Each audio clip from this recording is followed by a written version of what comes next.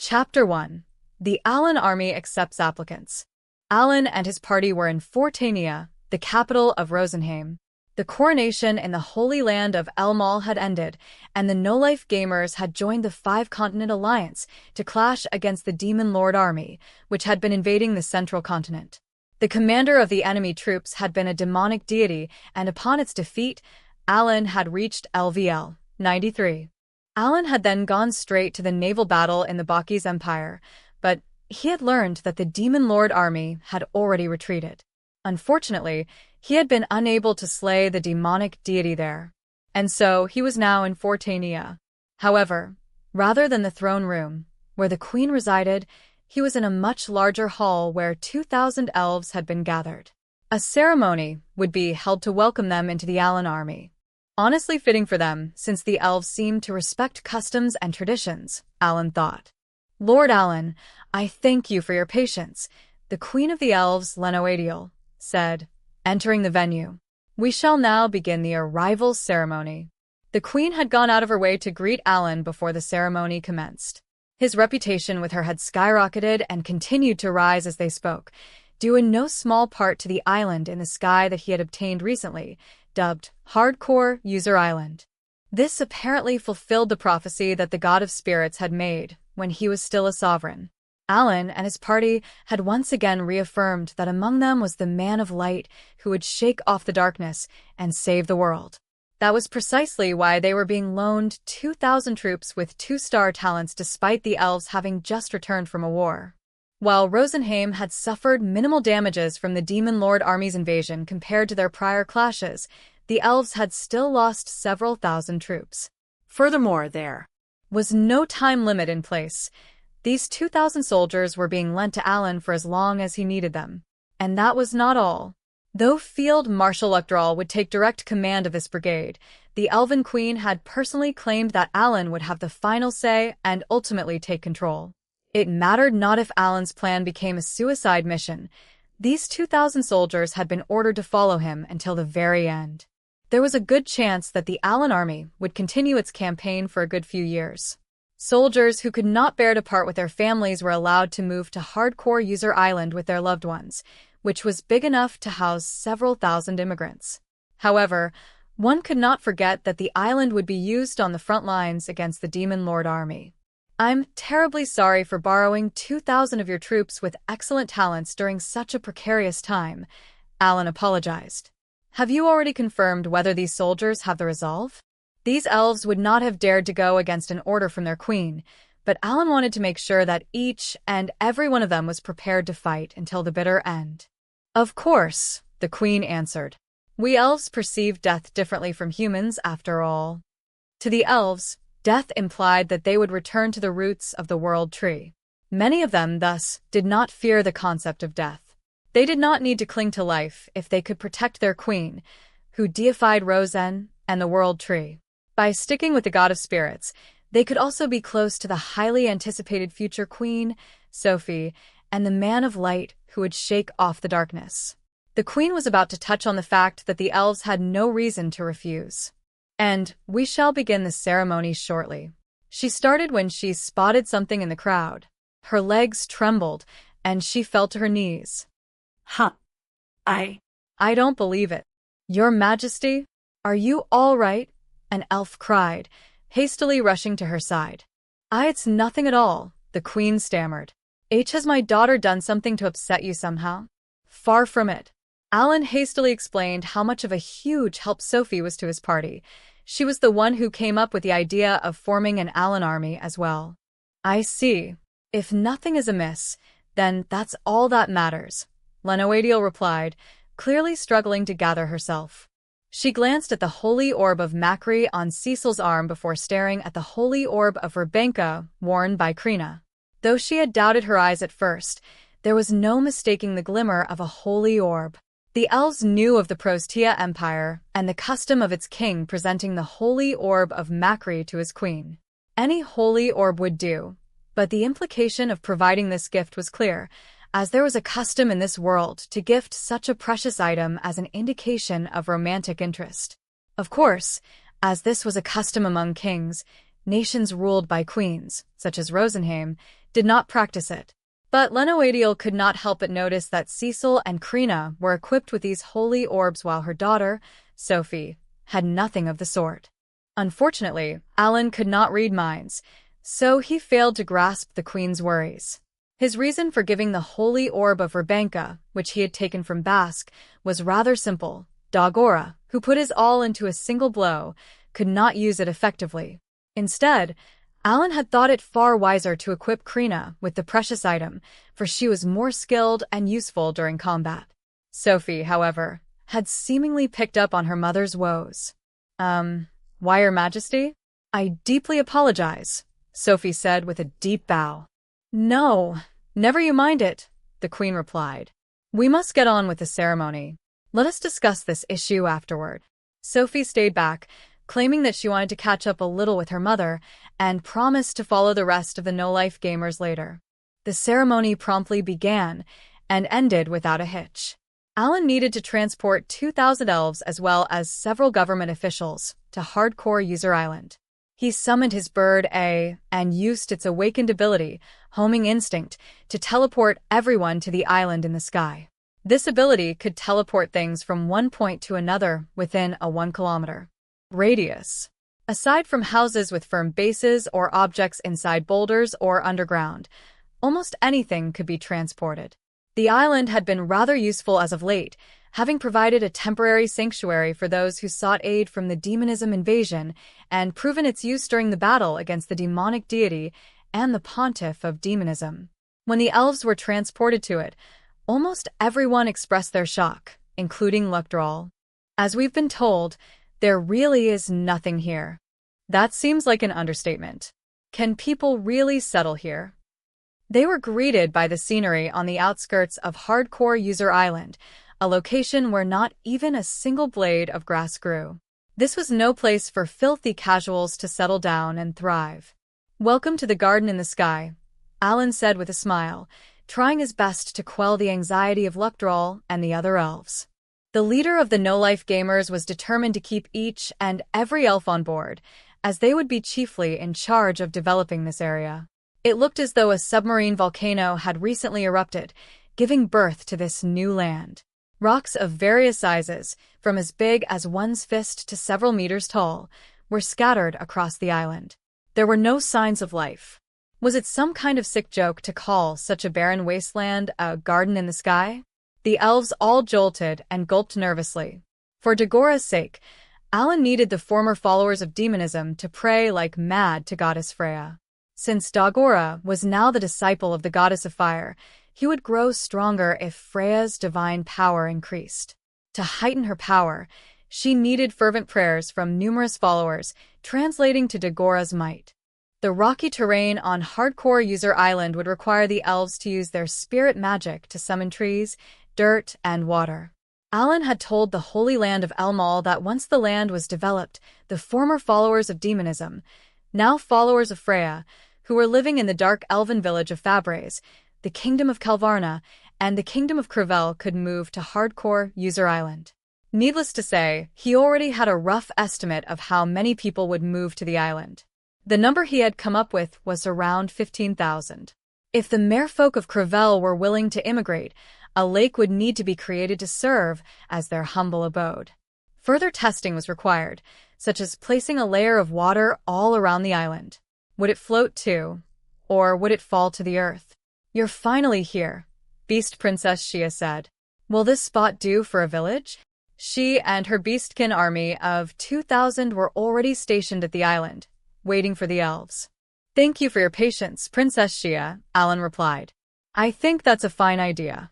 I plan on creating a river farther up the mountain, so I believe it's best to form a village around the flowing water. The Alan army had myriad tasks to accomplish, but Alan wanted to prioritize making the island habitable. Ultimately, there would be a population of over 10,000 mingling and settling in the place. The Beastkin squad would use their powers to create a town. The elves could use their spirit magic to create trees, though they could not be tasked with cutting those trees down to create structures. While there were carpenters and artisans among the elves, the Beastkin were more adept at erecting bridges and walls. Alan believed that it would be best to leave the building to them. Alan, "You're the chief of this village," Shia said, vocalizing the thoughts that she had had for a while. "No need for you to be so polite with me." She felt that this was the perfect time to broach the topic. For a good while now, she had wanted them to have a friendlier and more casual relationship, much like the bond that Sophie and Alan shared. She did not want Alan to maintain his formal tone. She might have been royalty, but this island belonged to him. She was also set to join the no-life gamers, and surely it made no sense for her party leader and the owner of this island to be so formal with her. "Huh. Yeah, all right," Alan said. "I'm counting on you, Shia." "Oh, of course," the Beast Princess replied, unable to hide her surprise at his abrupt change in attitude. "It seems I was not worthy to receive much of your respect." "It's like I'm having déjà vu," Cecil muttered. Back during their academy days, the very moment their instructor had claimed that there was no need to be overly formal with nobles Alans. Once everyone was safely transported to the island, Alan had the elves who could use earth spirit magic get to work. Of the 1,000 spirit wizards he had been entrusted with, more than half of them could use the earth element. Massive boulders were covered with dirt and reduced to sand, as level ground was required to build a civilization. The island was slated to house over 10,000 people and their living quarters, and that would require several square kilometers of flat ground. "This much manpower is nothing to sneeze at.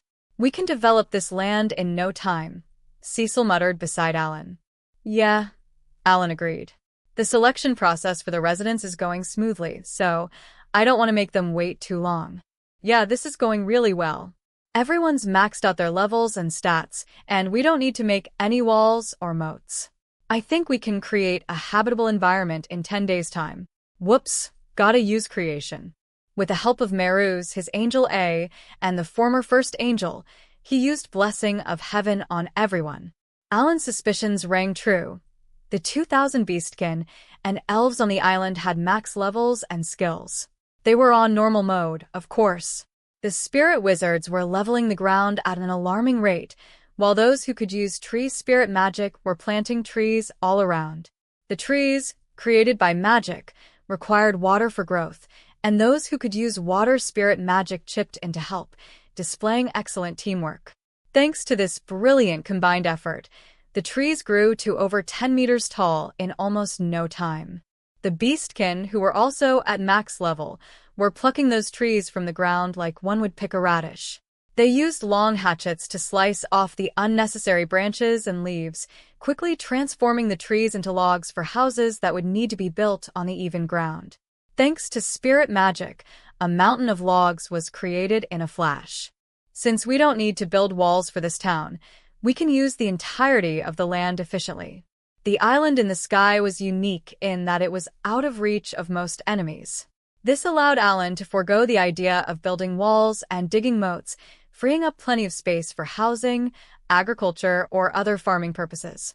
But though this land was high in the air, it was still vulnerable to flying monsters. To remedy that, Alan decided to use the awakened ability of his grass A, gold bean, to secure the perimeter of the island. The trees it created would set up a barrier with a radius of 1 kilometer, defending the island against rank A monsters for a decade. As he watched the elves and beastkin busily toil away, Alan used Seed of Magic. Ever since he had received an SOS signal from the Holy Land of Albahal, the no-life gamers had been in non-stop consecutive battles. He had obtained quite a bit of skill XP while he was traveling or taking a rest, but he was still a good ways away from summoning LVL 9. He was eager to raise his skill level as soon as possible. Seed of Magic could restore 1,000 MP to anyone within a 50-meter radius. It was most effective to use it while patrolling the area, healing as many elves and beastkin as he could. He was currently equipped with an MP recovery ring, a ring that gave him plus 5,000 MP, and the Holy Orb of Macri. As a side note, whenever he asked to borrow the precious item from Cecil, she would reply with, "You better return it to me." She would never refuse a request from him, however, and whenever he finally gave it back to her, she would accept it with a grin. Sophie's late. Will she be here tomorrow? Once the ceremony had ended, she had been called to a room by her mother, the Queen. Alan had no idea what the two of them were up to, but perhaps they were celebrating their long-awaited reunion. He did not mind if Sophie met up with him the following day. He continued to walk around and restore everyone's MP when an elf approached him. Lord Alan? Should we level the ground until we reach those mountains? They inquired. It seemed this person was in charge of creating an even area. Yeah, that would be great, Alan replied. Understood. You don't have to work too hard. Using this island to attack his Demon Lord army's base isn't completely off the table yet. Development plans and diagrams had been handed out to the elves and beastkin, and they were working exactly as they had been told. The island was 10 kilometers long and 8 kilometers wide. Within that space, Alan planned on building a few towns, along with farms and ranches to make them self-sufficient, a river to supply water to everyone, and a lake for the merfolk. The temple in the mountains also had to be renovated into an altar to worship Freya. Naturally, this altar would have to be visible to the people residing in the forthcoming towns. Alan intended to have the offering of fire glow brightly within the altar, in plain view for everyone to see, especially at night. Customs were important, and Alan hoped that the residents would pray to Freya every night before they headed for bed. He also wanted the soldiers to switch jobs. I have to find work for the former followers of demonism too. Pelomas should still be in the royal capital. An industry had to flourish on this island. Alan decided to consult the merchant Pelomas, a fellow former resident of Krina village, about the issue. Alan had countless plans for the island, but if he had to take care of every single one on his own, it would be a problem. Back on Earth, he had played games where he was given his own home or had to build a town that resembled a miniature of sorts. Other games had allowed players to buy a home or a base so that they could arrange it to their liking. When Alan was still Kenichi and had played such games, he had mostly used his virtual house as a storage to keep items and gear that he obtained from enemies. He had had very little interest in making his space look cool or cute. I guess I'm maturing in my own way. This entire time, Alan had been using his knowledge from his previous life to its fullest extent.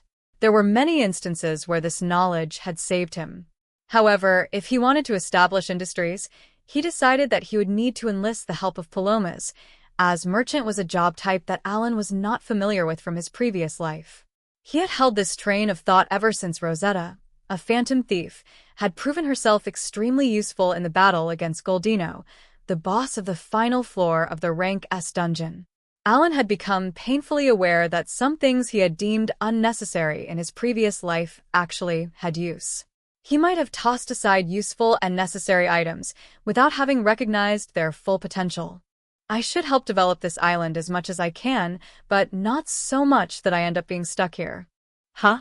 That was quick. You sure you don't want to spend the night with your mother? Alan asked. I don't mind. While Alan was not sure what had happened, the elf princess sounded a touch gloomy. But at the same time, endless passion seemed to well up from deep within her heart. Perhaps she would be just fine. All right, Alan replied. I know you just got back, so I'm sorry, but could you come with me? The dark elves have finished their preparations. Her presence was not necessary, but Alan felt that it would be best for her to be around when he was welcoming the dark elves onto Hardcore User Island. Thus, he took the slightly glum Sophie and headed to Fabre's. He had received a letter from Fabre's stating that 1,000 dark elves would be joining the Alan army. Their arrival ceremony had finished, and they had gathered in the halls, awaiting dispatch. These dark elves were comparatively younger than the elves sent from Rosenheim. A majority of the ones who were currently developing the land had served in the military and fought against the Demon Lord army for at least 3 years. Their levels and skills were almost maxed. They appeared to be in their 20s or 30s, but they were actually older than that. In comparison, the 1,000 dark elves who had gathered looked to be in their early to late teens. Alan had heard that elves and dark elves reached adulthood at 30, and that high elves and high dark elves became adults when they turned 50. Hence, while Sophie was 50, she looked about as old as Cecil and Krina. Alan was able to conclude that most of these dark elves were around 30 or so years of age. I specified that I required 1,000 people with 2-star talents, but that was my only condition. I get it now. These dark elves' levels and skills were likely nowhere near max. However, Since they had been completely uninvolved in the battle against the Demon Lord army, one could assume that it took far more effort for them to gain levels than the elves. Monsters must have lurked on the outskirts of the village, and these dark elves had presumably been dispatched to get rid of the beasts. They were not LVL newbies, but they were also not hardened veterans like the elves. As Alan and Sophie observed them, Olbaas and Elder, "They're ready to go," Olbaas said to Alan. "I ask that you bring their belongings along with them." The king was probably referring to the stack of items piled high, taking up half of the hall. "I should bring all that stuff, right?" The dark elves had apparently gathered the things they would need for life on hardcore User Island. "Of course," the little boy replied. "We're friends, aren't we?" Standing in front of the dark elf lady was a dark elf boy who looked to be around 8. The boy's name was Luke Todd, and he was the son of King Olbaas. After Alan and his party had defeated Gushera, the pontiff of demonism, they had decided to return one of the spirits to the village of the dark elves. It was then that they had run into Luke, and after a game of ogre in which Alan had been victorious, the two had become friends. The boy was determined to join Alan's party, but he needed to make some preparations before tagging along. He had timed his party joining with the dark elves who had gathered today. Luke seemed to be pouting, no doubt because he was trying to collect himself before he parted ways with his mother. "You're in good hands," Luke replied energetically. The two exchanged a fist bump before Alan turned to Olbaas, who was patiently waiting. "I see that you've chosen those who are rather young," Alan said, referring to the dark elves who had gathered. "Thank you for your kindness and consideration." So you thank me," Olbaas replied awkwardly, not expecting such a response. "You're more difficult to deal with than the elves." Alan chose to ignore that comment, instead focusing on the pros and cons of receiving 1,000 young dark elves who likely had no combat experience from Fabres. The cons were that they needed to be trained by the Alan army so that they would be useful on the battlefield. Perhaps they had been chosen precisely because the village did not want to lose the protection of its seasoned fighters. Meanwhile, the pros were that the dark elves would be cohabitating with the elves on the island. The two races had been at odds for several millennia, and them living together was unheard of until now. There was a good chance that their numbers, combat experience, and age could lead to some sort of bitter rivalry, but these dark elves were young with no such experience. They were more flexible and less conservative, perhaps willing to accept other ideas. Every decision had a pro and a con. "Luke, don't you worry about a thing," said Fable, a jet-black weasel with glossy fur. The sovereign of spirits brought her nose close to the boy. "I'll be by your side." "Huh. I just heard Fable speak. She sounds rather feminine." The queenly dark elf woman watched Luke Todd worriedly as she handed him a bag with his belongings. Alan thought that it might have been a bit too early for Luke to become independent, but upon asking about it, he learned that the dark elf was 15, just like him. Once the dark elves were ready to go, they were transported to hardcore User Island. The floating plot of land now had 2,000 beastkin, 2,000 elves, and 1,000 dark elves, forming the Alan army. With everyone assembled, it was time for a briefing, but Alan was not willing to speak to thousands of people at once. He called for those who held the rank of captain or above, each with at least 100 troops under their command. After placing a request to have a conference room built in the future, Alan gathered everyone into a large building. This structure would be the home of the future mayor. Alan took the top seat, and Sophie and Shia sat on either side of him. Beside those two sat Luke, along with the rest of the no-life gamers. 10 generals sat on a mat on the floor, and another 10 sat atop pillows, forming a circle around Alan and his party. Captains who had at least 100 under their command lined up and sat behind the generals. All had been in the military, and they treated those of higher rank with the utmost respect and sincerity. This meeting would be a casual affair that included food. An elf lady approached Alan to pour him a glass of liquor.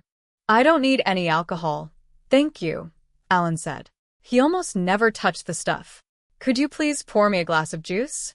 Once Shia confirmed that everyone had gathered, she had everyone focus their gaze on Alan and await his words. "I see that everyone is here," Shia said. "Alan, would you please begin?" Everyone present was aware of what Alan had done. They knew that he was a rank S adventurer, a rank that was only granted once every 2 decades, and that he had cleared a rank S dungeon. Indeed, it was Alan who had swooped in to save Rosenheim from being invaded by the Demon Lord army the year prior, and he had also put an end to the demonism debacle. No one cared if he was a commoner born in the small nation of Radash. His results outweighed his birth. There were even a few elves who had personally seen him fight in Rosenheim, and several beastkin who had witnessed the boy's valor against the followers of demonism.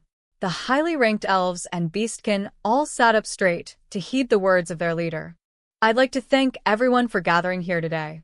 My name is Alan, and I'll be your commander. This army may seem like a hodgepodge of various people and species, each person with their own rank and motives, but I hope we can all work together to defeat the Demon Lord army. Perhaps ranks don't matter so much here, Shia said. Perhaps not, Alan replied. But I'm simply saying that we all don't need to hold the same resolve. Everyone has their own thoughts, values, and beliefs, and that's just fine. I ask that you all keep what you find so dear close to your heart. Surely, the Dark Elves and Beastkin had joined the army to fulfill their own goals. If they had noble ideals like protecting the world from the Demon Lord army, they would have joined the army of the Five-Continent Alliance rather than the Alan army. However, both species had vehemently refused to join the efforts against the Demon Lord army until now. They must have had motives other than simply wanting to protect the world from evil, though one of those reasons might have been having seen Alan fight with their own eyes. The Dark Elves and Beastkin had personally witnessed Alan and his party defeat a demonic deity. Both species might have completely given up on fighting back, but Alan had become their sliver of hope at clinching victory. There was another important factor at play. Before the demonism debacle, where the Holy Land of Albahal had let out a cry for help, the Five-Continent Alliance had held a meeting. Militaries willing to join the Five-Continent Alliance will be prioritized for the class promotion dungeon, the Giant Mutant Emperor had declared. This is a miracle bestowed upon by Lord Helmios, so that we may fight the Demon Lord army. When Freya's divine vessel had been stolen from her, thereby increasing the power of the Demon Lord army, a class promotion dungeon had been deemed necessary for people to build more power than ever before. Only one such dungeon existed within the world, and naturally, there were arguments over who was allowed to be first in line.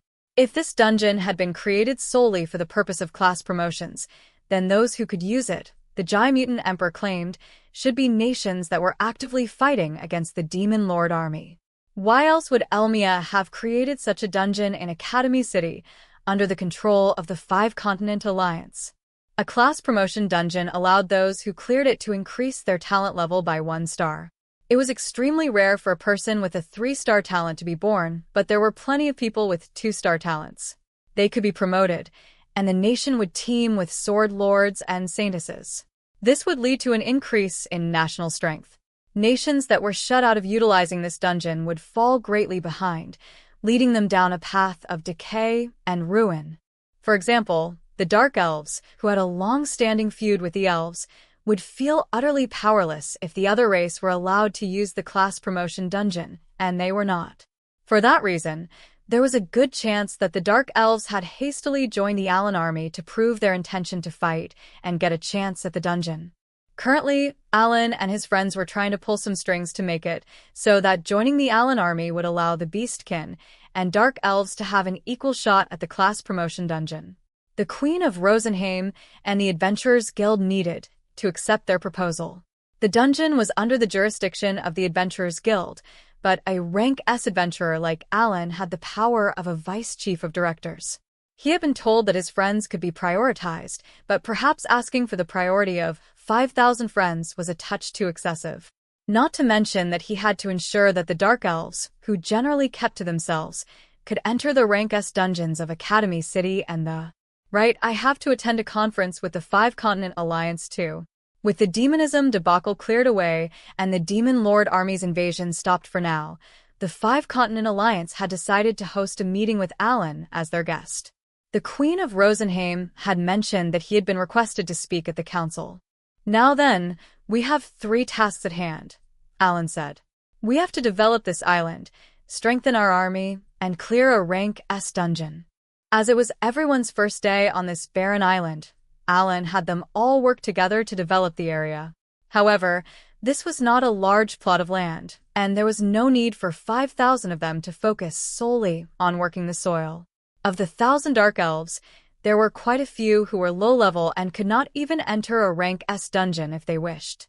Alan decided to have his army split up into their own species and form smaller squads, rotating the tasks of developing the land and strengthening their skills so that everyone could gain levels equally. There are some who aren't max level and have low skill levels, Alan explained. Some can't even enter a rank S dungeon. As we are now, there's a clear difference in power among us. I've also thought of a plan for each step of our training. How to strengthen the army. Following both steps, the Alan army would slowly increase its overall power. Those who had maxed out their levels and skills would head to the class promotion dungeon. Once one had successfully added another star to their talent, they would obtain a permit to enter a rank S dungeon and clear it. One of Alan's goals was to, within a year, have everyone max out their levels and skills, finish their class promotion, and equip 2 rings that would increase stats by 5,000. He chose his words carefully, refusing to use the words "trial of the gods" to refer to the act of leveling up. While the people of this world were more familiar with that phrase, he wanted everyone to get used to how he worded things. He made sure to carefully explain every new word that he used.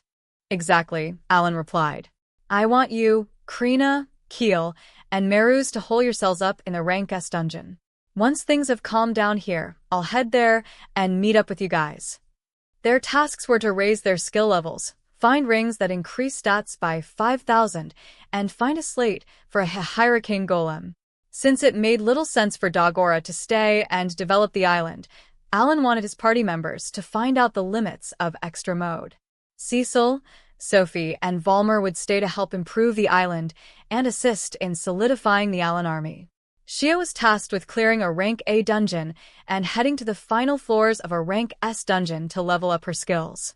She was at max level, but her skills were only at LVL, or 5, and there was much room for improvement. I see. That works just fine for me, Shia said, actively pushing the conference forward. She was a reliable ally during times like these, able to utilize her ample experience as a commander of an army to its fullest extent. The meeting went on smoothly, with Alan touching upon the rank S dungeons and the class promotion dungeon. The Alan army would be deeply involved with these facilities to become stronger. He had every species create an adventure party for the Alan army. The Adventurers Guild had a clan system to gather several adventure parties under a single clan to prevent confusion. Alan decided to form the No Life Gamer clan with 4 parties under his jurisdiction. The No Life Gamer clan. Since Alan belonged to the No Life Gamers and served as the party's leader, his party would become the head of the No Life Gamer clan. As a gamer, he was quick to make decisions and act on them. All right, things look pretty good. We're deciding on our future direction with no issues. Speaking of, I should check Luke's talent. A spirit magic user who specializes in attacks and debuffs, Meruz replied. It's a 1-star talent. Lord Meruz? General Bunzenberg shouted from beside Luke. The man looked as though his soul had left his body. While everyone knew that Alan had the power to summon Meruz, seeing the angels so up close and personal shocked them to the core. 1 star? Huh? Even if he undergoes a class promotion, he'd only have 2 stars. Well, he won't be totally useless since he's got the Sovereign of Spirits with him. Isn't she a minor deity or something? Alan had become friends with Luke in the village of the Dark Elves and had expected the boy to join his party. As the party leader, he was using his gamer knowledge as much as he could to help Luke grow stronger. The boy was inexperienced when it came to combat and only had a 1-star talent. However, he also could use debuffs, an enticing power that the no-life gamers had not had until now, and he even came with the Sovereign of Spirits, a minor deity. If Luke managed to clear a class promotion dungeon, he would gain another star as well. All right, I'll have you go with Mr. Bunzenberg to level up within the dungeons, Alan said. Dungeons? Sweet. Sounds like fun, Luke said with sparkling eyes. Perhaps the village truly was too small to contain an energetic boy like him. He was eager to tackle a dungeon with others. Alan spoke of a few other goals that he had for his army before he drew the meeting to a close. The next day, he visited a certain village in the Bakis Empire. He had visited this place before. As he walked down a street lined with blacksmith forges, he spotted freshly made vases and pots decorating the storefront. "Excuse me, is Master Habarak here?" Alan called upon, knocking on the door to the smith's forge. "Why, yes," the apprentice said, opening the door and immediately recognizing the visitor. Hello, Mr. Allen." Alan was guided into the living room, and the apprentice brought out some tea. Suddenly, a set of frantic footsteps came racing down the hallway. "Gee, good to see you here," Habarak stammered, out of breath. He went straight to the point. Did you really retrieve Lady Freya's divine vessel?" "I did indeed," Alan replied. "Has the information already made its rounds?" "Wait, the divine vessel being stolen hasn't been publicized at all." Alan clearly looked puzzled, and the blacksmith could not hold himself back. "Course I can tell." "The fire! The fire's grown hotter," Habarak cried, angrily shouting for some reason. "The fire in my forge became weaker and weaker. I thought I was done for. But one day, the fire just started burnin', without becoming feeble. In fact, the flames didn't lose hope and burned bright and warm. I knew that Lady Freya was overjoyed at getting her divine vessel back. The fire told me so." "Are master blacksmiths always thinking about the fire? Maybe they're trying to get closer to the goddess of fire."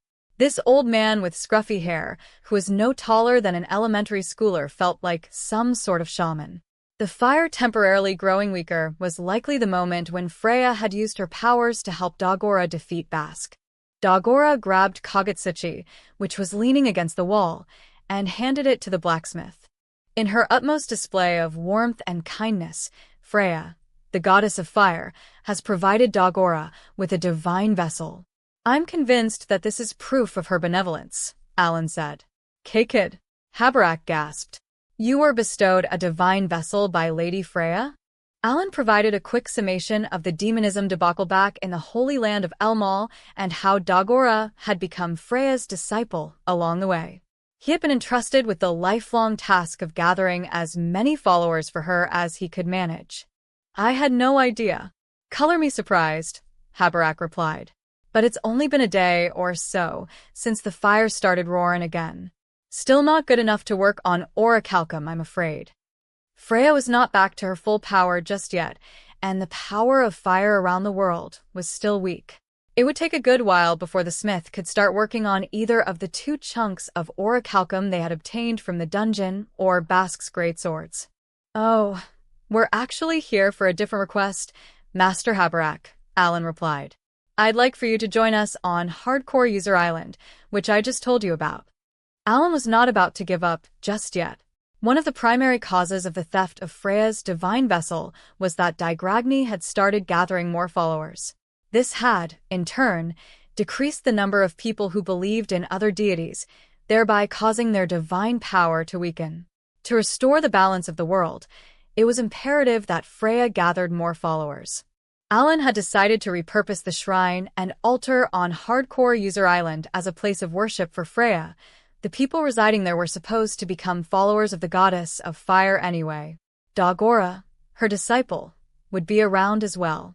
Ultimately, Alan's goal was to spread Freya's religion across the globe so that she could return to her former glory. His first step was to invite Habarak to the island. Currently, the island housed the 5,000 members of the Alan army. It was essential that they had a remarkable blacksmith who could forge and fix all the weapons and armor. No one would complain if the smith in charge was Habarak, one of the best blacksmiths in the world. Habarak listened to Alan's story as he gazed at Kagutsuchi, clutched in Dagora's hand. Everyone waited for the smith's answer with bated breath, and he slowly closed his eyes. "Sure," he finally said. "I'll gather up my things and go with you. I've got a few energetic artisans with me. Can I take him along too? I can vouch for their skills." "Things. Oh, that won't be necessary," Alan said, turning to his friends. "Krina, Dagora, come on." "Just watch and see," Alan replied. "It won't take long, I assure you." The no-life gamers headed outside.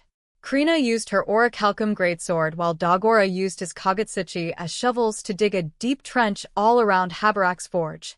Alan and Meruz joined in as the four of them took a deep breath and cleanly lifted the entire forge from the ground. Huh. Habarak gasped. It looked as though his eyes were about to pop out of his head from shock.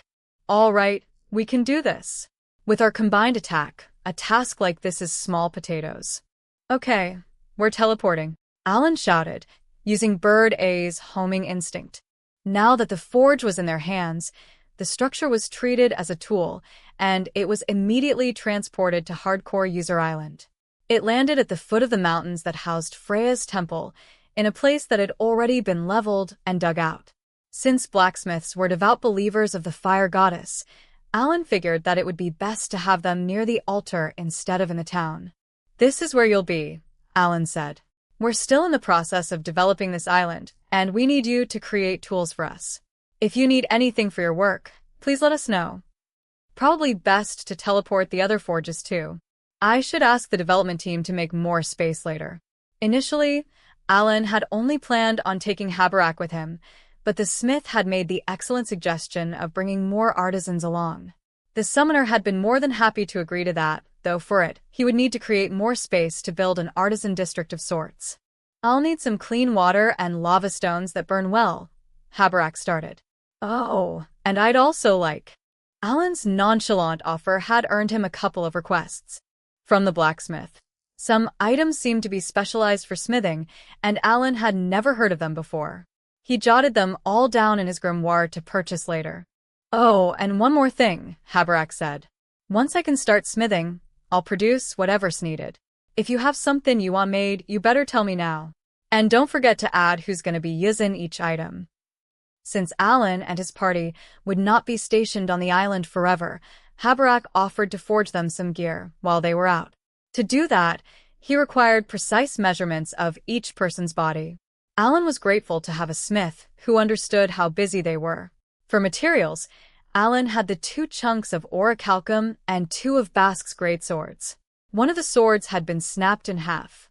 He planned on having Krina use the great sword that was still intact, but the grip, hilt, and blade needed to be adjusted for her personal use.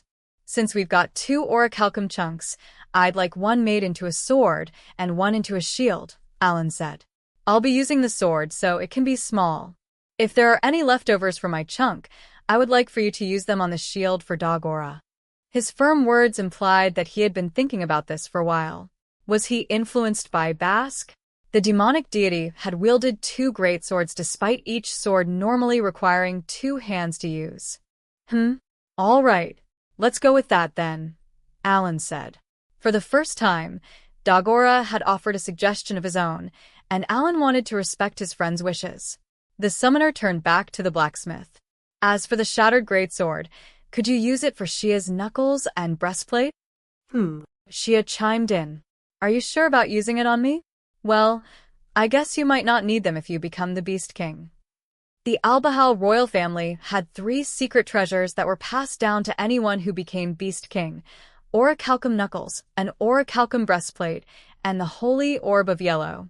Were Shia to obtain the Beast King talent and go on to inherit the title of Albahal's Beast King, she would be granted a second set of Orichalcum items. Since Dagora would use a pair of 2-handed axes, he could no longer be a reliable shield for the party. Alan considered forging some armor for Krina so that she could still stand at the front and defend. Orichalcum priorities. 4th, adjust Bask's greatsword for Krina. I gotcha, Habarak replied.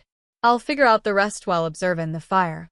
Once he was done, he would report back to a Spirit A summon that would be lurking around the town. And so, Alan welcomed a blacksmith onto his island and managed to plan out how the Orichalcum would be used. Chapter 2. Princess Leilana, Thomas, and the Class Promotion Dungeon. A few days had passed since Alan had gone to meet Habarak. With a clear direction in mind, the Alan army was working hard toward its goal. As planned, Krina, Dagora, Keel, and Meruz had gone ahead to hunt iron golems in the Rank S dungeon. The Four also had brought along a certain species for support. First up to train in the dungeon was the Beastkin. The soldiers had already gained quite a few levels and skill levels. Most members of the Beastkin squad under Shia's command had cleared a dungeon before. Once they were strong enough to tackle the class promotion dungeon, they would do just that. Much like how Rosen had promoted Alan's friends in the past, the class promotion dungeon would allow one to receive a new class that was along the lines of their former one. Considering the formation of the army, however, Alan determined that each person should select a class that was a direct upgrade. He saw no need for them to change classes entirely. For example, a swordsman could be promoted into a swordsman mage, but Alan would have preferred that they choose the straightforward upgrade and become a sword master. The elves, on the other hand, had maxed out their level and skill levels, but almost none of them had ever set foot in a dungeon before. To enter the class promotion dungeon, one had to clear a rank A dungeon first, so the elves would need to get around to that sooner or later. The dark elves were the trickiest. They had not maxed their levels or skill levels, nor had they tackled a dungeon before. They would need to clear dungeons while slowly raising their levels. Though Alan had wanted to create an army of various species, he had not imagined that each would differ so much in their needs. He had no choice but to play to their strengths while covering for their weaknesses, so he would simply have each race do what was required of them. It would take at least a year. Alan also did not want anyone to take their sweet time when clearing dungeons. He prioritized clearing them over earning XP and made sure to create parties of 48 where he could. Each party was well-balanced with scouts, so there was little chance of them being wiped out because of an unfortunate trap. The amount of XP each party member gained was based on the number of members in each party. Party members and XP gain. Alan, Maruru, Cecil, Sophie, and Valmer took a trip to Ratash's Academy City. They stepped off the magic train and onto the platform, where they were greeted by a large crowd bustling about.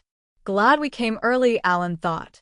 It had not been too long since the Demon Lord army's invasion had been stopped, but people were already pouring into the city.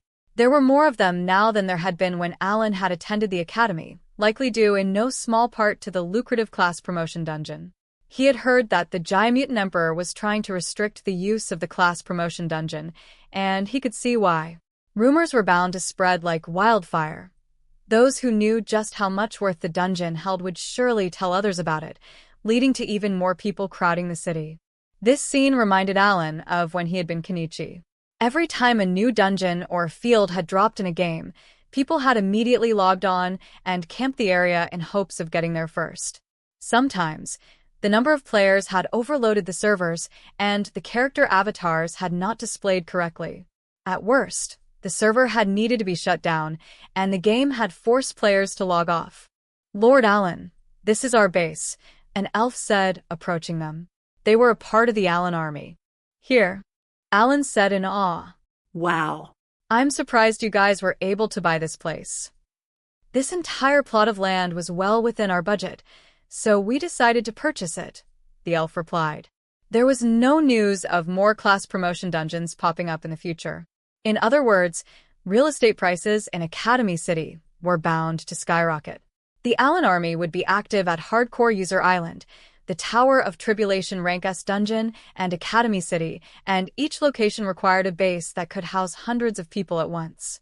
Thus, since Alan had 1,000,000 gold coins in funds, along with rings and weapons that were worth even more, he had handed the elves 100,000 gold coins and asked them to purchase a location that they could use as their base. Since Alan was prepared to use the place for a while, he had decided that purchasing land and building on it was better than renting a place somewhere. The elves in charge of the base of Academy City had managed to purchase a plot of land large enough for 6 houses. Okay, if we use the land to its fullest extent, we can have up to 500 people here at once. I guess most of our efforts on land would be funneled into clearing the Rank S dungeon. Alan had summoned his bird E and examined the land that had been purchased from above. He was aware that they had a sizable plot. The elves had apparently already gone to the real estate guild and had residents who had been living here relocate in exchange for a handsome sum of money. There were 6 houses that could hold at least 50 people each, but each one had fences that took up quite a bit of space. If they were all broken down, and the buildings combined, a house for around 500 people could be made. Alan planned on having around 500 troops act as a group within Academy City. To make his plan a reality, it was imperative that the 6 houses be demolished and one large housing complex built. He also wanted to make a base for the Rank S dungeon and was determined to purchase some land nearby. To that end, just as he had done with the elves, he had given the Beastkin 100,000 gold to purchase a large plot of land in the city of the first floor of the Rank S dungeon. If that was not enough money, he planned to provide more. He did not mind if the land they bought was a bit farther away from the dungeon entrance, located in the middle of the city. He only wanted a plot twice the size of the spot that the elves had purchased. If class promotions became more widespread, there would be more people trying to clear the Rank S dungeon, and there was a good chance that the city on its first floor would be teeming with people. It was better to act quickly before prices rose. I never thought that I'd save money and use it to buy land in another world. As Alan was inside one of the buildings and receiving an explanation of the land purchase, there was a knock on the door. It seems someone has arrived. I shall go take a look, the elf said, leaving to greet the new guest. It was Sunday. Alan had scheduled a meeting with a certain someone for the afternoon. Alan. Am I in the right place? Thomas asked as he was brought inside by the elf. He noticed his younger sister beside Alan. Oh, hey, Cecil. Long time no see. Thomas had been poking Alan in hopes of receiving help with gaining levels. Since the Alan army finally had a base in Academy City, Alan figured that he could discuss Thomas's future. Thomas, is this the place? There's nothing here, a young lady grumbled, emerging from behind him. She was the real reason behind Thomas requesting help to level up. The lady pompously stomped into the room and glanced around. Why, Your Highness Leilana, Alan said. I'm afraid the building hasn't been cleaned yet. This lady was none other than the Ratatian princess. Her curly blonde hair bounced about with every movement of her head. She had 2 female students behind her, likely her attendant and guard. They were nervous, fearing for their princess's safety. Huh? Thomas gasped in surprise. Princess Layla, It seemed the princess had been requested to wait at the entrance until discussions were over, but she had completely ignored that and marched on inside. Princess Layla. Huh? Oh, Thomas. I keep telling you that you may call me Layla. The princess, whose emotions were quick to show on her face, replied with a frown. She then shifted her gaze to Cecil, who stood behind Alan. You must be. I'm Cecil, Thomas's younger sister. I'm incredibly grateful, as I know my brother is always in your care. Cecil greeted the royal politely. Thomas, your younger sister is rather adorable, isn't she? I heard that she was quite the energetic lady, but perhaps rumors aren't meant to be trusted. Cecil slowly turned toward her brother. The princess was unable to make out the noblewoman's expression, but Alan saw it clear as day. Cecil was determined to corner Thomas about this. He could not weasel his way out. Wait, Cecil. Thomas stammered. You've got it all wrong. It's all a huge misunderstanding. Don't do it, Cecil. If you try that here, Thomas will be decimated. Cecil was a wizardess king who had maxed her level.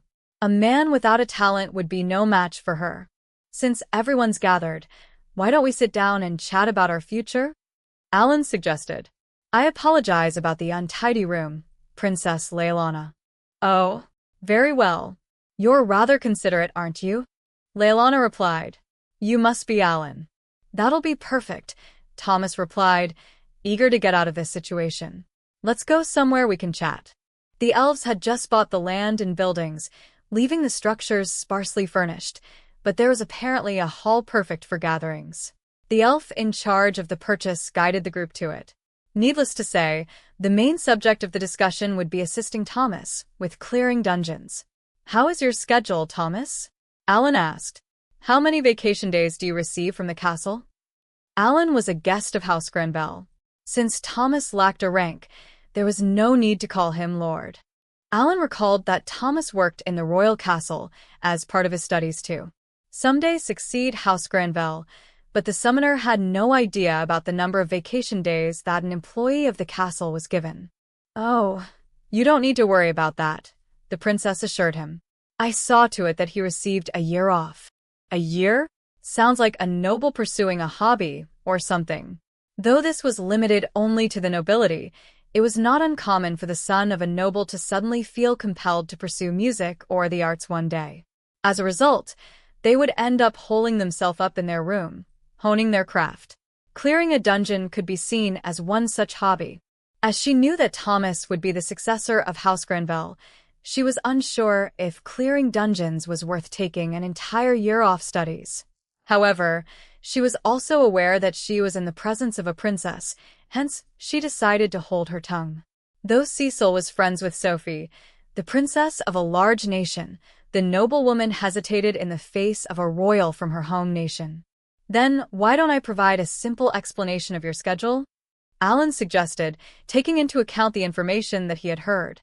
Thomas would enter the elf squad and toil away through the dungeon.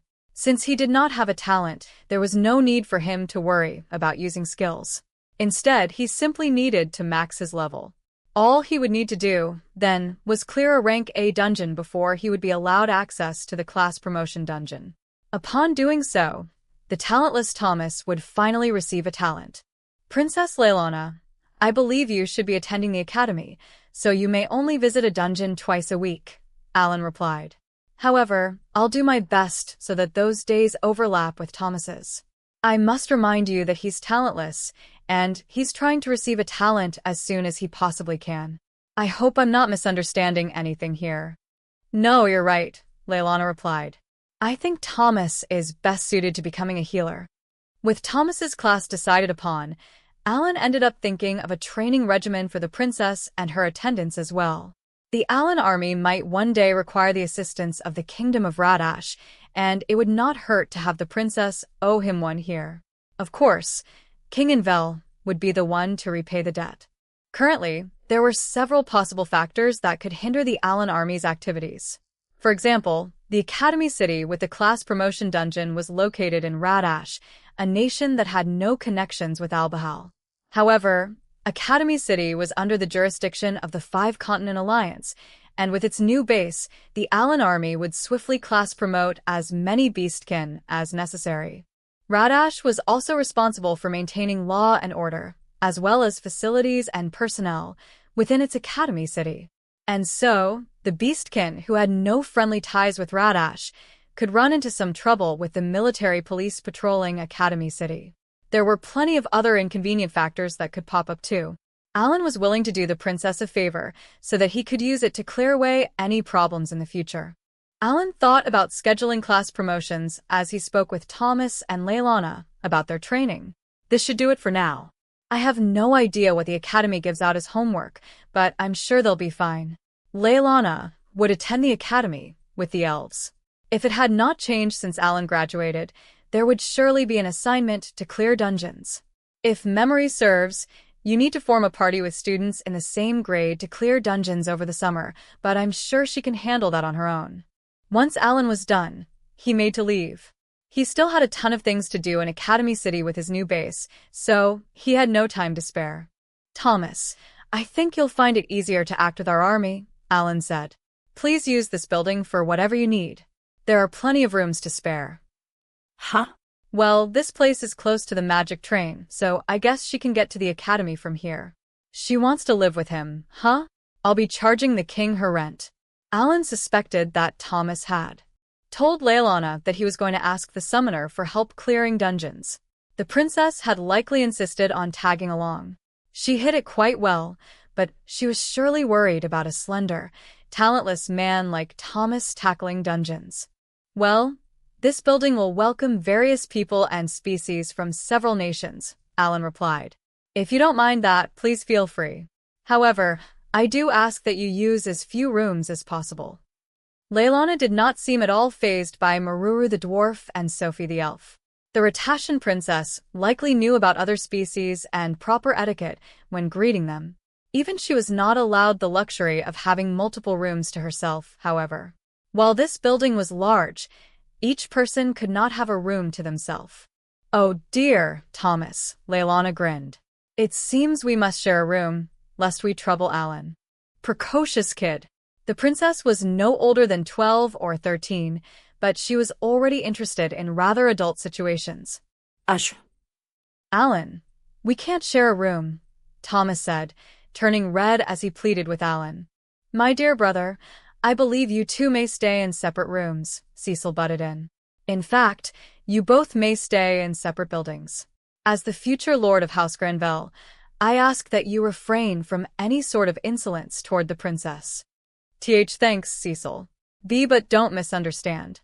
That's not really what I'm implying. I don't think Cecil actually hates Leilana or anything. Alan harbored no resentment toward the princess for what happened to Mihai either. He felt like he was carrying over his values from his previous life, but he strongly believed that it was not the responsibility of the children to bear the sins of their parents. The parents had to shoulder their own burdens. Though he was aware that there had been people back on Earth who had disagreed with that view, he was determined to stick to it. The royalty of this world basked in glory or shouldered crimes because of their bloodline. It was their duty. Still, Alan could sympathize with Cecil. If she held a grudge against the royals because her brother Mihai had been sent on a treacherous mission that had led to his death, he could not blame her. Cecil, why don't we head out? Alan suggested. Let's, she agreed. They proceeded to introduce Thomas and Leilana to several members of the Alan army. Going forward, the troops would handle the task of taking care of them. Alan had also dispatched some spirit, as that would notify him if something went awry. Alan left his residence with several comrades and headed to the class promotion dungeon. It was a short walk away, and they soon spotted a line that seemingly went on for miles. Clearly, they were lined up to enter the dungeon. Alan joined them. Information about this dungeon should be common knowledge within the Five-Continent Alliance, though the Adventurers Guild got a head start. There were quite a few who were not lining up but gathering around. They obviously knew about the class promotion dungeon and had started collecting more information. The Five-Continent Alliance had carefully considered how to advertise the class promotion dungeon while Great Popistol's well-being had been up in the air, and the conclusion that had been reached was that the Alliance would take the initiative. However, some sharp-eared adventurers had heard the news of the Oracle in January and knew that the class promotion dungeon would open in April. Digragmi, the creator of the dungeon in question, had not been requested to keep it a secret either. He had told all the clergymen who worked under him, and from there, the information had begun leaking. As a result, various rumors had spread among the adventurers, some truths mixed with fiction. Still, power was king for adventurers, so word of a dungeon that would give them more power once it was cleared was the type of thing that was bound to spread like wildfire. It certainly had not helped that the leaders of the Five-Continent Alliance were busy commanding battles against the Demon Lord army or cleaning up the aftermath of those clashes. They had no time to spare for adventurers. The Adventurers Guild in Academy City had concluded that keeping the class promotion dungeon a secret for much longer would only invite further confusion from the public. They had then chosen to advertise that a class promotion dungeon had been created and open it early to the public. Even so, only the guild within Academy City had publicly advertised the dungeon, and those from other cities and continents only had unofficial information making the rounds. The Five-Continent Alliance planned on making it public in the future, so that everyone could have access to accurate information. Marura spotted the building at the end of the long line and clenched her fist. Who? The class promotion dungeon must be at the end of this line. I can finally get stronger. When Thomas and Princess Leilana had received an explanation about the class promotion dungeon, Maruru had been itching to go. The line slowly crept forward, and Alan was finally able to see the entire dungeon in all its glory. This must be the entrance, he observed. It's a larger building than I thought. And you can finally get a class promotion, Maruru. The entrance to the dungeon looked to be a building around 10 stories high. The line spilled out from the structure and onto the street. Maruru excitedly looked up at the building that was gradually growing nearer. She was the only no-life gamer with a 3-star talent, that being Talos General. This dungeon would finally promote her to a Talos King. Alan had not come to this dungeon for the sole purpose of promoting Maruru. He wanted to scope out the dungeon and check any danger spots too, as the Alan army would be heavily utilizing it in the future. When Alan and his party were about to enter, the person in front of him tried to step inside while pulling a cart. An argument with the gate guard ensued. Of course not. You're only allowed to bring your weapons, armor, food supplies, and healing potions into this dungeon. The guard, perhaps an employee of the Adventurers Guild, refused the person entry, and the poor adventurer plodded away with their cart. Alan scribbled down what he had just seen in his grimoire as the line moved again. It was finally their turn. "We're here to enter the class promotion dungeon," Alan said. "Very well," the guard said, glancing at Alan's adventurer card. Another guard approached the pair, perplexed by the situation, and also looked stunned upon seeing the card. They recognized Alan's name and the gold, glimmering S emblem that was displayed alongside it. He actually had many questions, but simply standing here would just cause trouble. He would only be holding up the line and delaying the people behind him. It seems you have no other belongings with you, Sir Alan," the guard said, finally able to process that the dark-haired young man was the first rank S adventurer to appear in 2 decades. The guard immediately took on a polite tone and explained the requirements to enter the dungeon. Requirements to challenge the class promotion dungeon. Alan nodded along, making mental notes of any differences and additions to what he had heard. All the while, his friends showed their adventurer cards to the other guard. "The 5 of you are in a party, correct?" the guard asked. "You may enter the building. There's a magic elevator right inside. Please take it to the 8th floor and head to room 802. The group headed into the building and followed the guard's directions before finding themselves at a reception desk and a hall with numerous doors. "These doors will open automatically when you approach them," the receptionist called loudly. "You may use whichever you'd like." Fair enough. Alan approached one set of doors, and they did indeed open when he drew near. He ignored his surprised party members and casually walked into the small room deeper. Within, the doors closed once they were all inside. Alan spotted the button for the 8th floor on the wall and pushed it without hesitation. "I had stuff like this in my previous world," Alan said. To him, this was just a regular elevator. Alan could go on and on about games, but he did not speak much about the time when he had been Kenichi. For some reason, Cecil was always eager to hear about those days. Shunk. The magic elevator transported the party and opened. The doors gave way to reveal a hallway with doors lining both sides, much like the apartment complex Kenichi had once lived in. As he walked down the hallway, Alan thought back to the small room he just stepped out of. I guess that was a device to teleport people. The magic elevator was nothing like the elevators that Alan was familiar with in his previous life. Rather than going up and down to carry people, it teleported whoever and whatever was inside once a destination was designated via a button. He walked along and finally found room 802. No one caught his joke, so they failed to call him out on it as they entered the room. He wished that Krina was present during times like these, but the girl in question was on a hunting frenzy within the Rank S dungeon, destroying the poor iron golems. The room was small, with an area of about 6 tatami mats, and a cube was floating in its center. This is a pretty small room. It was no wonder that the adventurer pulling the cart had been chased away at the door. If 8 people squeezed into this small space with weapons, armor, and a few belongings, it would be extremely cramped. I guess the room's small to encourage as many people as possible to challenge the dungeon. There were going to be many more adventurers and soldiers looking to get their classes promoted in the future, so there needed to be as many rooms as possible. Makes sense. Not too many, not too few. Since this dungeon allowed even talentless people to enter, it could not present too many tasks to accomplish. Wait, even those who've maxed out their talents will probably get wiped out if they face a dragon or something. Even with a party of 8 capable people, it was extremely tricky to defeat a dragon.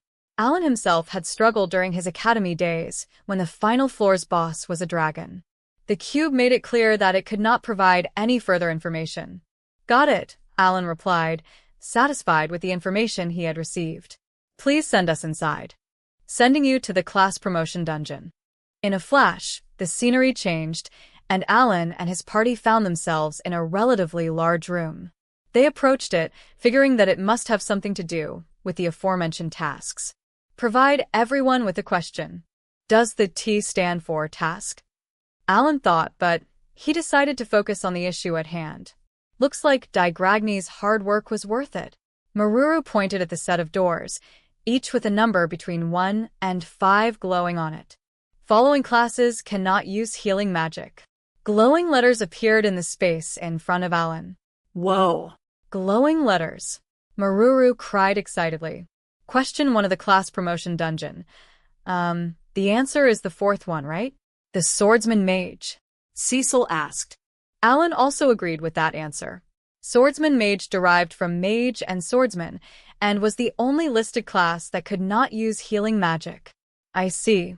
This is easy for us, but if you haven't studied class promotions and stuff, I can see this being a tricky question. Information was not valued very highly in this world, and not everyone had the knowledge to determine the correct answer. He scribbled the correct answer in his grimoire, hoping to share it with the rest of the Allen army later. Once he was done, they all headed toward the 5 doors. Okay, I'll go through the 3rd door, so I want everyone else to go through the 4th one, Alan said. He was going to intentionally head through the incorrect door because he wanted to see what would happen. I don't think there are any insta-death traps, Alan replied. Hopefully. None of the others could deny that they believed Alan would be fine by himself, so he turned away from his party members and headed for the 3rd door. When he opened it, he saw a long corridor. He summoned a Beast A behind him and Spirit A beside him before he walked down it. After walking for a good while, he came across a door. Wait, is this it? The next moment, there was a blinding glow. Grar, roared a tiger-like beast. It appeared out of nowhere and pounced at him. Rah, the silver beast A replied, and it jumped over Alan to defend him by attacking the enemy. As the 2 beasts fought, Spirit A joined the fray, making the battle 2 of Alan's summons against the monster. My strengthening is LVL 9, but this monster is stubborn. I'm guessing it's rank A. Alan's summons were launching a barrage of attacks and had the tiger monster on the defensive, but it refused to fall, attesting to its strength.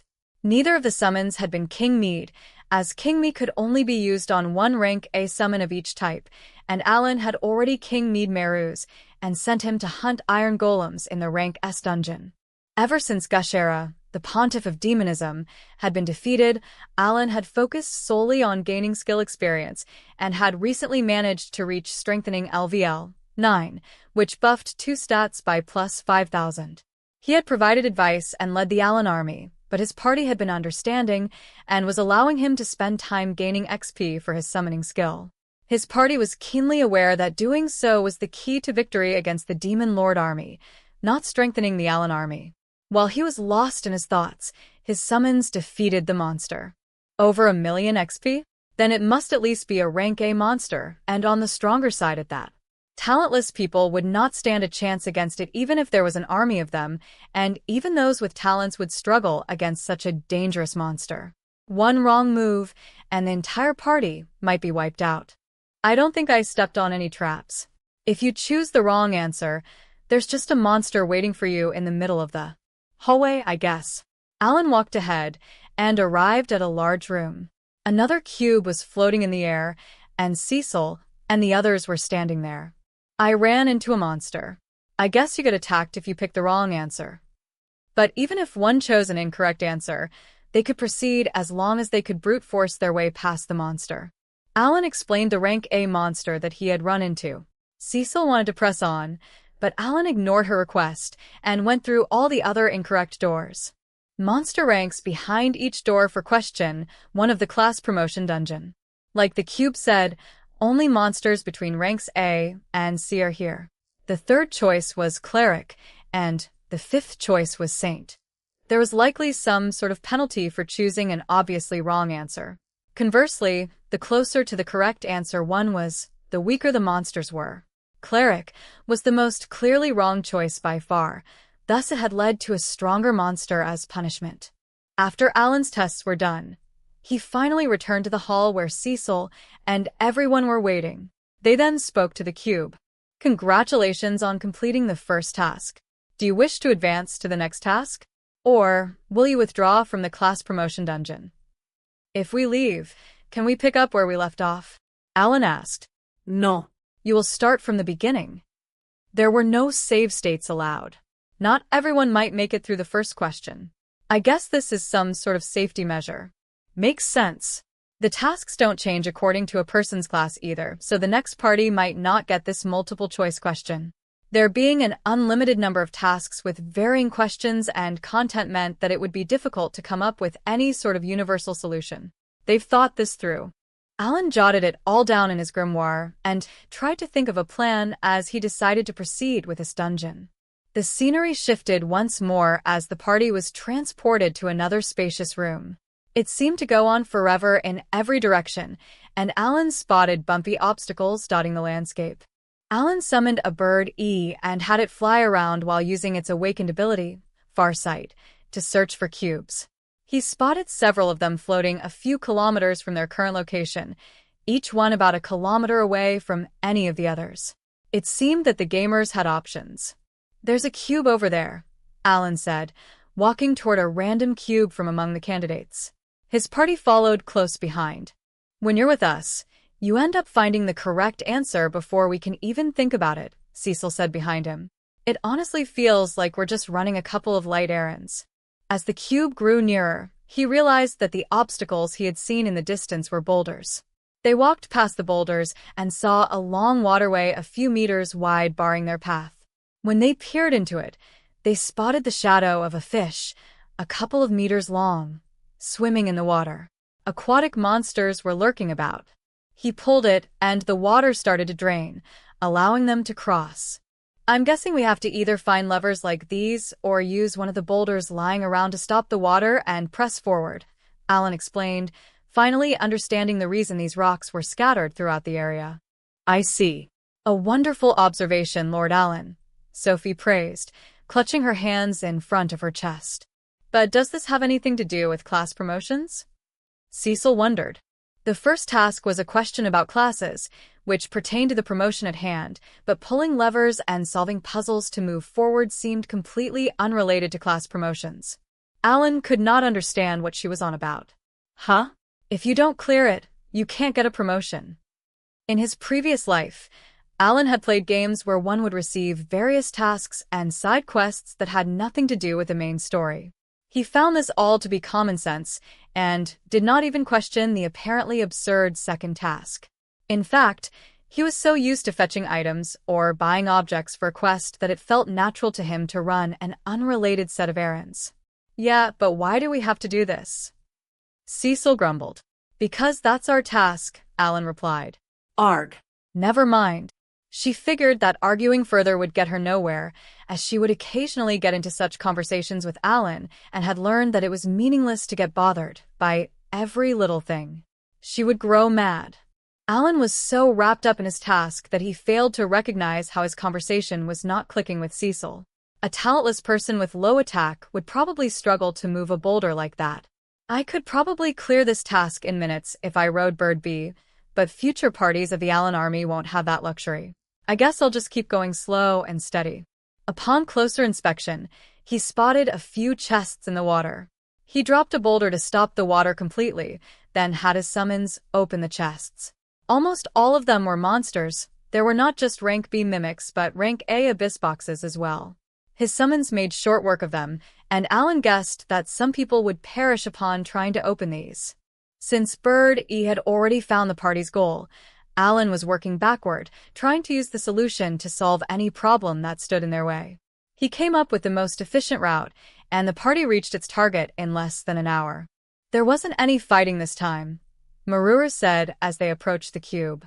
She had simply tagged along and had finished the second task without breaking a sweat. Alan thought aloud in response to the cube's question. "Could I ask if you're the only teleportation system around?" Alan rode a Bird B with the rest of his party and spoke to another cube. Up through the fourth cube, they received the same response. However, when they approached the fifth and final cube, there was a loud. The scenery immediately shifted, and a pack of massive wolf monsters growled at them and pounced. These monsters were the same rank as the final boss of the Rank A dungeon, but the no-life gamers had already cleared a Rank S dungeon. In fact, it had become an XP farm for them. These monsters proved little trouble, with Alan and his party taking care of them in a flash. "There weren't too many," Maruru remarked as she piloted Tam Tam, clearing the monsters away. When you compare it to the death zone, yeah, Alan replied. Unlike the death zones in the Rank S dungeon, the class promotion dungeon did not have locations where hundreds of Rank A monsters attacked at once. Their numbers here were nothing to sneeze at, though. And given how the gamers had been immediately teleported in the middle of the group of monsters, any unwary victims would have little time to get into formation and defend. If their formation is sloppy, I can see a party of 8 being wiped out. We were surrounded in the middle of a room with nowhere to escape to, after all. Alan had to think of ways to react to these precarious situations so that his army could follow his lead, but he could come up with no such plan at the moment. There were 5 floating cubes scattered throughout the space, and one was a dud that transported anyone who got close into an area with monsters. Unfortunately, there was no way to discern which cube was the dud. Luck was a part of clearing the class promotion dungeon, it seemed. With the monsters dealt with, Alan approached the cube. He had been aware of the floating object ever since he had been teleported to this space, but the monsters that had barred his path had prevented him from getting close until now. It did not matter if one unluckily picked the dud. Much like with the previous task, as long as the monsters were defeated, the party was allowed to press on. Since Alan had no further questions, he requested to head to the final task. The gamers were once again teleported to a spacious room, though this one was a bit smaller than the previous area. Walls surrounded them, each of which featured a hallway that led to a different place. The usual cube floated in the central space. There's a time limit on this one, Alan said. What happens if we go over that time? All right, should we start by taking the hallway in front of us? Alan suggested to his party. She was eager to get class promoted as soon as possible, but she was also aware that Alan wanted to do his usual testing. The no-life gamers went through the corridor in front of them, and Alan sent his summons down the other 3 routes, hoping to maximize efficiency. Yeah, Alan replied. Seems like the other routes branch off a bunch of times. The other 3 paths had many twists, turns, and forks, but for some inexplicable reason, the path that Alan and his party had taken did not. Their route had only a large curve, and at the end of it stood a dragon. So you foolish humans came straight here like moths to a flame, the dragon said. A cube floated behind the monster, implying that it needed to be defeated to clear this task. Aye, Master Alan. 3 heads roared in response. The strengthened Orochi had an attack of 15,000. The Dragon A's 5 heads chomped at the monster, and the haughty dragon that proudly guarded the cube was ripped to shreds within a matter of moments. All the while, the strengthened bird, as with 15,000 agility, were flying through the labyrinth, relaying the layout of the place and any information they gathered. There were 4 routes in total, and each route differed in straightforwardness, length, and the monster that guarded the cube. The path in the front had no branches and was only a short distance away from their goal, which was guarded by a rank A monster.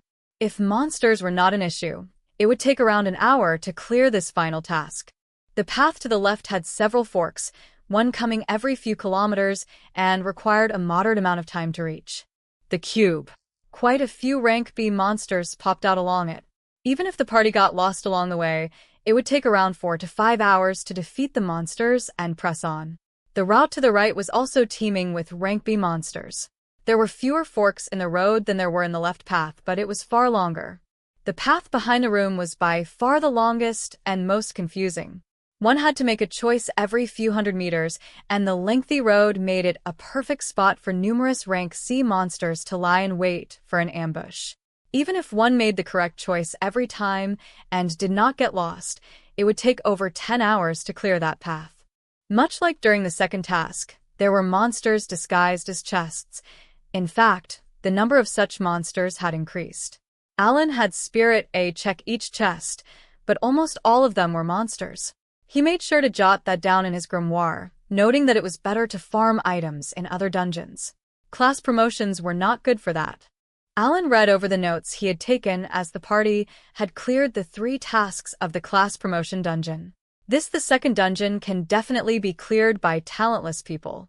Task required a bit of luck, as those who got unlucky would be forced to fight against a horde of monsters. The third task would also be tricky for a party of talentless people, especially if they chose the route to the right or left. they could easily be wiped out. If a party of talentless people with no talented guards challenged this dungeon, the probability of clearing all 3 tasks was quite low. At best, their chances would be below 20%.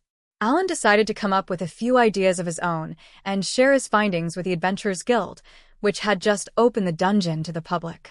Having someone who is talentless max out their level without any help would be a tall task, as they would need to gather 2.5 million XP. There were many people born without talents hoping to use this dungeon to finally receive one. Alan wanted to make sure that every challenger fully understood the risks of the class promotion dungeon before attempting to enter it. He wrote down all his thoughts as he approached the cube. Vum. The party was once again teleported to another room with a floating cube. Alan, Cecil, and Sophie were excluded. Only those with talents below 4-star were qualified, and a class promotion could only be done once. Speaking of which, when the hero analyzed my status, he didn't touch on my levels. It seemed Helmios had the power to analyze another status, but perhaps he had been unable to see Alan's level. Another possibility was that those who reincarnated into this world had the same numbers as those who were of this world, but some numbers and stats had been replaced with illegible symbols. Maybe Helmios had seen those symbols and understood the implication. The levels that were displayed in Alan's grimoire meant that he had overcome a trial of the gods. This turn of phrase had been popularized by the Church of Elmia, hinting that one's faith was closely related to leveling up. Ooh. You became a Talos king, Maruru. Congrats. Alan said. Oh, really? Maruru asked hopefully. She had felt something change within her, but she was dying to figure out more concrete details about that change. The entire party peered into Alan's grimoire. Status after Maruru's class promotion. Use skills levels /U. Can I summon a hurricane golem now? Maruru wondered. We've got plenty of room. Why don't you try it out? Alan suggested. She took out her magic disc and removed the mithril slate, replacing it with a hurricane one. A massive, vermilion golem made of hurricane towered over the gamers. It boasted a height of 100 meters. Status of hurricane grade Tam. I feel omnipotent. Maruru cried. Mwah. I am overflowing with raw power. She spoke like a boss from a video game as she had Tam strike, one of her cool poses. Its stats went way up. The buffs she got when she reached skill levels 3 and 6 are here too. Wait, isn't she stronger than a demonic deity? A hurricane grade golem would gain 5,000 stat points per slate. As a reward for being the first of her kind to clear a rank S dungeon, she had increased the number of slots in her magic disc, making it able to house 20 slates. Even if she used a basic slate, a Gigantify slate, and a Super Gigantify slate, she would still have 10 slots to spare. If she fitted them all with stat-boosting slates, she would have overwhelming power like never before. Realistically, she would need to use special forms like Eagle Mode, which took 5 slots, and her long-distance attacks took another slot, so she could not use all the empty space to boost its stats. The class promotion had allowed the dwarf to keep half of her prior stats, so she was plenty strong already, but she no longer had access to all her previous skills. Then we'll be holding ourselves up in that dungeon again, Cecil said with a 1,000-yard stare. She feared that the days of beating 100 iron golems per day were back. Yeah. We'd probably do that until we get the gear that we want, Alan replied. Wanted special and large multi-barrel cannon ones for Tam. While the iron golems of the rank S dungeon were perfect training monsters for the Alan army, they were not the final boss. The no-life gamers were too strong for them and knew that the items they dropped were not great. If Maruru worked hard to strengthen her golem, she might be able to farm the final floor boss of the rank S dungeon. Alan gazed up at Maruru, who was having Tam cycle through her cool poses, with even greater heights already on his mind. Chapter 3. Moving residents to Hardcore User Island. A few days had passed since Maruru's class promotion, and it was now May. The dwarf had diligently farmed the rank S dungeon and maxed out her level as a Talos king. Shia, who had yet to receive her class promotion, was already at max level, so she was working hard to raise her skill level in dungeons near the rank S1. Other beastkin who were aiming to receive a class promotion were doing the same alongside her. Alan had dispatched his summons and offered his full cooperation to help them clear the dungeons. Unlike the other beastkin, Shia had barely cleared a dungeon at all.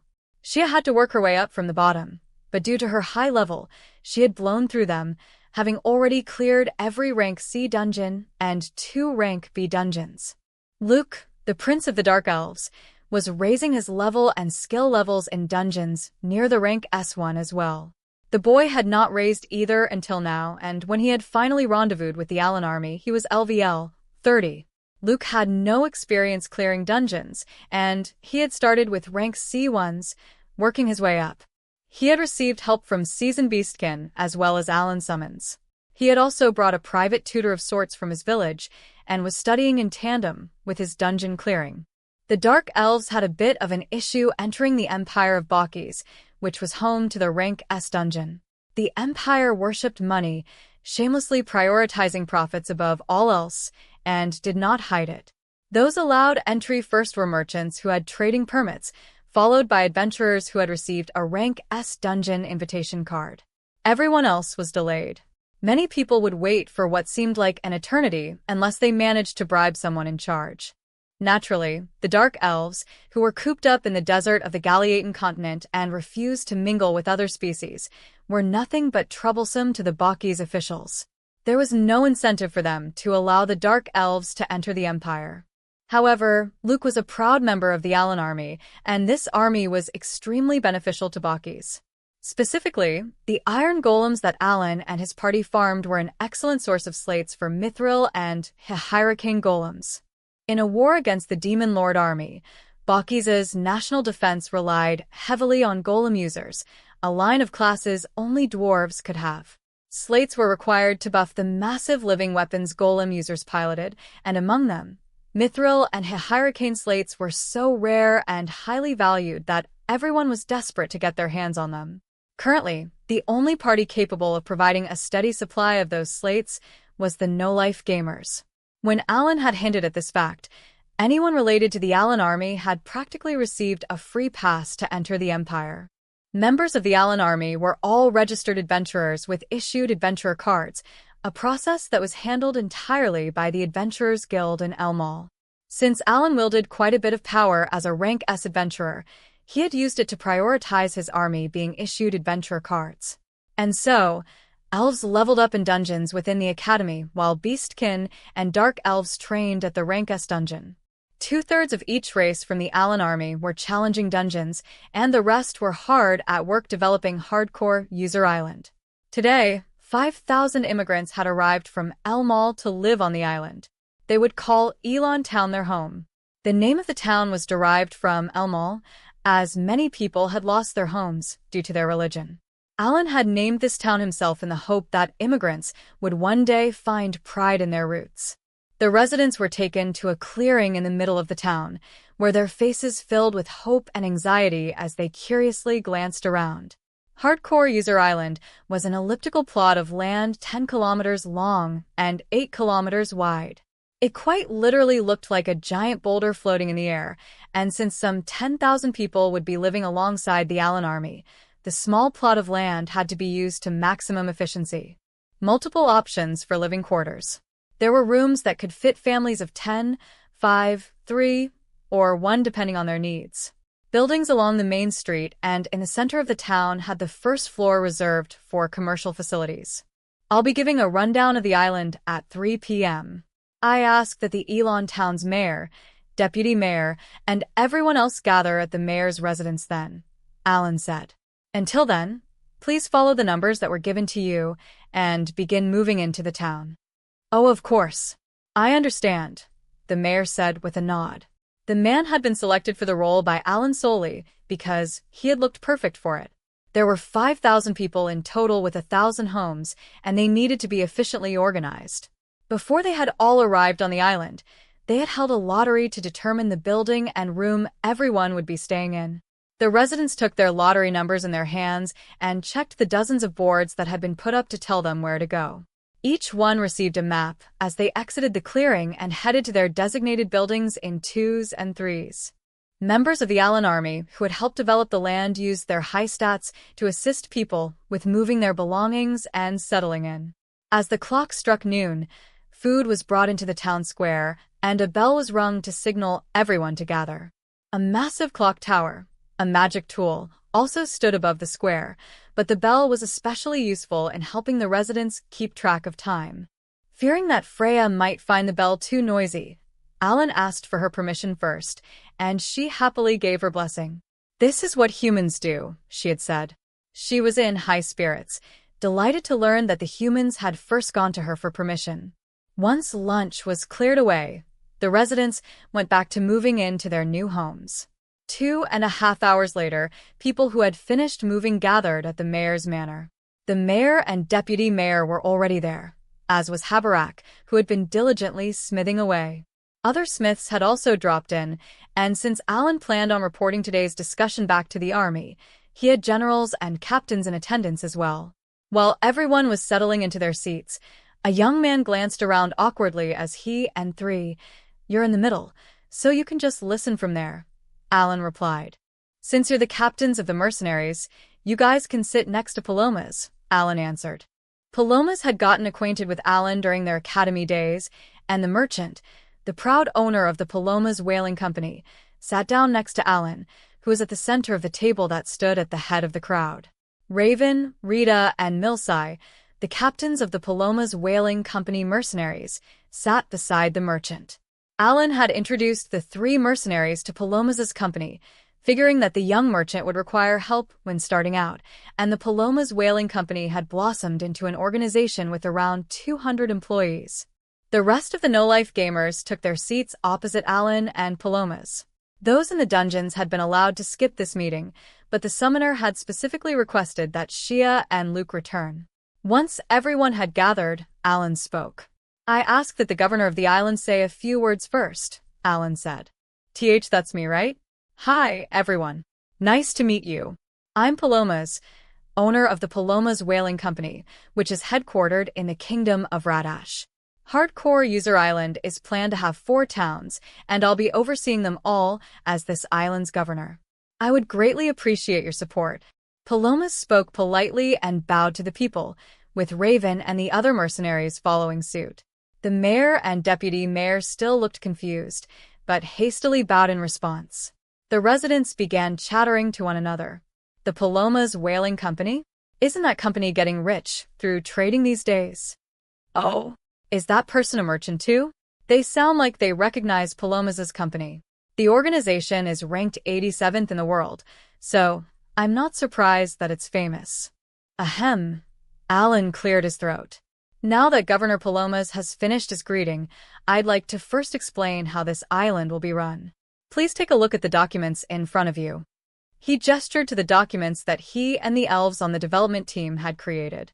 Each resident had their own copy, and they all glanced down to see a map of the vertically elliptical island. At its center was a mountain with a shrine housing an altar dedicated to goddess Freya. Residents were requested not to climb the mountain.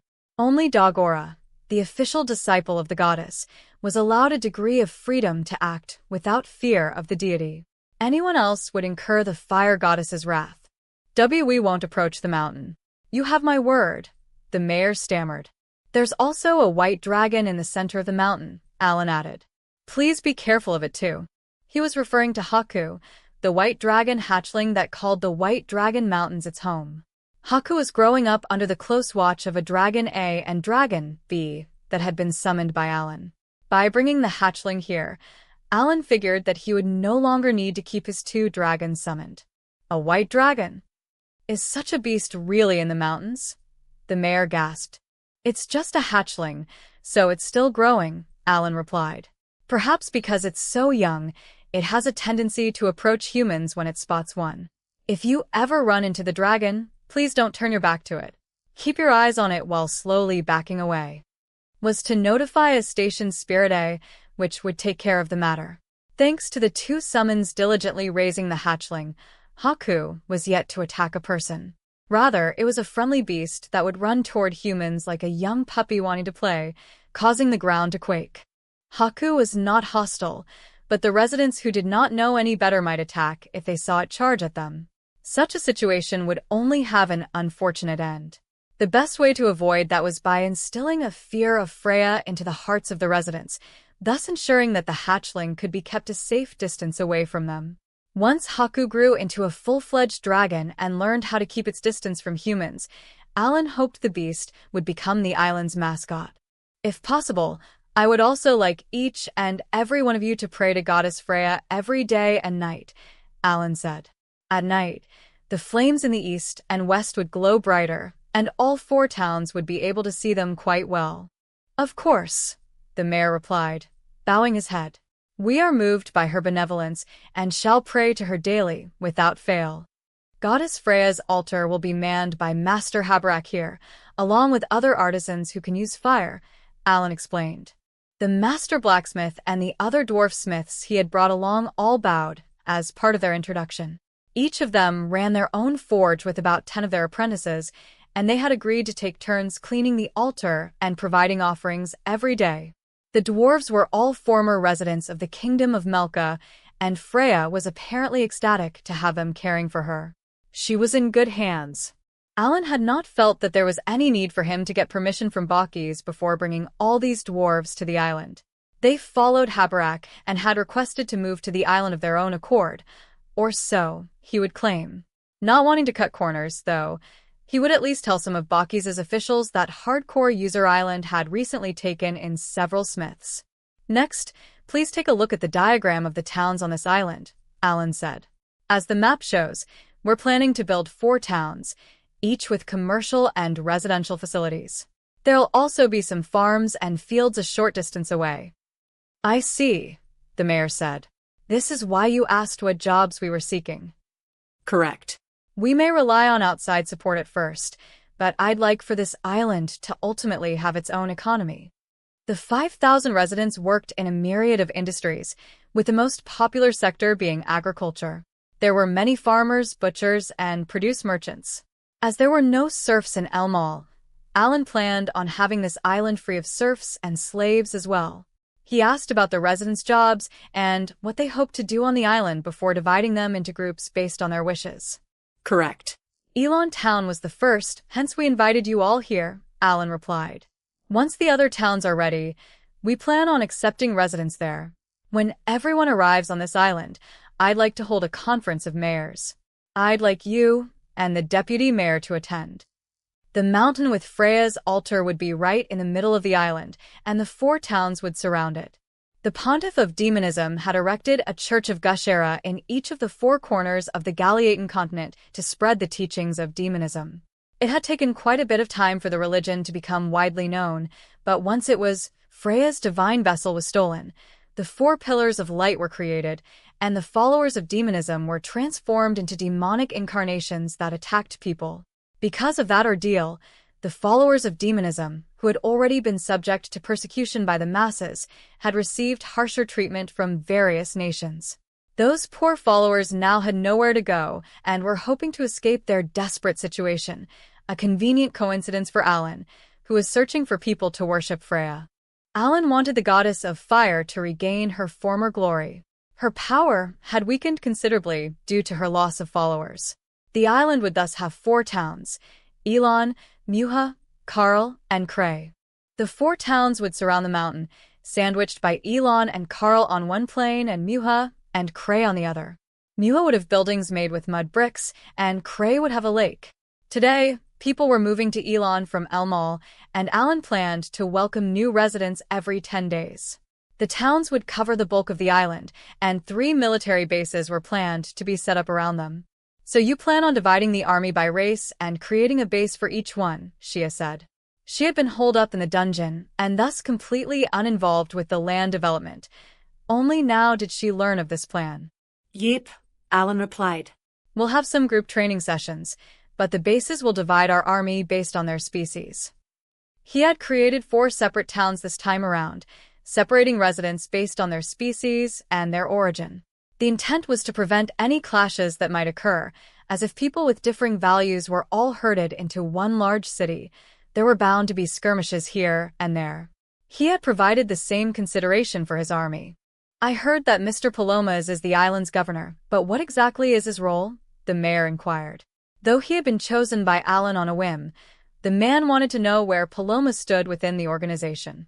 It's a system that many republics use, but he'll be in charge of the town mayors. He's not a noble or a royal, which is why I decided to give him the role. I see. So, am I correct in assuming that he's suitable for it? This guy's really fired up. Correct, Alan replied. You may not be aware, but the Pelomas Whaling Company makes around 1 million gold annually. He sounds surprised by that number. I've heard it's difficult to reach 1 million gold coins in annual sales. I think Pelomas's annual sales are around 180 billion yen in my previous world. Using his knowledge of his time as Kenichi, Alan had valued 1 gold coin at 100,000 yen. Obviously, though, that was only by his own estimation. He proceeded to discuss his work experience and education. During the summer of his first year at a commercial school, he had founded the Pelomas Whaling Company in the Kingdom of Radash. Alan provided ideas and products to the company through his memories of his previous life, as well as investing in it through money earned in dungeons. Pelomas had also been blessed by Helmios with an extra skill, Libra. This allowed him to compare and appraise goods. With it, he could instantly find the value of items on the market without the need to scope them out. Pelomas had learned to use his extra skill as he pleased, and in a few years, the Pelomas Whaling Company had grown exponentially. The merchant had followed Alan's advice and decided to enter the trading industry as well. And with Sophie's help, Pelomas had become the middleman for trade between her nation of Rosenheim and Radash. It was then that he had discovered that his extra skill could be used for trade as well. Pelomas was able to instantly know just how much money was needed to import certain items and how much he could sell them for when they were exported. He could determine what items would not sell well and focused on handling only a select few that turned a high profit. The only problem he had was that he could not accurately gauge demand. If he bought too much of one product, his stock would end up collecting dust in his warehouse. However, that issue was easily resolved by the knowledge he had accumulated from his school along with 2 years of experience and hard work that had allowed him to gain a keen eye for such matters. He had continued to keep losses at a minimum while maximizing his profits. His efforts were rewarded, and in the year following his acquisition of middleman duties with Rosenheim, he had managed to form solid relationships with the empires of Bakis and Jayamut. Thanks to his diligence, Radash had become a central figure in trade with ties to Rosenheim, Bakis, and Jayamut. The influence of the Pelomas Whaling Company greatly chagrined Bakisian and Jayamutan merchants, and petitions protesting its oligopoly began making the rounds. Pelomas had grown too strong. In any case, the Pelomas Whaling Company was the second largest firm in Radash, boasting annual sales of 1 million gold coins. The largest firm was a nationally owned one run by Ratashan royalty. Pelomas had also ranked 87th in terms of sales within the 5-continent alliance. The first 30 spots had been taken by dwarves headquartered in Bakis. Pelomas actually had a reason for having developed an interest in trade. That reason was that he was hopelessly in love with Fiona, the daughter of the wealthy Chester, who owned the largest inn within Granville City. Pelomas had desperately begged for the hand of Chester's daughter and received the response, "If you show me your worth as a merchant, I'll consider allowing you to date my daughter." Pelomas had received 3 years to prove himself, but as he had been unsure of how to show his worth, he had rushed to Alan for help. "Why don't you, as a merchant, purchase Chester's inn?" the summoner had suggested. And so, Pelomas had taken that piece of advice to heart and begun to dip his toes into the lodging industry alongside his trade business. Just last year, he had finally secured enough funds to purchase an existing lodge and take it under his wing, and since then, he had purchased several lodgings that had once belonged to Chester. When only the expensive inn within Granville City had remained, Chester had finally given Pelomas his blessing. "Please marry Fiona," Chester had said. "My eyes as a merchant were not wrong."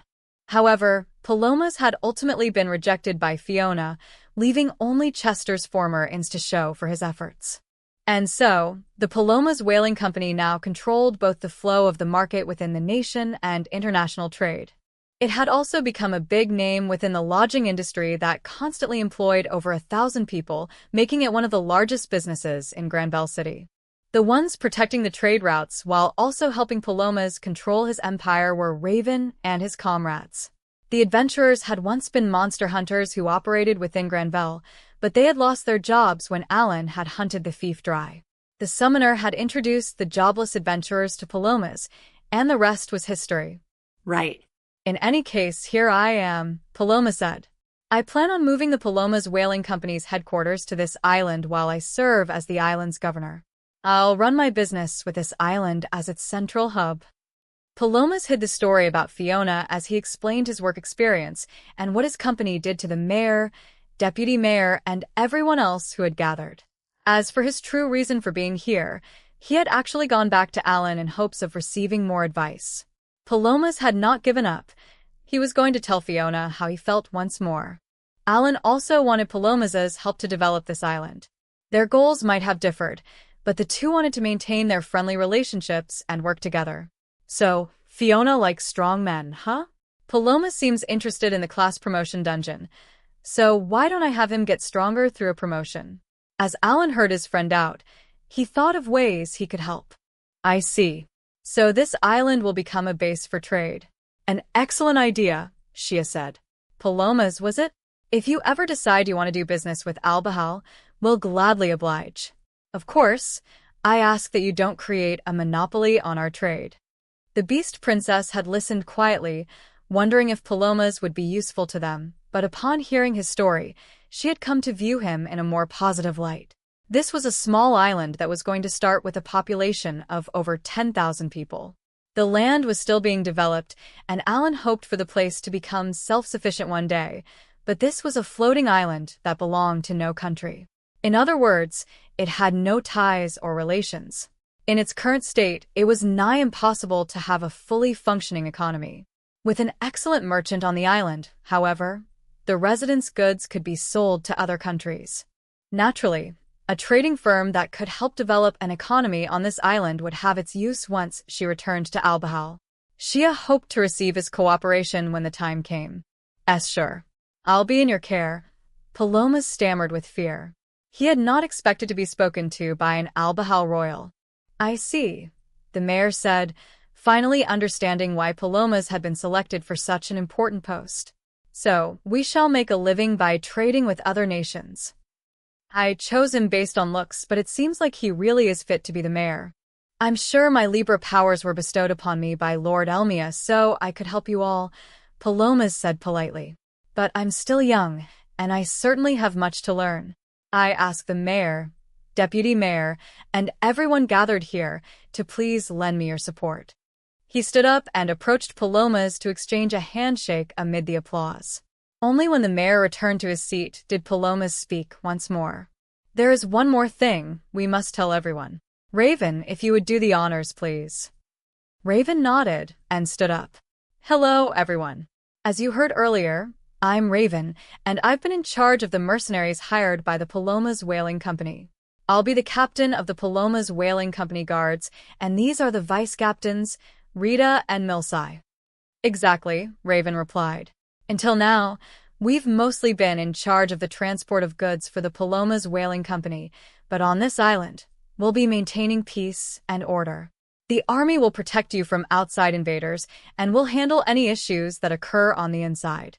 The members of this force will mostly be selected from the Pelomas Whaling Company mercenaries, so you can be sure we have experience dealing with these matters. Though Alan had done his best to ensure that residents would not fight one another, that would not make the island completely free of crime. It might have been a tough pill to swallow, but there were likely a few criminals among the immigrants. Knowing that, to help maintain the peace, Raven and his comrades would be joining the Pelomas Whaling Company headquarters in moving to the island. In fact, a prison that could house 100 criminals had already been built. Alan thought back to a scene he had seen in a game before. Would Pelomas one day be thrown into prison following a riot from the town's residents? I'm sure some employees of the municipal police might want to enter the Alan army, and more people will start to mingle in the future.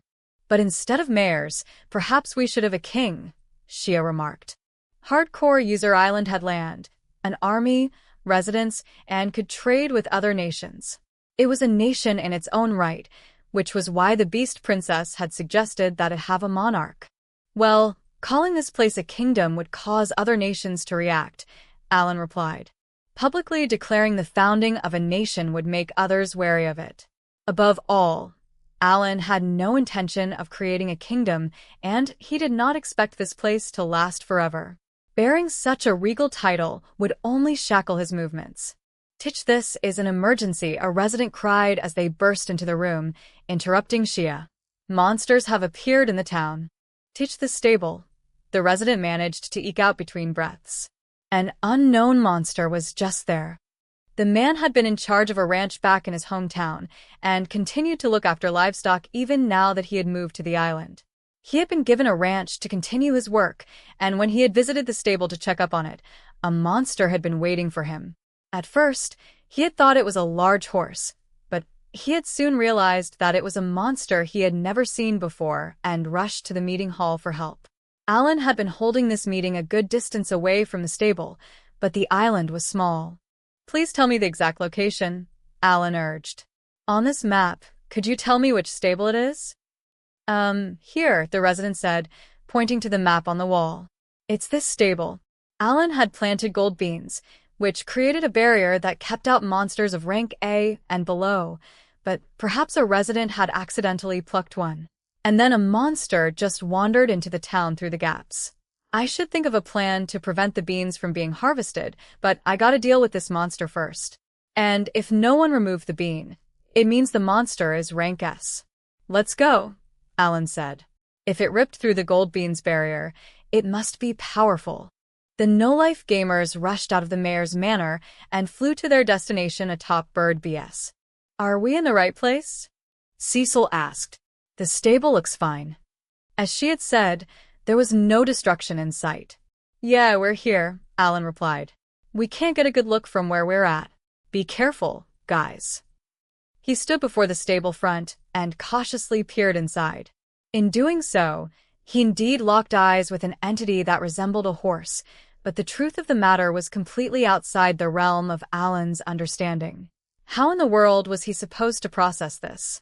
The rest of the no-life gamers were very familiar with this stranger, and they all held their breath in silence. Sitting on a bed of straw for horses, her legs folded neatly underneath her, was a majestic, horned horse covered in scales, Helmios, the goddess of arbitration. "I can only describe what I see. I had the residents take care of the stables, and now, the goddess of arbitration is right in front of me." The stable was meant for regular horses, but Helmios was a bit larger, and the small space seemed too cramped for her. "And may I ask whatever in the world is going on, goddess of arbitration?" Allen inquired. Helmios did not answer immediately, instead slowly looking over each and every one of the no-life gamers. "Krina is not here," she said, her gentle, feminine tone a far cry from Alan's initial impression of her. She had apparently come searching for the young lady. "She's not. Shall I call for her?" Alan asked. Unfortunately, Krina was out farming iron golems with Dagora and the others. "I see." "No, that will not be necessary," Helmios replied. She lowered her head and wrapped it around her body like a... "Huh? "What's going on here?" Cecil asked Alan. "Why is the goddess of arbitration sleeping in one of the stables? Should we just look after her with the other horses?" Alan replied. "She'll be like Haku. Let's call her Foul." Alan feared revealing the truth to the other residents. If they began praying to her, Freya would never be able to increase her power. Helmios might suddenly disappear one day, but if she planned on staying for now, there was no reason to chase her out. If she liked it here, she was certainly free to stay. But this place seems too cramped for her. "Let's remove the divider so she can have 2 stalls to herself," Alan suggested.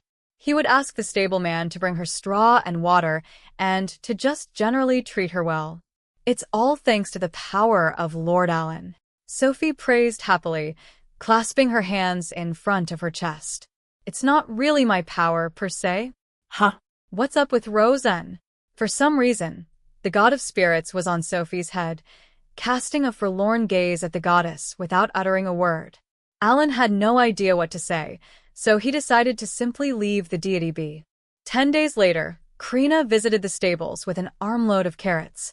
Krina offered one of her carrots to the goddess, saying, "You ate everything I brought you last time. Don't worry, I brought you plenty more. Eat up." Falneem stretched her long neck and ate directly from Krina's hands. It seemed deities did not require the same meals as creatures in the mortal realm, but Rosen ate meals heartily, so they could consume food if they wished. Krina spent most of her time in the Rank S dungeon, but every now and then, she would return to Hardcore User Island to meet with the goddess and Haku, teleporting back and forth between the two. Conveniently, the cooldown of a king mead bird, A's awakened ability, was decreased. Instead of once a day, it could be used once an hour, allowing her to easily visit both locations. The rest of the no-life gamers gazed upon the wholesome sight of her and the goddess. But why is Falneem's here anyway? Allen wundert. He tried asking the god of spirits, hoping that he would have the answer behind the goddess's presence. The deity replied that perhaps Falneem's no longer had a place in the heavenly realm. She had been tasked with arbitrating deities who did not act according to Elmia's wishes.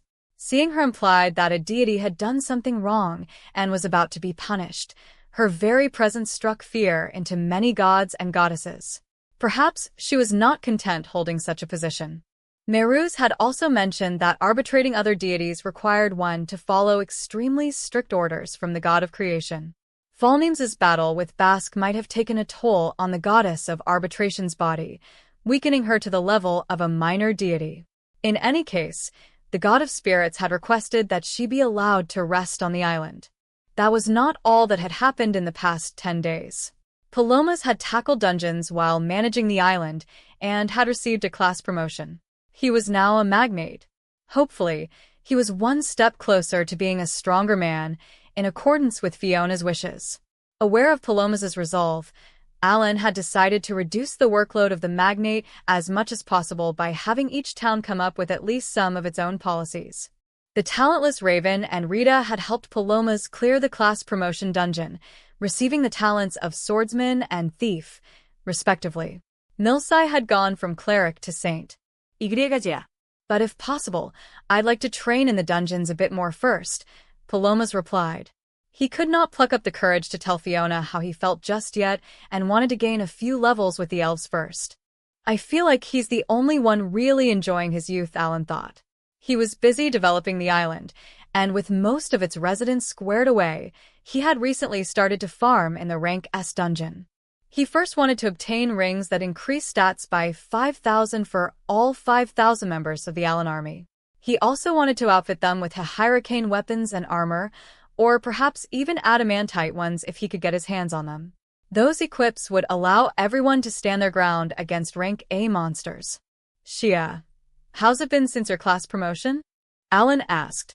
The Beast Princess had maxed out her skills and become a 4-star Beast Fist King.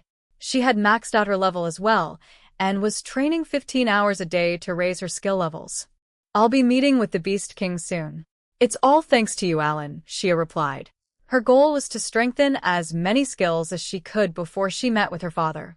She had been called to attend the conference of the 5-Continent Alliance, and the rest of the no-life gamers would be there as well.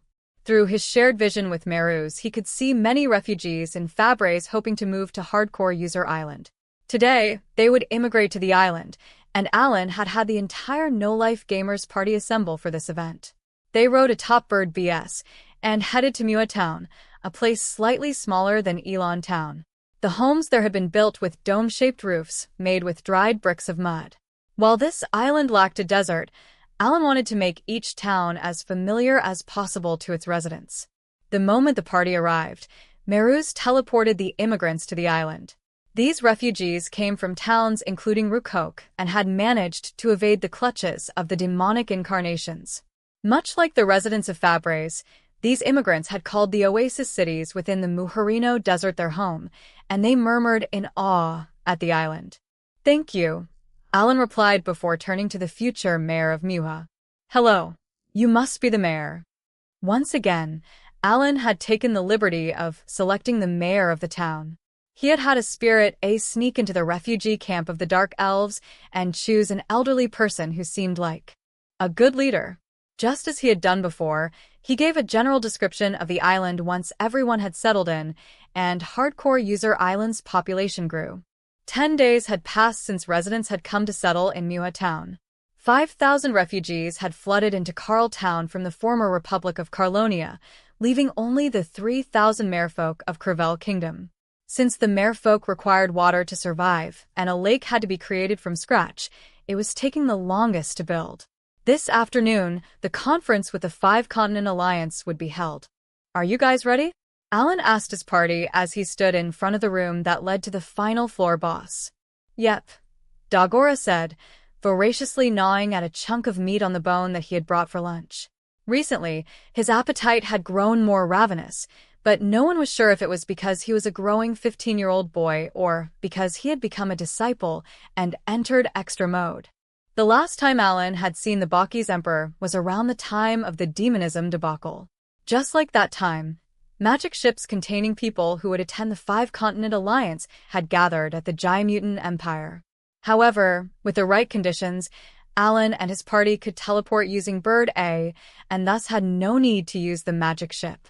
For that reason, he had decided to farm iron golems until the last second.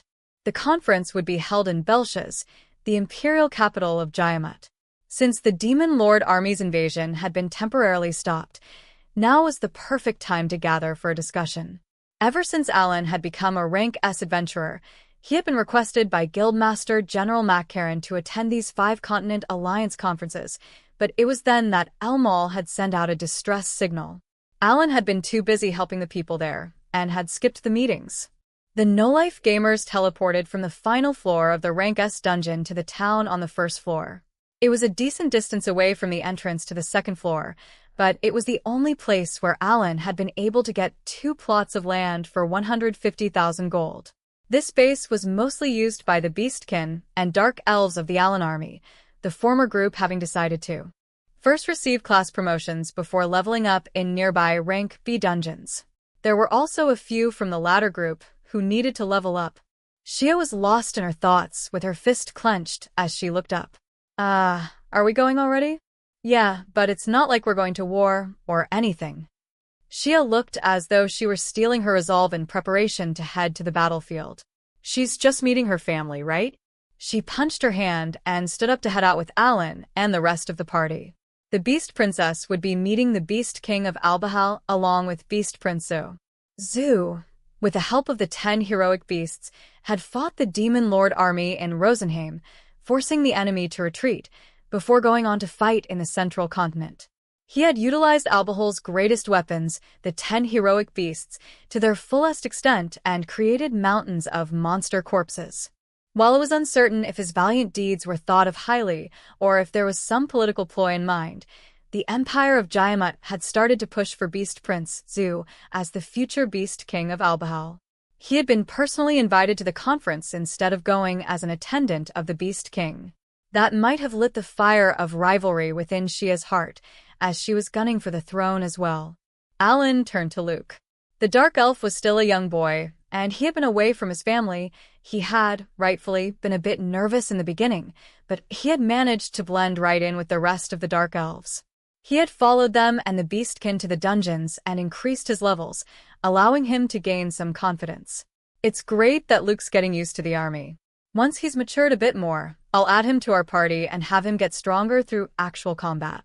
Like the other Dark Elves, Luke had finished 3 Rank C dungeons and was currently tackling Rank B dungeons.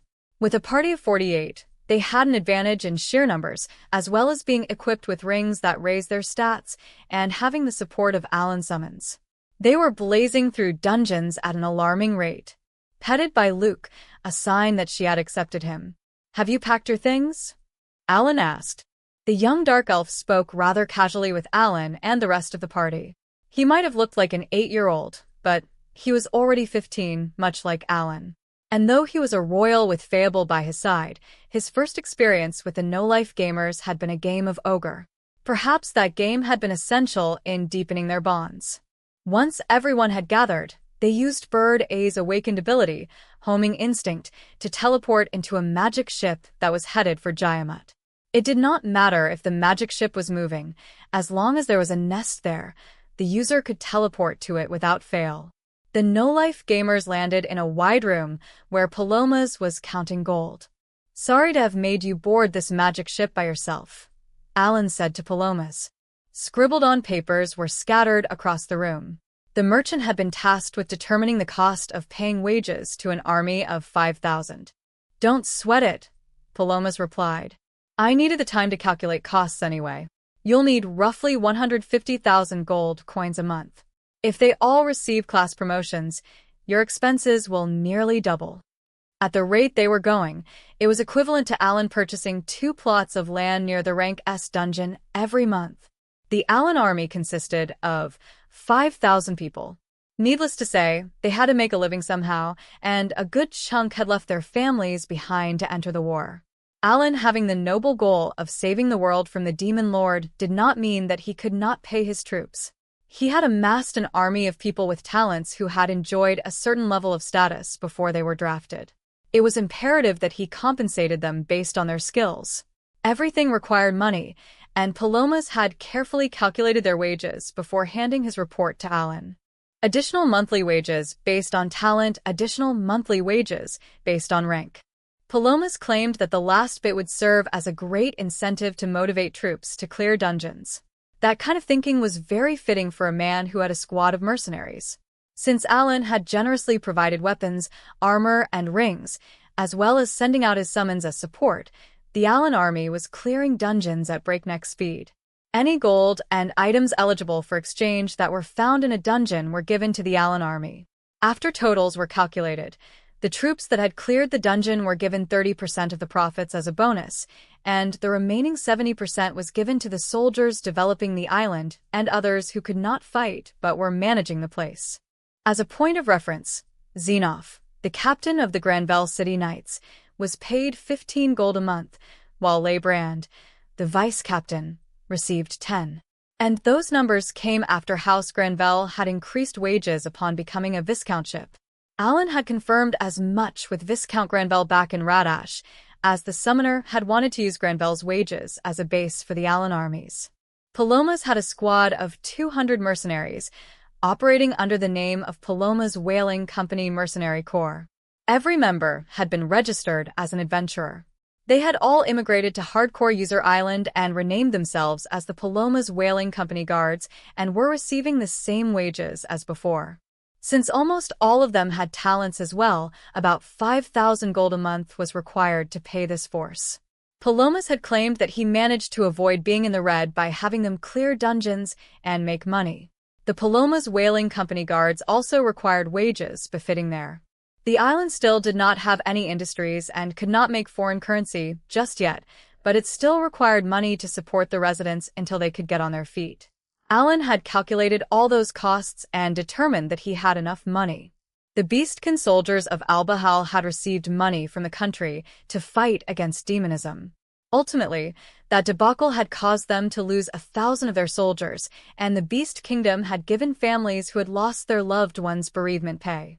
However, the remaining 2,000 soldiers had decided to join the Alan army with Shia, so Alan had told Albahal that it no longer needed to pay them. The summoner had relayed the same information to Rosenheim and Fabres as well. Shia had looked inexplicably relieved once she had stopped receiving wages from her home kingdom. Alan and his Hardcore User Island would be in charge of covering all expenses and costs in hopes of shutting out any outside investments. He wanted to reduce the risk of his power being transferred elsewhere, and with a bit of effort, he knew he could make between 300,000 and 500,000 gold in a flash. "We will arrive in Belchaz, the imperial capital of Jaiamut, shortly. For your safety, please remain seated, as the ship will shake when we land," came an announcement from a magic tool that was mounted on the wall. The magic ship slowly landed in the imperial capital. As Alan and his party disembarked, a luxurious carriage with a squad of knights in front greeted them. "We've been waiting for you, Lord Alan and party," the knight said. "Please allow us to guide you into the imperial palace." The lavish carriage rolled along, taking the no-life gamers to the palace. Chapter 4: The Five-Continent Alliance Conference.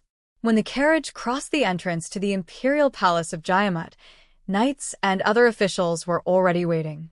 Alan and his party were immediately escorted into a waiting room. Alan began using the seeds of magic that he had had Merus make, deciding to increase his skill levels while they were waiting. Some time later, it became time to attend the fateful conference. A knight of the imperial castle entered the waiting room. He spotted Dagora carrying Kagutsuchi on his back and approached the boy with large strides. "Please leave your weapons behind," the knight ordered. A meeting where the world's royals and global leaders gathered did not permit weapons to be carried inside. "Ha," Dagora replied. "Ah, fine." "I'll skip the meeting then." The knight was taken aback by the boy's unexpected response. "Ha, o, Dagora knew that he would not utter a word at a conference where royals and important officials met to discuss difficult topics. He was not even sure that he would fully comprehend the contents of the meeting, and so he had decided to leave such complex matters to Alan. Above all, as a disciple, he wanted the divine vessel by his side at all times. "Dagora," Freya said through Kagutsuchi, "you must abide by the rules set forth by humans in the mortal realm. I do not mind. You must make yourself known to the world." It was clear that she had been listening to the conversation through the divine vessel. "You sure?" Dagora asked. The goddess seems to be in awfully good mood lately, Alan thought. Indeed, she seemed to be in unusually high spirits. 3 towns had been created on hardcore user island, and all the residents prayed every day and night to the flames in Freya's altar, without fail.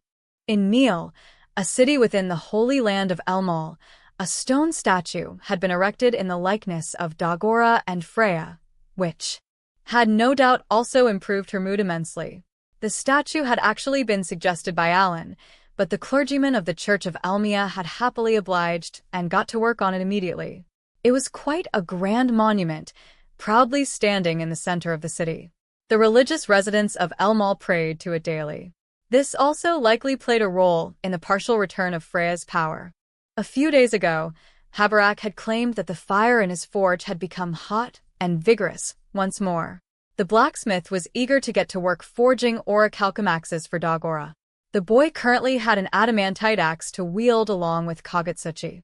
He always slung the 2 weapons behind his back during travel, a shocking sight to unwitting bystanders. Many did double or triple takes when they spotted him walking down the road.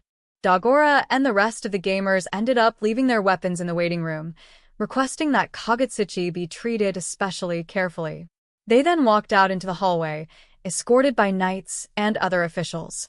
"This palace is really clean. Is it new?" Compared to the palace in Radash, this place was far more extravagant, seemingly shimmering in every corner. The interior was opulent, and no expense had been spared, a clear display of the empire's wealth.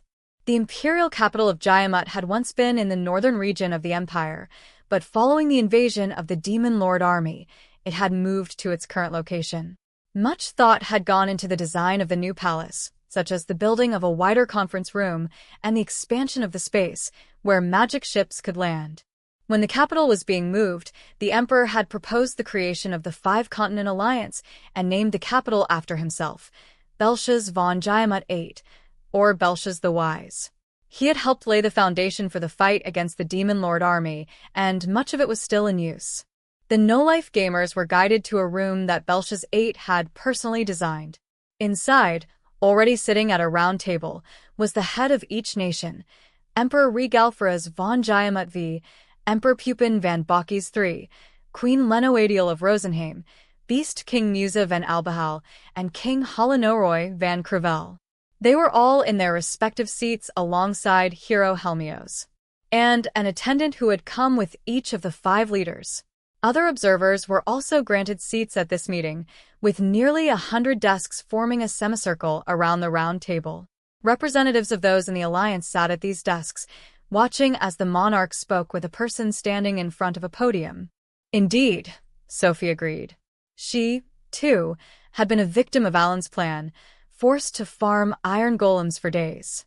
Recently, Cecil and Sophie had shared a sense of solidarity unlike any other. Alan had determined that sending the entirety of the no-life gamers to hunt iron golems was terribly inefficient, instead choosing to split the party in 2. Alan, Krina, Cecil, Sophie, Volmer, a King Mead Spirit A, and a King Mead Dragon A had formed one group. The other had consisted of Dagora, Meruz, Keel, Maruru, a King Mead Beast A, a King Mead Stone A, and a King Mead Fish A. Team Alan and Team Dagora had gone their separate ways to farm iron golems, competing to see which could hunt the most iron golems in a day. Both groups had spent over 10 hours a day in the dungeon for several consecutive days. Cecil and Sophie had become closer friends as a result, and their teamwork had improved as well. Alan marched into the conference room, leaving the two ladies whispering behind him. "Over here, please, Lord Alan," a staff member said. "Sure," Alan replied. While the rest of his party took their seats nearby, Alan was led in front of the podium. There, he spotted Maccarin. It seemed this podium served as more of a stand for people to be questioned at. Looks like he was put through the ringer. Conference, which had started the day prior. He had snuck in a bird G by hiding it inside Queen Lenoadiel's pocket, then used sharing to eavesdrop on the entire affair. He had even heard a good chunk of the questions hurled at Maccarin and their answers. This conference was not being hosted solely for Alan and his party. It was but one topic out of many that would be touched upon. This world did not just have the Demon Lord army to worry about. With numerous issues at hand, those present at this conference would discuss each subject at length before reaching a decision. Needless to say, many of these issues did not have optimal solutions or even a single correct answer that they could unanimously agree on.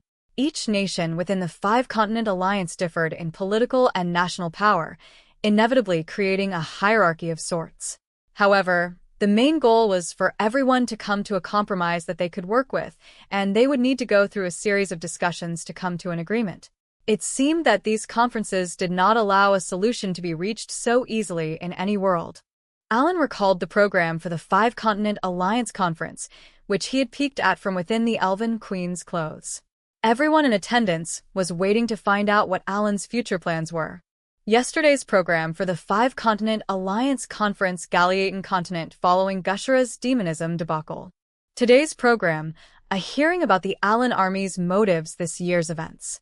As Alan was organizing his thoughts, he turned to Maccarin, who had been pummeled with questions as though this were an impeachment.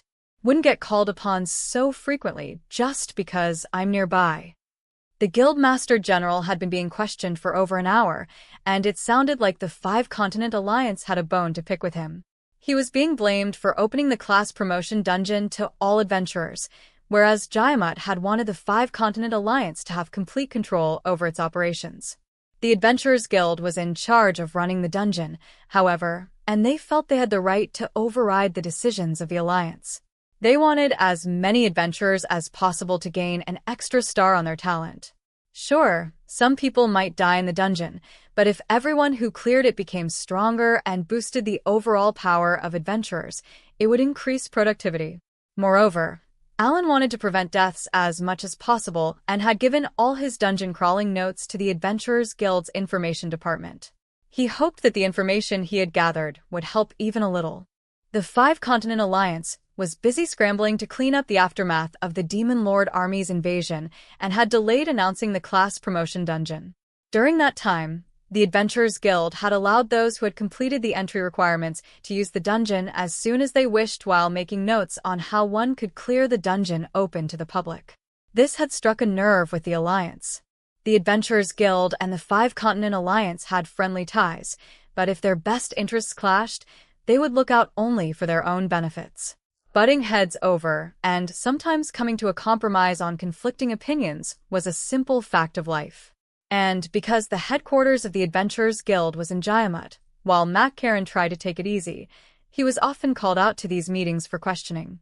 "Seems like I'm here, so they can gauge my army's strength, my character as its commander-in-chief, and what our motives are." Ever since Alan had been called to this conference, he had been pondering the reason behind his summons.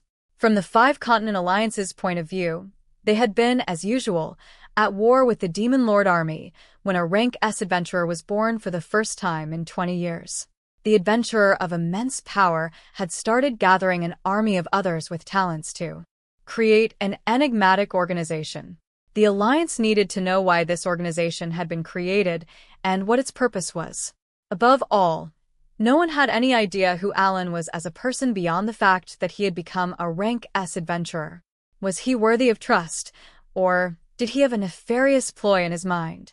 Beside Beast King Musa, who was a head larger than the others and had his arms grumpily folded in front of his chest, sat the King of Crevel. Alan had enjoyed a meal with this monarch in the past. Some nations within the alliance rotated the representatives of their nations, and the King of Crevel had been selected this year. I see King Olbaas and Beast Prince Sutu. Looks like they got special treatment from Jayamut. Indeed, the two royals were seated in the semicircular formation of desks, with the presence of the Dark Elven King signifying that Fabres had officially been recognized as a part of the alliance. An unimaginable amount of wealth and supplies were needed for the fight against the Demon Lord army. Since the alliance would cooperate to fight their enemies, the more nations they had, the better. Unless there was a pressing concern, those who wanted to join the alliance could generally do so without facing much objection. In general, only one representative was allowed per nation, but Zu, who was sitting next to Olbaas, was clearly an exception. No doubt Jayamut's trying to do him a favor, since Zu's the favorite to be the next Beast King. Additionally, the 10 heroic beasts were on standby within the Imperial Castle.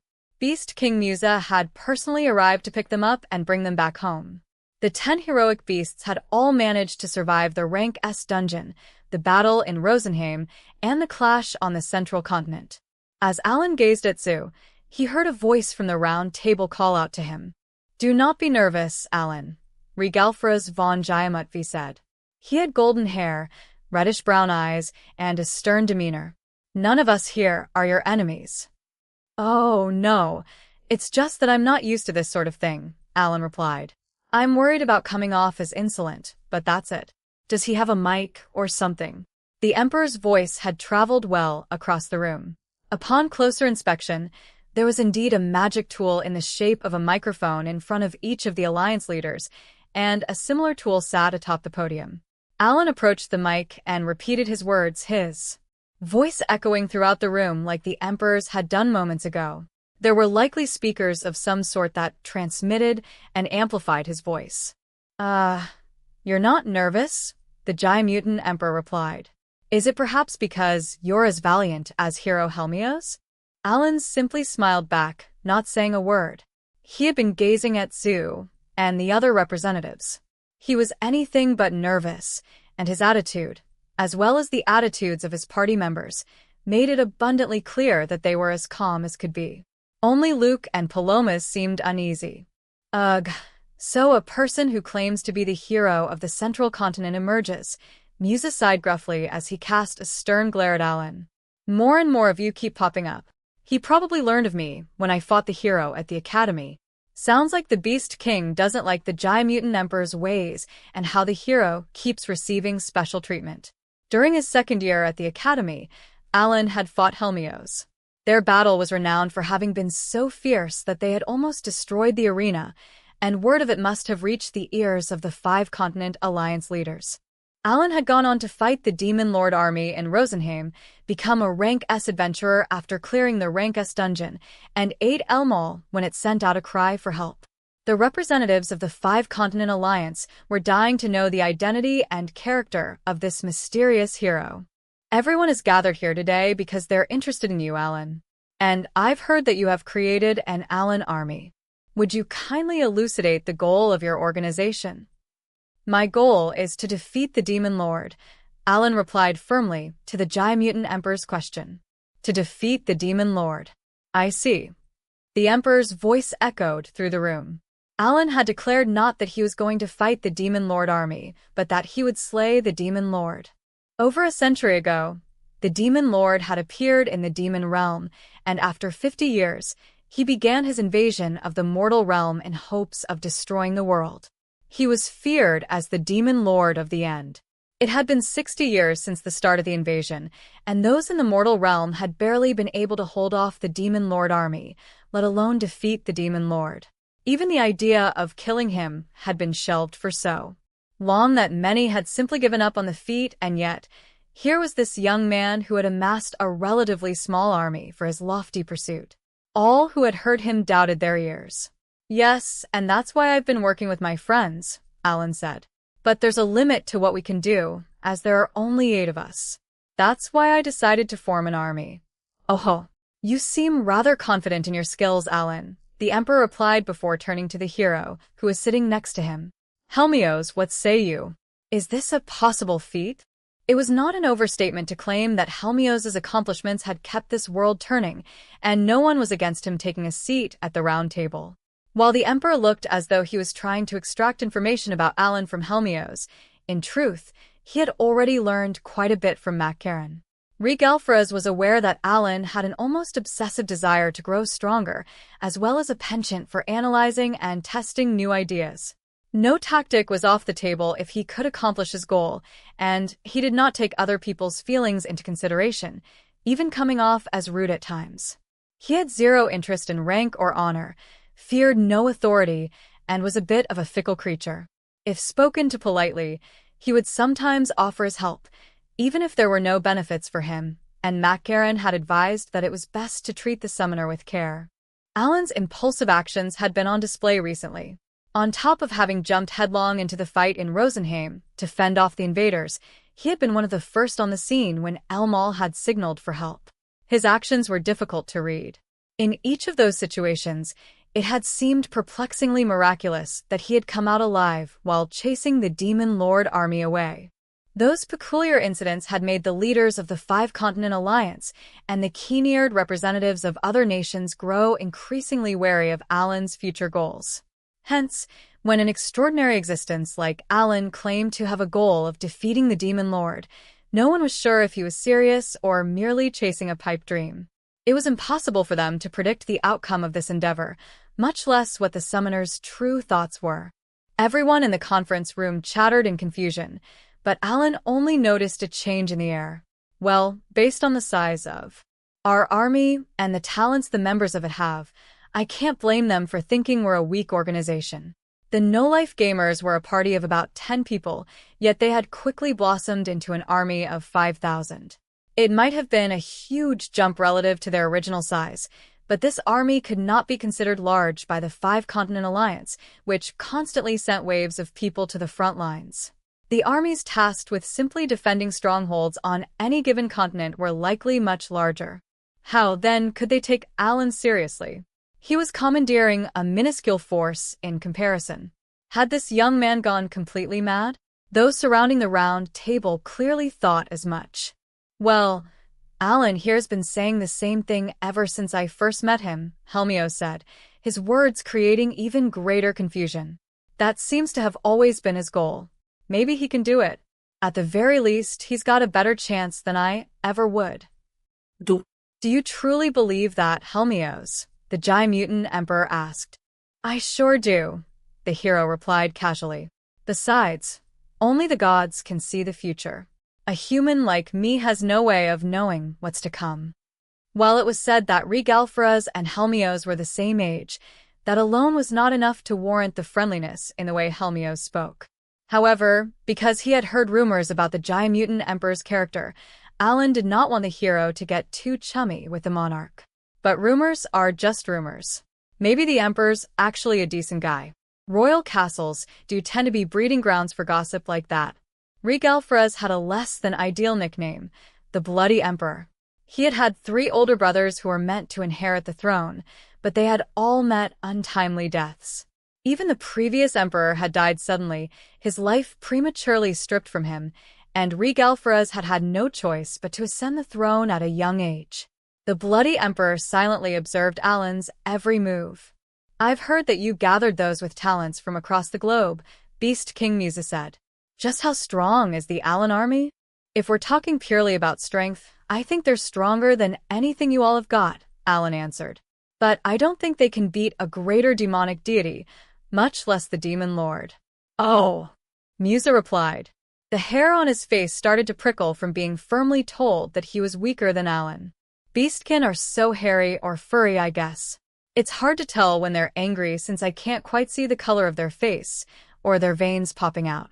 Beast King, I ask that you don't let your emotions get the best of you, Regalfraz said. This young man isn't here to grapple with us, and put on a show for everyone present. However, if your army really is stronger than us, Alan, that is quite impressive. Perhaps your reliable crew has a chance of defeating the Demon Lord. Proving your claims would put everyone's mind at ease. Might you allow us to do a bit of research on you? Regalfras spoke as though he had been waiting for Alan to say those exact words. The Emperor signaled with his chin at the doors Alan and his party had entered through.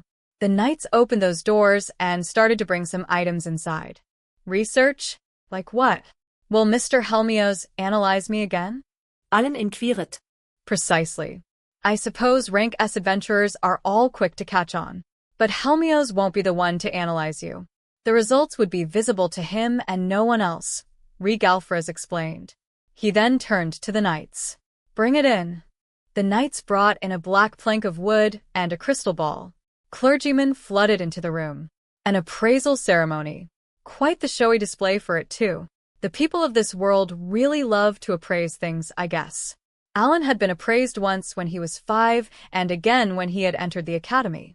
This would be his 3rd time. The plank's kinda big, Alan thought while gazing at the bit of wood. What will you do, Alan? Cecil called from her seat a short distance away. Will you get appraised? Sure, why not? Alan replied. It'd be a problem if everyone's anxiety hindered our activities. The summoner was not trying to become a demon lord, an ill-mannered existence that cooperated with no one, forcing others to fear and revere him through an awesome display of power. Instead, he would cooperate with the 5-continent alliance in exchange for his wishes being granted. He could be calculating and selfish in his own right, and was weighing the pros and cons of working with the alliance or denying their requests. This was precisely what he had wanted to do at this conference. A commendable attitude, Regalfras said. Could I compare you to the strongest hero within our empire? It seemed the ceremony was also meant to show the power of the Jai-Mutant Empire, and the Beast King shot Regalfras a withering look. Not this again, Musa muttered, his voice being transmitted throughout the room via the magic tool. All the while, the appraisal ceremony had been prepared. The plank of wood and crystal ball were placed upon a small platform between the round table and podium where Alan was standing. This allowed the semicircular formation of desks around the round table to get a good look at the appraisal process. Helmios had already stepped away from the round table and in front of the crystal ball. A clergyman was giving out orders. Please place your hand on this crystal, the clergyman said. All righty, Helmios replied. The moment he did so, the black wood became a screen, causing glowing letters to appear for everyone to see. Helmios's appraisal results. Huh. Why does he have 2 extra skills? I've never heard of such a thing. And he's got so many skills. Is that because of natural gift or something? Look at that. He's no longer a hero. He's a hero king. Is this your first time seeing Sir Helmios's appraisal results? They never cease to amaze me. Everyone was overwhelmed by what they saw. While fighting the Demon Lord army in Rosenheim the year prior, Helmios, who had already received a class promotion, had reached his max level of 60. Rather than simply ranking the growth curve of each stat from E to S, this particular appraisal ceremony displayed stats and skills in full detail. Special items must have been used to provide a more thorough appraisal. Still, even these items did not hold a candle to the grimoire that Alan had received from Elmia. There were no levels, skill levels, experience points, or skill experience listed on the screen. And people of this world describe leveling up as overcoming a trial of the gods. Are levels and skill levels hidden because it might go against religious beliefs? When Alan had first met Helmios and had been analyzed, the then-hero had not mentioned any levels either. The summoner decided to jot down Helmios' status in his grimoire. What is natural gift anyway? I'll get the answer from him later. He recalled the time at the academy when Helmios had pried about talents and skills. Alan had managed to give him only the bare minimum back then, but when he had clashed against demonic deity Rezel in Rosenheim, he had done so while understanding that he would be revealing more about himself. And while it was unclear whether Helmios had purposefully hidden one of his skills, it was now apparent that he had 2 extra skills under his belt. Alan vowed to question Helmios so persistently that Macron's hour-long hearing would seem short in comparison. Indeed, the Emperor replied. While I'm curious as to what the results of each party member's appraisal would be, the rank S dungeon challengers must go first. They should be right next door. Call them in. He grinned at Alan. I'd like to see your results last. You've made a braggadocious claim to defeat the Demon Lord, after all. The program did mention that the rank S dungeon would be discussed before my hearing. Prior to the debacle revolving around Gashera and demonism, the rank S dungeon had been cleared for the first time. The Five-Continent Alliance had held a meeting to discuss ways to boost the morale of its armies and to express its appreciation to those who had cleared any dungeons. Alan had also been invited to this meeting, but Admiral Garrera, Beast Prince Su, and Helmios would already be there. Fearing that the Alan army might get mixed into the mess, Alan had decided to be absent from the discussion. Ahem. One of the officials loudly cleared his throat and glared at Rosetta to silence her. As many others entered the room, it was clear that there was no time for idle chatter. There were more important matters at hand. Ugh, I know, Rosetta groaned. I just need to be appraised, right? One by one, Helmios' party was appraised. The 10 heroic beasts and Admiral Guerrera's party were also nearby, but they would not be appraised this time around. Alfaraz was not keen on allowing other nations to boast about the strengths of their champions, barring those from Radash. Rosetta had finished her appraisal, and it was shown that she was a Phantom Thief King now. The class promotion dungeon allowed talents of up to 4 stars to be promoted, and the other 9 members of Helmios' party had all received theirs. I just need to place my hand here, correct? Dverg asked. He had a patch over one eye and was known as the champion of Radash. Precisely, a clergyman replied, and Dverg moved his hand onto the crystal ball. Dverg's appraisal results. Dverg had also received a class promotion already, becoming a Sword King. He was yet to max his talent level, however, and his skill levels were also lacking, so he had room for more growth. I see. Both Helmios and Dverg have their full names displayed. Makes sense given that they're nobles. Alan jotted down the talents of all 10 members of Sacred in his grimoire. Some of them had a last name, implying that their excellent talent and achievements had rewarded them with a rank of nobility. It must have been quite difficult to give someone a last name, which was likely why the people of Rosenheim lacked them. Oftentimes, the name of one's party became their last name. There were also cases like Dverg, whose last name was based on his deepest wishes. Names and talents within the party: Sacred Hero King, Helmios Sword King, Dverg, Sylvia Holy Knight King, Vesta Saint King, Greta, Ingrid Wizardess King, Limia, Laura Bow King, Misty Phantom Thief King, Rosetta. That should be everyone, Alfaraz said once Helmios's party had finished their appraisals. He wanted Alan to be next. Now, I ask that Alan's party be appraised. I'll go, Pelomas offered. He was least suited for combat. For some inexplicable reason, Alan, who was supposed to be compared to Helmios, was saved for later. Instead, Pelomas the merchant was appraised, followed by Luke, who had not been class promoted yet. No one reacted upon seeing the results for either of these two. They were still growing and had much room for improvement. Shia's appraisal results. It seems Albahal has a powerful princess. I'm rather envious, a representative muttered. It had only been 10 days since she was class promoted, and her skill levels were not maxed out yet. Still, her 4-star talent was impressive to anyone. Gasps of awe at her high stats filled the room.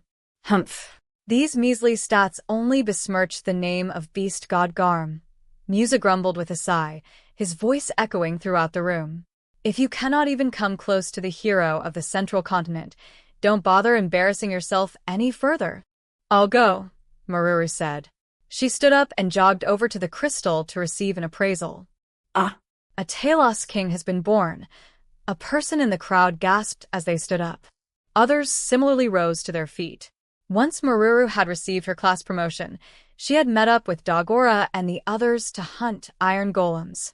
Since she was in normal mode, a single iron golem was more than enough to boost her level from 1 to 60. Just like Shia had been doing, Maruru had farmed for over 10 hours a day, her class skill having reached LVL 4.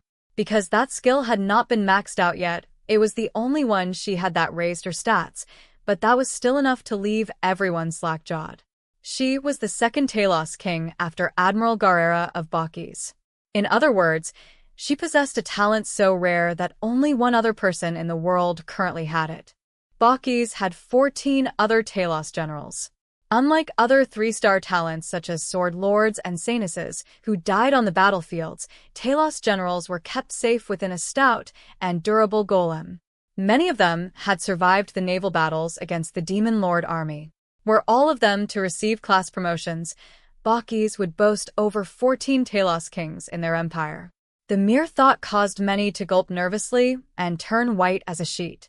Only one grinned with satisfaction, a certain old man who had a baby face that did not quite suit his stature. His name was Emperor Pupin van Bakis III, and he was sitting in a chair that was not meant for someone of his size. Oh. Maruru, you've already received a class promotion, I see, Pupin said. Well done. Thank you, Your Majesty, Maruru replied with a deep bow. Once the crowd calmed themselves, the appraisal ceremony continued. Krina, Keel, and Cecil showed off their 4-star or higher talents. With every result, the crowd murmured and chattered among themselves, and they seemed particularly. Everyone possesses extraordinary talents, Regalfra said, growing sterner by the minute. The girl called Krina is especially impressive. Her numbers are on par with hero Helmios's. It was clear that the Emperor was rather proud of Helmios' status and had not expected anyone to come close. I'd expect no less from the powerful party that cleared the Rank S dungeon. It seems their goal to defeat the Demon Lord isn't just some proud nonsense. He can't help himself, but he still tries to be as well-mannered as he can. I don't blame him when there's all these important people around. Dagora was next. He walked up to the crystal ball while muttering about how it was finally his turn. Having received Helmios' report, Regalfres had assumed that Dagora was the least impressive of the bunch. The boy lacked the oomph that the rest of the party seemed to have. Still, the Emperor remained quiet and focused on the black plank. The next moment, a blinding light filled the room, compelling everyone to cover their eyes. A powerful flash like the light of the sun enveloped the crowd for a split second as people gasped in surprise. It lasted only a moment, and when everyone's vision returned, they again could not hide their awe at the jaw-dropping numbers on the wood. Dagora's appraisal results. The crowd was in a state of confusion as people cried out, What's going on? What are these numbers? That attack is completely off the charts. The blessing of the goddess of fire? Does he have Lady Freya's power within him? Dagora's over LVL 80, and he can still gain more levels. I wonder what his cap is. And with his destroyer skill at LVL 3, he's learned Super Fighting Soul. The buffs he gets from it might be so great that they'd make me tremble. After resting on Hardcore User Island, Dagora had farmed iron golems, killing over 8,000 and reaching LVL in the process. He had also passed LVL with his class skill, which had allowed him to learn Super Fighting Soul. At LVL 1, it raised MP and intelligence by 2,400 and other stats by 4,800. When Dagora had been in normal mode, Fighting Soul had not raised MP or intelligence, it had only raised other stats by 2,400. It was plain as day. Extra mode increased one's numbers exponentially while adding super before each skill name. This also caused the user to deplete more than 5 times as much MP with every skill usage. Thanks to all these upgrades, Dagora had managed to increase his class skill to LVL within a bit over a month. Equipped with Kagutsuchi and an adamantite great axe, he had also learned a new skill called Dual Axe Mastery. Dagora's powers are delightful to see, Misa praised. It was finally Alan's turn. This appraisal's gonna get weird again. I suggest everyone strap in and wait with bated breath. When he was 5 years old, his appraisal ceremony had returned a peculiar result in the talent section. It had been filled with symbols, making it completely illegible. Then, when he entered the academy, his slow growth due to being in hell mode had been taken into consideration, giving him E rankings across the board. Alan expected nothing from this ceremony and assumed that another unfortunate result would be spat out. But when he touched the crystal, The results appeared on the board without much fanfare. People had expected another dazzling flash of light like with Dagora and were stunned by how smoothly the process had gone. However, they went wide-eyed with astonishment when they saw his stats. Alan's appraisal results. I've never seen MP and intelligence this high. I see. So the representative of the Alan army is quite wise. I've never seen intelligence over 20,000. I guess the third time's the charm for me getting appraised. But no one's shocked like when they saw Dagora's results. That's fair though. People probably use swords and spears to fight wars.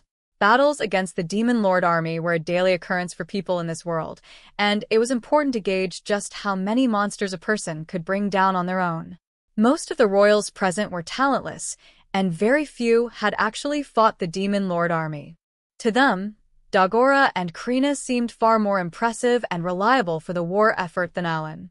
Many assumed that Dagora was the main source of firepower, followed by Talos King Maruru, Sword Emperor Krina, and then Saint King Keel, the apprentice pope. With these excellent party members, Alan looked like he had taken charge by simply formulating cunning plans and not ever fighting on the front lines. I want to talk once everyone's calmed down. Alan grew weary at the crowd that refused to die down. He hid his hand behind the podium and used the seeds of magic that Merus had made to gain skill levels. The summoner insisted on maximizing energy, and now that his appraisal was over, he wanted to use any free time he had to level up. Simply standing there doing nothing felt like a waste. He still had no idea what Kubal was up to, but he was certain that the greater demonic deity had been plotting something all this while and was taking steps to move forward with some sort of scheme. It was thus imperative for Alan to be able to produce rank S summons as soon as possible so that he could fight back. But his grinding was quickly cut off by Regalfraz. Invel, what in the world is going on? The Emperor demanded angrily. I believe this is crossing the line. How did you manage to hide all these capable people? Large veins appeared on Regalfraz's forehead, his voice trembling with rage. His wrath was directed at King Invel von Radash, who was seated in the front row of the concentric chair arrangement. Perhaps Regalfraz had been confident that no one could outdo hero Helmios, who had maxed his levels and skill levels, and had wanted to boast about the famed champion's extraordinary numbers. Now that the cat was out of the bag, it had become crystal clear that the young members who led the Alan army had astonishingly high stats. Much to the ire of the Giant Mutant Emperor, the hero had paled in comparison. I haven't hidden, Invel started. Oh, do you deny it? Regalfraz demanded.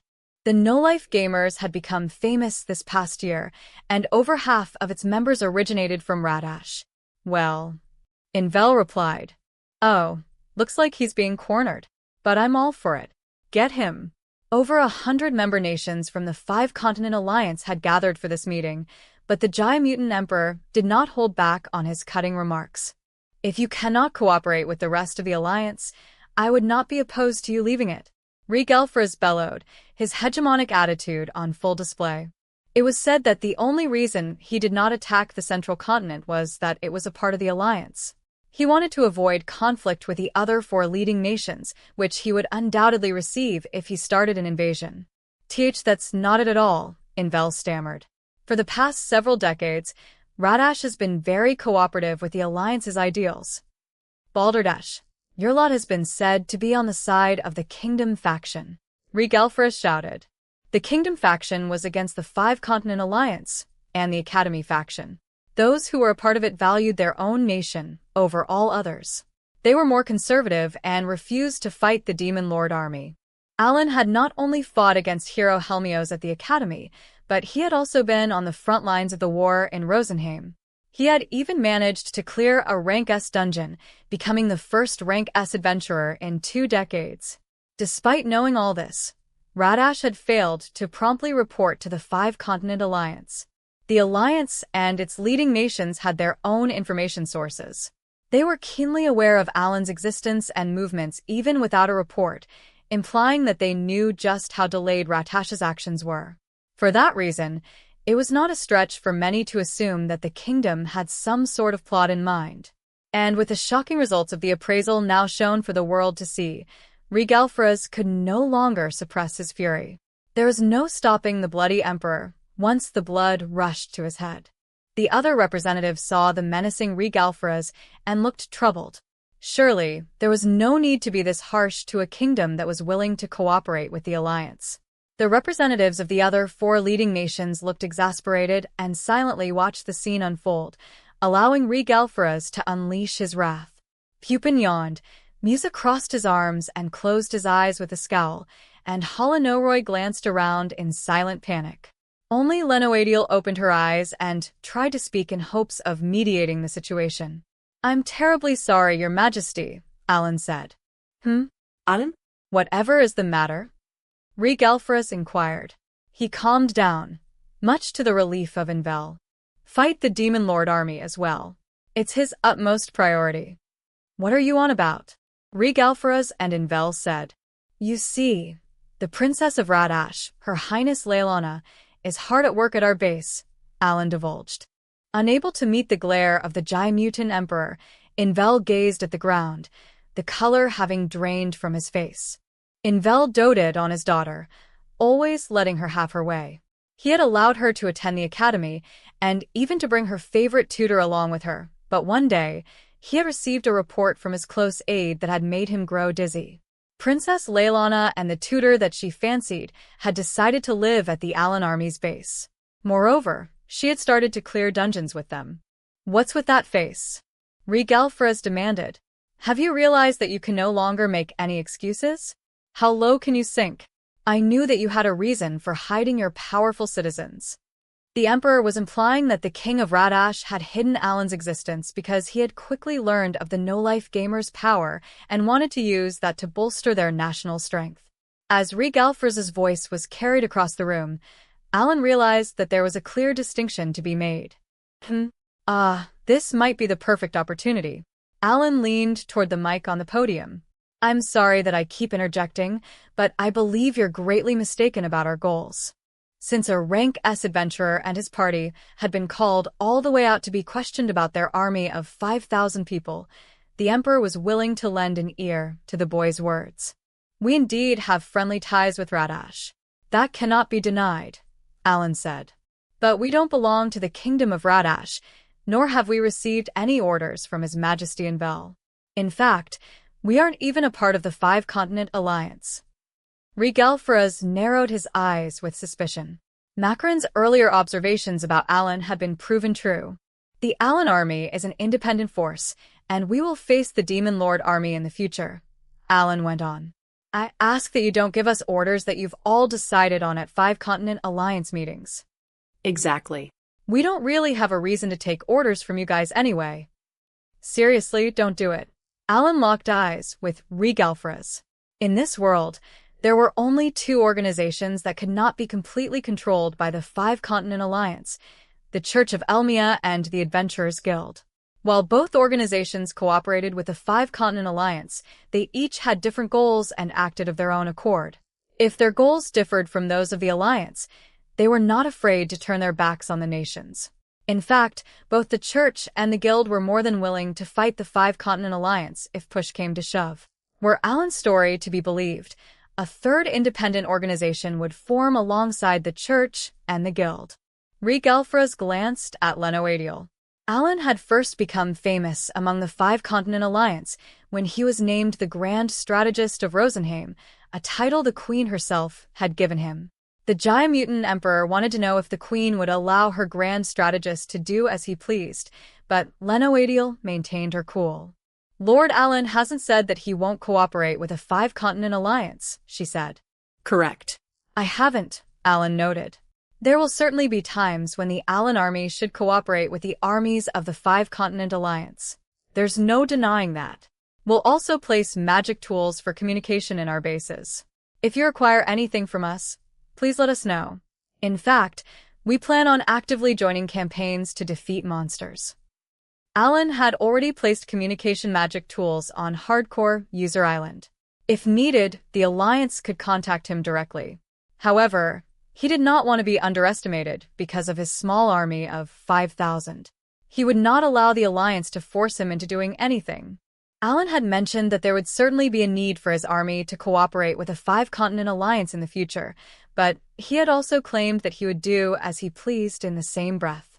The implication was that the five-continent alliance would need to cooperate with the Alan army instead, and the Emperor saw no reason to accept that request.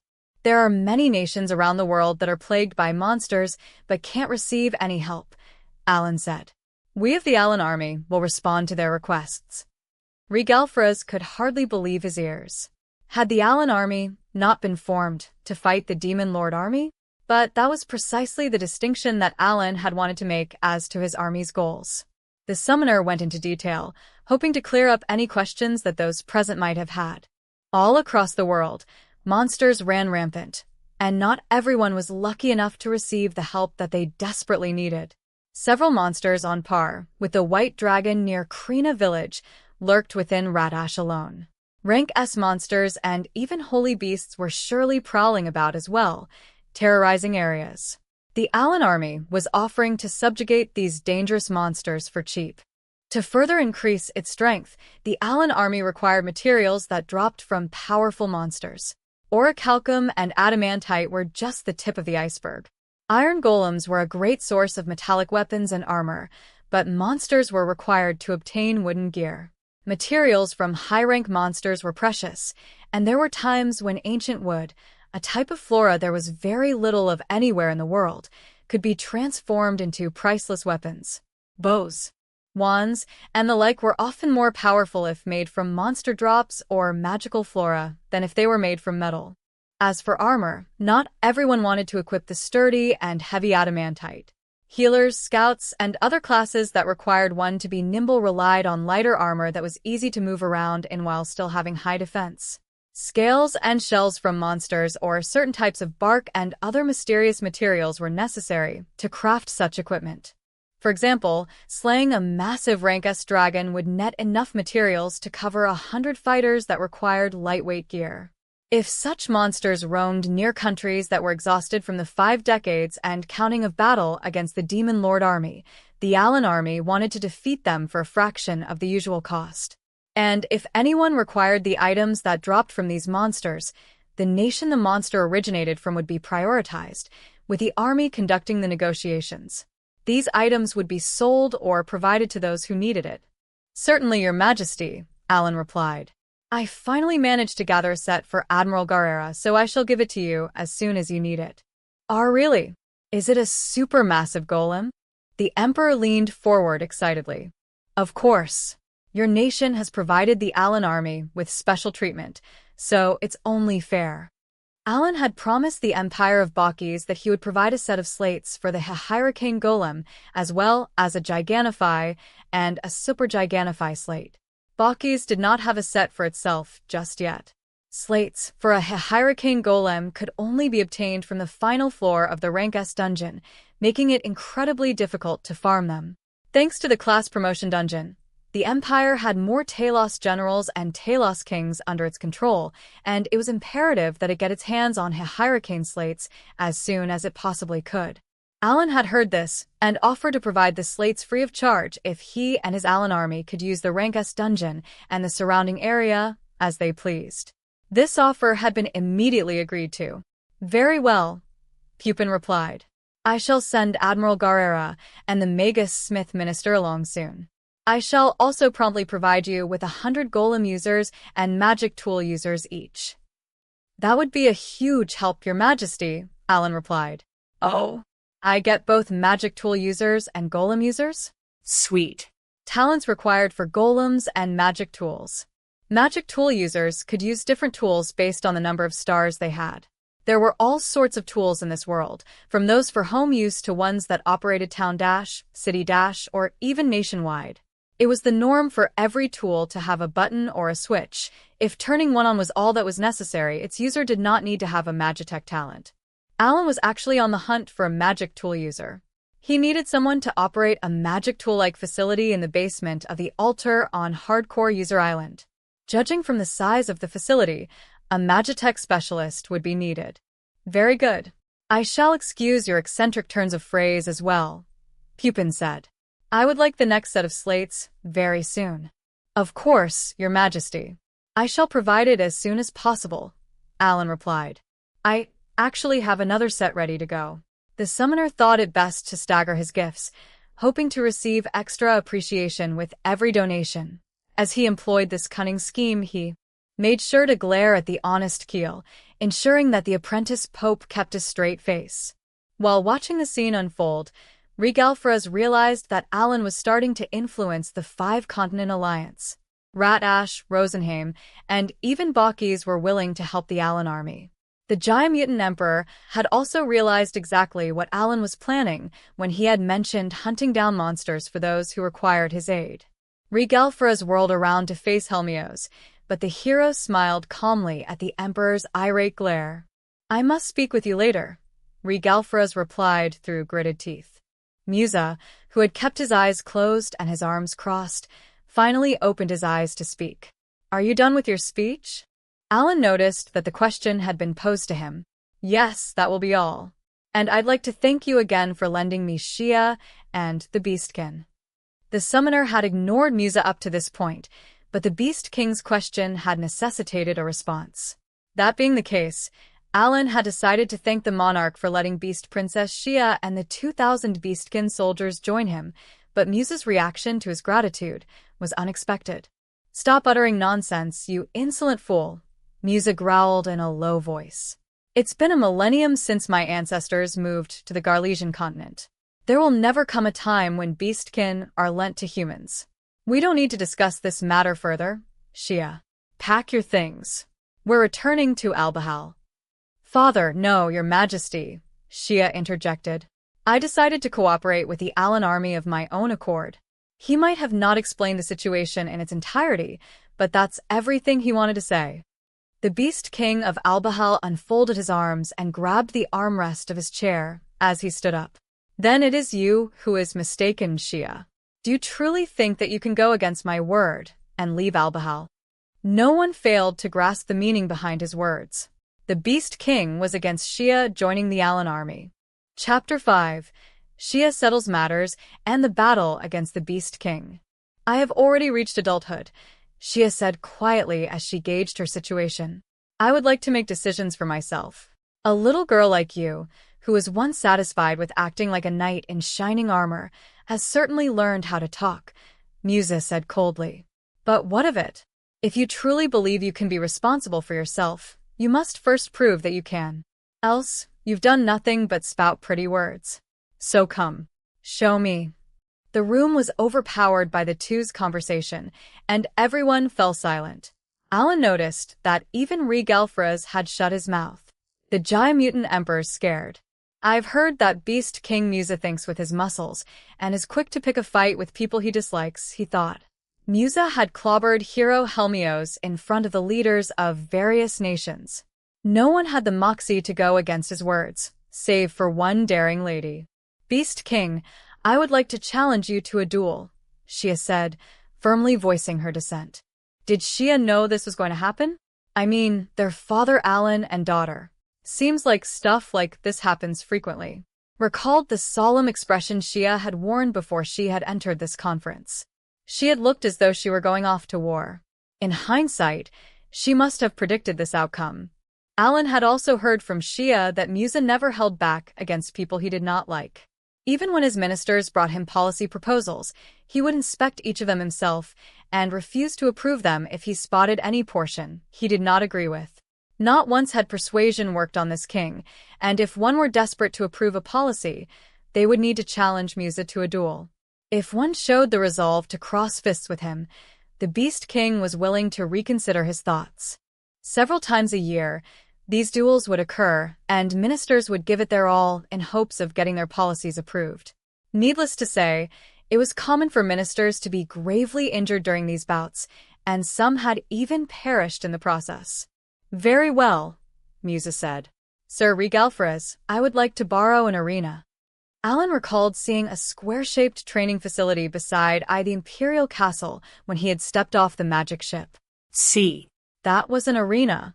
Right now, Musa replied. There's no need for us to humor this impudent fellow any longer, is there? He stood up to leave. Boasting a height that was at least 2 heads taller than Alan, the towering monarch dwarfed Dagora in every way. While our matter with the Allen army has been cleared away, there are still a few other problems that haven't been resolved. Regalfra said. Musa paid the emperor no heed and stomped out of the room, leaving the conference behind. Shia followed him. The Beast Princess. Miss Shia won't get out of this unscathed. Is it that bad? Allen asked. We should go as well, Lenoadiel said quietly as she rose to her feet. This involves the future of the Five-Continent Alliance. The Beast King of Albahal had the power to command the Beastkin. Were Musa to forbid them from entering the Allen army, the order would be followed. Furthermore, a duel with the Beast Princess, who had claim to the throne, would affect the kingdom's future greatly. At the very least, the Five-Continent Alliance, which had banded together to fight against the Demon Lord army, was not completely uninvolved with this affair. The other leaders of the alliance were guided by Helmios to a nearby arena. Allen and the rest of the no-life gamers tagged along, and they spotted Shia seated beside the ring, her eyes closed and her fists clenched. As they approached, she opened her eyes and looked up at Allen. I knew this would happen one day, but I couldn't seem to find the opportunity to tell you so, the Beast Princess said. I'm sorry. Allen glanced at Musa, who was already standing in the ring. He doesn't have any gear on. The Beast King had neither a weapon nor armor. In fact, even when Allen used his bird E to inspect the monarch, there were no rings, bracelets, or magic gear to be found. Musa was walking into this match with nothing but his raw stats and power. Krina, Allen said, turning to his friend. Could you lend Shia your bracelet? Allen tried to prioritize the victory of his party member over Shia's determination to settle matters herself. The Beast Princess shook her head at the offer.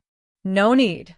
His Majesty has no equipment, Shia said, setting aside her brass knuckles and armor before approaching the ring.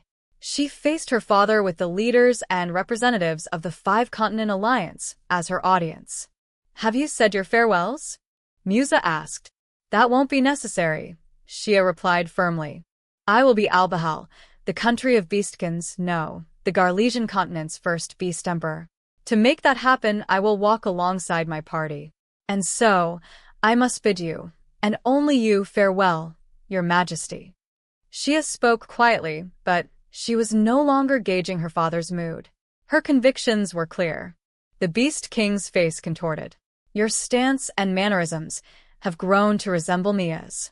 Don't you dare speak my mother's name, Shia growled, her face twisting with choler. No child would usually direct such a livid expression at their parent. You mobilized the core, father. Her death might as well have been at your hand. Correct. I did. Your hateful glare is also reminiscent of Mia's.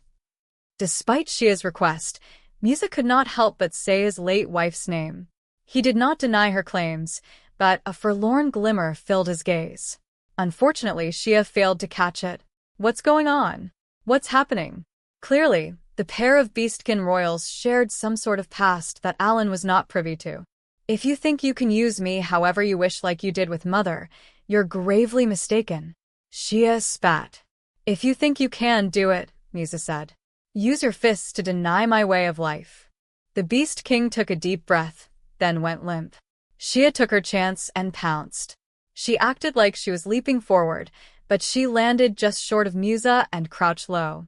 From that position, she punched upward, trying to bury her fist into her father's stomach. Boom. What? Shia cried, her voice echoing throughout the arena. She had not expected her father to just stand there and take her attack. She had come up with a plan for when he dodged her punch. His action caught her completely off guard. Musa sighed, then spoke in a booming voice. You talk a big game about settling matters yourself, yet your resolve is pathetic.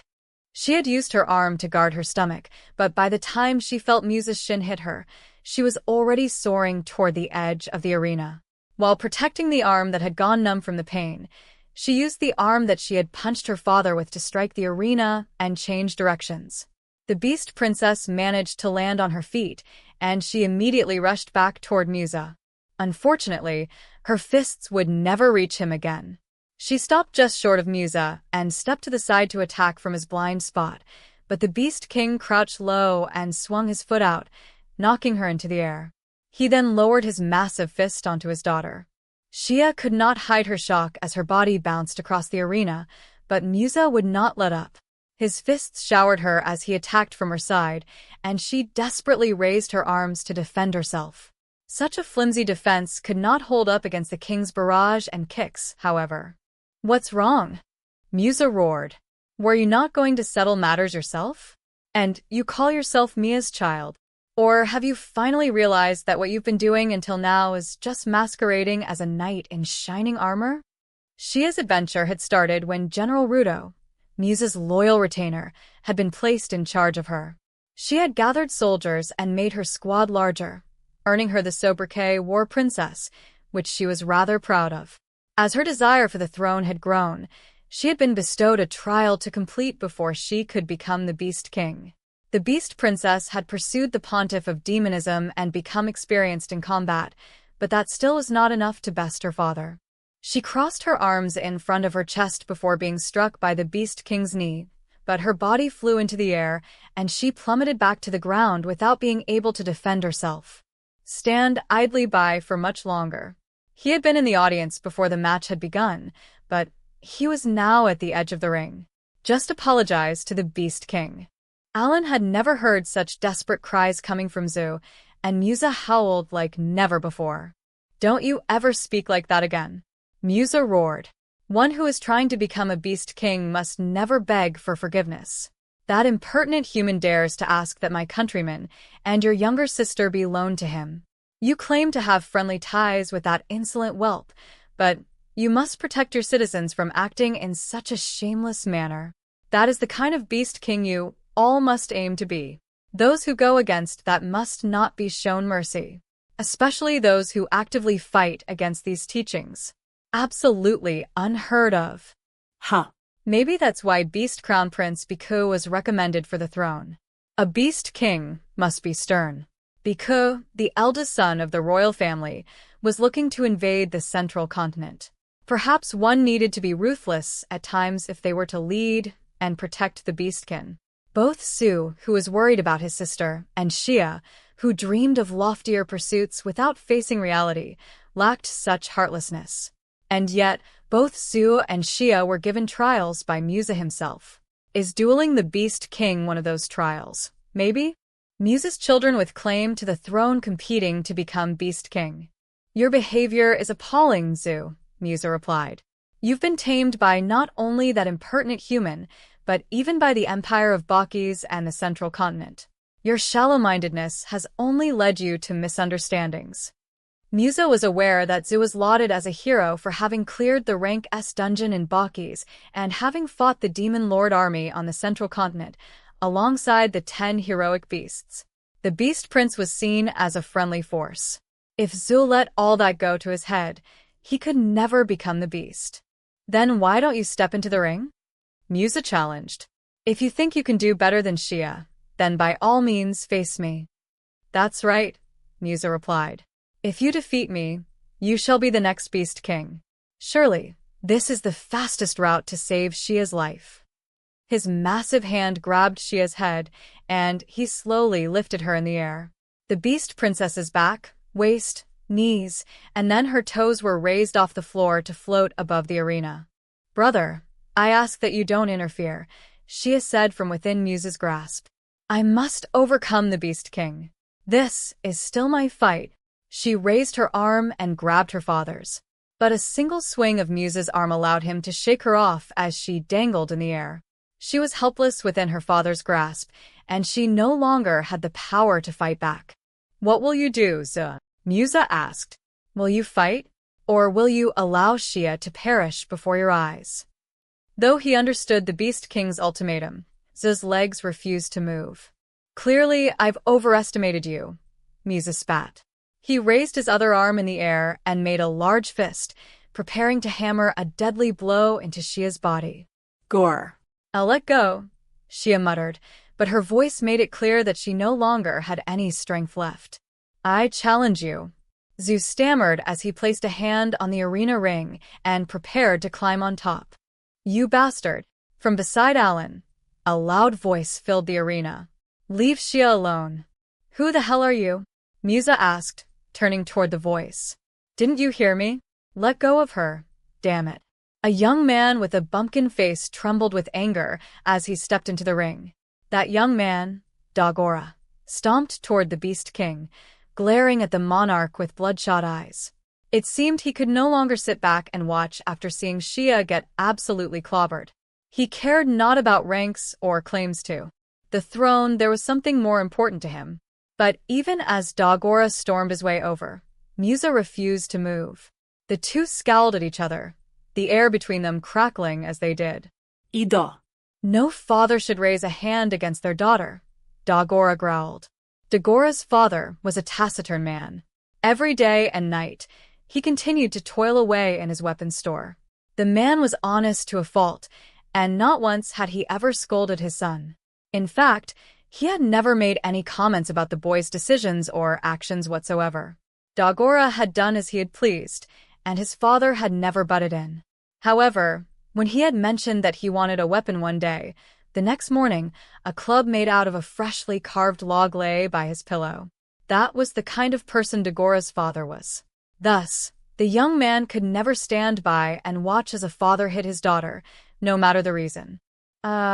You're the one with the blessing of the goddess of fire," Musa said, recalling the results that he had seen earlier. He released Shia from his grip, and Dagora managed to catch her before she fell to the ground. "Don't butt in," Shia croaked, her vision blurry from the pain as she looked up at Dagora. "No can do," Dagora replied. "I can't just sit around and watch my party member get punched." He whirled around, shocking everyone present so much that they all gulped nervously. No fool would dare turn their back to the terrifying Beast King. But contrary to their expectations, Musa did not move a muscle. He silently gazed at Dagora's back as the boy slowly made his way to the edge of the ring, then jumped down and headed back to his party. "Keel, could you heal her?" Dagora asked. "Got it. All heal," Keel chanted. Sophie and Krina carefully laid the limp Shia down as Keel cast his magic. Dagora turned his back on the healed beast princess and stared at the ring while removing his armor. "Don't do this, Dagora," Helmios said. "You'll die." "I'm pretty sure the Beast King went easy on Miss Shia." Dagora ignored the hero's warnings and removed his bracelets and rings. Helmios watched as the young destroyer, the upper half of his body naked, walked back into the ring. "Mr. Helmios, did you lose to the Beast King in this same arena?" Alan asked. "That's right," Helmios replied. "Shouldn't you be more concerned about your friend?" "None. I was wearing Orichalcum armor and using an Orichalcum weapon, and I still didn't stand a chance against him." "Didn't you use them at the academy?" "No, wait, he only used one skill, and he probably held back." Having witnessed the battle between Shia and the Beast King, Alan understood why Helmios had stated that the Beast Princess would not leave unscathed. "Truth be told, I also tried to unequip myself, just like Dagora has done," Helmios said with a wry smile. "But the Emperor told me to refrain from doing so. Still, it was a completely one-sided match. I was beaten to a pulp. But at least I'm alive to tell the tale." I decided to offer Dagora the same courtesy and give him a warning. The hero had the analyze skill, but he shook his head. "Nope. In fact, I can't fully analyze you or Dagora either." "Oh?" "That means..." All the while, Dagora had entered the ring and now proudly stood in front of Musa, who was glaring at the boy. "You're friends with that insolent human, aren't you?" Musa murmured. "I thought you had potential, so it's truly a pity." "Huh? What are you on about?" Dagora asked. "Yeah." Dagora raised his fist, clenching it so hard that one could hear his muscles creaking, and buried it deep into the Beast King's stomach with all his might. "HNGH." Musa grunted through gritted teeth. He was in more pain than he had expected. Suddenly, the Beast King swung back. His massive fist pounded Dagora from the side, blowing the young boy back. Musa did not so much as glance at the spot where Dagora had landed a few meters away. "I suppose you haven't received the blessing of the goddess of fire for nothing," the Beast King said. Dagora turned his head to the side and spat out some blood, along with a single white tooth that rolled across the arena floor. "All right, this makes us even," the destroyer said. He cracked his neck a few times as though he had just finished his warm-up, then charged at the Beast King. "You cheeky little..." Musa growled. He stepped forward and received Dagora's charge with his fist. As the two exchanged punches, an explosive boom echoed throughout the arena. A large shadow and a much smaller one were exchanging a flurry of blows. Sharp jabs and heavy kicks were coupled with swinging elbows as their feet sliced through the air. The two fighters continued to pummel each other like two tornadoes clashing violently. While the audience members all held their breaths at the awesome sight of the two displaying their skills and fighting prowess, Alan observed the two's movements closely. Looks like the Beast King has slightly higher stats. That's giving him the advantage. His attack and agility are both higher than Dagora's. This is going to be a tough match. Dagora could damage the Beast King with every punch he landed, but as time went on, they became less and less accurate. It looked as though neither he nor Musa had budged an inch since the initial punch, but they both refused to back down. The Beast King moved quickly, frequently changing his positions and twisting his upper body while precisely defending attacks with his legs.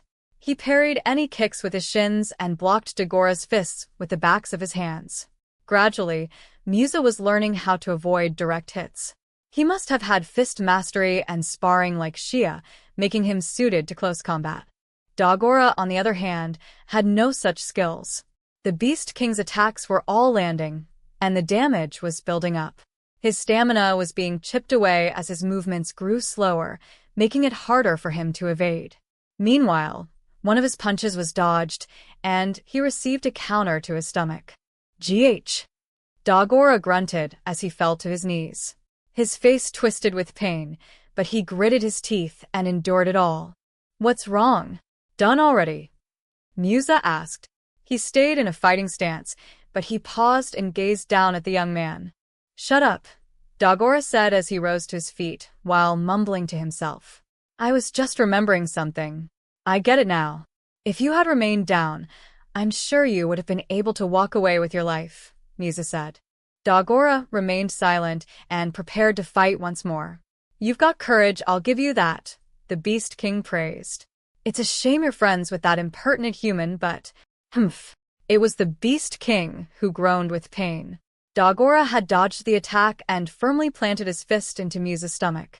Dagora was not a prodigy like Krina, who rarely thought while fighting and acted purely on instinct. He was not equipped with useful information from his previous life like Alan either. However, he was nothing if not diligent. He had taken the lessons he had learned at the academy to heart and had loyally followed the advice he had received from Dverg in the Rank S dungeon. The young destroyer practiced everything he had learned daily.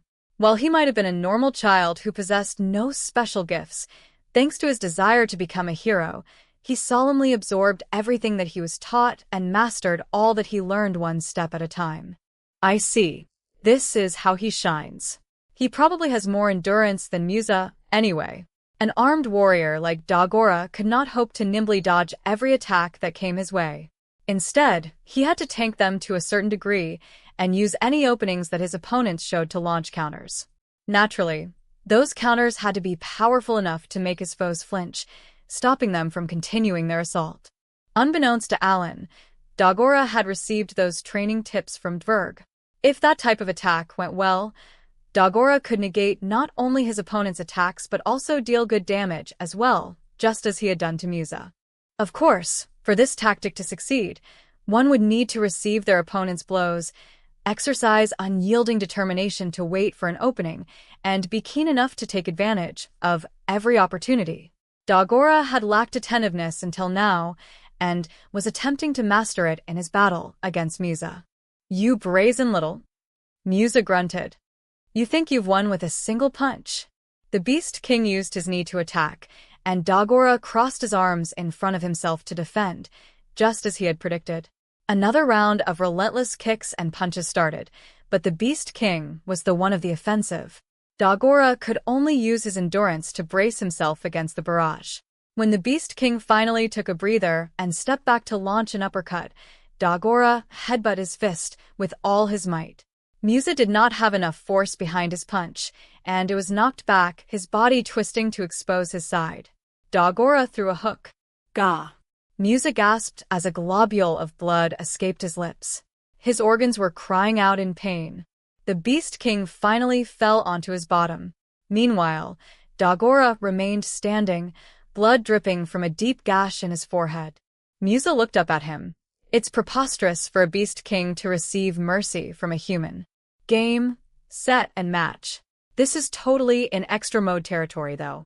Are Beast Kings in extra mode? Alan tried to gauge Musa's status. While the Beast King's level was unknown, he had been able to stand his ground for a while against Daugora without the use of any weapons or armor. That would have been impossible were he in normal mode. Helmios' Analyze skill did not allow him to see any stat increases that one gained from Blessings, Extra Mode, or Hell Mode.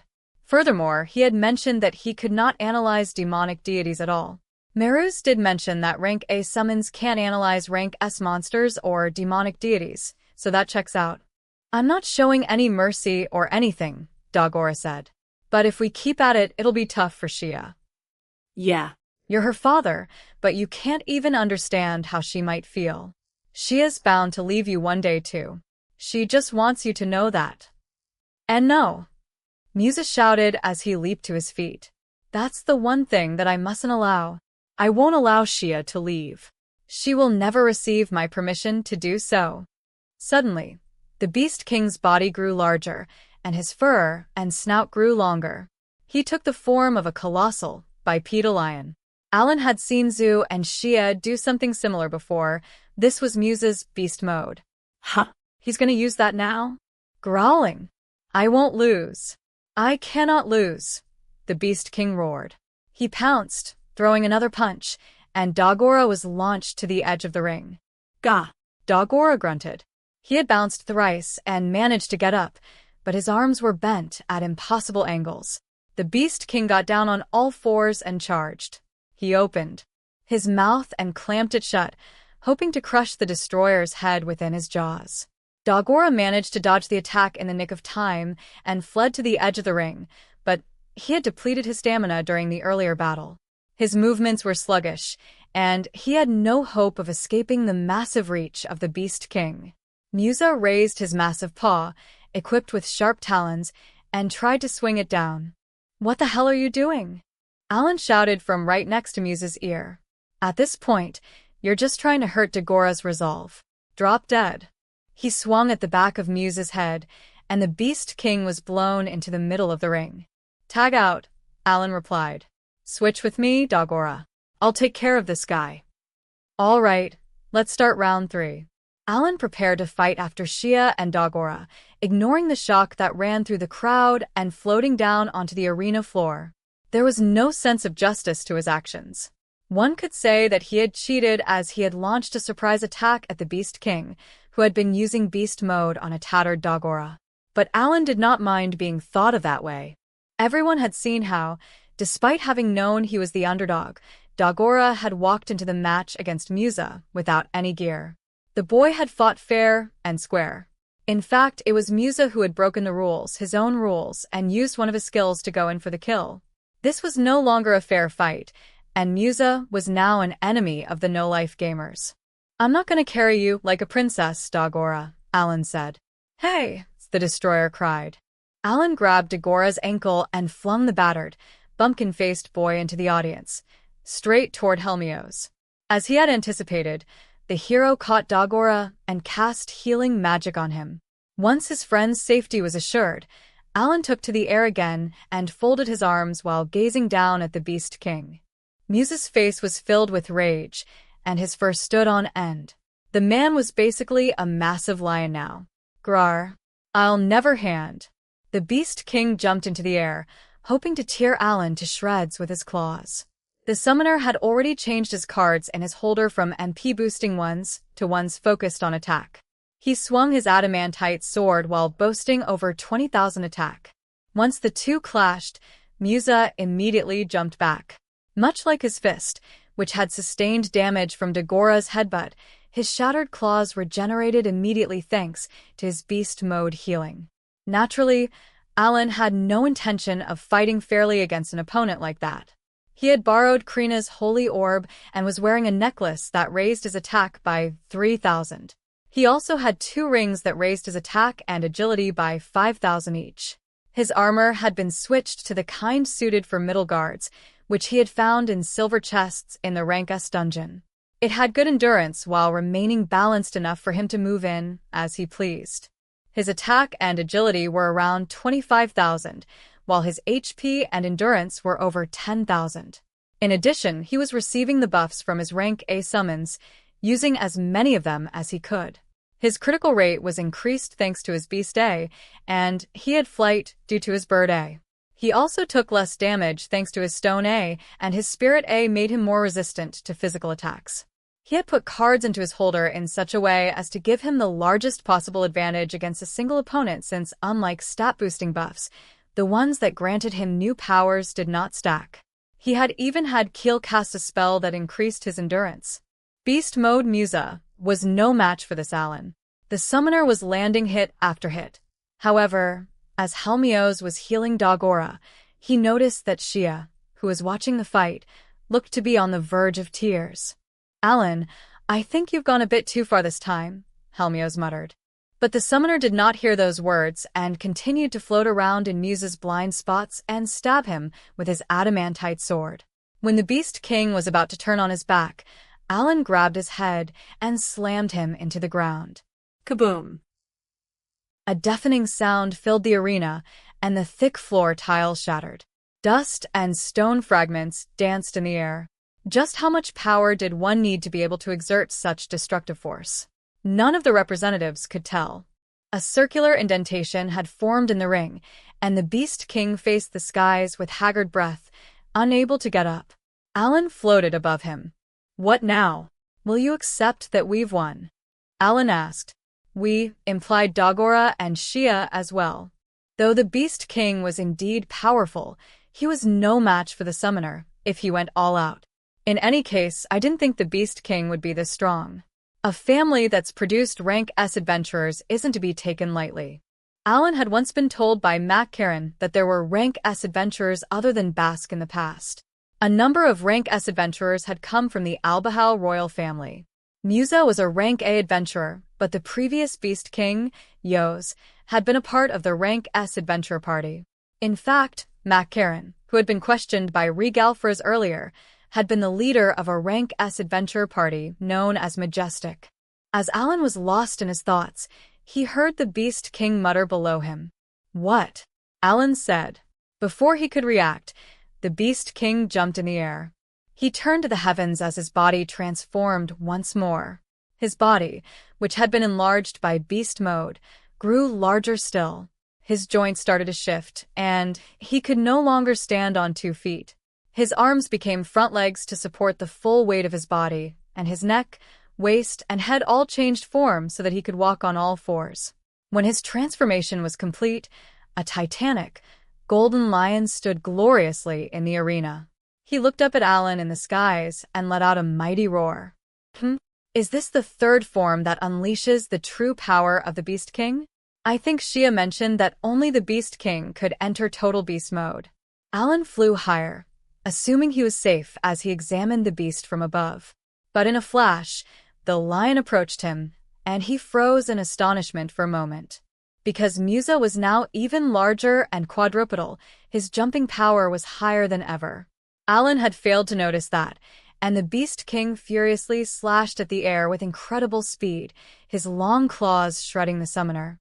He managed to use his arms to protect himself, but they were shredded, and fresh blood flew as he was knocked backward. Even used my skills, but I've taken so much damage. Alan had used Fish Bee's Turtle Shield along with its awakened ability, Turtle Barrier, to decrease the amount of damage dealt to him. Even so, he had been unable to block the attack and had taken heavy damage.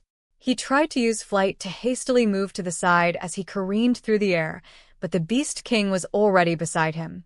Musa swiftly swiped at the summoner, knocking him down. The boy's body changed directions too quickly for flight to slow him down, and he slammed into the ground, creating a circular crack all around him.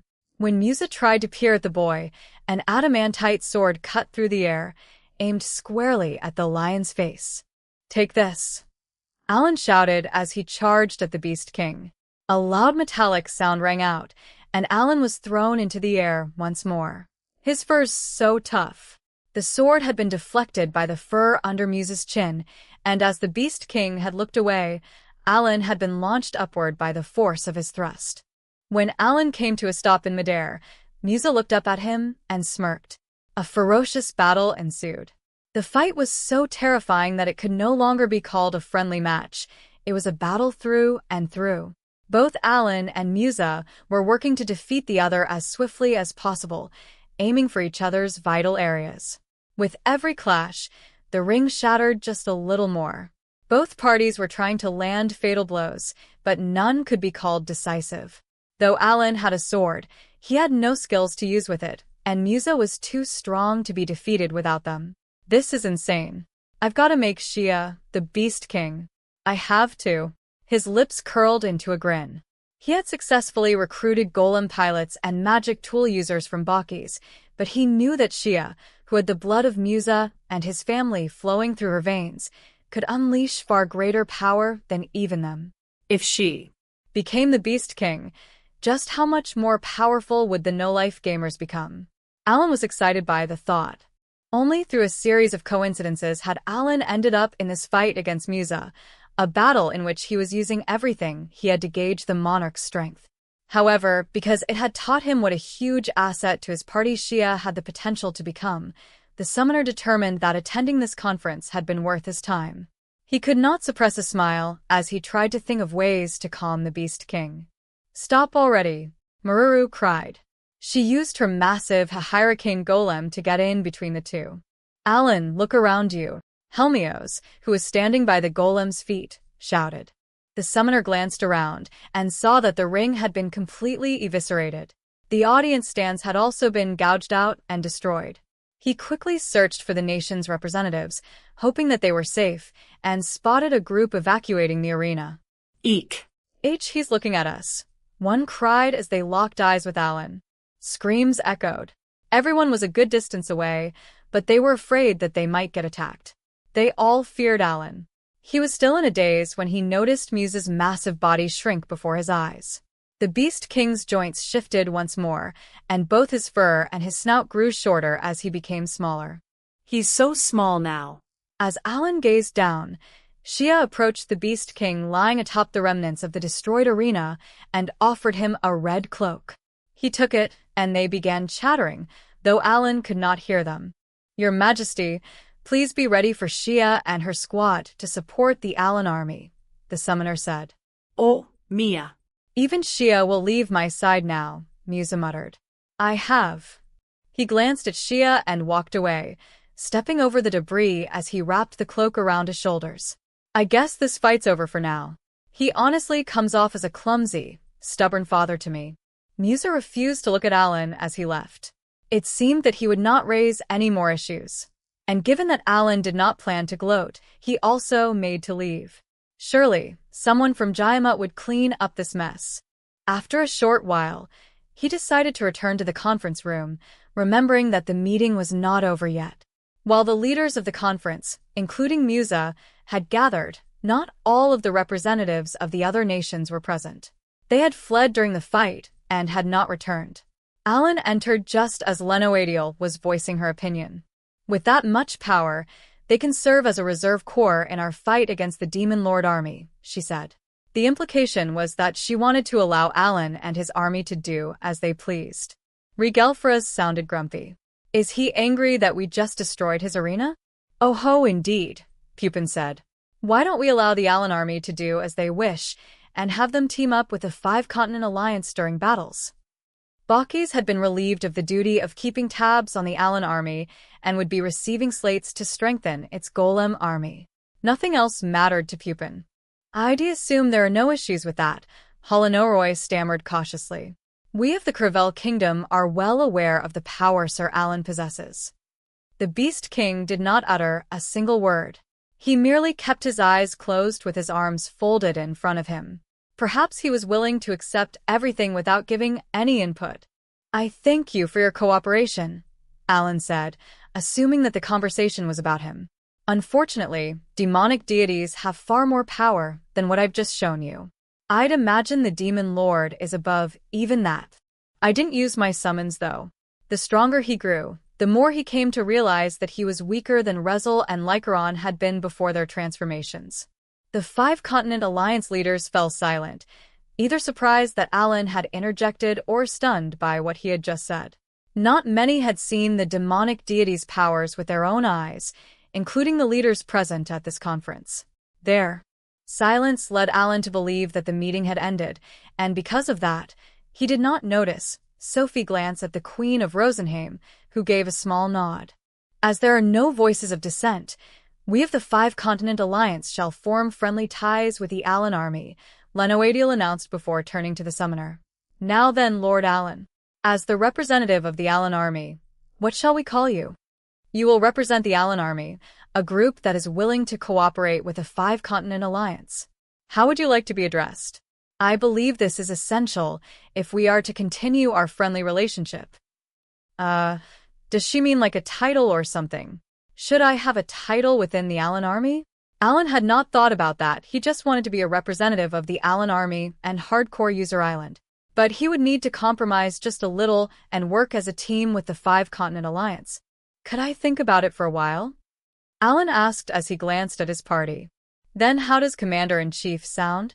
Lenoadiel suggested. You'll be Commander-in-Chief, Alan. Isn't Commander-in-Chief a higher rank than Grand Marshal and Admiral? A guy who's in charge of a measly 5,000-man army is a Commander-in-Chief? From lowest to highest, rank order went General, Field Marshal, Admiral, and Grand Marshal. Alan believed that a Commander-in-Chief ranked above that. He felt that he was more suited to be a Field Marshal at best. Admiral Garrera had been granted his rank because he led the Golem pilots of the Baki's navy, and Sigil had been named Grand Marshal because he commanded Rosenheim's elven army. A Commander-in-Chief outranked them both. Moreover, only an Emperor outranked a Commander-in-Chief, making it seem like Alan was in charge of the entire Five-Continent Alliance army. In truth, Alan did not care, and he glanced at his party. A perfect title for you, Lord Alan, Sophie said, clutching her hands in front of her chest. Since no one's complaining, I will become the Commander-in-Chief of the Alan army. And so, after fighting the Beast King, destroying an arena, and obtaining a new title, Alan's first Five-Continent Alliance conference drew to a close. Chapter 6. Pelomas the Merchant's Profession of Love. 5 days had passed since the meeting with the Five-Continent Alliance. Alan, Cecil, and Pelomas were currently at the Granvelle City Magistrate's Manor. Coincidentally, it was also where Alan had lived while serving as a manservant of House Granvelle before leaving for the academy. The magistrate was seeing the trio off at the manor's porte cochere. Please send Viscount Granvelle my regards, Lady Cecil, the current magistrate, a man in his 40s, said politely. He had not been around when Alan was a manservant, but he was apparently a relative of Viscountess Granvelle. Alan had been told as much at dinner the evening prior, which they had eaten in the manor. The magistrate turned to the nearby coachman. Rickle, take good care of Lady Cecil. Rickle had been the head manservant when Alan was still working there. He had taught Alan all sorts of things, both good and bad, and had taken very good care of the summoner. Alan was happy to reunite with his old friend, who was walking toward the stable to fetch a carriage. Good grief, Pelomas, Cecil said wearily. You should see the look on your face. Pelomas had a stern and terrified expression. Well, I was rejected once. That's what we're here for. Don't worry. I know Fiona very well, so I'm sure I can handle her. She puffed her chest out proudly to reassure Pelomas and slapped him on the back. As he grumbled in response, he steeled himself to ask out Fiona, the daughter of wealthy in owner Chester. He had been rejected once, and this would be his second attempt. Alan had been told that the reason for the rejection was Pelomas not being a strong man like Fiona wanted, but since then, he had received his class promotion and raised his levels in the dungeon. Despite having grown stronger, he was still shy and hesitant, and it was making Cecil impatient. Shia claimed that she would offer her assistance and pushed the merchant to visit Fiona once more. Since Alan was familiar with Cecil and Fiona's relationship, he was asked to tag along as well.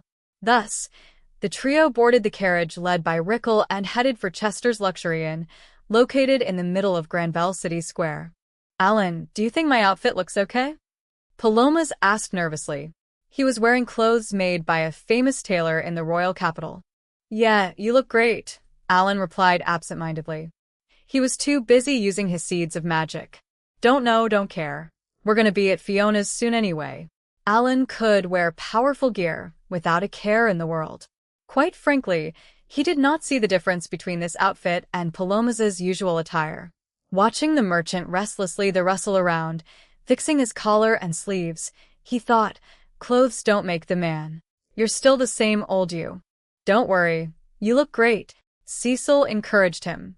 You look like the son of a merchant who stumbled upon a small fortune. I feel like you're not really complimenting me, Pelomas mumbled. Thank you, Cecil replied. You've become more serious about your job. Oh, my lady. I'm always hard at work, diligently toiling away. Sure. Of course. Cecil, like everyone who worked at House Granville, knew that Rickle had the tendency to ditch work at times and was irredeemably lazy. She ordered him to head back, and after watching the carriage leave, the trio headed into the luxurious lodging. A middle-aged man dressed in a luxurious, neat outfit approached Pelomas and Cecil. The man, who seemed to be the manager of the inn, personally guided the group to the highest floor, where Chester was awaiting them. The wealthy inn master was clearly looking forward to their visit. When they entered his room, he outstretched his arms and flashed a bright smile, exuding a welcoming atmosphere. "Thank you for coming, Lady Cecil Pelomas," Chester said. "Why, thank you.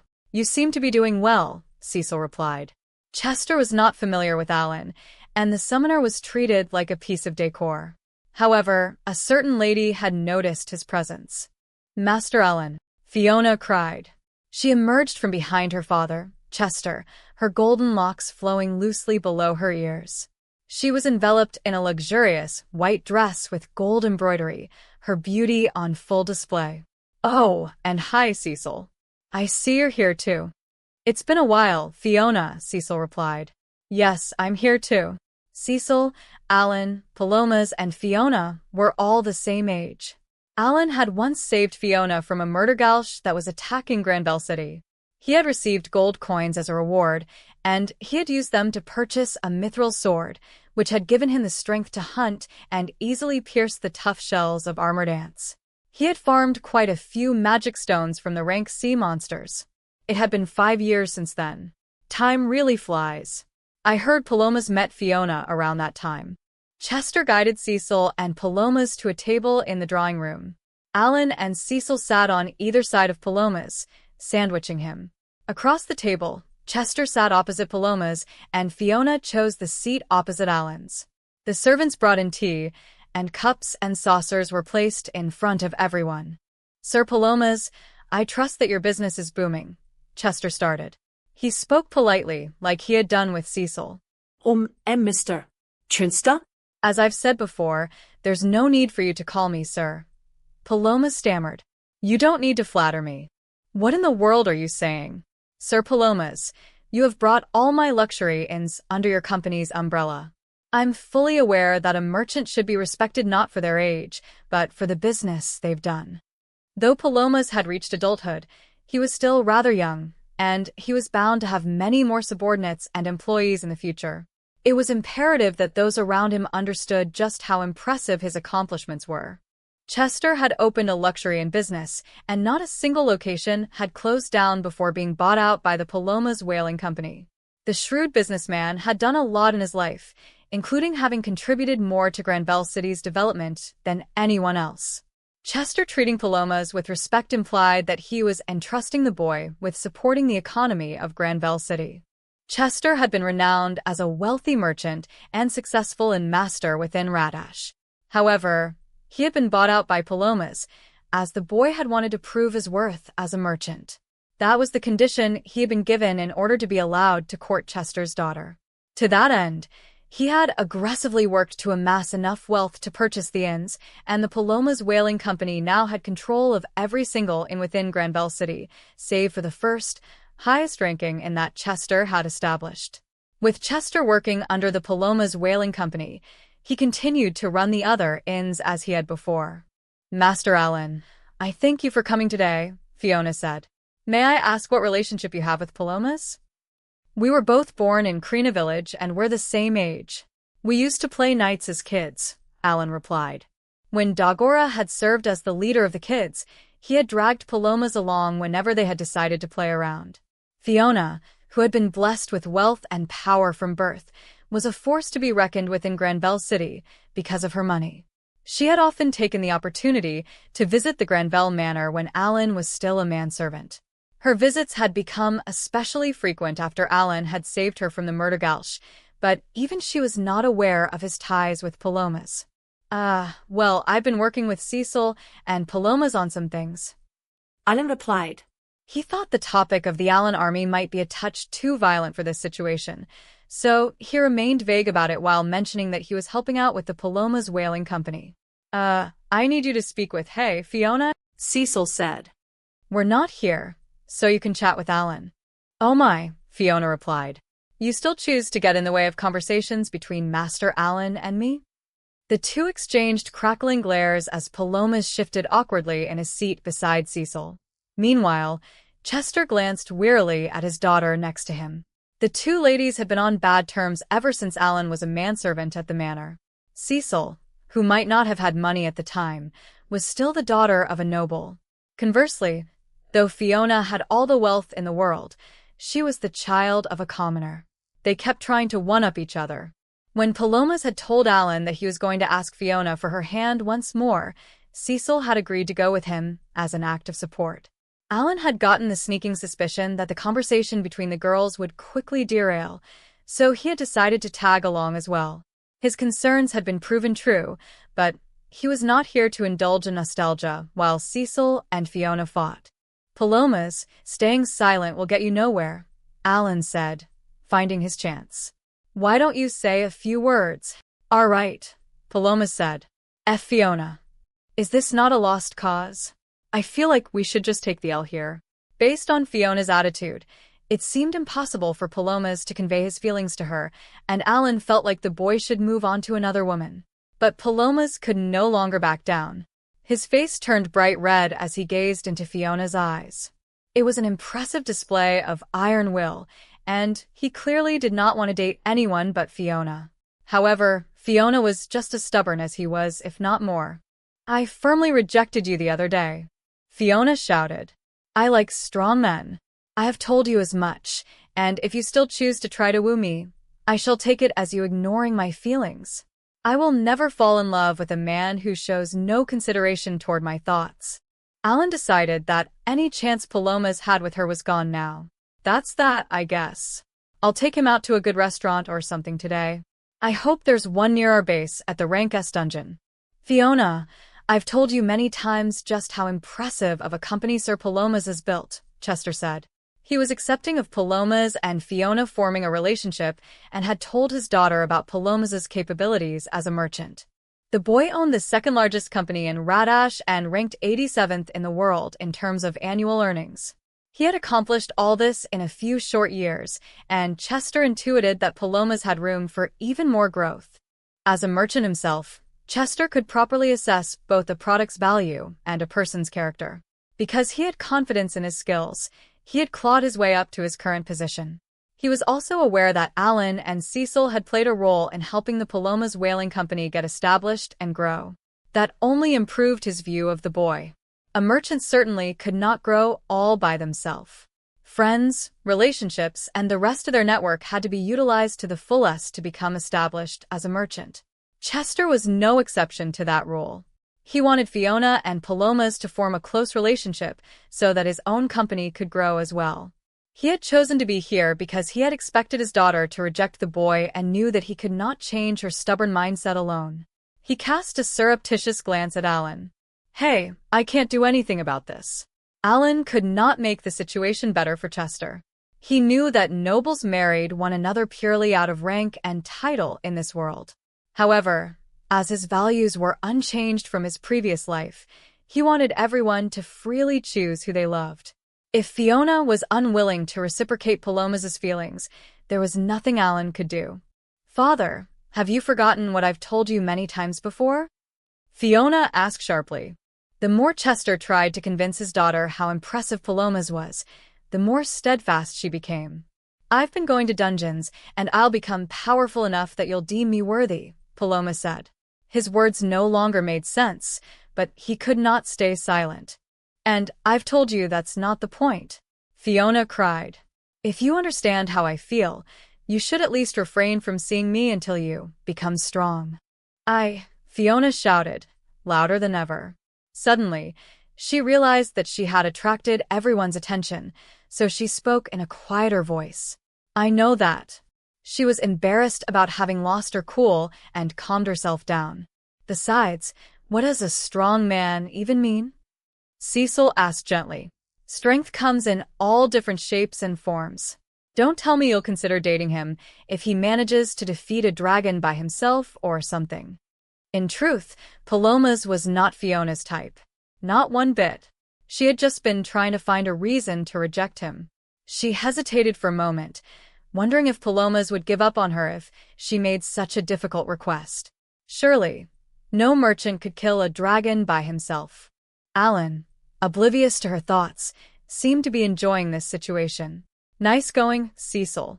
"Hey, Pelomas, you hear that?" he said. "Fiona might consider dating you if you manage to defeat a dragon by yourself. You think you can handle it? I'll lend you the best gear, and all that."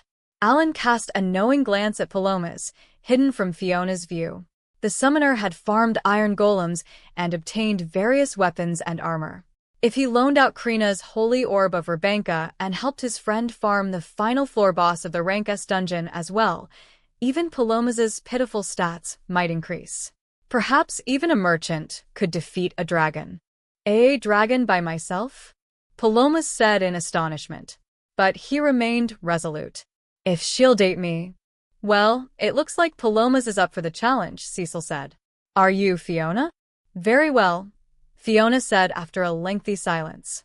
"If he's willing to go that far, I shall consider dating him after that accomplishment." "Oh, is that all it takes?" It sounds to me like she doesn't hate the idea too much. To Alan, it sounded as though Fiona did not hate Pelomas to an absurd extent. Or maybe she's just worried that Pelomas might die because of her. "Us on your side. We won't do anything when you fight the dragon. And when you kill it all by yourself, Fiona will consider dating you. Deal?" With Alan by Pelomas' side, Fiona believed the merchant would be safe. She would not be able to sleep well at night if someone were to die because of her. Very well," Fiona said. "If he can truly defeat a dragon by himself. Guess we're done here." Alan planned on gathering his party later to discuss which dragon to tackle, along with tips on how Pelomas could face the monster alone. "Hey, Cecil," Fiona said. "What's that on your arm?" She had taken notice of the holy orb of Macri. Alan had been wearing it during the ride to this manor. The item had increased his MP so that he could farm skill experience more easily. But the moment he had stepped out of the carriage, Cecil had demanded it back. "Oh, you've got a keen eye," Cecil said happily, sitting tall and proud. A huge smile stretched across her face. "I got this from Alan." "What?" Chester cried. This is the fabled holy orb of Macri. You could buy a nation with one of these." Even one of the wealthiest men in Granville had never seen the precious item for himself. "That's right," Cecil replied. "Do you know of the Crevel Kingdom? It was in trouble, and Alan received this item from the princess as a token of gratitude for our service." "Oh dear," and then he told me that I was most suitable for this bracelet. She could not hide her smile as she gathered the attention of Fiona and Chester. "Wait if you bring that up now." Fiona gazed intently at the holy orb of Macri, an item so precious that it would easily cost over several million gold coins. She had just learned that Cecil had received it for free. The Granville noble lady's expression made it clear that she was not lying, and a new thought popped into Fiona's head. I want a tier of the holy fish mackerel too, she exclaimed as she stood up and clenched her fists. The deal about the dragon had flown right out the window. In Tales of the Prostia Empire, the holy orb of mackerel was introduced as the tier of the holy fish mackerel. Every woman knew of this. Yeah, called it. Wait, what? That wasn't the deal. Cecil cried in disbelief. It is now, Fiona responded in a huff. I want something better than what you have. The two ladies began bickering, a scene Alan was all too familiar with. He had seen it many times when he was a manservant, and he was also aware that Fiona usually came out on top during these arguments. Oftentimes, she would bring snacks that were difficult to procure even within the royal capital to the Granville Manor, while dressed in clothes far more lavish than anything Cecil could possibly afford. Fiona had clearly done it to show off her wealth, and while it was understandable that Cecil had taken her chance to brag, doing so had only incited Fiona's sense of rivalry. Now, the wealthy lady wanted an item that was incredibly precious. Alan, however, could not have cared less. The Pelomas Whaling Company had a gross revenue of 1 million gold coins, but its net profit was obviously much less. If Pelomas wanted to purchase a holy orb of mackerel with nothing but the profits from his company, it would take several decades. No, I won't give up, Pelomas said as he solemnly exhaled through his nose. For you, Fiona, I will get my hands on a holy orb of mackerel. Fiona shifted her gaze to Pelomas, but the boy did not look away.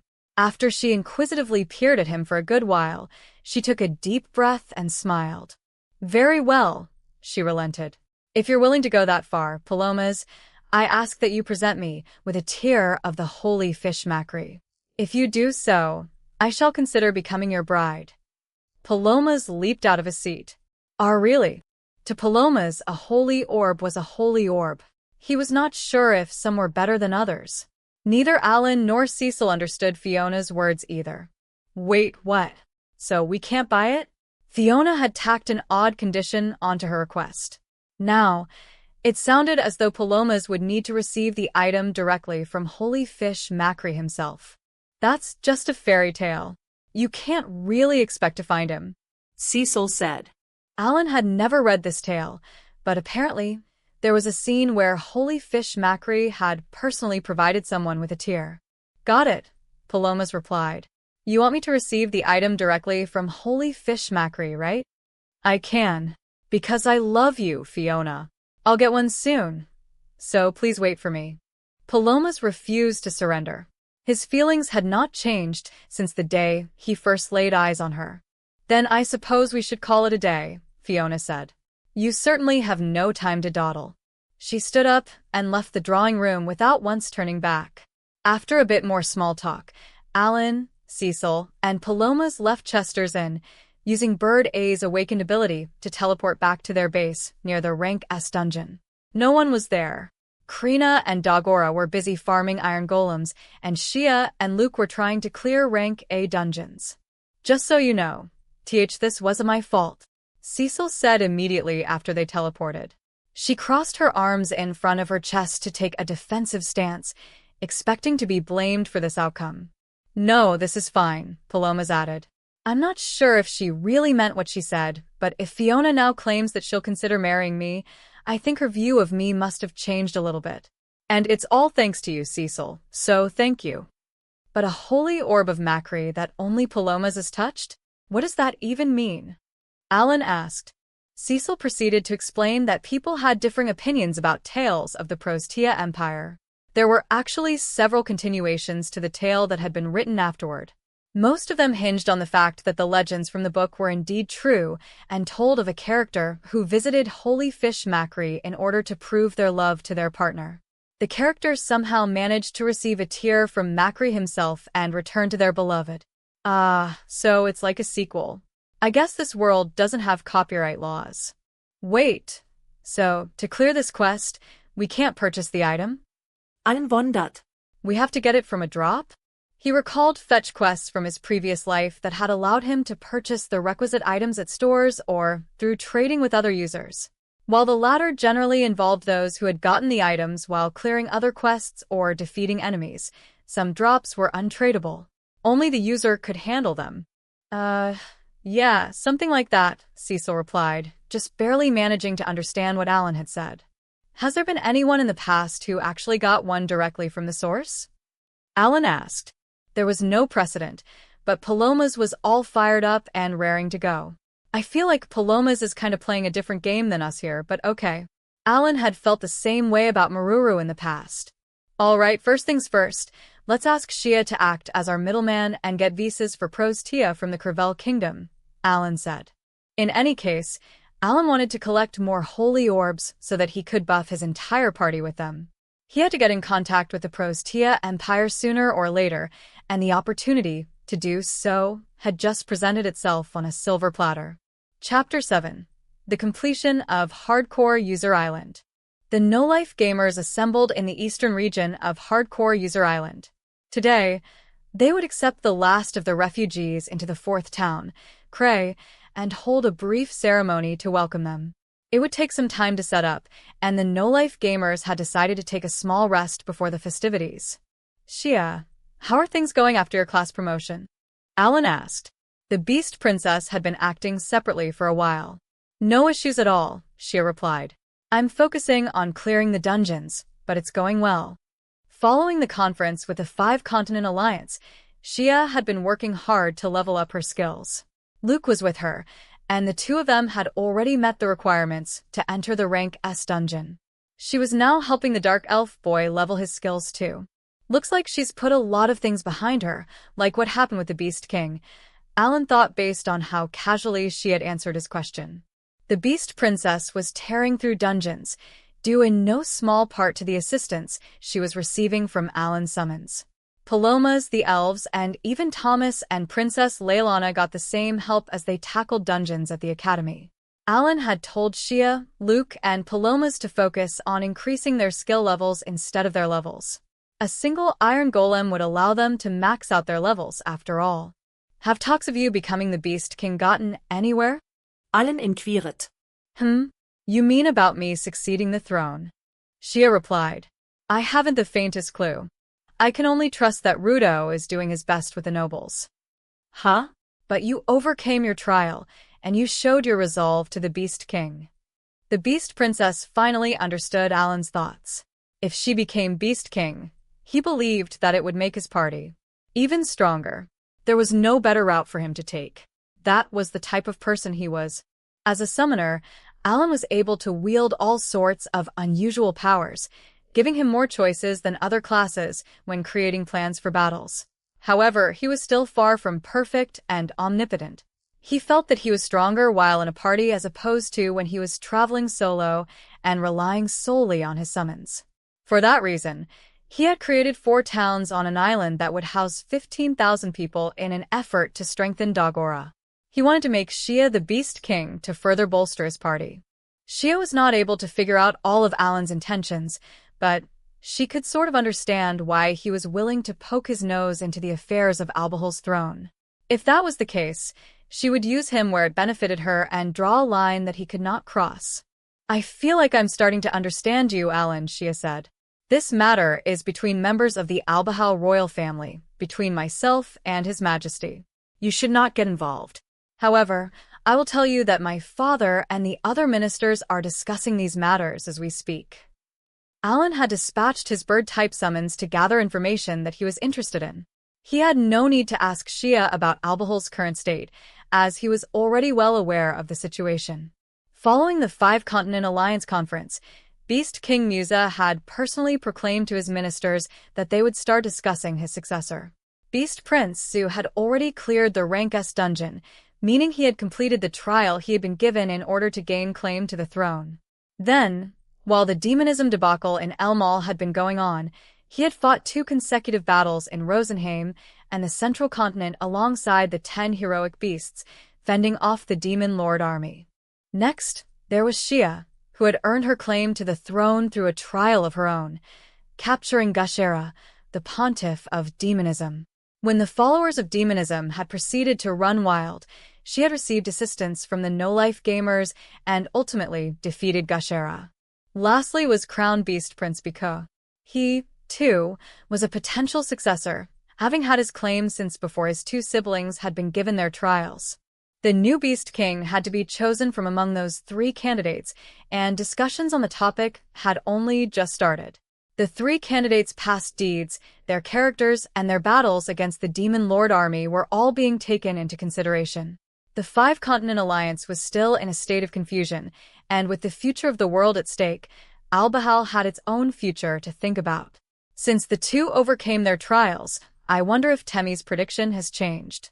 Temmie was a member of the 10 Heroic Beasts, the strongest organization of warriors in Albahal. She was also a beast astrologist in direct service to the country's king, and had once divined that Beast Prince Zu would become the Beast King. She had then ordered that Shia receive a trial on the continent where the Union was located. Alan wondered whose name would appear if Temmie were to divine the future Beast King again. "Listen, if we need to bribe nobles or ministers, I won't spare any expense," Alan said. "A throne can be stolen away if it's purchased. Politics revolve around money." Shia had 2 older brothers who were quite a bit older than her, and one was the crown prince. Alan assumed that there were not many ministers willing to support the Beast Princess in this situation. If money was needed to manipulate them as desired, he would not be stingy. "Don't underestimate the power of the Pelomas whaling company," he added. "Why, yeah," Pelomas nodded in agreement. Secretly, though, the merchant was worried that the company he had worked so hard to grow for Fiona's sake would end up being used to suit Alan's needs. "I see. I'll think about it," Shia replied a bit wearily to Alan's insolent attitude. Simultaneously, she was frustrated by how naive she was. Before she had met Alan, she had been set on becoming the Beast King and reaching greater heights. She had wanted to create the first empire by Beastkin and for Beastkin, and had been willing to use any method at her disposal. Unfortunately, she had not considered bribing ministers, and when Alan had casually mentioned the idea, she had realized how sheltered she still was. Alan was contacting Shia via a magic tool set up in the Adventurers Guild of the Rank S dungeon. Perhaps it was audacious of him to use the guild for personal purposes and do as he pleased, but he felt justified in doing so, as this was for the good of the Alan army. Shia felt like she had a thing or two to learn from this sort of attitude and gave a bitter smile. "And what is the Crevel kingdom saying?" Pelomas asked anxiously. He was intimidated by Shia's wild appearance and had not interacted with her much, but he now had no choice but to talk to her. "I haven't received a response yet," Shia confessed. "But it seems difficult to negotiate with them." Shia was already trying to petition the Crevel kingdom for visas that would allow them into the Prostia Empire. Needless to say, their primary reason for wanting to enter Prostia was to help Pelomas get a holy orb of Macri. "And this is perfect for us. I need holy orbs for everyone in the party anyway." It was said that every holy beast in the world possessed holy orbs. Equipping them would increase the user's stats immensely. However, Alan only had 2 of these precious items, a holy orb of Macri given to them by the Princess of Crevel, and a holy orb of Rebanka taken from Basque. The holy orb of Macri was meant for a member of the rear guard, but Alan still wanted at least 10 of them. "Be a bit aggressive in your negotiations," Alan requested. "Put a gun to the head of those open to diplomatic relations to get what you want. That's negotiation 101. Shia shook her head. Crevel is dependent on the Prostia Empire. Naturally, that means that they can't be too aggressive with their requests. Pushing the limits with Crevel would only strain our relationship with them. The Prostia Empire was located on the ocean floor, and the Crevel Kingdom was the only nation it had created above water. Then is it hard for them to issue us visas?" Alan asked. "I didn't say that," Shia replied. "There are 2 types of visas that allow entry into the Prostia Empire. Crevel can only provide the type that's for fellow merfolk. The other type of visa, which allows any species to enter, is issued by the Prostia Empire itself." Shia continued to detail the situation as Crevel had explained it to her. Every visa issued by the Prostia Empire was blessed by Aqua, the goddess of water. Wearing it allowed non-merfolk to breathe underwater. However, these visas could only be issued underwater, and the Crevel Kingdom was currently being scolded by the Empire for having been embroiled in the demonism ordeal. "Negotiations take time," Shia said. They can't all be solved with threats and weapons. Excuse me, a dwarf said, approaching them. May we start now? Captain Rarapa has told us that preparations are complete. Oh, sorry, Alan said. We made you all wait. Yes, please begin. The no-life gamers had been waiting, but the conversation had drawn on a bit too long, causing everyone else to have to wait instead. Thank you, Commander-in-Chief Alan. We shall begin releasing the water soon. I don't mind being called that outside the island, but am I going to be addressed like that on the island too? His title had been chosen with the help of the Five-Continent Alliance, and Alan thought it would prove greatly beneficial to him when he eventually had to negotiate with the Alliance. However, he found it to be a bit troublesome to be called Commander-in-Chief, or Lord Commander-in-Chief, by his army and the island's residents. It's a little pompous. The elf princess had likely had a hand in coming up with the title, but when asked, she had only responded with how lovely Commander-in-Chief sounded. The truth was being kept from Alan. All the while, the no-life gamers headed to Cray Town, where the land of merfolk was being built. The town was currently just a massive, 10-meter-deep hole with a 1-kilometer radius. There was a foundation at the bottom of it, and stilt houses had been erected. Once water was poured into the pit, it would become a perfect space for merfolk.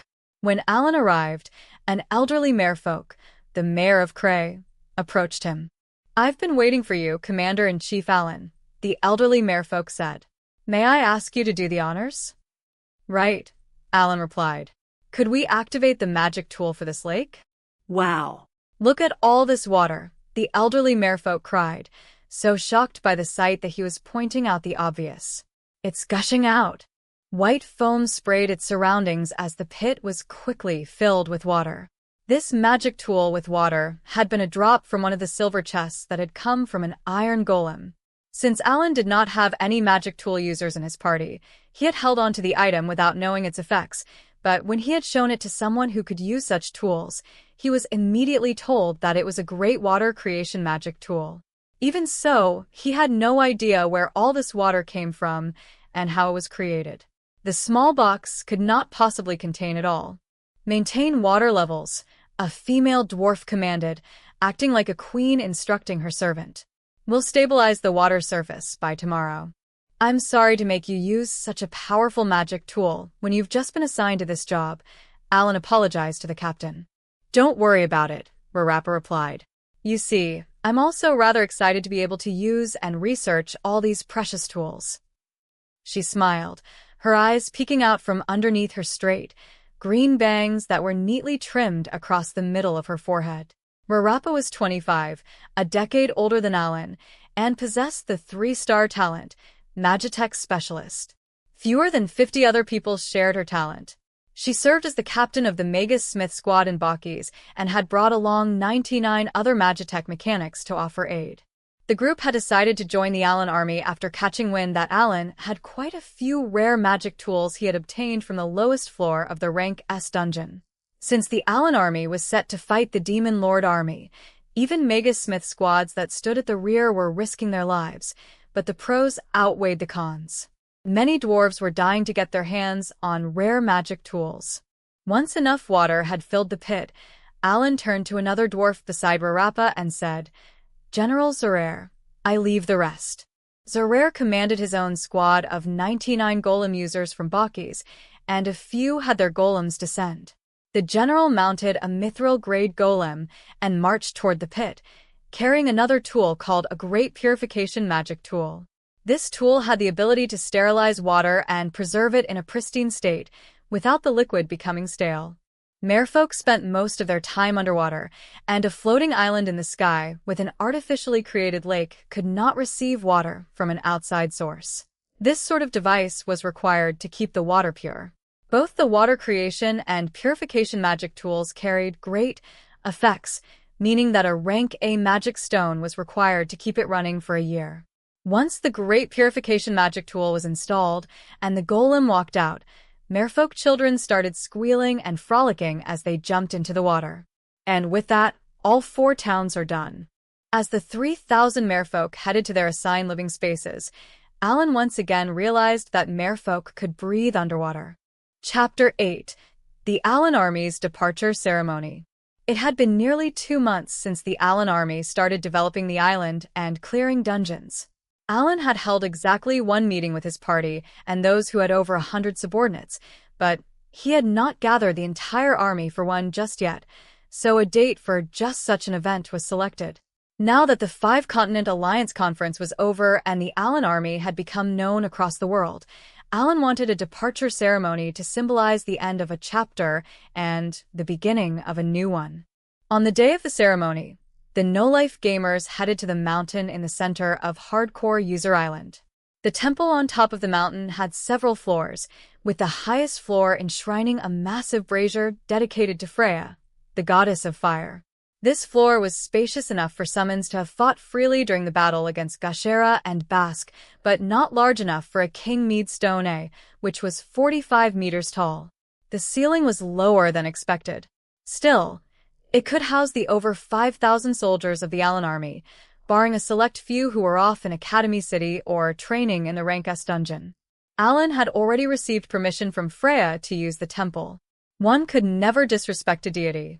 Still, Alan thought it would be insolent to use the highest floor, and since he needed to get on her good side, he decided to use the next floor down. Pelomas, Habarak, and the town mayors were also present for this ceremony. Alan felt it vital that they saw how the Alan Army would operate as an organization. By the time the no-life gamers reached the temple, everyone was already gathered, so Alan stepped onto the podium. Now standing taller than them all, he could see the 5,000 refined soldiers in orderly lines, awaiting instruction. They faced the podium, divided into squads and species, with the highest-ranking commander in front and captains and other ranks behind them. Each line was straight and neat both horizontally and vertically, and everyone was sitting. Alan had not wanted them to stand the whole time, showing consideration for their feet. This kind of reminds me of a school entrance ceremony, he thought. A school with 5,000 students is colossal. The rest of the no-life gamers were standing behind Alan. Captain Marappa, who stood at the front of the dwarves, approached Alan and handed him a small device, a magic tool that amplified his voice. The ceremony was about to begin. I am Alan, the commander-in-chief of the Alan Army. Let the departure ceremony begin. Everyone listened solemnly as his voice echoed throughout the floor thanks to the magic tool. I guess people are humbler the more powerful they get. Mayors and elves who were exponentially older than Alan were present. He did not mind being overbearing as the commander-in-chief, but he believed it was best to remain polite and modest. When he glanced at Sophie, she praised him with her eyes, encouraging him to keep up the good work. First, I would like to discuss the position of the Alan Army with regard to the Five-Continent Alliance, Alan started, wanting to touch on the fact that the army was globally recognized. The members of the Five-Continent Alliance had continued their discussions even after Alan had left.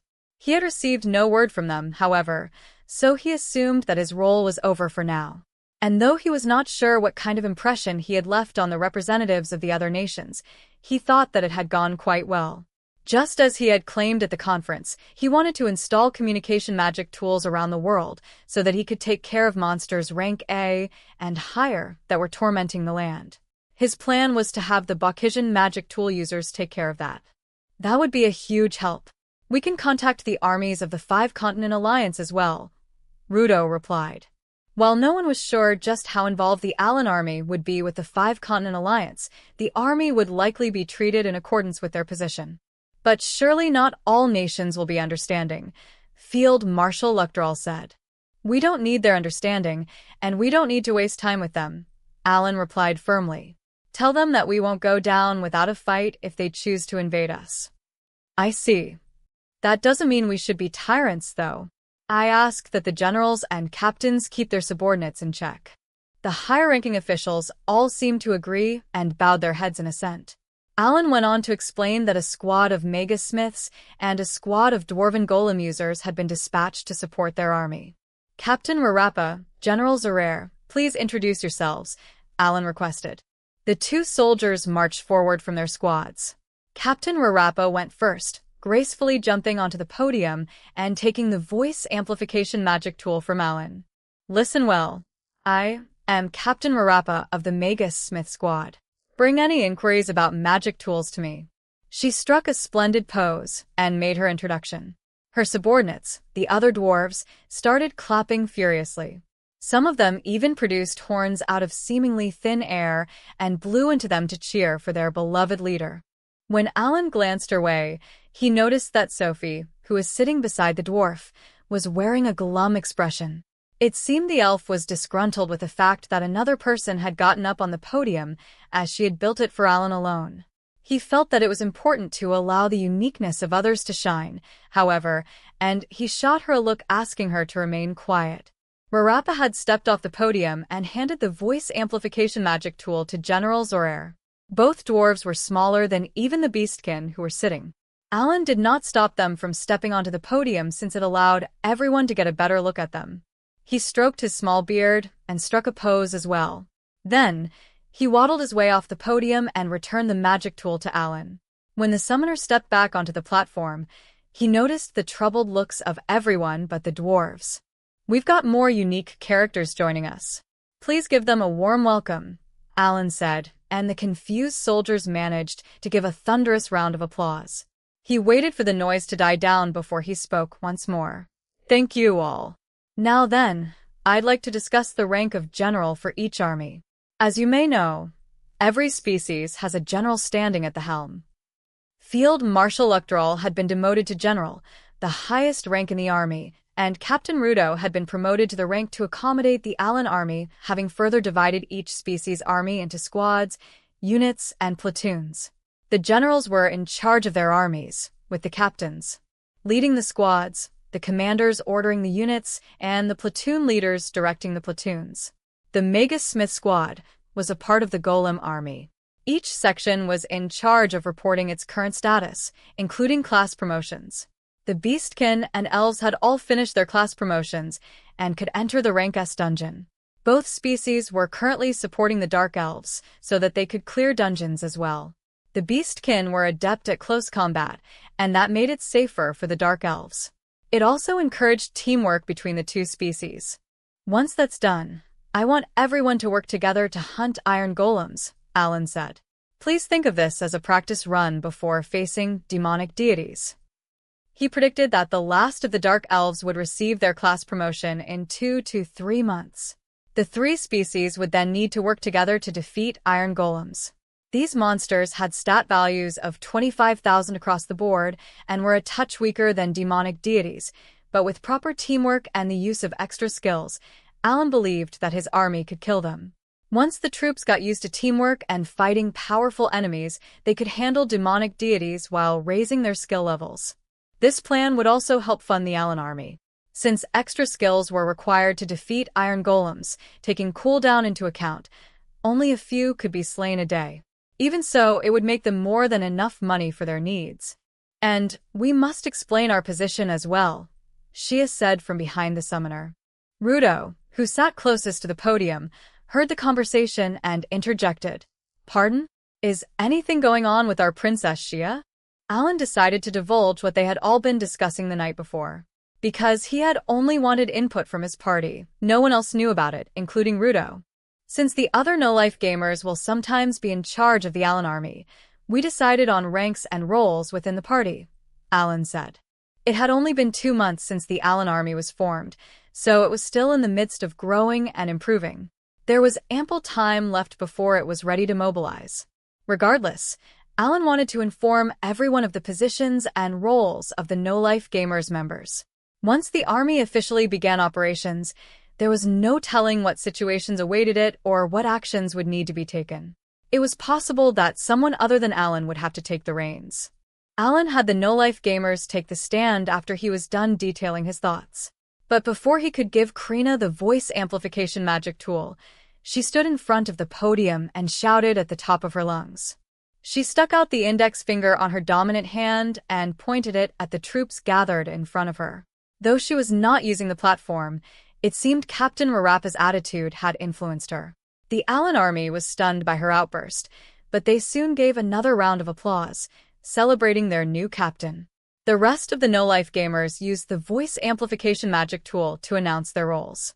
The Alan army: Alan, Commander-in-Chief Sophie, Tactician Valmer, Assistant Tactician Shia, Field Marshal of the Vanguard Luke, Field Marshal of the Rear Guard Maruru, Field Marshal of the Golem Army Krina, Captain of the Special Attack Force Hardcore User Island Pelomas, Governor of the Island Cecil, Lieutenant Governor of the Island Temple of Fire Goddess Freya Dagora, Disciple Keel. Pastor. Once everyone had finished their introductions, Alan explained that these roles were based on each person's abilities. For example, Krina was better suited to fighting on the front line than giving orders. Sophie, on the other hand, would be able to comprehend whatever situation the Alan army found itself in and come up with a battle plan, making her the perfect tactician. Pelomas might not be able to manage all 4 towns by himself, and Cecil seemed to fit the role he needed. She had seen her father, the Lord of the Granville Fief, work hard to manage his land, so she could offer a few words of advice. And while Dagora was a disciple tasked with getting more people to follow and pray to Freya, he was completely unsuited to managing temples. Keel would fill that role instead. Dagora had mentioned that there did not seem to be much thought put into his role, but Alan had refrained from commenting on that. After the no-life gamers introduced themselves and their respective roles, Alan asked the army to treat them well in their new positions, and he received another round of applause. Looks like they all understand. General Bunzenberg and the other Dark Elves seemed especially joyful, likely because Luke had received a prestigious title. Are we done here? Rarapa asked. She was eager to return to her research. A magic tool research facility was being built on Hardcore User Island. At first, Alan had considered using one of the many open rooms in the temple for the facility, but he had ultimately decided that it was easier to gather faith from others if the temple was kept sacred. And so, a facility was being built near Habarak and the other smiths. Since some magic tools would require the assistance of a blacksmith, Alan had decided that it would be most efficient to put the research facility near the blacksmith sector. While the building was under construction, Rarapa was doing her research in the basement of the temple, figuring out the device that moved Hardcore User Island. The magic tool users were rather busy, but Alan wanted them all to become class promoted so that they could use larger and more complex magic tools. Alan remained quiet, too busy thinking about such things to answer Rarapa. Instead, Captain Raven piped up. Shall we bring them in? Realizing that the question was pointed at him, Alan hastily replied, Yes, please. Raven looked at the summoner in bewilderment. You don't have to be so polite with me, Commander-in-Chief. He and the rest of the guards then took the staircase to the room below. As they left, the rest of the Alan army was left, wondering what was about to happen. But since Alan was not saying anything, they all decided to patiently wait and see. The guards emerged with some items and placed them in front of some soldiers before heading back down. During the several trips the guards made, the Alan army members realized that they were being provided with something. They finally understood why they had been lined up by rank, divided by species and class, and asked to give the person in front of them some space. An hour later, once every warrior had some kind of item in front of them, Alan spoke into the voice amplification magic tool. I'd like to start the awards ceremony to commemorate the beginning of the Alan army's departure. Each soldier had been presented with gear, including rings that boosted the necessary stats for each class. The Golem squad had received slates, with General Zerare's being meant for a Hurricane Golem. The other 99 pilots had been given ones for Mithril-grade Golems. Even before the SOS signal from Albahal, the no-life gamers had been hunting down Iron Golems. They had defeated 28,000 so far and had collected 25,200 wooden chests, 2,800 silver chests, and 25 gold chests. Silver chests had a drop rate of only about 10%, and for gold chests, the drop rate was a minuscule 0.1% rate. Items from silver chests. Estimated totals. It was clear that gold chests had an extremely low drop rate, and only 3 had contained stat-boosting necklaces.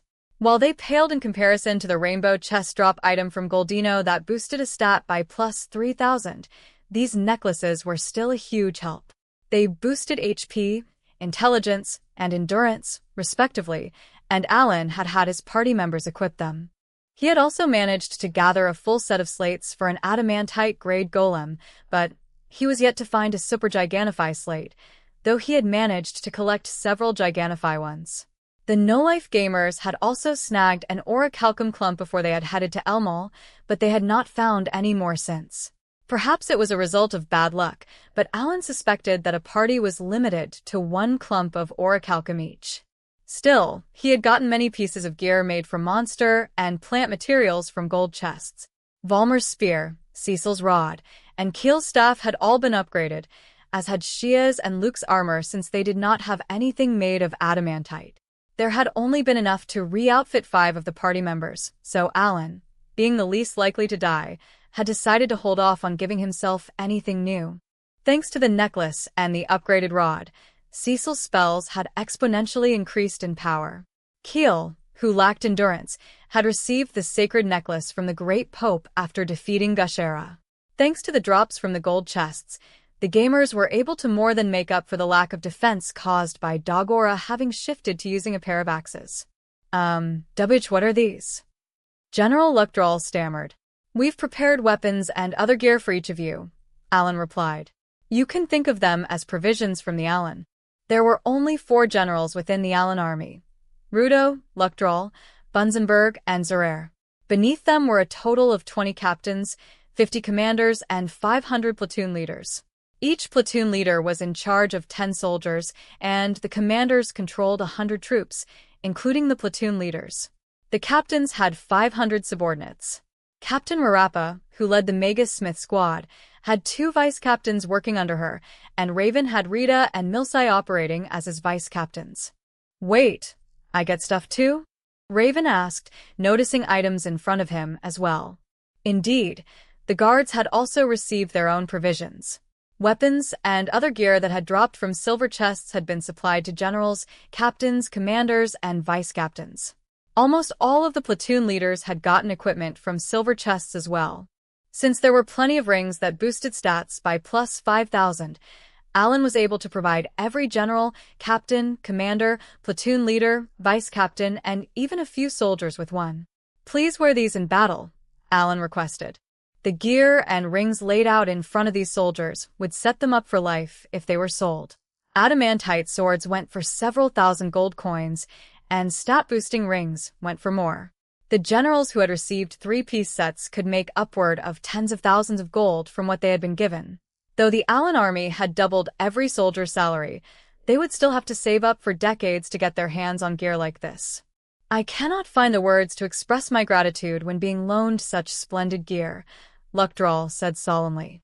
It would have cost a pretty penny to provide a set for even one soldier, but Alan had managed to give all 5,000 troops some kind of expensive equipment. All told, everything was worth over 50 million gold coins, on par with the national budget of Bakis, one of the wealthiest nations in the world. It exceeded the national budget of Rosenheim, General Luckdrawl's home country, several times over. Thus he believed that these were all assets belonging to the Alan army. For that reason, he did not expect Alan's next words. Oh, I'm not loaning them to you. The gear is yours to keep. Those who have not been provided with adamantite gear yet, I'll exchange yours once I get my hands on a set. Everyone froze in astonishment. They could hardly believe their ears. You're giving these to us? Captain Rezu asked hesitantly. We haven't even begun acting as part of the Alan army. We took numerous safety measures to ensure that each and every one of you would return from the dungeons alive. Thanks to that, no one has died yet. I'll be frank, compared to your lives, these items in front of you are like a pile of junk. Junk! Rezu cried, just as stunned as the rest of the army. Captain Rezu, say one of your comrades is in danger, Alan said. If you use your extra skill to throw the adamantite spear in front of you, you might be able to save their life. Would you do it? You might not be able to retrieve your spear afterward either. Even before Dirkin Rezu was class promoted to be Spear Lord, he had possessed the extra skill, Brave Lance. It had the user throw their spear with all their might, piercing their foe as the weapon flew into the distance. Rezu was well aware of how it worked, so he often kept multiple javelins on hand. Then what if your own life was at stake? Allen inquiret. The weapon in your hands costs several thousand gold, but can you confidently state that you'd throw it without hesitation to save yourself? I understand what you're trying to say. Rezu nodded along. And that's exactly what I mean. There are times when you must risk your life, but you must never cast it aside for weapons and armor. These are just items. They'll never be worth your lives. Were the items only on loan, Alan feared that the need to return them might make the soldiers hesitant to use them. That split second of hesitation was all it would take to decide one's fate, ultimately affecting the army as a whole. Captain Reza knew that, while some lives might be lost during battle regardless, there was no need for any to be lost over gear. Then I shall risk my life for the Alan army so that I do not put these excellent items to shame, Reza said. The rest of the Alan army, including the generals, bowed solemnly. Wait, what? I'm just saying to value your lives, not risk it all. Alan managed to hold his tongue, and he ended the ceremony. That night, to celebrate the completion of the 4 towns on Hardcore User Island, each town would host its own festival. The troops would help with preparations, and they all tightly clutched their new gear as they left the temple. Now I'm getting excited. Alan's heart danced with delight. A truly priceless item had been created. Chapter 9. Orichalcum and the Magic Cube. Alan walked out of the temple with Habarak and made his way down the mountain. It had an elevation of a few hundred meters and was the perfect place for a picnic. However, this mountain housed the Temple of Freya, and Alan wanted the island's residents to fear and revere the deity. As he watched the Alan army soldiers march away, a massive, white lump appeared. The excited creature wagged its tail, cutting through the air and causing the ground to quake. Haku had spotted the soldiers walking down the mountain and approached them happily. Haku's grown, Alan thought. He felt like he was looking at a big, friendly dog. The hatchling narrowed its eyes happily as the girl stroked its head. He seems familiar with humans, Luke muttered, holding Fayable in his arms. Krina motioned for the boy to join her. Try touching him too, Luke. The dark elf cautiously approached Haku, who was as tall as an adult, and stretched his body to gently touch the dragon's snout. Luke's not as rough around the edges. The boy had been a bit rowdier at first, but after clearing some dungeons, he had gotten used to life in the Alan army. Though he was generally off doing his own tasks, he spoke in a relaxed manner whenever he met up with the no-life gamers. The more they conversed, the more it was apparent that he looked and acted like an 8-year-old. Luke was actually 15, the same age as Alan and the others, but high dark elves likely matured a lot more slowly than humans. Alan and the rest of the gamers walked down the mountain, leaving Krina and Luke behind to play with Haku. The Alan army split up to return to their respective bases, and Alan and his party headed to Habarak's forge. The master blacksmith had gained more apprentices after coming to this island. Now that the merfolk-populated Cray Town, Hardcore User Island had over 15,000 citizens. People required knives, pots, kettles, and other items for daily use, but Habarak and the 10 smiths he had brought had not been able to keep up with the demand. All of them were master blacksmith dwarves who had brought apprentices whom they were close with, so Alan wanted them to focus on making and repairing weapons and armor. And so, a handful of people from each of the 4 towns had been selected to become blacksmiths. On the condition that they would one day become independent, those chosen by Habarak's many apprentices were to use their monthly wages to help Habarak and continue their training. Alan had prioritized those with prior experience, and many of them were former smiths or weapon sellers. Residents had jumped at the opportunity to train under the master blacksmith, and people were still sending in apprenticeship requests. The forge was now bustling with. Over here, Habarak said, guiding the party to the side of the forge. An axe was propped up against the wall. We got the strongest weapon. Alan cheered internally. Even in his previous life, he had known that Orichalcum was the strongest mineral, and it had left a lasting impression in his mind. His excited words tumbled out of his mouth. Right, Dagora nodded. He reached out, gripped the hilt with his non-dominant hand, and swung the axe around. Feels good. He swung the weapon a few more times before when his other axe called out to him. Dagora, does the Orichalcum axe feel that snug in your hand? Freya sounded miffed. Orichalcum was known as the mineral of the gods and might have been rarer than even holy orbs. It was said that Gaia himself had created Orichalcum. She sounds kinda jealous. I hope we don't make her too annoyed. And I know Orichalcum is rare, but it doesn't pack the same punch that Kagutsuchi does. I hope my sword gets completed soon too, Alan said. He wanted to help improve the goddess's mood by steering the topic back onto the fact that he required her assistance. The gamers had found 2 clumps of Orichalcum so far. 1.5 had been used to forge Dagora's great axe, and the rest would be used for Alan's sword. Right, Habarak replied. The order'll be your sword, the knuckle dusters, and the armor, yeah? Shia's gear will be put on hold for now, please, Alan said. Yeah? You sure?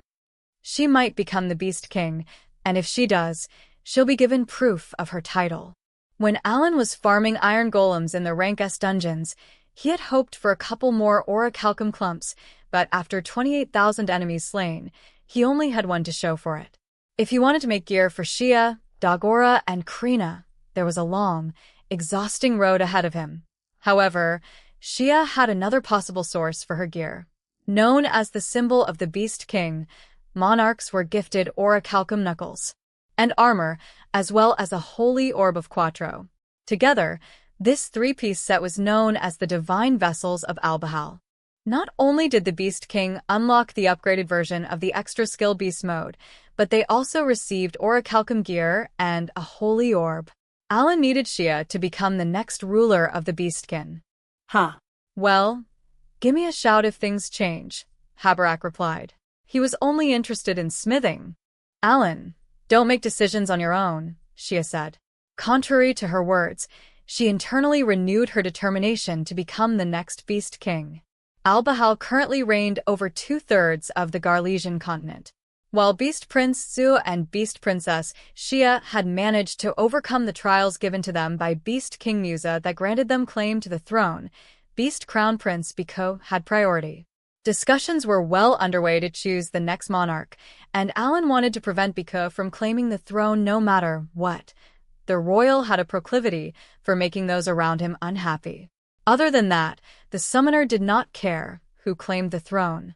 The matters of Thomas succeeding House Granvelle and Sophie becoming the next Elven Queen were being left to Thomas and Sophie themselves. If they required help, Alan was willing to offer his assistance, but he was not going to force it on them. He had only helped Zu clear the Rank S dungeon and assisted Shia during the demonism debacle because their goals had been the same as his. Ultimately, he had pushed the siblings to earn their claim to the throne, but in both cases, it was entirely out of coincidence. Alan was only rooting for Shia because she had joined his party, and making her Beast King would boost her gear's quality and her skill, strengthening the Alan army. Had there been a simpler way for Shia to buff her skill and obtain excellent gear, the summoner would not be pushing for her to become the next monarch. His goal was to strengthen his party for the clash against the Demon Lord army, nothing more. But if Shia becomes the next Beast King, I'll have to give Zu a good luck charm. Zu's wife, Rena, did not have even a shadow of a doubt that her husband would become the next Beast King.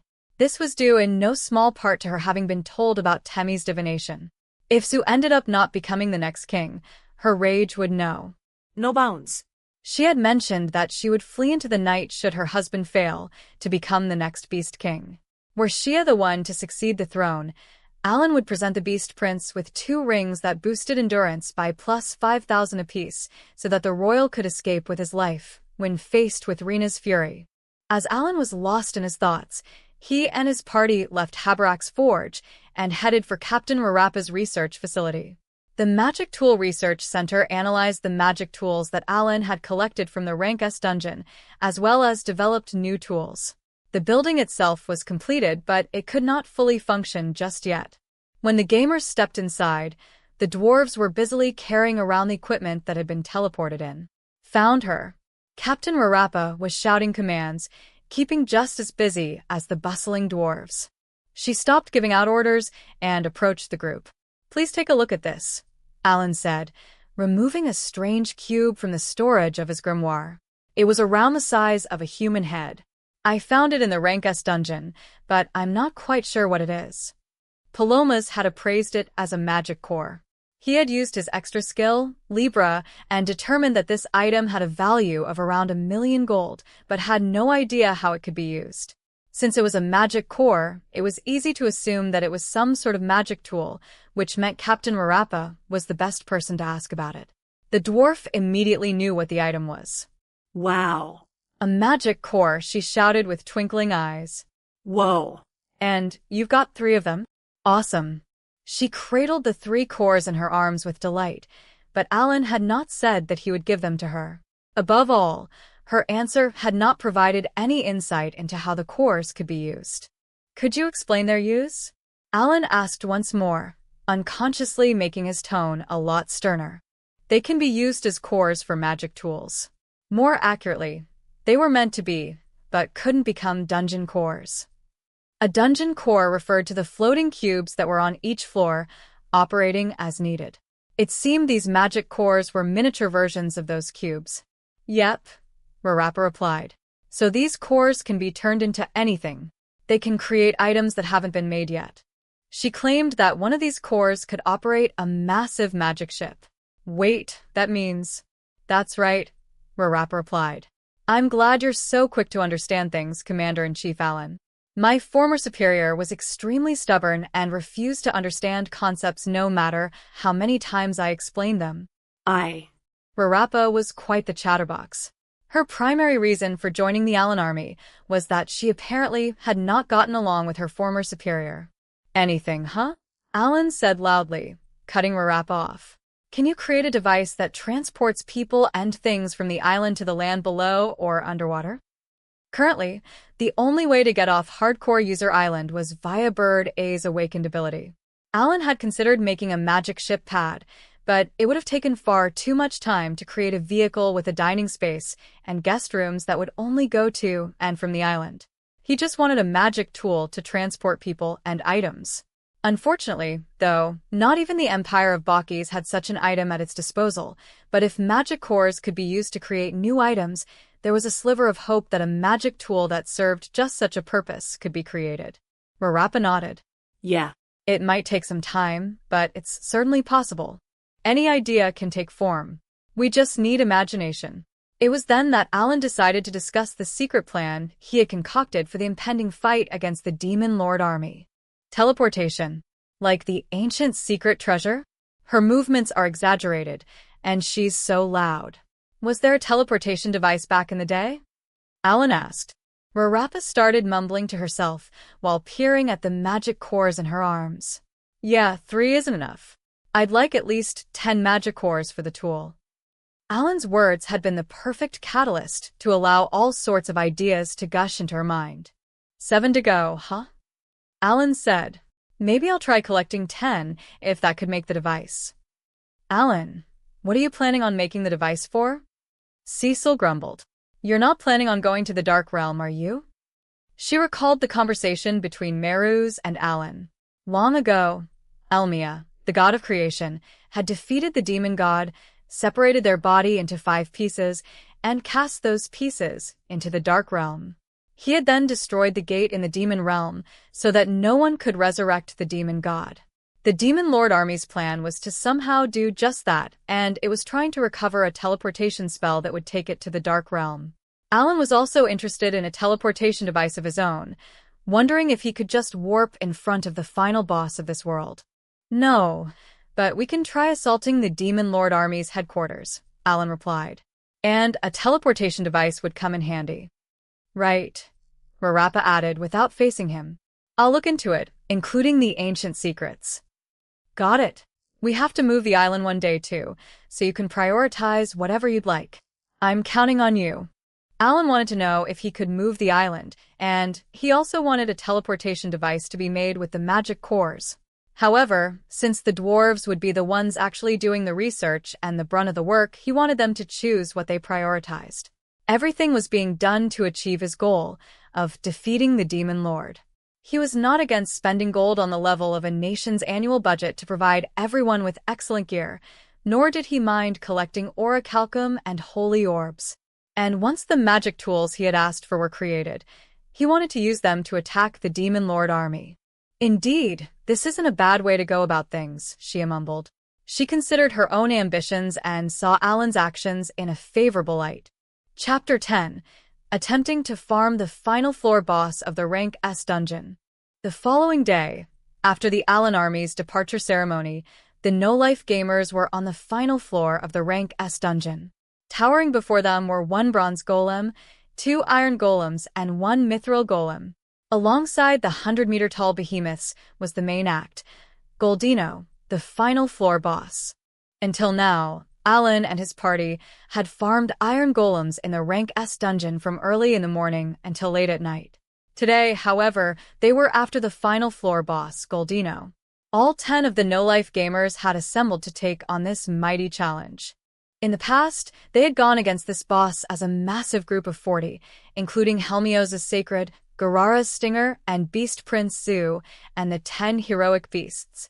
This time around, though, only the no-life gamers would battle this monster, as doing so would allow them to keep the drops for themselves. Only Pelomas, who is not a fighter, had been left behind. Merchants are more like benchwarmers. It's the unwavering truth of this world, Alan thought. Are you sure we can do this alone? Cecil asked anxiously, snapping Alan out of his thoughts. It shouldn't be a problem, the summoner replied. I made a nest in front of the retreat cube, so we can flee whenever. But I think we'll be fine. Alan believed that his party was more than strong enough to defeat Goldino, even without using his backup plan. So we'll flee if worst comes to worst, Cecil said. But then what? We'll invite the hero, Alan replied. He seems like he's got some time on his hands. And I want to test out his natural gift skill. It seems to have some kind of crazy effect. When Alan had forced Helmios to divulge details about natural gift, he was left completely blown away. Alan, what do you take Mr. Helmios for? Cecil asked. She looked exasperated. Had he not considered just how precarious a position Helmios was in? All right, let's do our best, Krina said, completely failing to read the room. Tam-Tam's here too, Marura shouted, striking one of her cool poses. Keel and Cecil seemed taken aback, but the other muscleheads were raring to go. Keel, Sophie, and Valmer boarded Bird BS so that they could move around more freely. You're with me, Luke, Krina said excitedly. Veterans train newbies best. Shia was also attempting her first clash against Goldino, and she, who was paired with Dagora, looked delighted. Huh? Right, sure, Dagora answered, sounding confused. As usual, Alan and Cecil were a pair, and they climbed onto the back of a summon. Krina and Luke were also provided with a bird bee to fly around on, but Dagora and Shia would be freely doing as they pleased on foot, standing on the front lines. Should we have practiced a bit beforehand? Alan asked, referring to Dagora and his new Orichalcum Greytax. Nah, I'm good, Dagora replied. It fits nice and snug in my hand. In his dominant hand was Kagetsuchi. Veins coursed through the weapon, which pulsated and glowed. The light from the blade was indicative of the divine power Freya had recovered thanks to the prayers of the residents of Hardcore User Island. In his other hand was the Orichalcum Greytax forged by Habarak.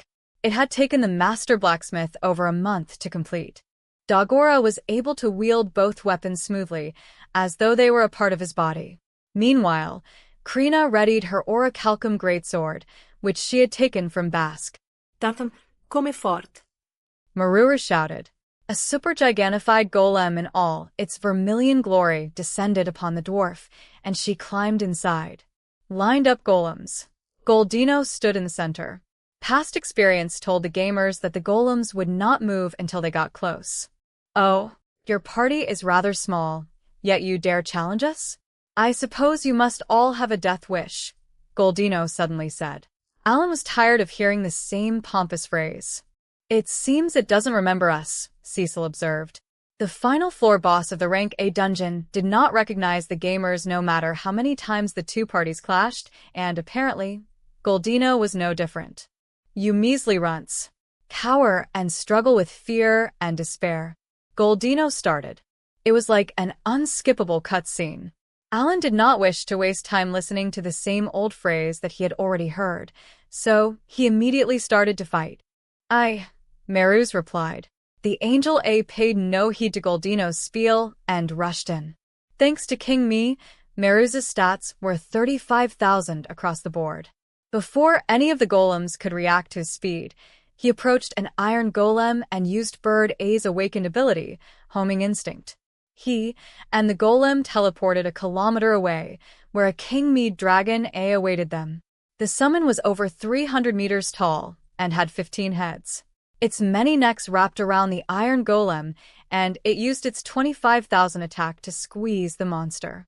"All right, now they can't revive one another unless they retreat," Alan said. In their last battle, the golems had been herded into a narrow passageway, splitting up their group, but this time around, Alan planned on using the spacious area to the fullest. He had been more focused on efficiency as of late. The summoner's goal was to defeat them even 1 second faster. "Why, you insolent shrimps?" Goldino boomed. "Behold true fear as you witness our power." "Shia, Dagora," Alan called. "We don't have many people this time around, so you'll have less support. Don't take too many hits." Bronze Golem in its tracks. Barring Goldino, the golem's stats ranged from 20,000 to 30,000. But Alan predicted that the bronze golem's drill punches had an attack higher than 30,000. "Rhea!" Marur shouted from atop Tam-Tam as she headed for the other iron golem. The Hurricane Tam-Tam boasted stats that rivaled the iron golems. Maruru might not have been able to solo the monster, but she could certainly stand her ground for a good while, preventing it from rejoining the other iron golem. "Hate! Okiosin, Octo, join the fight." Alan commanded. The King-Mead Beast A, Spirit A, and Fish A, which all had stats that rivaled the 4 golems that were not Goldino, aimed for the iron golem, preventing it from regenerating. Beast A moved nimbly, its buffed attack shaving away at the golem's health. Spirit A used its ability, Spirit Guide, to get behind the iron golem and aim for easy crits. Fish A's octopus heart prevented it from going down easily. The summon had 3 hearts, and thus 3 health bars. It could be killed twice, and with each death, it would revive with full HP and MP. Any lost hearts would be fully restored after a day. Keel's extra skill, Drops of God, could also fully restore 1 heart, but after some testing, Alan had determined that it was better to save the extra skill and instead summon the Fish A once more. It was important for Drops of God to be ready to use at any time. Ouch. Humph, Octo cried. Fish A might have had multiple lives, but it could still feel pain. Octo followed the order, shrouding the area with dense mist. It lowered the accuracy of the enemy's attacks.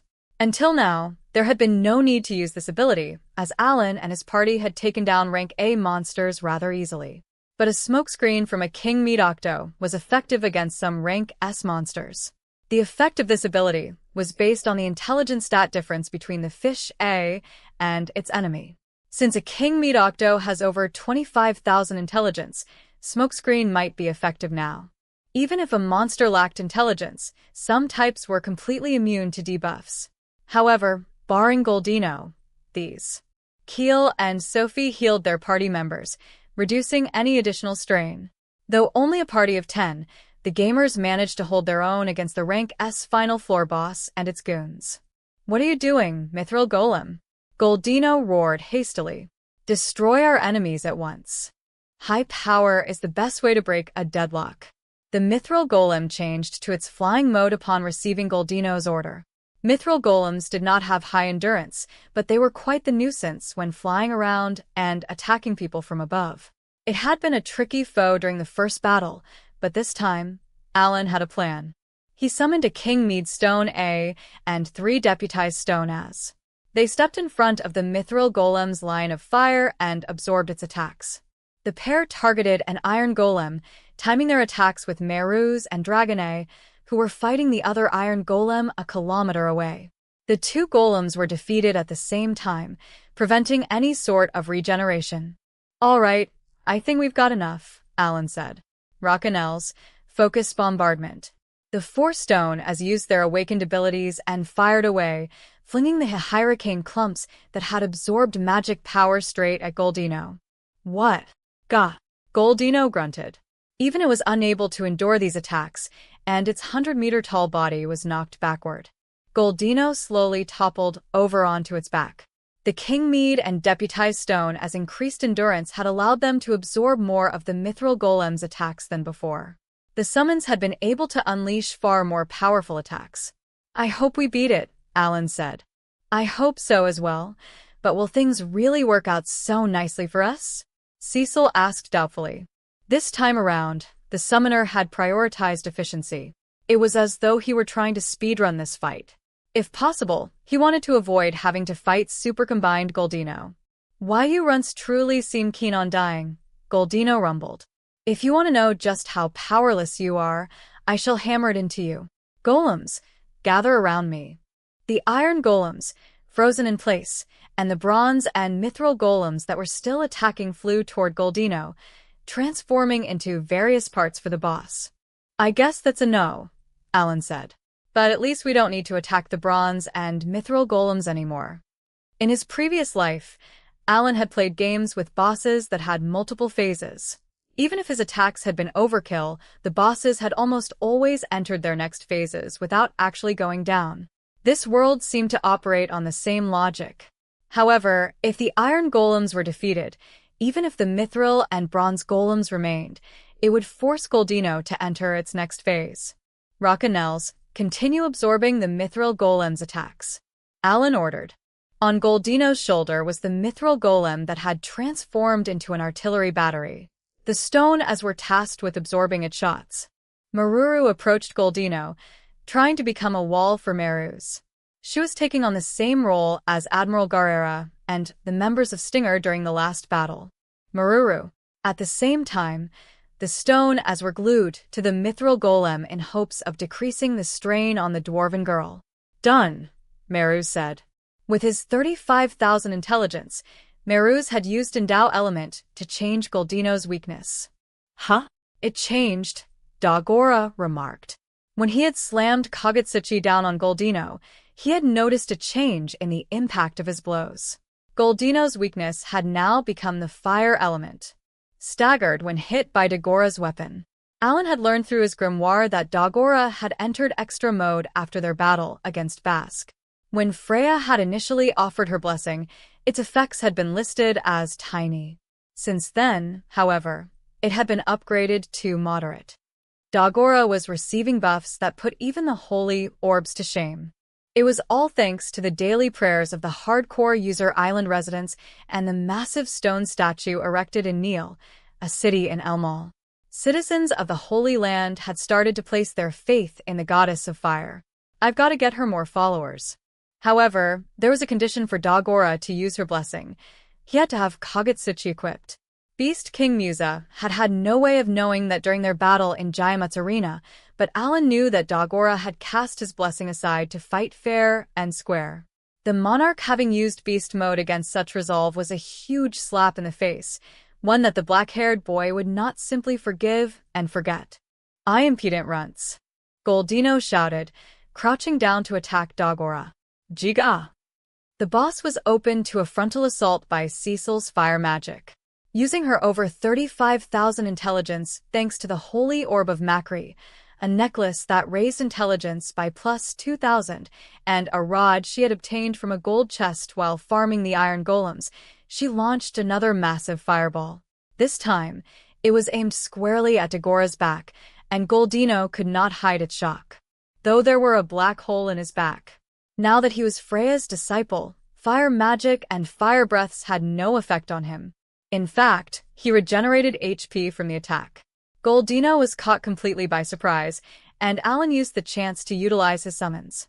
After they shaved away a good chunk of Goldino's HP, he turned to his friend. "So far, so good. Dagora, finish it off for me." "Got it," Dagora replied. Heart and soul. Kagutsuchi emitted a dazzling glow. Dagora kicked Goldino's shin and raced up the arm that had transformed into a drill. He kicked off the boss's elbow and swung his divine vessel down at its chest. "Gah!" Goldino cried.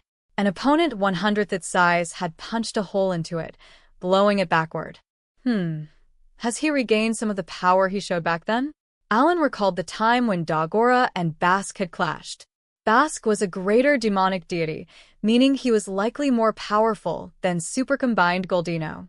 Bask had even received constant healing from the skeletal pope, and Dagora had still managed to slice Bask's body in two. Compared to the power that Dagora had shown in that fight, the boy was still unable to fully wield his might as a disciple. I have to make his blessing become great so that he gets ever stronger buffs.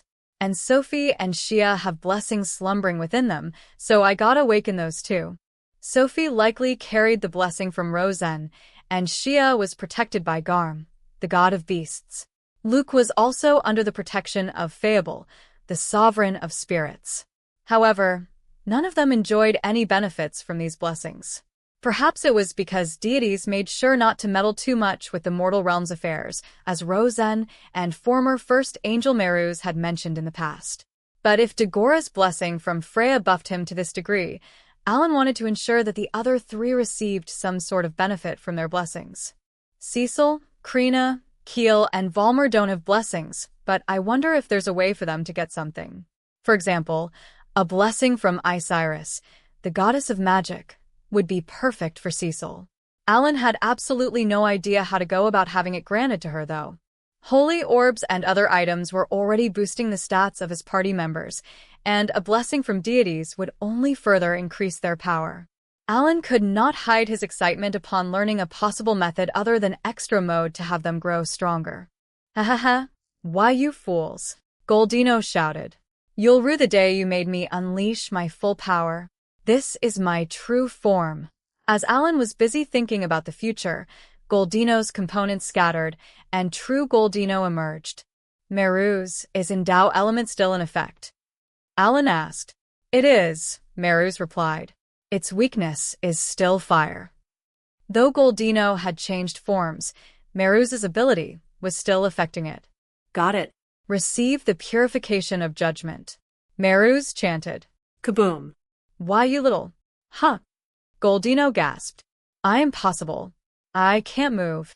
The monster would not go down even when Merus drained his MP using his awakened ability, Judgment Lightning.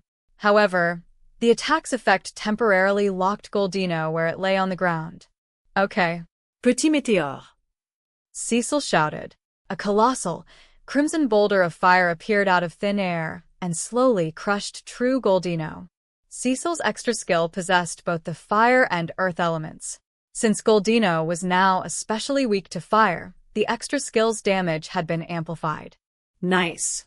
We did it, Alan said.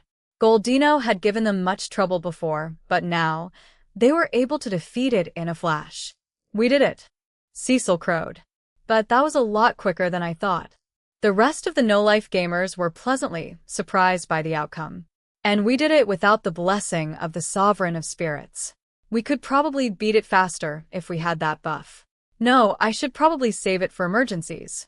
I'll have to test that out later. Wanting to test out their strength, Alan had had his party fight Goldino without the blessing of the Sovereign of Spirits, and they had won. Because of that, he decided that it would be best to save that skill for emergencies. Damn it, my spells didn't do a thing to it, Luke grumbled. So this is the rank S dungeon boss my brother fought against. Shia mumbled. It was a first for both of them. Luke's buffs had barely been effective, and Shia's attacks had not seemed to do much either. It's good enough for a first fight, Alan assured them as he considered discussing future formations. I'm looking forward to seeing you two grow. Ugh. Guess there aren't any rainbow chests. Keel mumbled. The rewards this time were 3 silver chests and 1 gold chest. The silver chests contained an adamantite weapon, a hurricane slate, and a ring that increased stats by plus 5,000. The gold chest contained a magic core. His party had no use for the equipment, but it could be utilized to strengthen the Allen army. As for the magic core, he was trying to collect 10 of them, so he was happy to have claimed his 4th one. Nothing they had found would benefit his party, though, so while the drops were not bad, they were by no means great. I'm tired. Why don't we head back for now? Cecil suggested. Huh? Alan asked, befuddled. Alan had prioritized efficiency for this fight because he had wanted to defeat Goldino before starting the party's daily Irongolum hunting routine. The boss of the final floor could only be fought once a day, so if they could clear it with no issues, they could also farm iron golems. Cecil turned pale upon learning that Alan's goal was to farm 300 iron golems. But reluctant though she was, the gamers dragged her along as they split into two groups and diligently took down the behemoths. Chapter 11. Thomas's class promotion and a new talent. 3 months had passed since the no-life gamers had managed to defeat Goldino by themselves. Farming the boss had become a daily routine, and they had now defeated it 90 times. For this, they had been rewarded with a total of 360 chests. Only 10 of them had been rainbow chests, and as Alan had expected, their extreme rarity meant that they contained valuable items. Thanks to the drops, Alan's party had become stronger still. Hardcore User Island had also developed a fair bit during that time. Roads had been paved to connect the 4 towns, and the different species had begun to mingle. The residents were adapting to their new environment well. It had not even been half a year since the first immigrants had arrived, but they were already starting their second harvest of crops. Thanks to the power of the spirits borrowed by the elves and dark elves, the land remained arable for consecutive harvests. They predicted that there could be 3 harvests per year. The island was by no means large, but it could produce plenty of food. Moreover, the addition of the Magus Smith squad to the Alan army had allowed communication magic tools to be installed throughout the island. Alan could now communicate with the nations within the 5-continent alliance. The Magus Smith squad was also tasked with researching and maintaining magic tools obtained from Rank S dungeons while searching for ways to improve the island's residents' quality of life. Today was a day off for the party. Normally, this day was used to hold meetings with the Alan army, inspect how the island was developing, and allow party members to take a breather, but Alan and Cecil were currently on the final floor of the class promotion dungeon. This was where people received their class promotions after clearing 3 tasks. The 2 were joined by Thomas, Princess Leilana, and 2 other friends from the academy. "And now you'll finally get a talent, Thomas," Leilana squealed, a halberd resting on her shoulder. The princess was in high spirits. It had been a few months since Thomas had gotten help gaining levels, and he had finally maxed out at LVL 60, making him eligible for a class promotion. "I'll finally get a talent too," Thomas murmured. His younger sister had been born a wizardess, and his late older brother had been born a swordsman, but Thomas was talentless. He had been frustrated by this and was very happy to be receiving a talent. Unfortunately, however, he could not gather his thoughts well. He could only see that Princess Leilana was delighted. "Guess you can't just say, 'Make me a cleric,' and be done with it." Alan had already explained the details of class promotions to the princess. Those who were talentless chose either the vanguard, the rear guard, or the middle guard. Once they did so, a talent would be randomly assigned to them. "No matter. I'm sure Thomas will become a cleric," Leilana replied. Since she was a halberd user, she wanted a cleric to heal her. "I wonder what he'll get," Alan thought. While the vast majority of the Pelomas whaling company guards had talents, there were several talentless people, including Captain Raven and Vice Captain Rita. They had been with Pelomas ever since the merchant had started his own mercenary force and hired them because of their character. Both of them had already cleared the class promotion dungeon and received talents, which was how Alan was aware of the process. "Exactly," Alan replied. "You'll have a chance of becoming a cleric that way." Pale light gathered in front of the cube, and a small 20-sided die that could fit in the palm of one's hand appeared. Some faces of the polyhedron had letters, while others were blank. "So we're using a dice roll this time." Alan had also seen ghost legs and roulettes being used to randomly generate a talent to be bestowed upon a person. The cube explained that landing on either of the 2 blank spaces on the die allowed the user to choose whatever talent they wished. Feeling Princess Leilana's stare boring through his back, Thomas clutched the die and flung it high in the air. "What'll it be? What'll it be?" As Alan hummed a dramatic little tune he learned in his past life in his head, the die formed a beautiful arc and flew over the cube. It bounced thrice before slowly rolling to a stop with one side facing up. Leilana desperately chased after the die and screeched upon seeing the result. "Huh, what?" "Musician. Thomas, sit right there." "Eek, I'm sorry." Thomas wailed. The princess had put him into a cobra twist, locking his joints in place. "I feel like this is what people call unreasonable," Alan thought. Meanwhile, Cecil said nothing, gazing at the scene as though it were nothing out of the ordinary. I wish you'd see yourself in this and feel bad for how violent you are to me on a daily basis. Cecil whirled around to face Alan, much to his surprise, and asked, Alan, what kind of talent is musician anyway? It's a support role that provides buffs, Alan replied. Musicians use their instruments to strengthen others. There's a similar talent called bard, but that one sings instead. Realizing that Thomas had gotten exactly the type of talent he had been hoping for, Alan grinned. He had actually wanted to do some testing with a few talents, and among them was one that specialized in buffs. The no-life gamers had Sophie to buff them, but that was not her primary role. She was simply utilizing the spirits who could apply buffs. Alan suspected that he could stack his buffs if the right class came along. When Alan had fought with Helmios, Admiral Garrera, and Beast Prince Zoo on the final floor of the Rank S dungeon, he had noticed that buffs from separate species tended to stack. Like Leppy, then, Cecil remarked. Yep, Alan replied. Musician, huh? He honestly reminds me of a noble who just decided to pursue their passion.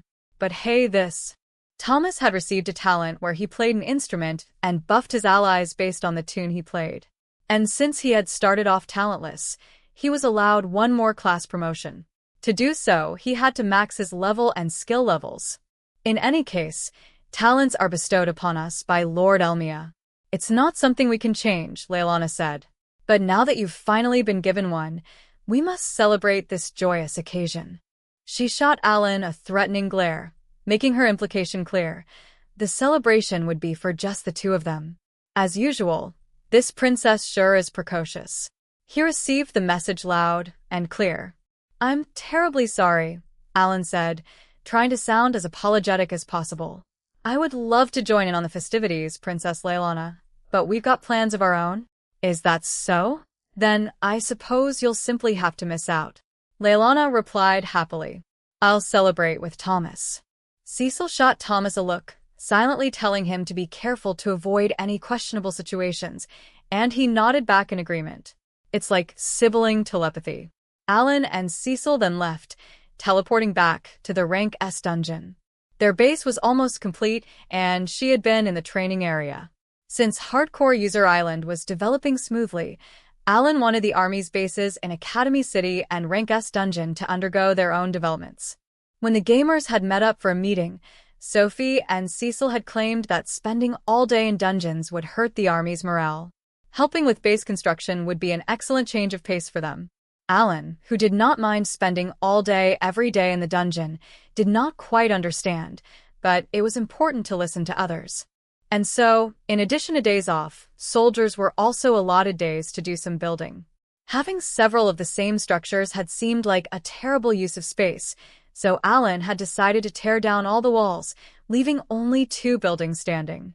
The rest of the ground had been leveled to create additional living spaces, or training areas.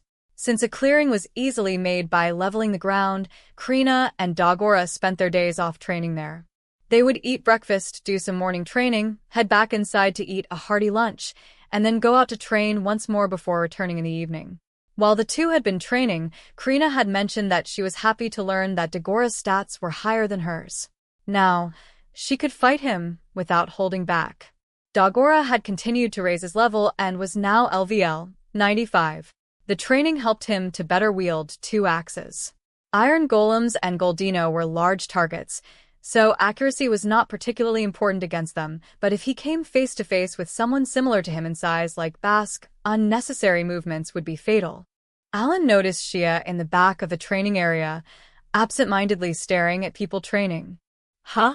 No, I'm done for now, the Beast Princess replied. I came to get everyone because it's almost lunchtime. She seemed to be in a daze, though. Shia loudly announced that it was lunchtime, and Krina rushed into the building at tremendous speed.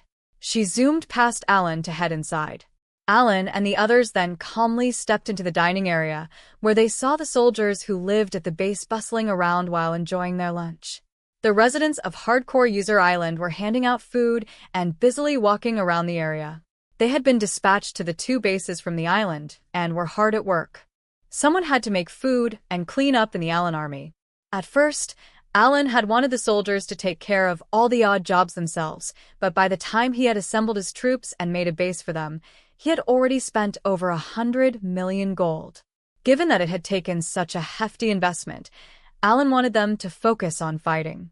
He had consulted Pelomas, the island's governor, and the merchant had suggested using the island's residents for these services. Following Pelomas' advice, Alan had set up a job listing, offering triple the average salary. Upon his doing so, people had flooded him in search of work. He had managed to hire those experienced in cooking and distributing food. The residents greeted Alan as he walked by, and he gave half-hearted responses as he made his way to a seat in a corner of the busy dining area. He wanted to dine with everyone in this cafeteria-like space, and had rejected Sophie's idea of eating in a more private area with only a few high-ranking soldiers. A while after he took his seat, plates piled high with food were placed in front of him. Krina's eyes sparkled with delight as she grabbed a hunk of meat and voraciously chowed down. Alan recalled the soldiers having been taken aback by her seemingly insatiable appetite at first, but when he looked around, no one seemed to be bothered anymore. I don't see General Rudo, Alan remarked. Is he talking to Albahal? Seems like it, Shia replied. He's been doing so since this morning, so it's taking him quite a bit of time. Rudo had regularly been in contact with the country of Beastkin and had reported that today's meeting would decide the next Beast King. Currently, Biko, Zu, and Shia all had a claim to the throne, and one of them would be chosen as the next monarch. Musa and the other ministers had gone through several rounds of discussions. Alan had determined that he could do nothing even if he visited Albahal.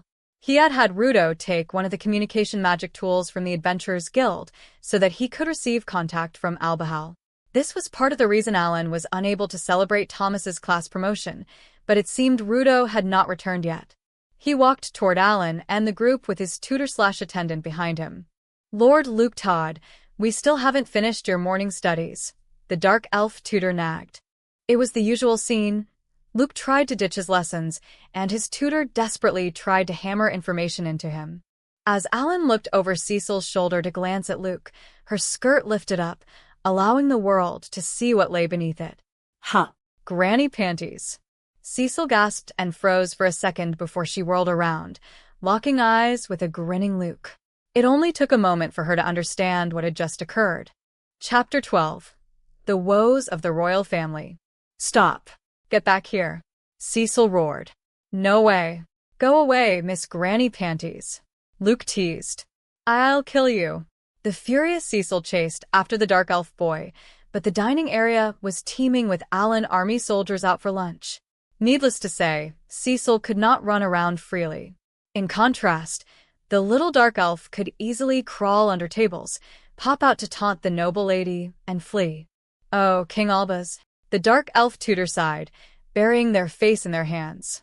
I'm sure the tutor is afraid for the dark elves with a future king like that, Alan thought. Luke was full of energy today, too. The dark elf boy was older than he looked, but he resembled an 8-year-old boy. His personality matched his appearance, as he was always being mischievous and looking for trouble. He loved playing pranks like lifting Cecil's skirt and touching her butt. Luke had targeted others before. When he once dared to lift Krina's skirt, he was caught in the blink of an eye. You can't do stuff like that. Krina had scolded while tying him up and hanging him from a tree. It was a new side to her that Alan had not seen before. When Luke had touched Sophie's butt, the elf had smiled and twisted the boy's arm. Alan had needed to go in and calm her down. The summoner did not want the elves and dark elves to wage war against each other over a boy's mischief. Marura was not ever targeted, perhaps because she looked to be the same age as Luke, and the ever-vigilant Shia never allowed anyone to get behind her. But with Luke's mischief, I was able to see a new side of all the other ladies. After some time, Cecil emerged, covered in dust, and her hair a mess. Carrying a similarly filthy Luke under her arm, she returned to where Alan and the rest of the party were seated. She threw the boy into his seat, and a black weasel that was eating on top of the table swiftly moved on to his lap. Cecil glared at Luke before sitting beside Alan with a loud, "Kings come in all sorts of forms. Alan mumbled as he watched Luke's tutor leave the dining area with slumped shoulders. But that's nothing new. What are you on about? Cecil asked. Aren't you the commander-in-chief? You should scold him for what he did. Alan had carried his teachings from his previous life, where boys would be boys. This level of mischief was not enough to bother him. He watched Luke greedily chug his soup straight from the bowl, etiquette be damned as he splashed the area around him, and started to understand why King Olbaas had entrusted his son to the no-life gamers. In the past, the Dark Elves had lost a battle against the Elves and were banished from the continent where Rosenheim was located, forced to find shelter in the southern region of the Galilean continent. Though not the king at that time, Olbaas had been sitting on the throne for quite a while, rebuilding ties with elves, helping the Dark Elves repopulate, and doing what he could to restore his species to its former glory. As king, Olbaas's greatest challenge had been having children. Alan was not privy to the details, but just as there were high elves who protected the World Tree in Rosenheim, there were also high dark elves who protected the World Tree in Fabres. These special types of elves could not easily conceive children. Luke had been the king's first child after many attempts, and the boy had thus been raised quite spoiled. Then, Sophie, the favorite to become the next queen of Rosenheim, had appeared with Rosen, the god of spirits, and thwarted the demonic incarnations with a small team and a few summons. Olbaas had suspected that Alan, who was in the same party as Sophie, was the savior of the world that Rosen had prophesied. When the king had then seen Rukok being destroyed along with the demonic deity, he might have thought that the future of the Dark Elves could be easily snuffed out. There was still hope to be had, however. For some reason, Theobald, the subject of their worship, had taken a liking to Luke, and Olbaas had guessed that there was some reason behind it. The king had entrusted his son to Alan in hopes of finding him. He petted the weasel's head, his hands grubby from the soup and the juices of other stews, but the sovereign of spirits did not seem to mind one bit. She began cleaning her silky, black fur. This was their usual exchange. Sophie said not a word as she stared at Luke. "I'm sure you had a phase like that too, didn't you, Sophie?" Alan asked. "Really?" He glanced over at Volmer, who had been her guard for years. The elf had surely noticed the summoner's gaze, yet he refused to meet it. Perhaps Sophie's childhood was not to be discussed. I guess royals are expected to have a certain level of etiquette and elegance. I wonder if there was any of that in my previous life. Let's see. Yeah, when I was a snot-nosed kid playing in the sandbox, I remember seeing kids my age getting up on stage to perform traditional plays and properly introducing themselves to large audiences. In this world, Alan had been able to interact with Sophie, Shia, Luke, and other royals from various nations and species. Much like the kids in his past life who had gone on stage at a young age, royals likely carried woes and struggles that no commoner could possibly imagine. That was the way of the world. His mind wandered to the selection of Albahal's next beast king. I wonder if it'll still take some time. He had heard that the next monarch would be chosen in the morning, and that King Musa would personally announce the next king early in the afternoon. "Did we make it?" Keel asked as he entered the dining area with a buzzed Maruru. The group had made plans to meet for lunch, which had left them free to do as they pleased until then. Keel had been offering healings at a nearby church, and Maruru had been drinking at a nearby tavern since morning. He had lent her a shoulder and set her down in a seat before going to get some food. "Dagora, you mustn't just eat meat. Have some vegetables and bread as well," Shia said. Dagora, who had meat in both of his hands, gave a troubled response as bread, vegetables, and fruit were laid out in front of him. He reluctantly ate the other foods. Alan had seen this exchange a handful of times since the Five-Continent Alliance conference. Maybe it's because Dagora saved Shia. The Beast Princess had challenged Beast King Musa to a duel in order to gain her independence. As her father had pummeled her, Dagora had stepped in to protect her, fighting in her stead and getting beaten to a pulp. It seemed Shia was appreciative of Dagora's bravery. Beastkin were an emotional species who wore their hearts on their sleeves. Shia was no exception, and right now, her emotions, which went beyond extreme gratitude, were directed at Dagora. "Are you guys at it again?" Keel asked wearily, standing behind the pair and holding a wooden tray piled high with food in both hands. Alan gazed at Keel, implicitly telling the apprentice Pope to keep his mouth shut. This was not the first time that Shia had taken care of Dagora. The Beast Princess had begun her training in the Rank S dungeon and had tackled the final floor boss with the rest of the party. She was training daily by farming iron golems, and when the gamers split into two groups in hopes of increasing efficiency, she always joined Dagora's group. Luke had also managed to farm in the Rank S dungeon, having successfully received a class promotion to Dark Wizard. He was a debuffer, but it seemed his spells did not work on the golems on the lower floors, as golems were resistant to debuffs, and Luke lacked the intelligence to cast more powerful spells. As of late, he had been training on the final floor of the Rank S dungeon to raise his skill levels. As Alan recalled the current state of affairs, he noticed Dagora give Shia a "Are you my mom?" look, and the summoner hastily butted in. "Dagora, you should eat some bread if you're planning on training in the afternoon," Alan remarked. "Meat will help you bulk up, but bread will give you the energy to be more active. There isn't a type of food that you can go absolutely without, and it's important to eat a well-balanced meal. But since you're still growing, you can add more meat into your diet." Though Alan was not sure Dagora had completely understood his explanation, the destroyer still reached out and munched on some tough bread. Shia frowned and shot Alan a seething glare. Okay, so she seems mad. Dagora had refused to listen to her advice, and she was angry that he had taken Alan's. "If you want him to do what you say, you just gotta convince him." Alan checked the clock. "Maybe Zo was given the throne and Rudo can't bring himself to report the bad news back to us." The Rhinokin had looked after Shia ever since she was young, and had become captain of her Beastkin squad. Alan surmised that he was in denial of the result, and the Beast Princess had failed to attain the throne. Just then, there was a loud bang. The doors of the dining hall flew open, and Rudo dashed into the room in a panic. "Oh, speak of the devil. Wait, is something wrong?" Everyone in the dining area was focused on Rudo's noisy entrance, and when the general spotted Shia, he shouted as loudly as he could. "What?" Shia yelled as she leaped to her feet. "That can't be." A new ordeal had just begun in Albahal. Chapter 13, Turbulence in Albahal.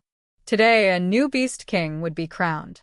Rudo had headed to the Adventurers Guild to use the communication magic tool to receive the news. Unfortunately, however, the Rhinokin had returned with tidings of a revolt in Albahal. "Is my father all right?" Shia asked, forgetting to use Muse's title. She still worries about her dad, even though he clobbered her just the other day, Alan thought. And it sounded like her mother had already passed. The summoner could not understand why Shia valued her father so much. Mia, presumably Shia's late mother, had never been mentioned again after the battle between Shia and Musa. "He's fine," Rudo reported. "He was injured in the revolt, but the core healed him. The revolt has apparently already been suppressed. Your Highness, I think it best that we go elsewhere before discussing further details." There were many soldiers gathered in the dining hall, including some of the Beastkin from Shia's squad. They had all narrowed their eyes with suspicion at Rudo's mention of Crown Prince Biku and a revolt. However, it was imperative to confirm the situation first, and Alan suggested that they all move to their personal conference room. "I don't even know where to begin," Rudo muttered as he took a seat. He still needed time to organize his thoughts. "Wait, so it's not just that Biku started a revolt? What's going on?" "Start anywhere. Tell me everything," Shia ordered hastily. "If the revolt has already been suppressed, it'd be best to start from the very beginning," Alan interjected. "How did it happen anyway?" The current king was deciding on his successor, so there had to have been some trigger for the revolt. To find that trigger, they had to first figure out the entire timeline of events. Rudo began when the Five-Continent Alliance had finished its conference with Alan. After returning to Albahal, Beast King, Musa had quickly summoned his ministers, including Temi as an advisor, and held an emergency meeting. The monarch had stated that he would choose either Zu or Shia as the next Beast King, and that once the decision was finalized, he would step down from his position. When pressed for a reason, he had stated that he had done the unthinkable during his duel against Shia, and that it had done considerable damage to his reputation as the Beast King. Must be because he used beast mode. Alan glanced at Dagora, who was listening without uttering a single word. He must feel responsible for causing it because he jumped in to protect Shia. Just as Alan was about to offer words of consolation since he had joined in on the battle as well, Shia opened her mouth. When Musa and Alan's battle had been interrupted, the summoner had noticed the monarch exchanging words with his daughter, though the details of their conversation were unknown. Wait, does that mean that Biko no longer had the right to succeed the throne by that point? Alan asked. Rudo frowned. He did not like to hear the crown prince of his nation being referred to so casually. Biko, the Rhinokin replied. But yes. Only those who have overcome the trial given to them by the Beast King have claim to the throne. While Alan did not know why Biko had started a revolt, Shia was a member of the No-Life Gamers. The summoner wanted her to become the next Beast King and grow more powerful. He felt no need to respect anyone who stood in the way of that. Rudo went into detail about the trials given by the Beast King. In Albahal, the firstborn child had claim to the throne. I guess if you're older, you automatically become better. However, there were times when a younger sibling should succeed the throne instead. In such situations, the king provided each younger sibling with a trial, and any who overcame their trial could become the future monarch. Kinda like how the rulers of the elves and the dark elves can be the child of an elder, since it's hard for those races to have children. So, was there an argument because two of them cleared their trials at the same time? Alan asked. Discussions for the next monarch had been going on for nearly 3 months. I wouldn't call it an argument, but as you say, 2 children having claim to the throne in addition to the Beast Crown Prince is rather unprecedented, Rudo replied. The trials given by the Beast King had included defeating the Pontiff of Demonism, who had many followers across the world and had propagated his religion far and wide, and being the first to clear the Rank S dungeon. Needless to say, the trials had been incredibly difficult, and historically, only about 1 in 10 people were able to overcome such tall tasks. 2 people clearing them simultaneously had never occurred before. And what kind of opinions were thrown around? Alan asked. Opinions? Rudo inquired. It took so long to reach a conclusion, meaning that people had differing opinions, no? I suppose so. The Chancellor and the Secretary of State wanted Prince Zhu to become the next Beast King. It seemed the 5-continent alliance, which had been established decades ago, impacted the internal affairs of Albahal. With the Empire of Jayamut standing at the helm, the alliance had been requesting aid in its fight against the Demon Lord army while shutting out less cooperative nations. The Chancellor and Secretary of State must have wanted someone with a gentler attitude who also had friendly ties with Jayamut to deal with its leadership.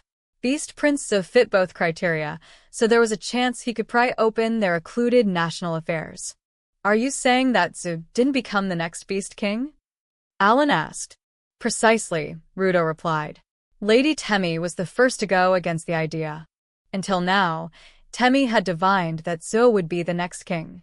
More accurately, there was no result at all, Rudo said. The Chancellor had accused Temi of being irresponsible for having allowed such a thing to happen, and though the meeting had continued after that, a compromise had never been reached. The situation had reached the ears of the nobles, and they had begun discussing the fate of the future monarch as well. Ultimately, many had settled on the idea that the next monarch should not be chosen just yet. Temi's divinations are really influential in Albahal. Beast King Musa had not agreed. He had continued to insist that he was going to abdicate the throne and force discussions to continue, adamantly claiming that a new Beast King would be announced to Albahal by the designated date. Today was the fateful day of the announcement, and Musa had gathered the ministers early in the morning to finalize the result. He had declared that no one was allowed to leave the room until his successor was chosen. In the middle of this meeting, Beast Crown Prince because soldiers had taken up arms and started a revolt. They started just as the Beast King and all the ministers gathered in one room. Maybe they were waiting for this opportunity. But if because revolt was suppressed, that means he failed, right? Alan asked. I'm not exactly sure if failed is the right word, Rudo replied. If we claim that His Highness tried to claim the throne, then indeed his attempt failed. He injured His Majesty rather gravely, however. He is, of course. He suffered from a deep wound, but he managed to cling to life, and his condition has stabilized. That's what I've been told. I see. That's good news. And what happened to my brother and his soldiers? The Beast King Corps managed to capture almost all of the soldiers under His Highness. However, he took the symbol of the Beast King. The symbol of the Beast King was a set of 3 equips: Orichalcum knuckle dusters, Orichalcum armor, and a holy orb from Holy Bird Quattro. The golden gleam of the Orichalcum paired quite well with the golden holy orb of Quattro, serving as perfect accessories for the Beast King. Alan had already assumed that they would go to Shia. It's like the time someone stole Freya's divine vessel, though it's probably not on that grand a scale. The year prior, the invasion of Rosenheim had been used as bait to attack the temple of Freya in the heavenly realm and steal her divine vessel. Gashera had then used it on his followers to transform them into demonic incarnations. While Alan could understand the cause of the revolt in Albahal, Biko had basically stolen the tokens of the Beast King. We immediately sent soldiers to chase after him, Rudo explained. But it seems the Crown Prince had expected this and flown away on a magic ship. Huh. So Biko didn't think he could become the Beast King by killing the current monarch. I mean, it is Musa we're talking about, so I don't blame him, but he still couldn't give up on the throne. He needed another plan. Alan tried to understand the mind of the Crown Prince. The moment Zu and Shia overcame their trials and earned the right to claim the throne, the probability of Biko being crowned the king had dropped to nearly 0. The current Beast King had enough power to clobber hero Helmios. Biko had no chance of winning against such a foe. How else, then, could he become king?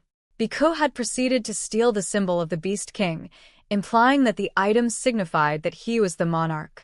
Surely, the items themselves did not make one king, though.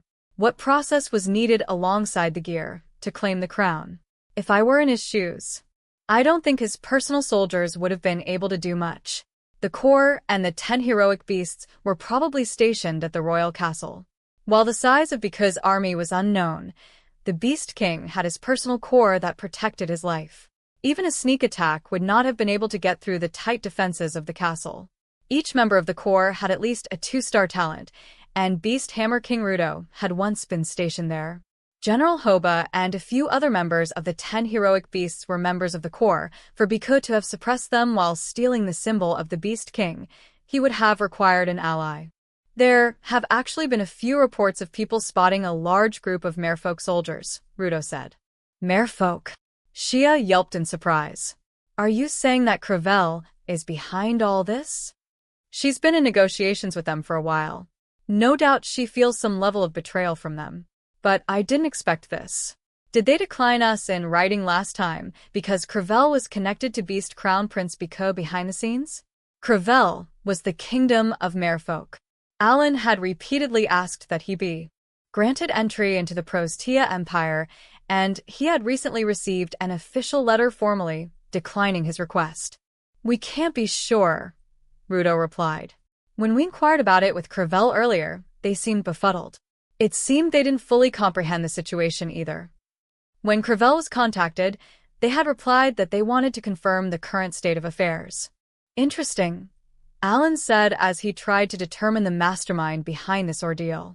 If Crevel's telling the truth here, then there's only one other nation with merfolk that could lend their aid. It can't be, Shia gasped, implying that she had reached the same conclusion. Yep. The only other culprit is the Prostia Empire, Alan declared, and everyone gulped nervously. After hearing Rudo's report, Alan and his party teleported back to Hardcore User Island and dispatched a bird straight for the Crevel Kingdom, which was their next destination. The Kingmead bird A had 25,000 agility, so it reached Crevel in about an hour. It then made a nest and used homing instinct, teleporting everyone to the Kingdom of Merfolk. The gamers had learned of the revolt a little past noon, and it had taken a good while for them to make the necessary preparations, so the sun had already set by the time they arrived in Crevel. Even so, the Crevel royal family had decided to welcome them, and they were guided into the meeting room of the royal palace. Pelomas had tagged along this time around. He was dying to head to the Prostia Empire for Fiona, and had instantly agreed to tag along for a Crevel visit. Shia, meanwhile, looked to be in a daze. It was like she was not all there. Shia, you can head back if you're worried, Dagora said. No, I'm fine. This is my duty as a member of the royal family, the Beast Princess replied. But thank you. The Albahal royal castle had been invaded by the crown prince himself. Not only had her father, Musa, been under attack, but many familiar faces must have been dragged into the mess as well. Even if that had not been the case, because army and the troops defending the castle had clashed. Many must have gotten injured, and much blood must have been shed. Despite her worries, she knew there were other matters she needed to tend to, so she desperately suppressed her anxiety and kept a pensive expression on her face. After a while, a merfolk appeared and guided everyone to a separate room. I guess we're all allowed to go. If there were too many of us, I'd planned on going with only Shia and Pelomas. Luke was also with them. Alan had decided to extend everyone in his party the courtesy of an invitation to go to Crevel, and Luke had been more than happy to tag along. It was not clear just how much he understood about what was going on, but this experience might prove indispensable to the young future king of the Dark Elves. Either way, Alan had planned on letting the Crevel royal family dictate the terms of his audience with them, so he was grateful that they were willing to allow his whole party to attend. They were guided into a spacious conference room where the Crevel royal family was waiting for them. The king was sandwiched by his queen and Princess Carmine, all three of whom were facing a long desk, in front of which sat another desk. Beside the queen were two merfolk dressed rather splendidly, likely chancellors or ministers. Behind them were a host of royal guards, tasked with protecting the merfolk. Thank you for coming all this way, the king said as Alan sat down. I apologize for intruding at such a late hour, Alan apologized, but there's something I need to confirm as soon as possible. Ah, yes. Beast Princess Shia, I have heard about the unfortunate incident back in Albahal. If there's anything we can do, we shall lend a hand. I cannot express my gratitude enough for your generosity, Shia replied with a deep bow as tea and snacks were placed in front of the gamers.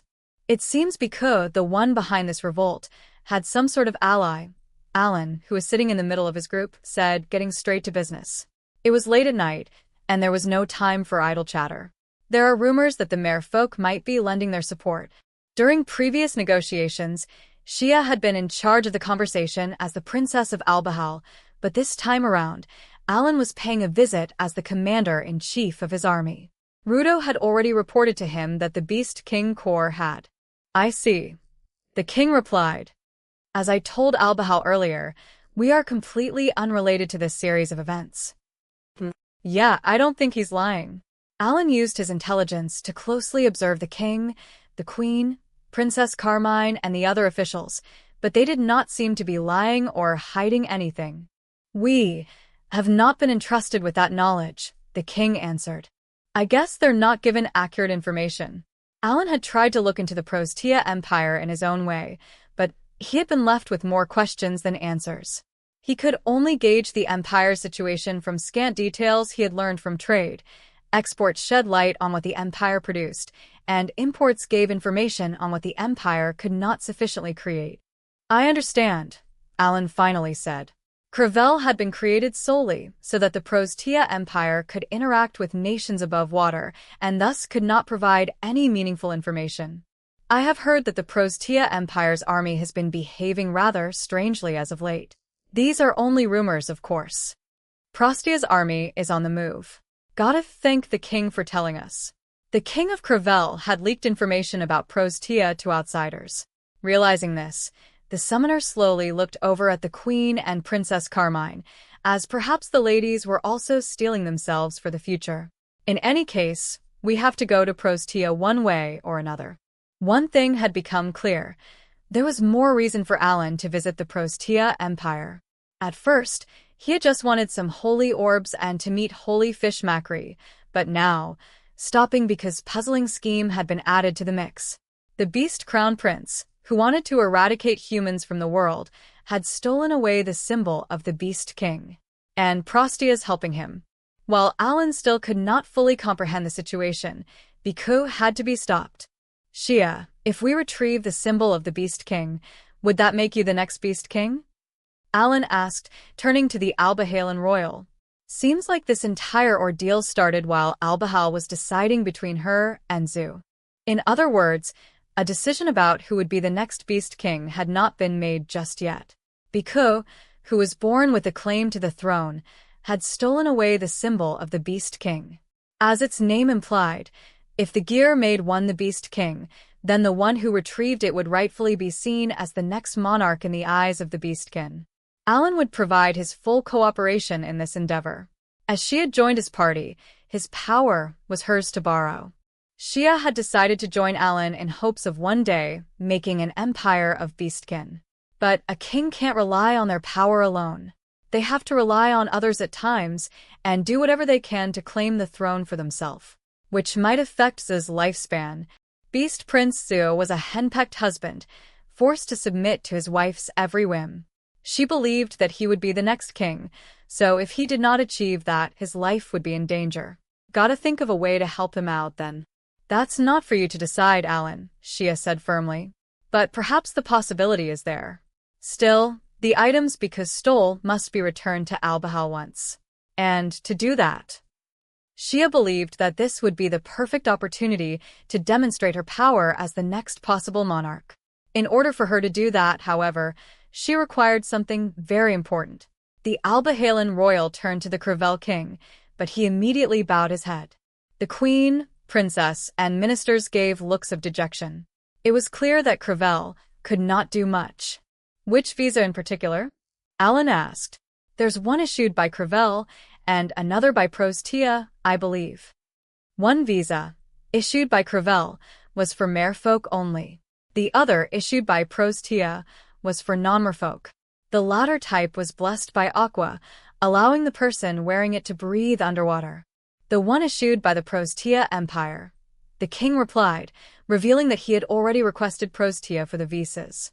I guess we can't pester them much more. It's not like we have hard evidence that Biko's in Prostia. No one knew where Biko had gone after fleeing the royal castle. This is quite the conundrum, Sophie said. If we can't enter Prostia, but well, we have to. We're gonna need to go there sooner or later, Alan replied.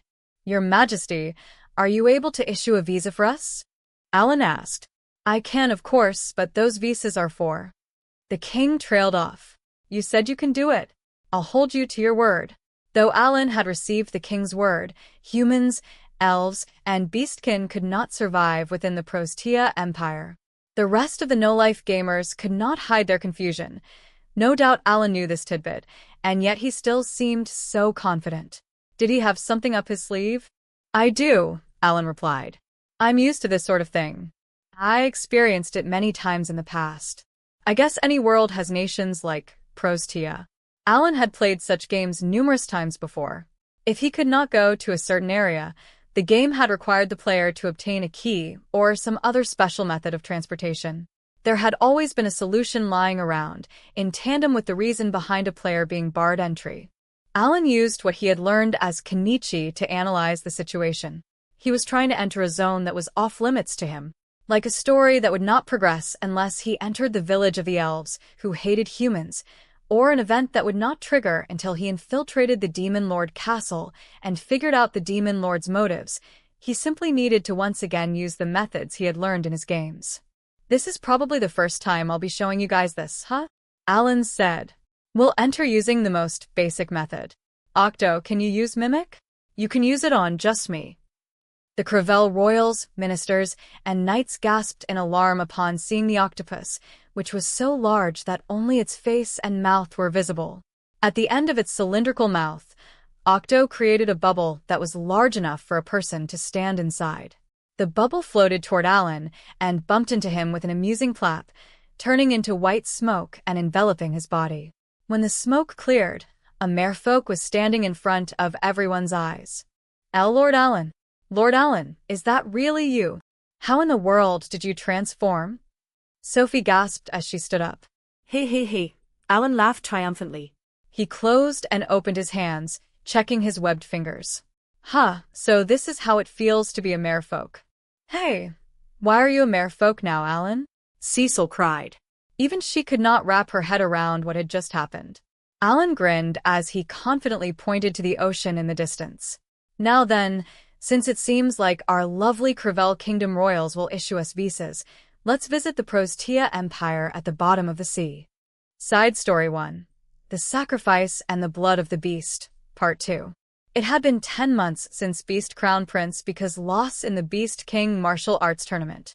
Beast Prince Jiru, who had dominated the match, had been crowned Beast Crown Prince of Bryson upon his return. He had also sent his request to join the Beast King martial arts tournament the following year. Biko was looking forward to the challenge. Following his defeat, he had holed himself up for a few months out of shock, but he had gradually begun to believe that he could not keep retreating. The pride of Albahal, and above all, his own pride had been tarnished, and he was not about to take it lying down. He had personally begged for the Beast King's permission and had conducted his duties as Beast Crown Prince while claiming victory in various competitions. He was training hard to exact his revenge on Jiru. As a part of his training, Biko had decided to hunt an arc spider, a rank S monster that dwelled in dense forests. The creature, known to live for several millennia within the lush greenery of Albahal, would devour a couple of beastkin every time it awoke from its slumber. Once, the residents of a village near one such forest had tried to defeat the monster, but they had failed miserably. The entire village had been gobbled up within a few weeks. And so, in hopes of quelling its wrath, other nearby villages had started a custom of offering a few beastkin to the spider. Now, however, this fearsome monster was nothing more than 100-meter-tall corpse in front of Biko. Rome? The Beast Crown Prince said, gazing at a sack that could fit in the palm of his hand. This is a wonderful drug. Without it, I would have been in trouble. Before his bout with the monster, Biko had swallowed a pill from inside the sack. Doing so had caused power to overflow from his body, so much so that he had just risked his life to defeat a spider the size of a mountain. Romu, a goatkin, stood behind the royal. This wandering physician had suddenly appeared one day after Biko had suffered a humiliating defeat and holed himself up. While it was unclear exactly how Romu gained the Beast Crown Prince's trust, the goatkin had begun residing in the royal castle and had eventually become his personal pharmacist. Captain K, a dogkin, emerged from behind Romu and pushed the goatkin aside. Prince Biko, I'm so glad you're safe, Captain K said, but he quickly noticed something amiss. Why your face? The arc spider's sharp front leg had sliced Biko's cheek, creating a deep gash that ran across his ear. Yes. Oddly enough, I don't feel any pain. Perhaps I have Roma's medicine to thank, Biko replied, his wound healing as he spoke. I feel power coursing through me. I must have overcome Beast Godgarm's trial. Due to his crushing defeat at the hands of Jiru, Biko had been training hard for the next tournament. He had also changed his manner of speech, becoming more polite and adding a regal flair to his words. But this will scar your beautiful face, Prince Biko, Kay said, worried that the fully healed wound would leave a lasting mark. Romu, is there no good method to prevent that? I've already given Prince Biko a pill to increase his HP, Romu replied with a smile. That pill will heal any wound, and with a good night's rest, you won't feel any exhaustion the next day either. I see. I trust that you're right, Biko said. You have my gratitude. But it's only because you have the blood of Albahal's founder flowing through your veins. In other words, you are the rightful heir to the power given to us by Beast Godgarm to protect and guide us beastkin. I have no doubt that you are the beastkin who is closest to God. Biko's eyes glimmered. Which means there is no reason I should lose to Jiru.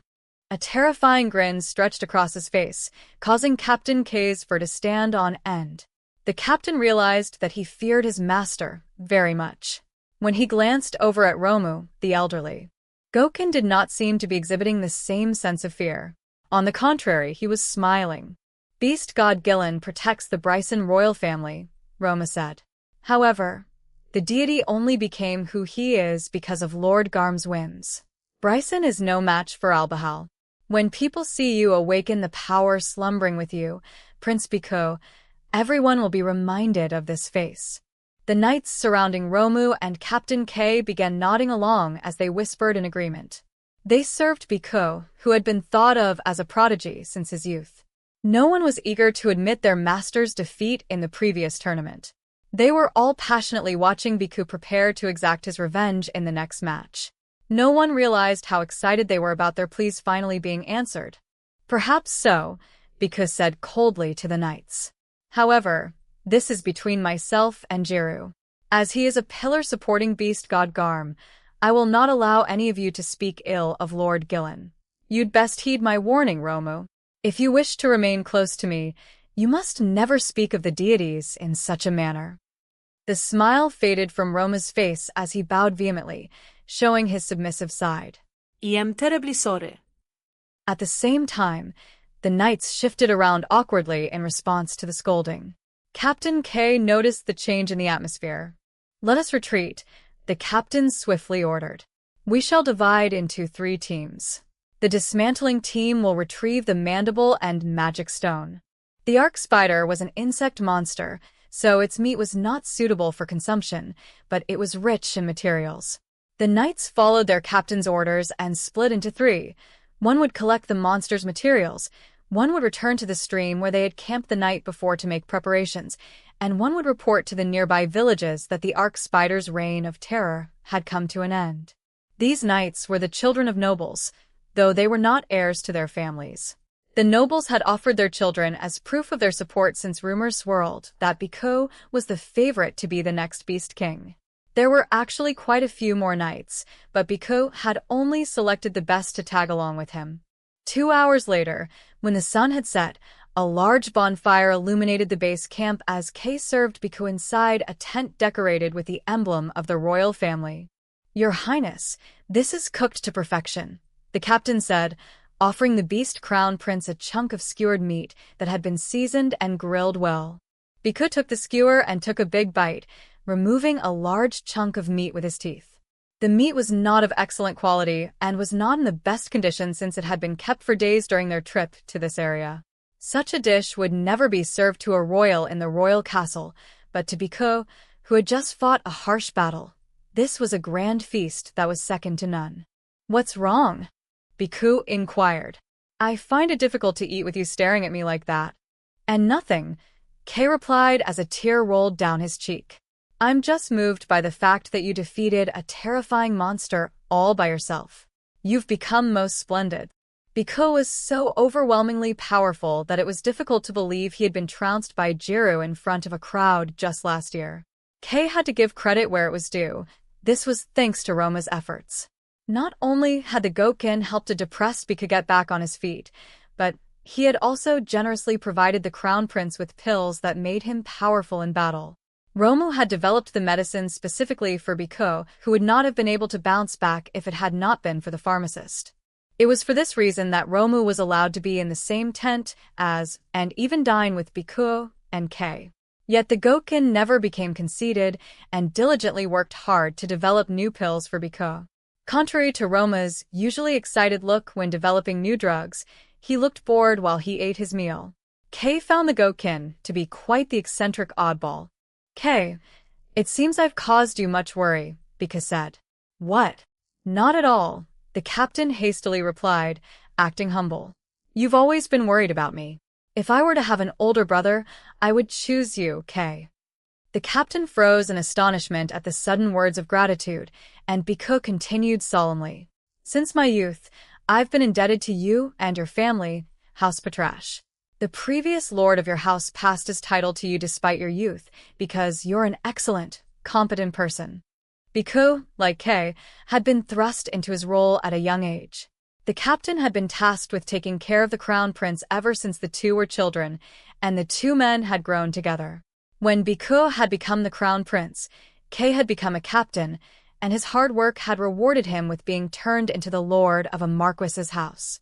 When Biko had been granted the title of Beast Crown Prince, many nobles had flocked toward him in hopes of receiving the favor of the future Beast King. Kay's loyalty, however, was not so fragile.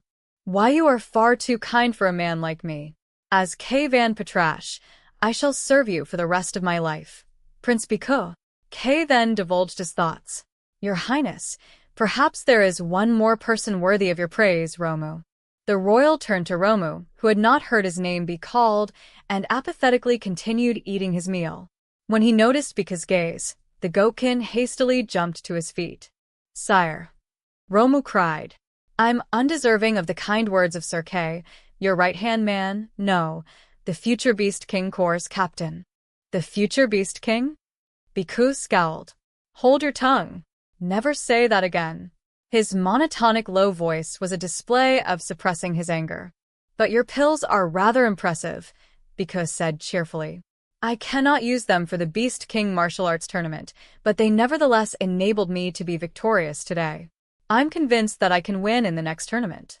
The Crown Prince smiled with satisfaction as the goatkin looked up at him, his eyes glimmering. A few days later, Biku returned to the royal capital to visit his father. The Beast Crown Prince intended to request permission to enter the Beast King martial arts tournament once more. The thick doors to the audience room groaned as 4 knights pushed them open to make way for Biku. Inside was a long, red carpet with ministers and nobles lined up on either side of it. Sitting regally atop the throne in the center, at the end of this carpet, sat Beast King Musa, Biku's father.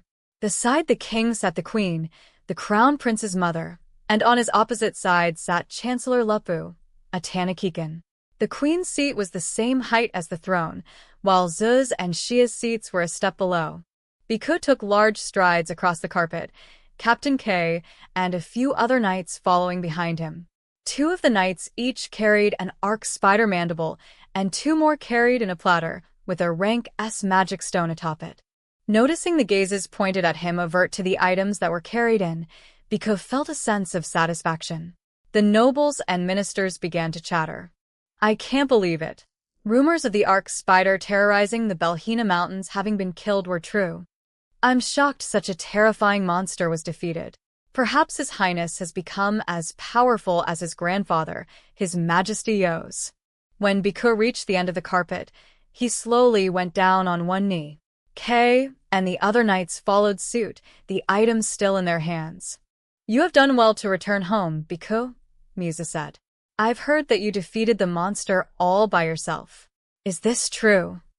The Beast King's tone was cold and stern, exactly as he had sounded when Biku had brought him the head of a King Albahal in the year prior. And also exactly like the year prior, Biku's voice was brimming with confidence. Of course, Biku replied. However, this is simply a prelude to the next tournament. I swear that I will defeat Jiru of Bryson and get revenge for my nation. Yes, Your Majesty. As the Beast Crown Prince, I will not allow Bryson to do as they please this time around. Musa gazed intently at Biku's confident expression before turning to Chancellor Lupu. A look at this. The Chancellor stepped forward and removed a piece of paper from his pocket before handing it to Biku. The Beast Crown Prince solemnly unfurled the document and scanned its contents before emitting a low groan. Lupu nodded. That is correct. Beast King Oba of Bryson has claimed that should Beast Crown Prince Jiru become victorious in the next Beast King martial arts tournament, he will be allowed to succeed to the throne. The nobles could hardly believe their ears. All of them were familiar with the rules of the tournament. Basic rules of the Beast King martial arts tournament. A Beast King martial arts tournament once a year. The Beast King martial arts tournament permits special rules pertaining to Albahal, the county of Beastkin's Beast King martial arts tournament. If Jiru won the upcoming tournament, Albahal would be forced to cede their land the following year. Our backs are against the wall, Musa said. It's up to you now, Biku. If you are scared, I will have no choice but to personally join the tournament. Were the current Beast King of Albahal to enter, comparisons to Bryson would inevitably be drawn, which would make Albahal look spineless. Musa was well aware of this, so he had chosen his words carefully to encourage Biku to enter. The Beast Crown Prince understood this, as he met his father's frosty gaze. No, that won't be necessary, Biku said firmly. Your Majesty, please enjoy the show from your throne. This is my fight, which I started when I entered last year. Oh. Your fight, you say? Musa asked. And what makes you so sure you won't lose a second time?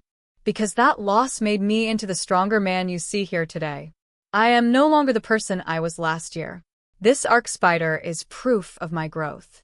Musa let out a deep sigh. "Well said, Bhikkhu. I leave it to you."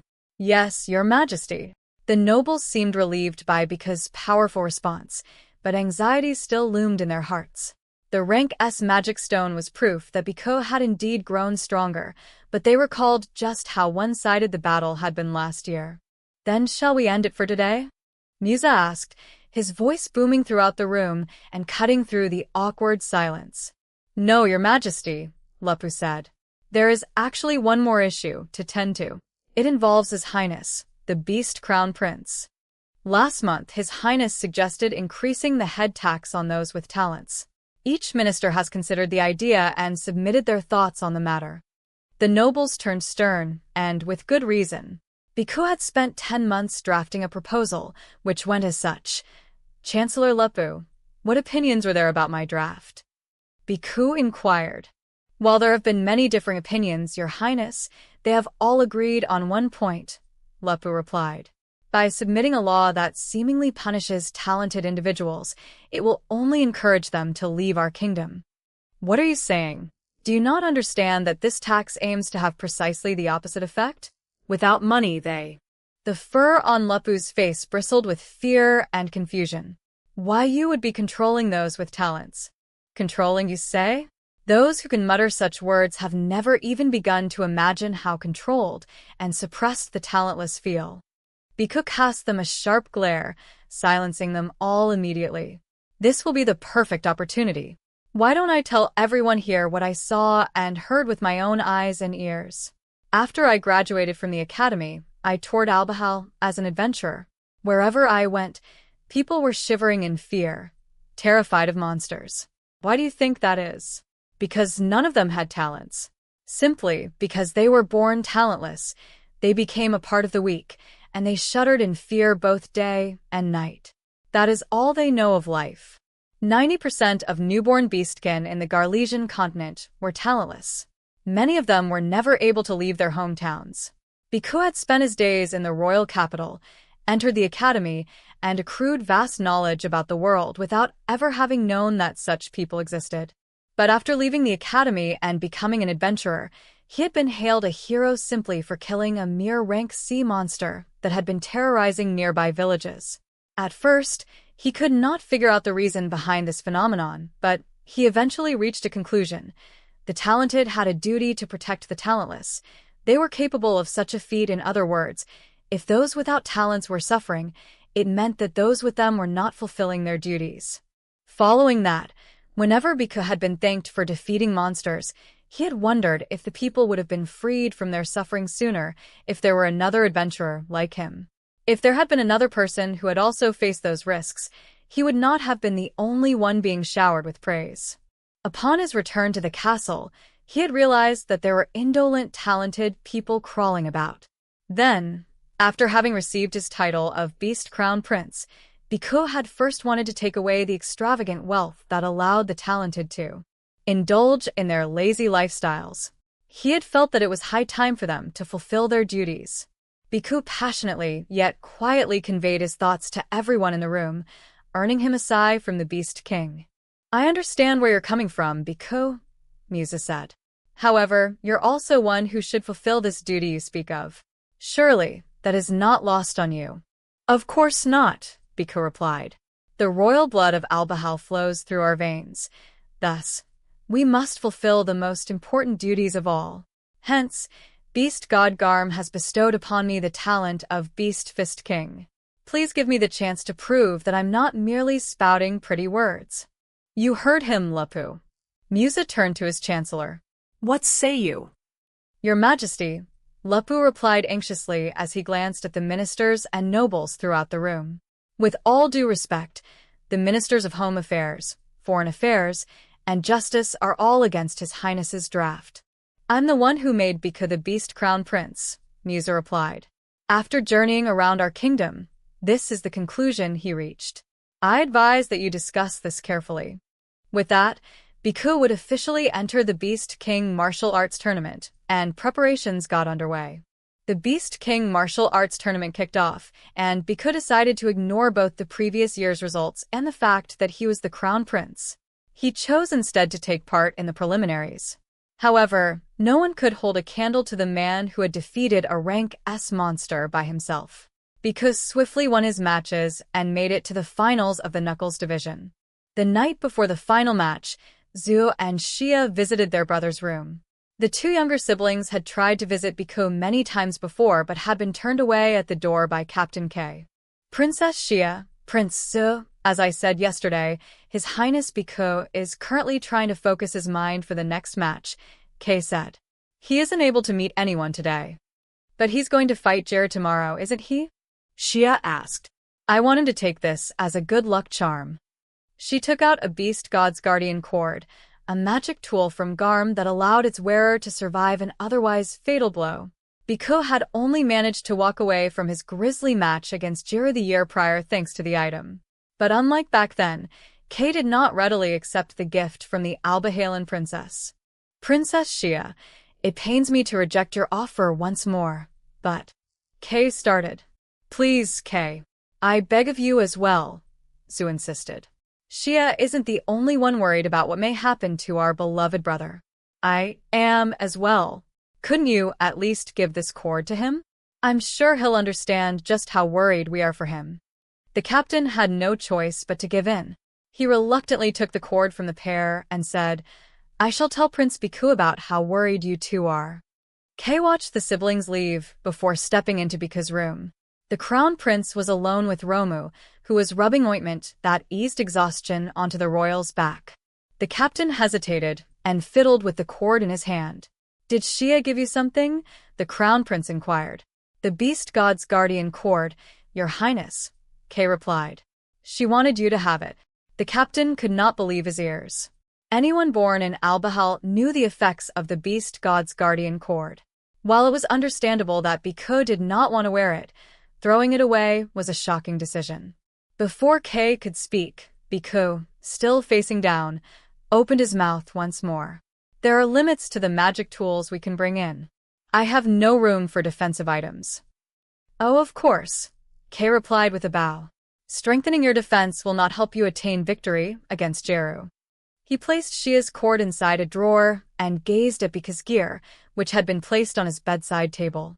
Beside the battered adamantite knuckles and armor was a necklace that boosted agility. The Beast King martial arts tournament allowed participants to use magic tools, but they were limited to 2 rings and 1 necklace. Participants could choose to equip more, but they would not see the effects of those items due to the rules cast by Isiris. Biko had told Kay that agility and speed were essential to beating the powerful Jeru. If he were to equip the Beast God's Guardian Cord instead, Biko could be protected in a fight, but he would sacrifice his agility. He would be no match for Jira then. All right. I suspect you'll be able to use your full power tomorrow as well. Roma said. Item. And I would like to give you this pill. Please take it. Both Kay and Biko glared at the Gokin. Romu, do you understand what you're saying? The crown prince growled. Healing items are not. I am aware, Romu interjected. This pill will not be found by the analyzer spells. And while its effects won't last very long, there will be no traces of it having been used either. It can bring out the full potential that's slumbering with you, Your Highness. He seemed elated to explain how the pill worked, ignoring the looks he received from Biko and Kay. Romu, I will overcome my father and guide Albahal to greater heights. I cannot accept such unfair tactics and cheats to win. The crown prince's voice was filled with quiet rage. But there are no guarantees that Jeru will retreat this time, Roma countered.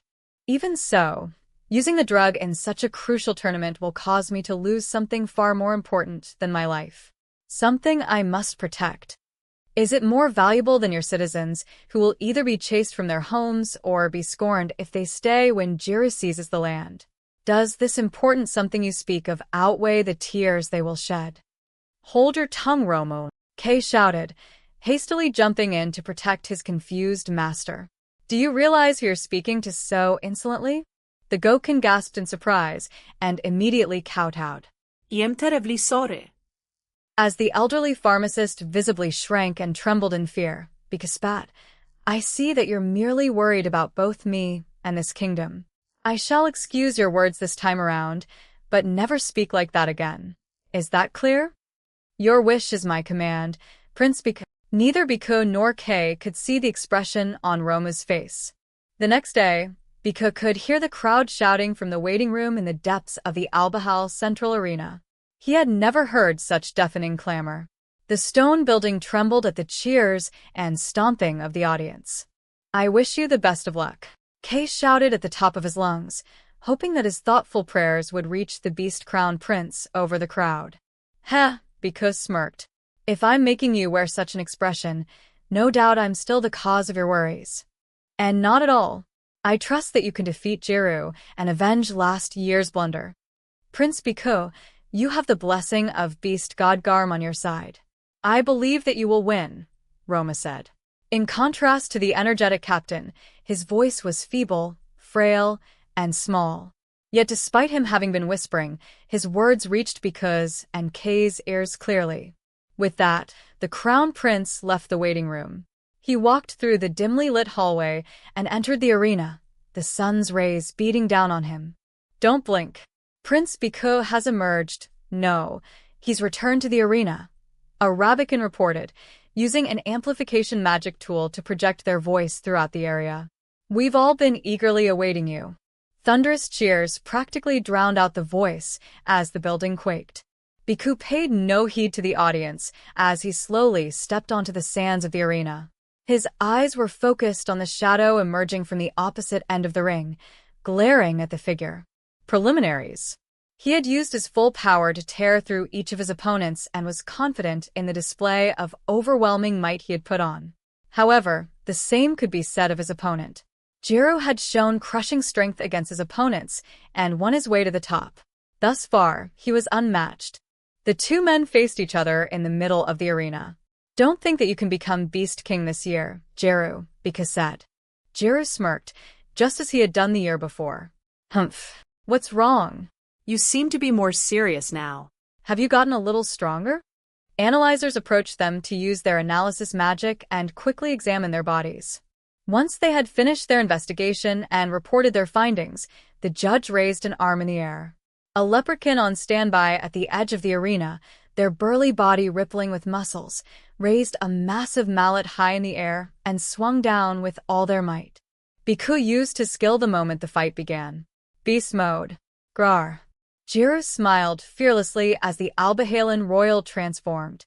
"Starting off strong, are we? Then I'll do the same. Beast mode. Rhea."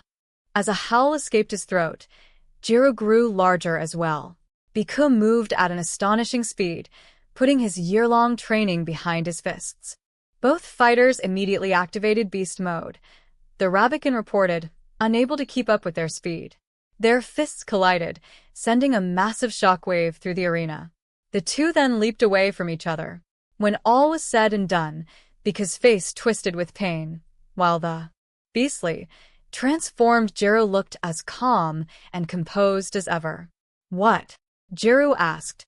"Did you think you were the only one who underwent rigorous training?" "Ah." "Grayar." Bika roared furiously as he charged once more. Jiru stood unmoving and allowed Bika to punch and kick him before launching a barrage of his own. Bika jumped away and dodged the attacks, trying to flank his opponent and find an opening, but Jiru froze in place and took up a stance, covering any blind spots. It left Bika with no choice but to launch meaningless attacks.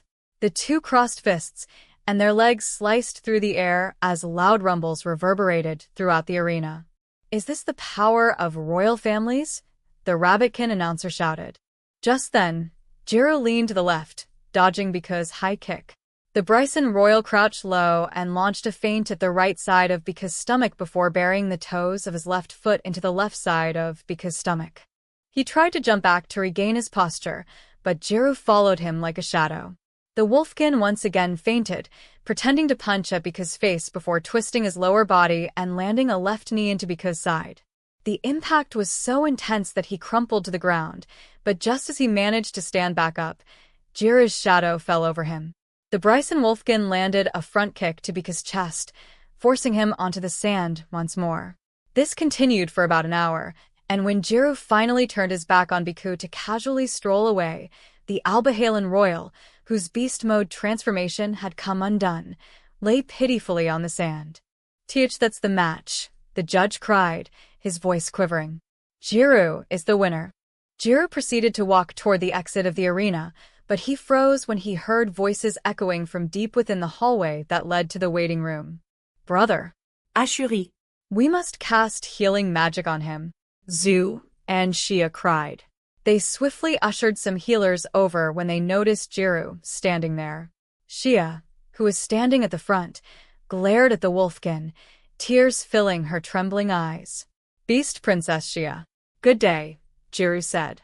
It seems you didn't give your brother a beast god's guardian cord. How very unfortunate. Shia paled upon hearing those words, and for the first time today, Jiru was confused. Cruel? I haven't the faintest clue what you're talking about, Jiru replied. But should your brother die, you too will be next. What did you say? As Shia yelled back, Jiru noticed Zu staring at him with frightened eyes. The Bryson royal huffed and walked past them.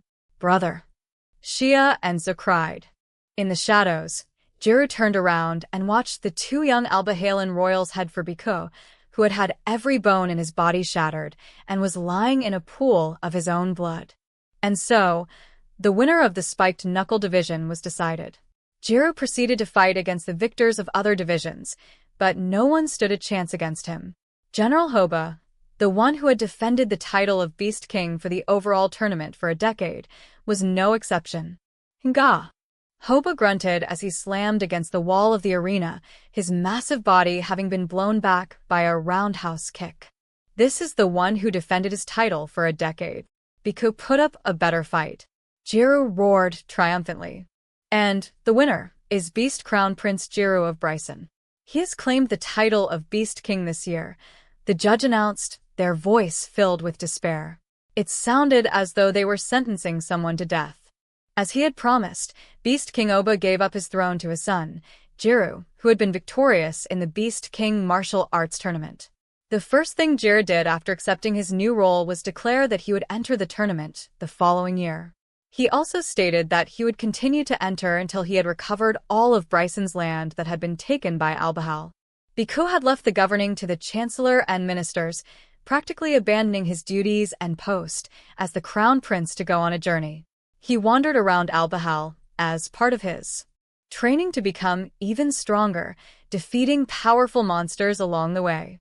Rank as were the norm for him, and he even risked his life to challenge rank S monsters as a way to test his skills. Another year passed in the blink of an eye, and he finally returned to the royal capital the day before the deadline to announce his entry into the tournament. Just as he had done last year, he hardly met with anyone other than Romu and Kay, spending the rest of his time holed up in his room. When the tournament began, he silently won his way up from the preliminaries. Prince Bhikkhu is once again the winner of the Knuckles division, the Rabbitkin announced. The crown prince turned his back to the crowd and returned to the waiting room.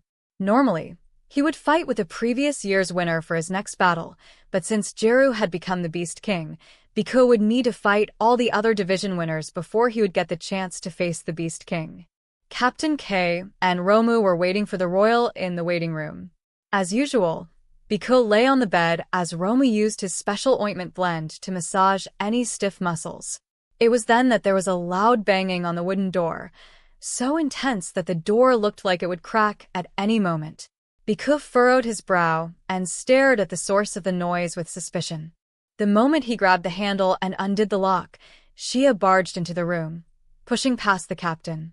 Brother, I've brought a good luck charm for you, she cried, clutching a beast god's guardian cord.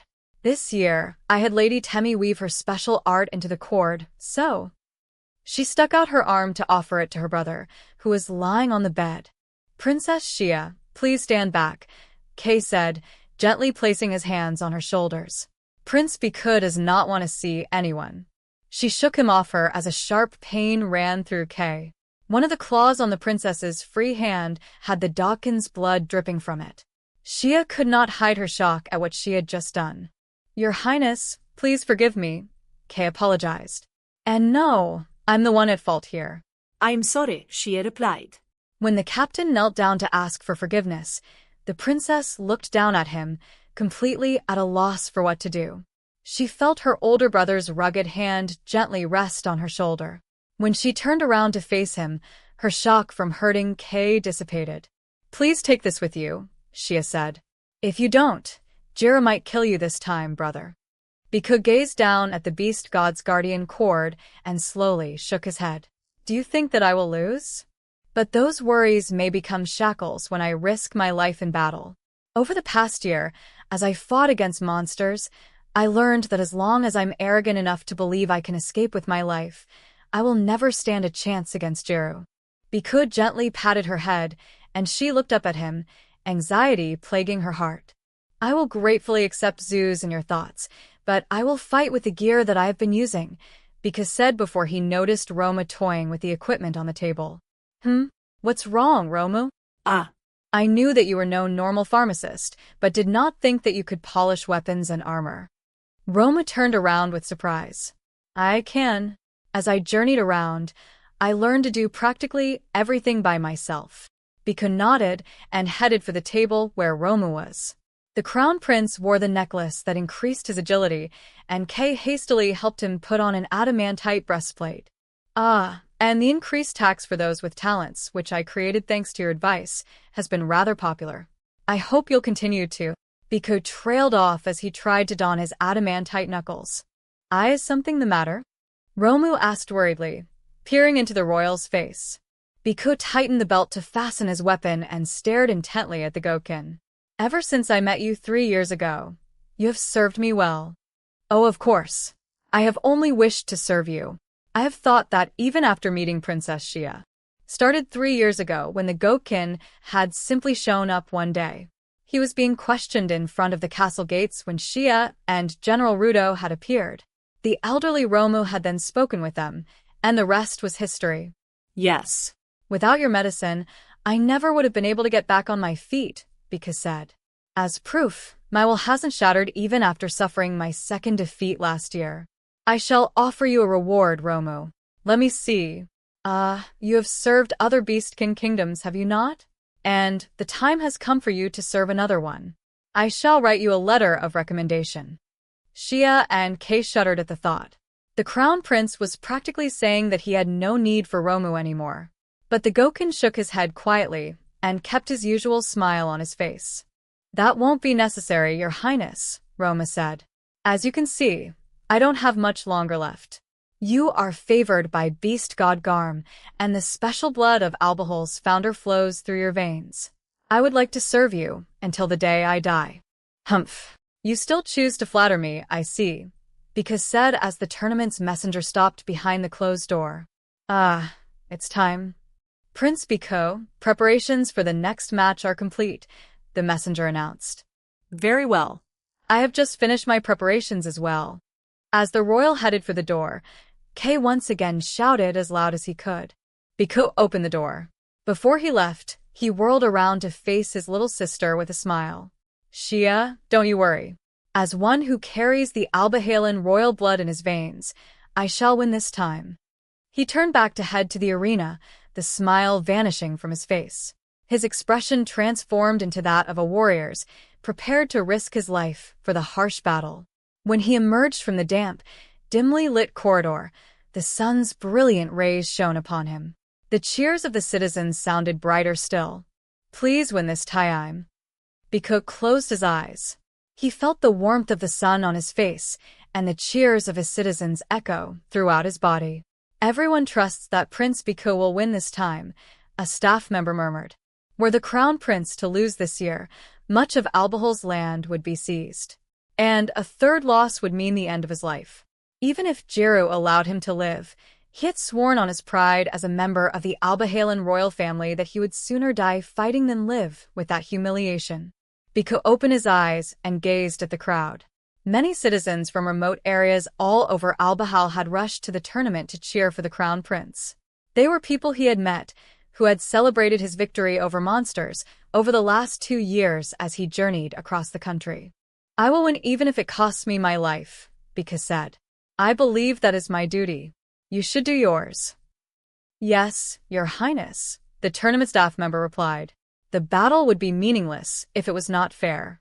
Biko told them to cast aside their personal feelings and focus on their work as he headed to the center of the arena. He was all by himself, but the deafening cheers reminded him that Albahal was on his side. He stopped and turned to the noble seats. 2 Beast Kings, Musa and Oba, and their families were sitting side by side. Beast King Oba had his wife and his daughter, Princess Rina, beside him. Beast King Musa had Biko's mother, Zu, and Shia sitting close to him. The whole family is here. How the tables have turned, Biko muttered. No, it is because our strength made us complacent. That is why we find ourselves so tripped up. Before he knew it, he was bowing to them. He displayed his gratitude to his parents and his affection for his siblings, and he sent a challenge to the Bryson royal family. When he looked up, he locked eyes with a worried Shia. Prince Biko, this year's overall division winner, has emerged, a Rabbitkin announced. The entire kingdom is waiting with bated breath for your battle against last year's Beast King. Is there anything you'd like to say to the citizens before the big match? Biko took the mic and said, I promise to win this time. He then bowed toward the audience, stands as the cheers. Splendid words from our crown prince, the Rabbitkin shouted. And last year's Beast King is entering the arena. Biko turned around, looking between the noble seats and the audiences, where a special seat reserved for the prior year's Beast King was located. Jiru stood up from that seat, removing his golden cape and crown. He crouched down and then leaped, forming a gentle arc before landing in the arena. Thump! Sand flew into the air as he landed, and when it settled, his slender yet muscular frame stood in the ring. He slowly walked toward Biko. The audience was shocked by his grand entrance, but they soon gathered themselves and started booing the man. Jiru did not seem to care. He merely smirked while standing in front of Biko. It seems the residents of Albahal can only chirp like insects, but when they're all gathered in one place, I can hear them rather clearly, Jiru remarked. What's wrong? Don't stand there silently, with a frown on your face. Why don't you say a word or two? Biko remained silent and observed Jiru. The Bryson Royal, who had become the king of his nation, was wearing the same adamantite gear as last year. His necklace and rings also had not changed much. It seems you let being king go to your head, Biko said. Do I seem that way? Or do you just want me to be that way? Jiru inquired. You're just jumping to conclusions to suit your viewpoint. Did you perhaps down a pint before the match to hide your fear? You look disoriented. So, you're sober? You have foolishly chosen to stand in front of me not just twice, but thrice. Perhaps the beating I gave you made you slightly crazy. No. Quite the opposite, actually. You opened my eyes. I admit that I lacked the resolve last year. This again? I'm tired of hearing about your resolve. And your younger siblings will surely spout the same silly nonsense. But don't you worry. I'll send you and your siblings to hell so that you can keep showing one another your resolve like the friendly family that you are. King proceeded. Analyzers stepped onto the field and swiftly checked the 2 combatants, sternly checking for any signs of cheating. A leopardkin swung his mallet, filling the arena with a metallic ring. Right away, just like last time, the 2 fighters activated their skills. A massive Jiru charged at his foe. Why don't we review last year's program? Super heavy blow. Biko had also turned colossal, and he, too, threw a punch at his opponent. Super heavy blow. The deafening clash of fists drowned out the sound of the gong before the 2 mighty forces leaped away. They whirled through the air and landed back in the ring. Your skills have improved quite a bit. I'm impressed with your training, Jiru smiled. While both fighters were blown back, it was clear that Biko had been pushed back farther than Jiru. Biko had spent the last year training hard, and he knew that he had become stronger, but it seemed Jiru still had higher attack and skill levels. The Wolfkin had more power, but that did not deter Biko as he charged in. Much like in their past 2 battles, they launched a barrage of skills at each other, and once again, Biko found himself on the back foot. He crouched to dodge a kick that was aimed for the side of his head and tried to utilize that opening to land an attack. He aimed for his opponent's chest, but Jiru whirled around and swiftly used a spinning back kick. Biko crossed his arms in front of him and jumped back to minimize the impact. He was blown back, but he still managed to land on his feet. Jiru rushed in and unleashed a flurry of attacks. Prince Biko has been blown back again, but he stands right back up, the Rabbicin reported, trying their best to encourage the royal. The future of Albahal rests on his shoulders, and he refuses to give up. Unfortunately, Jiru possessed greater agility as well, and he continued to attack. Biko had used up much of his energy, so he could not do anything but take the blows. Despite having trained so hard that he had often been drenched in his own blood, sweat, and tears, he felt like he had not shortened the gap between him and Jiru. It seems you've been training every year, but it's just not enough. Jiru roared. Your so-called resolve will be the perfect stepping stone to allow Bryson to prosper. The Albahalan crown prince stepped back, but he was clearly staggering. You spout the same words not once, not twice, but 3 times. Jiru exclaimed. You are a fool. I shall hammer reality into your body. He raised his fist to land the final blow on the staggering Biko. As he rushed in, Biko stood in place, gazing at his enemy in a daze as the wolfkin's massive body drew near. I am one who wishes for Albahal to prosper. Farewell, Biko said under his breath. D. Jiru shouted, having heard his opponent's words. He cut through the air and swung his mighty right fist, burying it into Biko's left side. Crack, crack. Biko had not defended himself at all, and his left arm shattered to the point that it was almost completely severed from his body.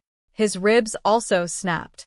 Biko practically flung his entire body at his foe and mustered the last of his strength to swing his right fist at Jiru's throat. Beast King Zen Punch. Realizing that Biko was using his own life as bait in order to land his counter, Jiru used his left fist to gouge out Biko's right side. The 2-pronged attack from Jiru destroyed the clasps of Biko's armor, causing both the front and back pieces to fall off him. A moment later, Biko himself collapsed, landing face first on the ground. You're not the only one with an ace up your sleeve. And that's precisely why you're so naive. Jiru grinned, wiping the blood away from the wound where Biko's Beast King Zen Punch had scratched him. Biko tried his best to get up. Despite his best efforts, however, he could not get to his feet. It was all he could do to hold himself up on his hands and knees. While Biko was down on all fours, a bright red pill fell from his chest. He widened his eyes and gasped. "Why is this here?" he mumbled. He then recalled that Romo had fiddled with his gear. "Prince Biko, would you like to continue?" the Rakan judge inquired. Biko instinctively put his hand over the pill, shielding it from view. "What will you do?" Jiru asked. "If you can't stand and fight, I'll just end you here." But the Albahalan crown prince could only think about the pill hidden beneath his palm. His armor had been obliterated, and the powerful blow from Jiru had shattered his bones. Biko also knew that his organs had been damaged, and that his life was on the line. And yet, there was a way out of this predicament. It was literally in his hand. He felt his heart and will waver. If he swallowed the pill, he felt like he would lose the pride he had spent his life building up, as well as the dignity of the Albahalan royal family. All he had to do was crush the pill and stand up as though nothing had happened. However, that would mean that he would lose this match. Should he die with pride or win with disgrace? His chest tightened, causing more pain than the wounds on his body, and he found himself on the verge of tears. Cries of gratefulness reached his ears, and he raised his head. Citizens from rural areas were in the front rows of the audience, showering him with gratitude. "Prince Biko, thanks to you, heroes with talents have begun hunting monsters near our village." Biko had saved these people during his travels around Albahal to become stronger in hopes of beating Jiru. The Albahalan beast crown prince locked eyes with these residents as they called his name, their voices converging into a roar. They were all rooting for him. Such deafening cheers, the Rabbicin shouted, barely audible over the crowd shouting Biko's name. You can hear them all the way outside the arena. Aurora vision displays installed throughout the royal capital conveyed the scene to everyone in Albahal. Over 1,000,000 beastkin raised their fists to cheer for their crown prince. Fools, Jira growled. This royal capital will eventually belong to Bryson. They must be re-educated. Biko gasped. If he lost, would his people be in danger? Even if it meant sullying his name, he had to protect those who believed in him. I must protect them, Biko muttered. He clutched the pill as Jiru stood behind him. We've done this thrice. It's gotten old, Jiru said. Why don't we just end it here? The Albahalan crown prince had already swallowed the forbidden item by the time Jiru reached out to grab his head. He let out a deep breath, much to Jiru's surprise, and a hard, rugged hand gripped the Bryson Beast King's wrist. The power the Beast Crown Prince was exerting was unbelievable. Within the arena that trembled under the cheers of the crowd, Jiru could hear his own wrist creaking. Biko was on all fours, but he still managed to fling Jiru aside with one arm. The Bryson royal whirled through the air and landed on the sand as Biko stood up, crouched low, and emitted. After a massive roar, Biko's bones began to creak and groan as his bulky muscles writhed under his skin. This was no normal beast mode transformation. Nevertheless, Jiru widened his eyes and howled happily. So, you finally took Roma's pill, did you? The wolfkin sneered. Everything is going as planned. Biko shot out like a golden arrow, charging straight at the Bryson Beast King. Grah! Biko roared, raising his right arm high and outstretching his claws to swing down at Jiru. I won't go down to simple attacks. Jiru shouted. Humph. The wolfkin slid his arm under Biko's, hoping to change the trajectory of the Albahalan's attack. But before he could do so, crack. Biko snapped his arm with a disgusting Grayar. Biko roared, his right arm digging deep into Jiru's breastplate. He attacked with his left fist as well, burying it into Jiru's right side, denting the armor horribly. Whoa, the announcer shouted. Prince Biko's finally gone all out. Did the audience's voices reach him? The cheers of the people sitting in the very front of the crowd drowned out the announcer, causing the arena to shudder once more. As Biko continued his relentless attack, Jiru could only go on the defensive, using the slightest of openings to retreat. Ha, ha, I don't believe it, Jiru said with haggard breath as he tried to regain his composure. Even I didn't gain this much power after taking it. Biko drew near, once again forcing Jiru to defend himself. Behind the rampaging Albahalan, the wolfkin spotted the small figure of Romu, smiling from within the hallway that led to the waiting room. As Jiru dodged a punch and used his kick to parry an incoming leg, he huffed through his nose as though to deride himself. Humph. It seems I'm the one who's been tricked, Jiru muttered. But I'm the strongest beastkin in history. Taking that pill for the first time has made you excited, no doubt. But Jiru blocked Biko's fist, placed the Beast Crown Prince's arm under his armpit, and drew near. Then, gluing himself to Biko's side, he opened his maw and went for the throat. What? Jiru just bit down on Prince Biko's neck, the announcer cried. Huh. What's going on here? Just then, Biko turned his neck to bite down on Jiru's throat as well. As the two sank their fangs into the other, they continued to use their arms and legs to launch a flurry of attacks. They tumbled across the sand like animals, forming one massive lump. The audience was taken aback. This sight was too beastly even for them, and they all fell silent, forgetting to call their crown prince's name. Clouds of dust were kicked up, and as the two rolled around, silence suddenly filled the air. Everyone felt like they could hear blood spurting. Then, they spotted Biko lying limp and motionless on the ground. Jiru slowly stood up, but a moment later, blood sprayed from the wound on his neck. The spectators were deathly silent as they watched the gruesome scene. If I consume the soul of one who swallows that pill, I should become the strongest beastkin in the world, Jiru murmured. But I've never seen anyone become this strong from taking it. This isn't what I was told. Why do you think I backed him into a corner?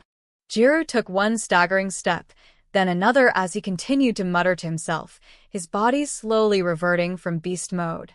He gradually returned to his normal form as he fell forward into the sand. Did I win?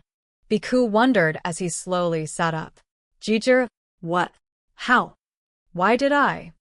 The Albahalan royal hastily got to his feet, maintaining his massive lion form. Amid the silence, a young lady's high-pitched shriek could be heard. "Jira! No!" Beast Princess Rena of Bryson screamed. "Hold her back," Musa ordered. The royal guards hastily suppressed Rena, but she put up a fight, her screeches reaching Bika's ears. "How dare you? He's my older brother," Rena shouted. "I'll kill you." There was a sickening crunch as Biko, who was still in beast mode, grew larger once more. Unable to maintain his balance on two legs, he fell forward, turning into a massive, quadrupedal beast. His eyes glittered as they focused on the bloody corpse that was Jiru. Biko unleashed a thunderous roar, tears of blood streaming from his eyes. His voice was filled with confusion and despair. It contained no trace of happiness over his victory. "Total beast mode," Beast King Musa murmured. The audience, Shia, and Zo were all frozen in astonishment as they heard Biko practically crying for help. There was one person, however, who was cackling with glee from the shadows. "Hee. I did it! The first step for inheriting the bloodline is complete. Demon Lord, preparations for the sacrifice are going smoothly," Romo exclaimed, a sinister smile stretched across his elderly face. Side Story 2. Olbaas's Resolve and Majestic, Part 1. The round, pale moon illuminated the desert, which was devoid of anything but sand and darkness. Even the air was still, serving as a reminder of how lifeless the area was. A young Olbaas kicked up the fine sands, shivering in the cold of the night as he desperately searched for something. The vast desert, lit up by the frosty moonlight, gave Olbaas no clues to aid him in his hunt. When he turned around, he saw that his footprints had disappeared completely. The young dark elf was all alone on the dunes. As that realization struck him, anxiety started to set in. He swiftly glanced around, trying to discern the direction he had come from, but the desert looked the same no matter where he looked. He had no idea where he currently was. He took a shot in the dark and tried to retrace his steps, but when he took a few steps and turned around, he once again saw that his footprints had vanished. Fear gripped his body as despair flashed through his mind. Olbaas stood there and trembled. He understood just how terrifying it was to be alone, and he could not move his legs. No one was there for him. He had nowhere to go. Warmth streamed down his cheeks. When he realized that it was tears, the emotions he had kept bottled up came gushing out in the form of sobs. He cried as loudly as he could, but his wailing disappeared into the sands. He just wanted someone, a certain someone, beside him. All the young boy could do was curl up atop the night-veiled desert and weep. Olbaas awoke to the chirping of the birds and the gentle rays of the sun trickling in from the wooden window. Realizing he was in his bed, he slowly sat up. When he pressed a finger against his cheek, his fingertip turned damp. It had been nearly a millennium since that night, yet he still had nightmares about it. That night, young Olbaas had woken up in the middle of the night in his bedroom and found that the shrine was eerily quiet. Equal parts curious and scared, he had visited his father, Rezel, who was supposed to be slumbering next door, but the man's room had been empty. This had worried Olbaas, leading him to frantically search the shrine for his missing father. The boy had then exited the shrine and made his way outside Fabre's. For some reason, there had been no guards stationed at the gate that night, which had allowed Olbaas to leave the village to wander the Muharino desert. Yet he had still been unable to find Rezel. Young Olbaas, lost in the desert in the middle of the night, had curled up into a ball and wept. Before long, he had fallen asleep, and the next morning, the village residents had noticed the disappearance of the two royals. They had quickly searched the desert, where they had found Olbaas in nothing but his pajamas. The harsh, frosty night had nearly frozen the boy to death, and for the next week, he had been on death's door. When he had finally regained consciousness, Rezel still had not returned. Olbaas had not seen his father since. A year later, the young dark elf boy had been crowned king in lieu of the missing Rezel. He had been forced to form a contract with Fable, the sovereign of spirits and defender of Fabres, by the village elders. They believed that only high dark elves with the blood of Rezel were worthy to become the Oracle of Prayers, who protected the massive sapling that would eventually grow into the World Tree. Since then, Olbaas had been shackled to his village. Not once had he left it. "Is something the matter, Your Majesty?" the king's attendant inquired, their voice filled with worry. "Nothing at all," Olbaas replied, doing his best to sound calm despite lying dazed in his bed. Olbaas stood up and changed out of his messy pajamas, tying a sash firmly around his waist before sliding the door open and stepping into the hallway. The attendant quietly followed him as he headed to the dining area. Sensing his attendant behind him, he let out a small sigh.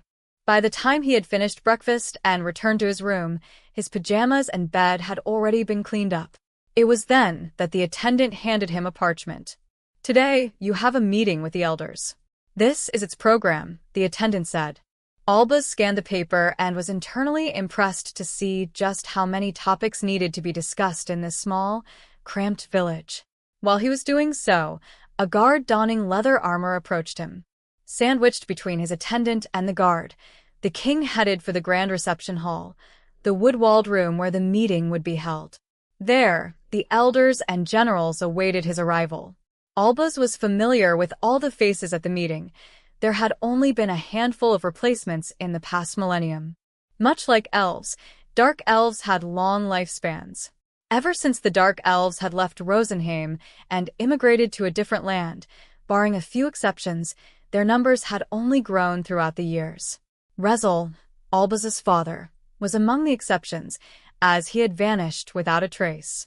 Olbaas gazed at the crowd of familiar faces as he took his seat that was higher than the rest. The moment he crossed his legs to sit on the mat, a small shadow bolted from a corner of the room and curled itself up in Olbaas's lap as it closed its eyes. This shadow was the nimble weasel Fable, the sovereign of spirits and the defender of the village. "I apologize for keeping you all waiting. Please begin," Olbaas said.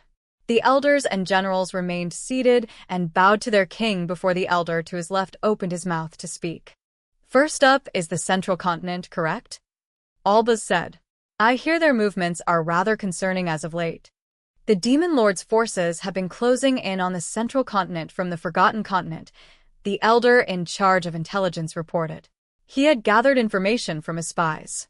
They planned to take over the northern region, then invade the continent of the dwarves and Rosenheim. The humans have noticed this and are trying to form a group called the Five-Continent Alliance. Spies were lurking throughout the Galiaean continent, where Fabres was located, gathering information on other. "Your Majesty, the Union is rallying others from Galiat in hopes that they will unite under this cause," a general wearing leather armor reported. "They would welcome us with open arms." Olbaas furrowed his brow in confusion. "I don't understand. I've stated multiple times that we will not associate ourselves with the Union more than necessary. Why did they bring this offer to us? Surely, you've gathered information regarding this?" "Most certainly," the elder in charge of intelligence replied. "It seems Rosenheim has suggested that we be invited into the alliance." The atmosphere in the room immediately grew tense. "Rosenheim?" A general spat. "Just what are they planning?" "It seems Rosenheim will become one of the leading nations of the alliance, along with the empires of Jayamut and Bakis," the elder said. "Those wretched elves. Can't they simply leave us alone?" "Your Majesty, we should refuse this invitation." The elders and generals hurled insults at Rosenheim and its people. Many went so far as to suggest staying out of the alliance out of hatred toward them. "I know," Olbaas replied. "But despite our firm intentions being vocalized, we have still been encouraged to join the alliance. We cannot simply turn them down. Why don't we tell them that we shall consider the offer?" As the leader of the race that had been chased out of Rosenheim long ago, there was no way Olbaas would join a group that the elves were also a part of. However, since Fabres was physically located in Galiat, he had to maintain the bare minimum of connections. He thought it would be best to delay providing a firm response. But this sort of response is fitting for a village holed up in the desert, waiting for the guardian tree to grow into a world tree, Olbaas thought, the irony of it not lost on him. But the elders could not read his mind, so they merely nodded along, satisfied. "Indeed. I believe it's best to provide a vague response and avoid being too harsh, an elder agreed. Continue gathering information in regard to this five-continent alliance, Olbaas ordered. And remain wary of Rosenheim. Also, don't let any details about the demon lord, most certainly, the elder in charge of intelligence replied with a nod. As though he had been waiting for that conversation to end, the elder in charge of trade was the next to open his mouth. I would like to report on the news I heard from merchants now. He spoke of the people trekking across the Muhurino desert to buy and sell wares. They sold salt and crops that could not be produced in Fabres, though not everyone was permitted to trade with the Dark Elves. Only a select few, who had built trust over the years, were granted the privilege. Just the other day, these merchants had brought salt they had purchased from regions near the ocean and traded it for the herbal antidote that could be found in the village of the Dark Elves. Huh. I believe we've just finished negotiating with them, Olbaas said. Did they mention something then? Precisely, the elder replied. In the Rocky Mountains in the eastern region of this desert, a rank A monster known as a King Albaharan has been hunted down. Ah, so a King Albaharan lived in the mountains. I hadn't known. And the legendary Albaharan? It's been a millennium. Albaharans were bird monsters, and their power and size changed as they matured. Every now and then, one that had managed to survive and defeat several enemies would become a minor deity known as a legendary Albaharan. These usually flew around the world, making them difficult to track, but it was rumored that they would roost in Lemsiel Valley every 1,000 years to lay rainbow-colored eggs. During that time, the lesser Albaharans and other bird monsters would flee in hopes of escaping the minor deity's wrath. That's right, the elder said. Of course, perhaps a King Albaharan just managed to cross the ocean and take up residence in the mountain, but should there be multiple of these monsters, they may attack the village in search of water. Noted, Olbaas said. General Bunzenberg, increase the number of archers within the ranks of our guards and keep a close watch on the sky. Your wish is my command, the general replied. I shall increase the height of our watchtowers so that we may gaze into the distance. Also, Your Majesty, as Albaharans are rather active at night, I would like spirit users to work in 3 shifts. Doi. As Olbaas tried to move on to the next topic, the elder in charge of trade opened his mouth once more. Your Majesty, please wait. I have one more thing to discuss with you. The adventurer who slew the King Albaharan sold the precious king's beak to one of the merchants. They would like to exchange it for our village's elixir. Of course, the elder replied. But it seems the merchants believe that tale. It's not just the merchants, the intelligence elder chimed in. I periodically receive reports of such rumors swirling around this continent's major cities. The elders and generals sighed in exasperation. It seemed the residents of the Galiaean continent believed that the Dark Elves lived for so long due to an elixir of eternal youth. I suppose the existence of the Demon Lord makes people anxious, Olbaas said. Very well. Next time those merchants arrive in our village, call for me. The elders shot him a weary look, and one said, Your Majesty, please leave any outside affairs to us. But surely it'll be more convincing if the king personally dispels these rumors, the king countered. Do you not agree? You have a duty to protect this village.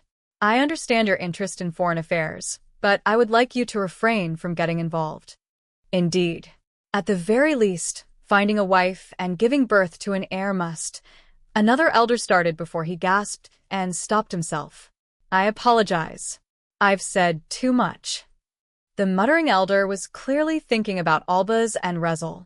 However, Olbaas knew they were all aware that touching on the topic hurt him deeply. After all, the man was still haunted by his past. None of them had welcomed Olbaas as the next king for their own gain, and they were simply worried about him. But even so, keeping him confined to the village for a millennium simply for its and the Dark Elves' future was far too heavy a burden for Olbaas to bear alone. He was exhausted. If he left the village, perhaps he could find the very thing that he yearned for somewhere out in the world. But he knew that wish would never be granted. Now then, what must we discuss next? Olbaas inquired, switching topics. After lunch, the meeting continued, only ending when the sun was about to set behind the desert sands. Olbaas ate dinner and headed back to his bedroom when he noticed that the sky outside his window was already dark. The gentle moonlight brushed over the branches and leaves of the massive tree, its soft beams painting the village. Olbaas sat on his bed, staring at the scene through the open window. Fabraze was the only dark elven village in the world, and he was glad its nights were so peaceful. Yet he was aware that somewhere in his heart, he was not fully satisfied, and he was afraid of the dissatisfaction he felt. If he left the village one day, there was a chance he would never want to return. What then would happen to the village and its people?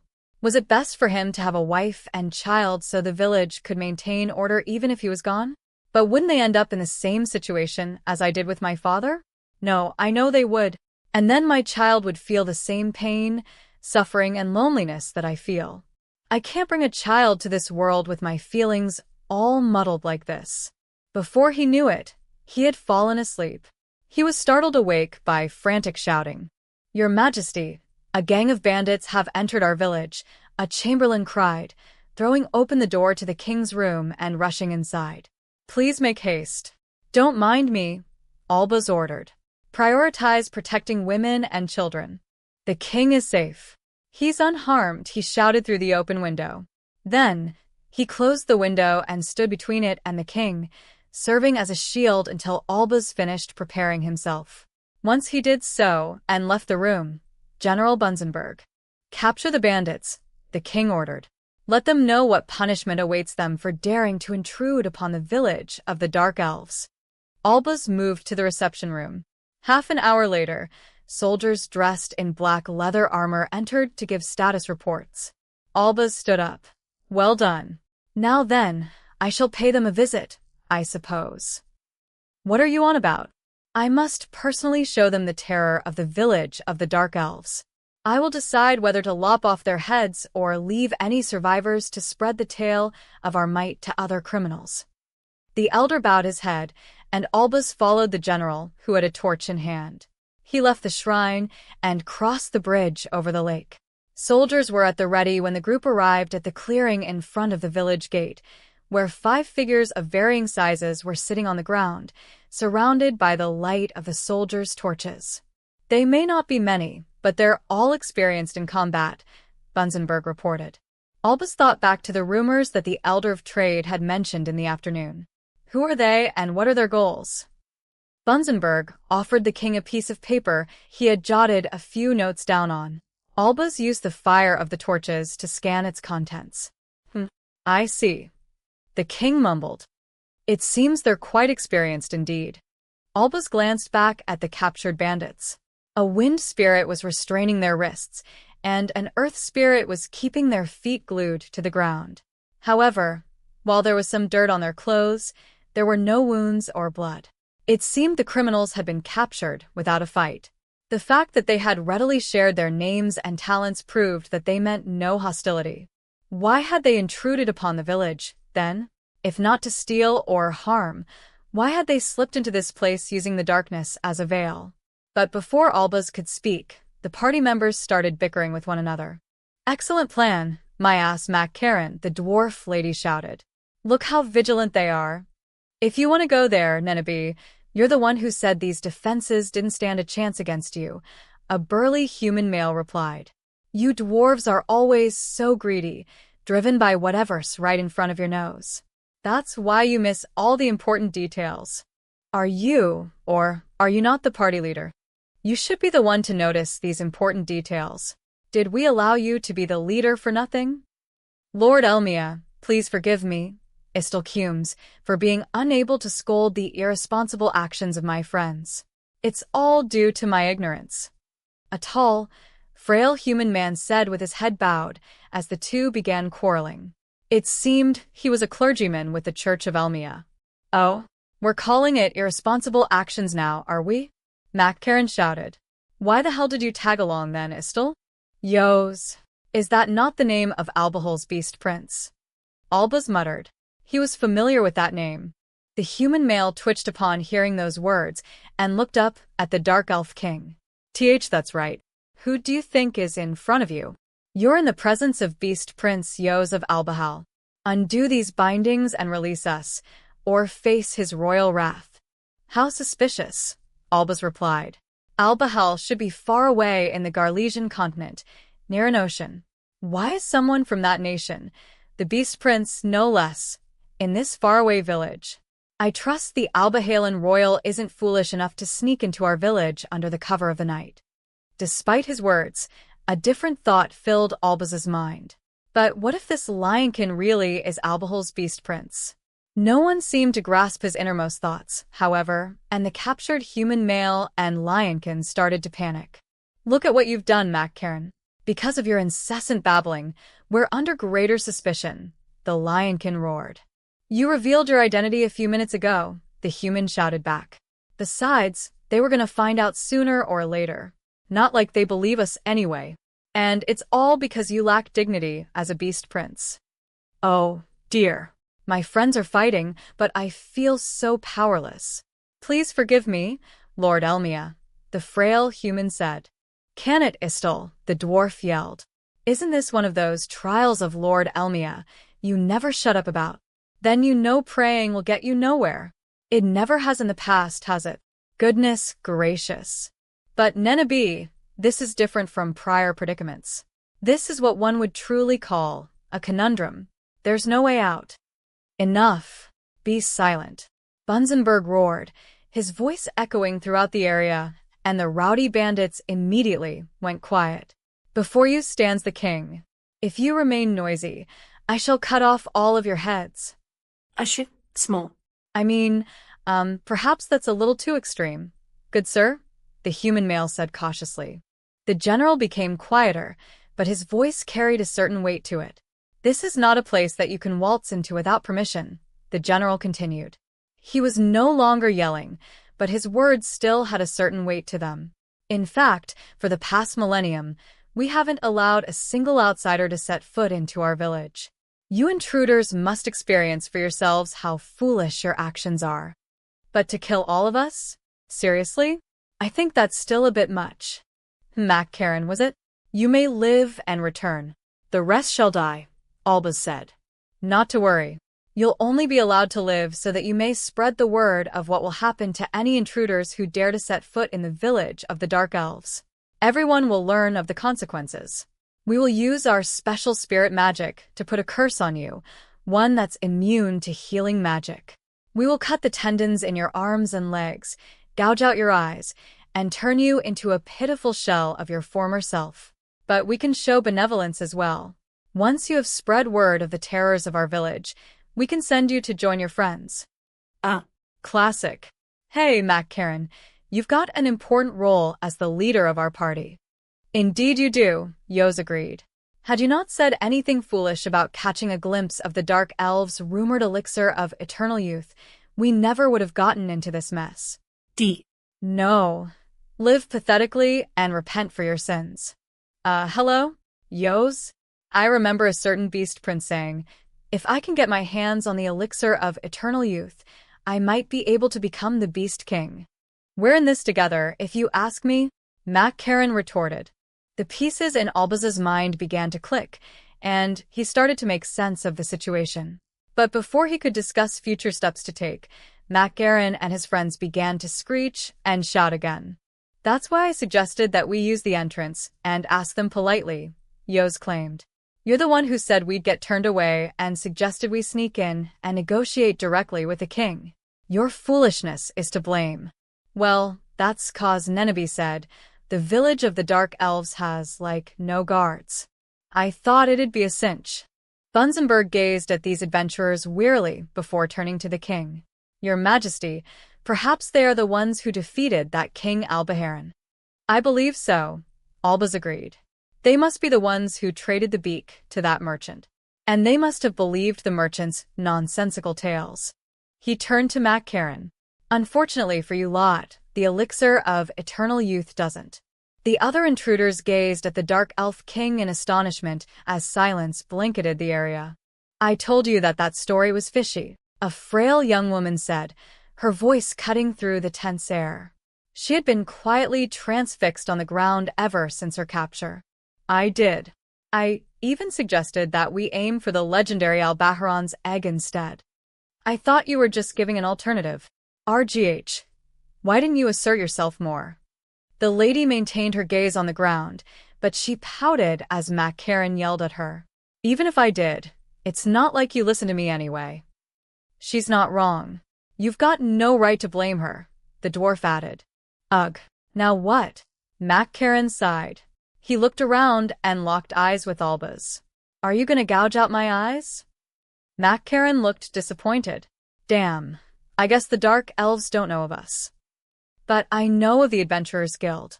I'm not sure just how impressive a rank A is, but I'd like to avoid killing you, lest I earn the ire of the guild. Naturally, I wouldn't like to cross blades with Albahal either. Karen's face glimmered with hope. So you'll set us free? But you have intruded upon our land. That is not something I can overlook. Even as king, I cannot break those laws. That's a no then. Well, I guess Majestic ends here, Karen said glumly. He sighed once more before glaring at Olbaas. Guess there's nothing I can do. If you're gonna kill us, can you just kill me and let everyone else go? Karen looked casual. I mean, I'm the leader of this party, you know? And as its leader, I've got to take responsibility during times like these and protect my friends. What? Karen looked surprised. But it was the king's next words that shocked everyone else. I will join your party. That way, I can invite you into this village as my friends. What do you say? As silence fell over the group, the king pressed on. I don't think this is a bad deal for you. I get it now, Karen said. But are you in your right mind, Your Majesty? We don't have the elixir of eternal youth you so desire. I presume, then, that you and your friends will go off in search of the legendary Albaharan's egg. I will go along with you. I've been meaning to leave the village soon anyway, as I need to search for something. As Olbaas began speaking about his desires, one of the elders cried, You intend to search for your father? He had hit the nail on the head. But Olbaas had expected that answer and had another one prepared. Despite the monarch's wrathful glare, Karen maintained his composure and explained, I'm the leader of Majestic. If you can't convince me, I can't allow you to join our party. Are you really in a position to negotiate, Karen? The slender-framed man inquired. Listen, Istel. At this rate, we're probably all gonna get our heads chopped off. But wouldn't it be way more interesting if we had a beast prince and the king of the dark elves in our party? No, I'm saying I don't think we have the right to make demands of them. Now. Look a little closer. The dark elves are just as curious about it. We're all dying to find out what you're searching for, Your Majesty. Why don't you just tell us? Said. If you have a plan in mind, I beg you to enlighten us. Olbaas had an answer prepared. The time had come for him to say it. He took a deep breath before he said, A bride. Everyone stared at the king in astonishment. No one could believe their ears, and they reflexively gasped, struggling to comprehend what he had just said. Olbaas nodded. Indeed. To protect the future of my village, I require a bride to support me, and I've been searching for one. However, I haven't been able to find anyone suitable. Why is that? My guess is that everyone in this village, myself included, knows nothing about the outside world. We know only of our village. Therefore, I have no choice but to welcome a bride from outside our land. And it's best that I personally search for such a woman. Suddenly, a high-pitched laugh rang through the air, commanding the attention of everyone present. Gressa cackled. Your Majesty, you sound absolutely ridiculous. But it's so very amusing. Gressa, I've never seen you laugh before, Karen murmured, his eyes wide. He soon grinned at everyone. But I agree. This is going to be interesting, Your Majesty. All right, I'm in. Are we cool with that, guys? Very well. My name is Woes. Let us see which one of us attains our goal first. Will you find a bride before I become the Beast King? I'm Nenebi. But you better think twice before you join our party, Your Majesty. With a leader like ours, there's no telling when we'll be able to search for a wife for you. Nenebi, that's a trial this person must overcome. Istel cumes, and the power of Lord Helmios shall surely be of assistance. Let's overcome this trial together and find you a lady of hope who can bring a brighter future to your village. Thank you. I am Olbaas, the king of Fabres, and I shall be your friend from today onward. Mac-Karen already had his sights set on his next goal. All right, now let's hunt for that legendary Albahal egg. The members of Majestic had their restraints undone. For the first time in centuries, guests were welcomed into the village of Fabres. Needless to say, the elders and generals were tasked with keeping a close eye on the visitors, but Mac-Karen and the others did not do anything rash. The village did not have the elixir of eternal youth anyway. From that very night, Olbaas's dreams began to shift. His younger self in his dreams, wandering around the desert, became more confident. Every step he took across the sands was firm, and when he looked behind him, he saw that his footprints remained, a trail that showed where he had been. Beside his own set of footprints were 5 more left by the invisible friends walking with him. Side Story 3. Hell Mode Spin-Off. The Heroic Tale of Helmios, Part 3 A Natural Gift, Act 2. 5 years before Alan was born, 5-year-old Helmios had just finished his appraisal ceremony. The Empire of Giamut had been unable to stop the invasion of the Demon Lord army, and following a bitter battle, the situation was looking grim.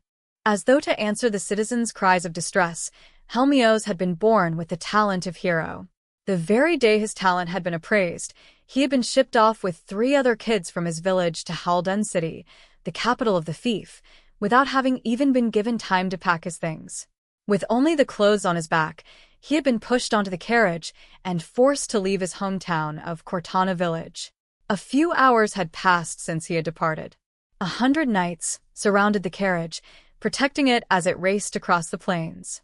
Vice Captain Zine was at the front of the group. "Hurry," he shouted. "The sun will set before we reach Zozono village." Captain Maxwell, who had the final say in any decisions, nodded silently. "Awesome. They're so cool," Gatson shouted as he peeked out the carriage window, his nose running and his eyes sparkling. "Helmios, did you hear that? These are knights. And the cavalry unit." "Roger that," they said. Wow. "Hey, Brat. keep your head inside the carriage," the knight scolded. "Don't make me keep saying it." For the umpteenth time today, Gatson promised that it would not happen again, and Helmios sighed. What? "I'm not depressed or anything, just a little sad." She puffed out her cheeks as she complained. The little girl had looked glum when she was torn away from her parents, but watching Gatson romp around so innocently as they rode along had cheered her up a little. "Thank goodness Dorothy looks more energetic. And what about this girl? I don't know her.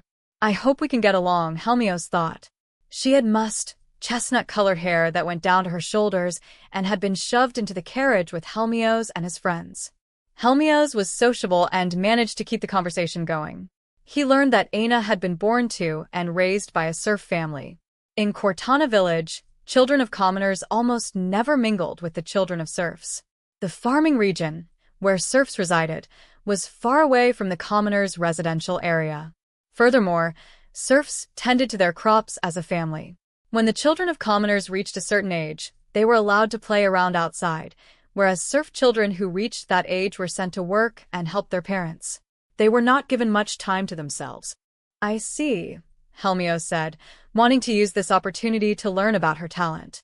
"Aina, can I ask what talent you have? I hope you don't mind me asking." "Master? What's that?" the large-bodied, spiky-haired Gatson asked, leaning forward. "Stop that. You're scaring her," Dorothy scolded. She had been smiling, glad to see that Helmios had managed to speak to Aina.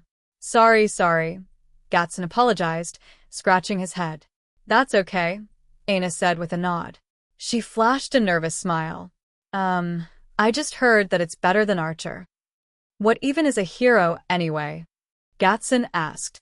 "Is it better than a swordsman?" Helmios got the impression that the children of serfs and commoners wanted swordsmen as a talent. He was not sure if he could live up to high expectations, so he chose his words carefully. "Talents of the 4 children from Cortana village." The way Helmios steered the conversation as Gatson spoke his mind and Dorothy scolded him for it made Aina begin to feel more at ease. In the blink of an eye, the four children became friends.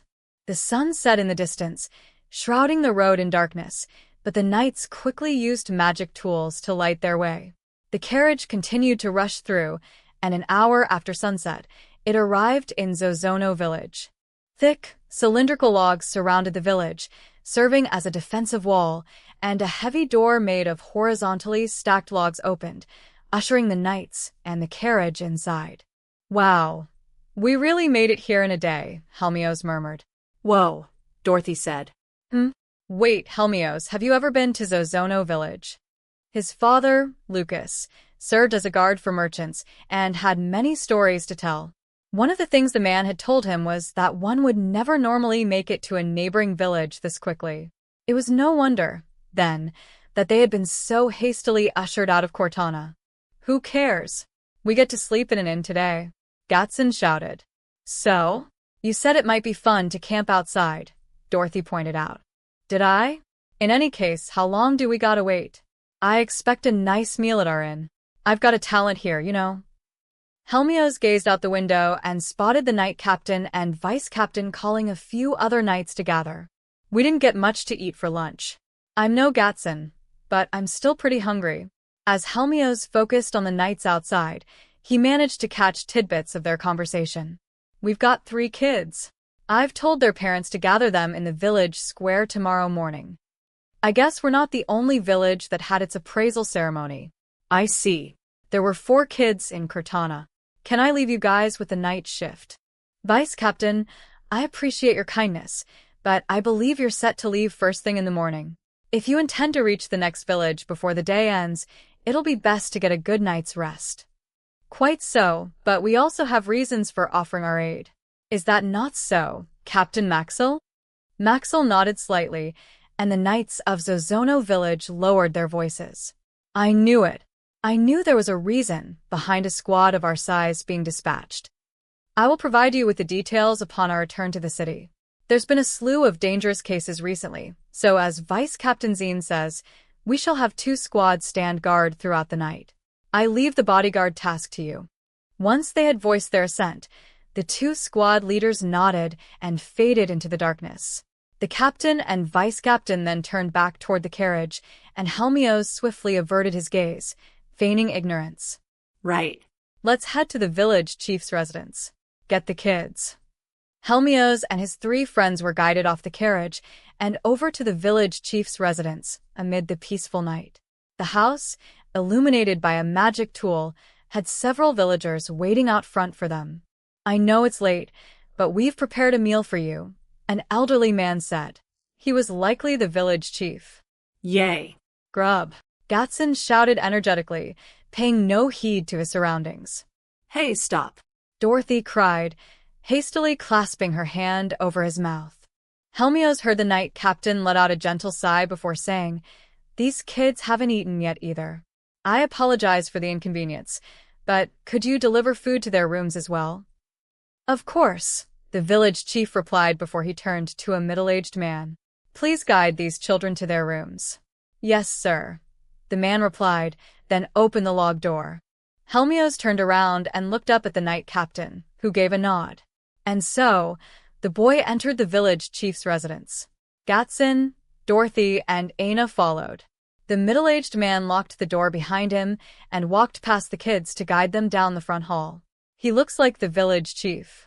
Maybe their father and son."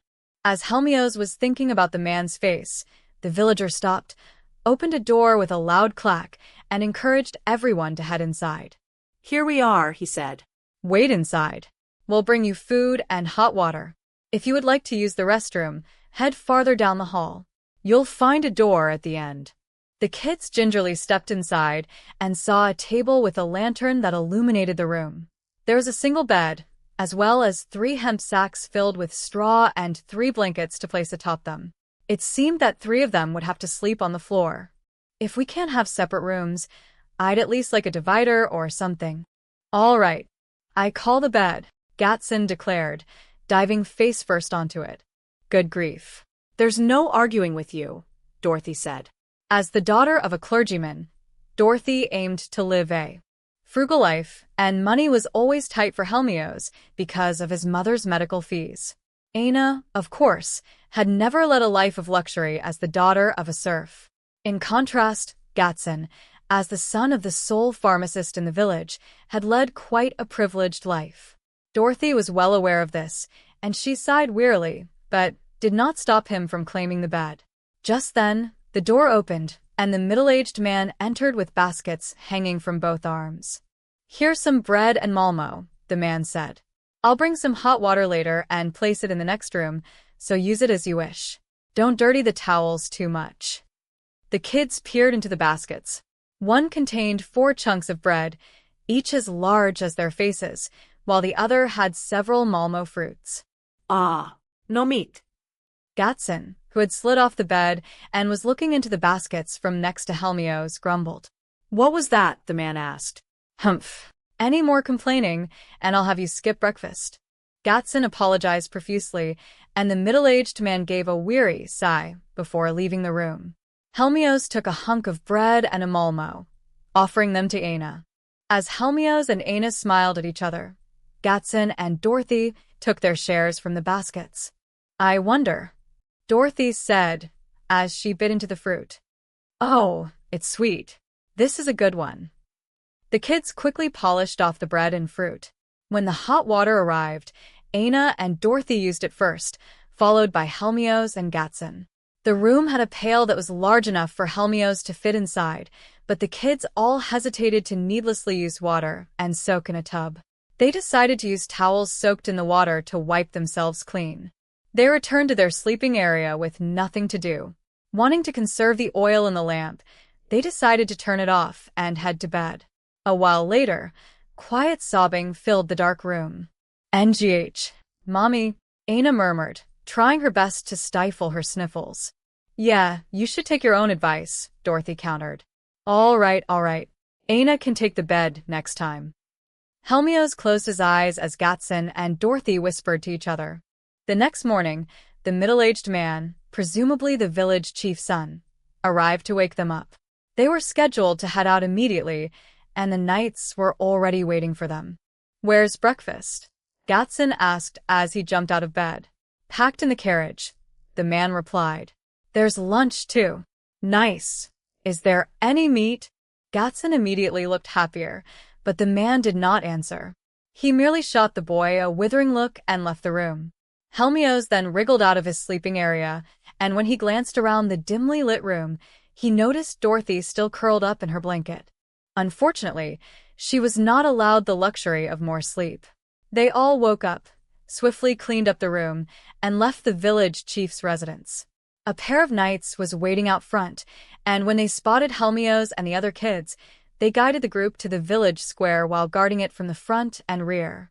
2 carriages awaited them. Since there had only been one when they left Cortana village, Helmios suspected that the second carriage was for the talented children of Zozono village. "Yes. We're the first ones here," Gatson crowed. "Oh. "And there's meat."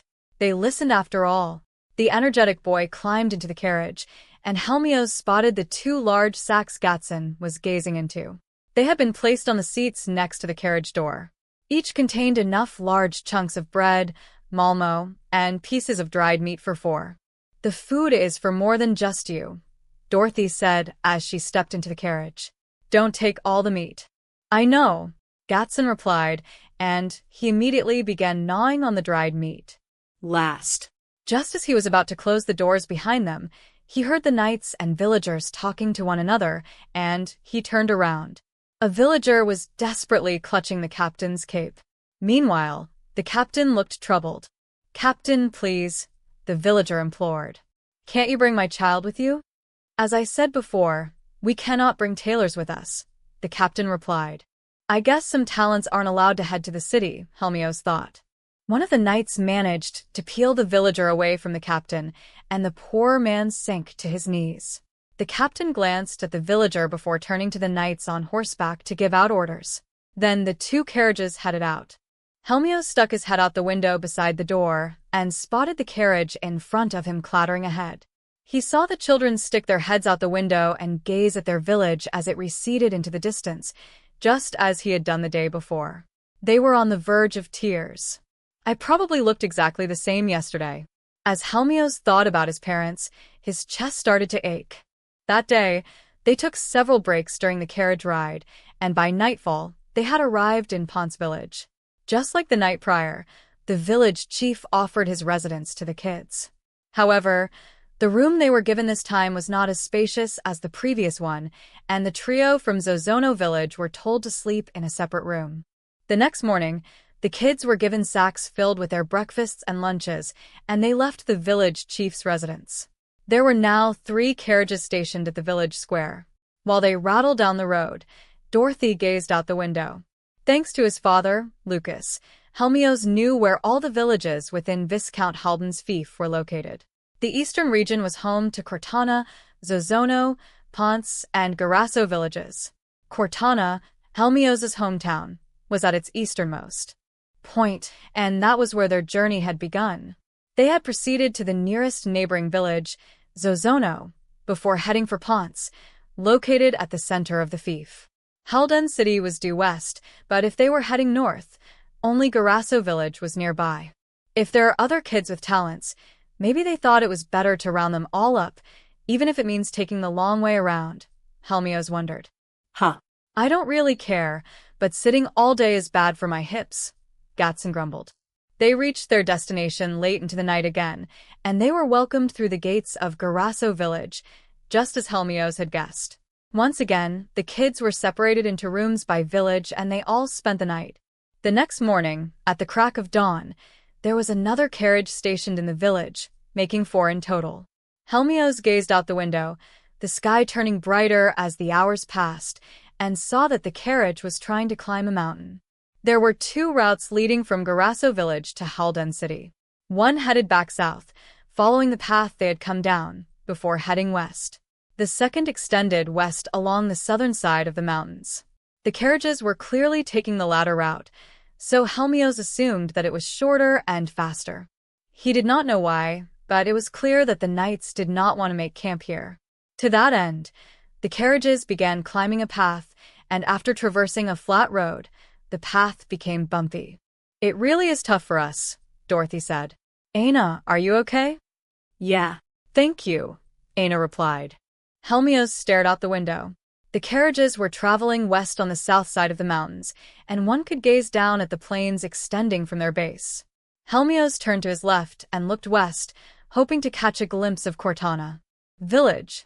He had no idea how far he had traveled over the past 3 days, but there was no trace of the village to be seen. The vehicle clattered along the flat road and started its descent. Right, the vice captain ordered from the front of the group.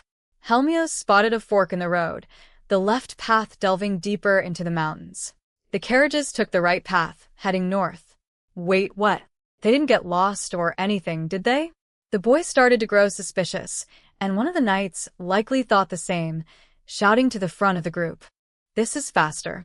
Just stay quiet and follow my orders, the vice captain replied. The knight captain heard this exchange and spurred his steed, stopping alongside Helmios' carriage. Whoosh!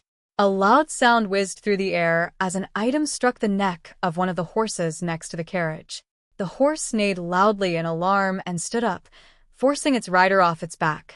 Rough-looking figures appeared, their brandished swords and daggers glistening under the sunlight. Haha, it's just like I heard, one said. There are a lot more here. Kill all the knights. They were lying in wait to ambush us. Helmios recalled what the captain had just said. Talent hunters, the captain roared. Protect the carriage. A man behind Helmios emitted a mighty roar. Even the knights could not hide their panic. Some of them lined up beside the mountain, next to the carriage. They've got us trapped, a knight said anxiously. Damn. There must be at least 100 of them. The next moment, 3 shrill whistles rang through the air from around the carriages. Fui, fui, fui. Helmios noticed the earth near the mountains rumbling and shaking the carriage. Just then, a booming battle cry echoed from above. A host of knights raced down the mountain on their steeds. Shit. Knights were hiding behind the mountain? a talent hunter shouted. As the assailants began to panic, the horses galloped down the mountain before anyone could flee. The tables had turned in a flash. "Damn it, Zine, you bastard!" one of the talent hunters roared. "You tricked us. Don't think you can leave unscathed." "What?" the vice captain screamed. No. "I didn't know about this either. He's the one who suggested everyone take the right route earlier." But the vice captain's next words shocked Helmios. "Take that carriage," Zine shouted.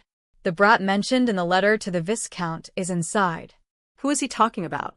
All the while, the clangs of weapons drew nearer. "We won't have to work ever again if we do this," a hunter said. "Get them." Helmios whirled around to face Gatson, Dorothy, and Aina.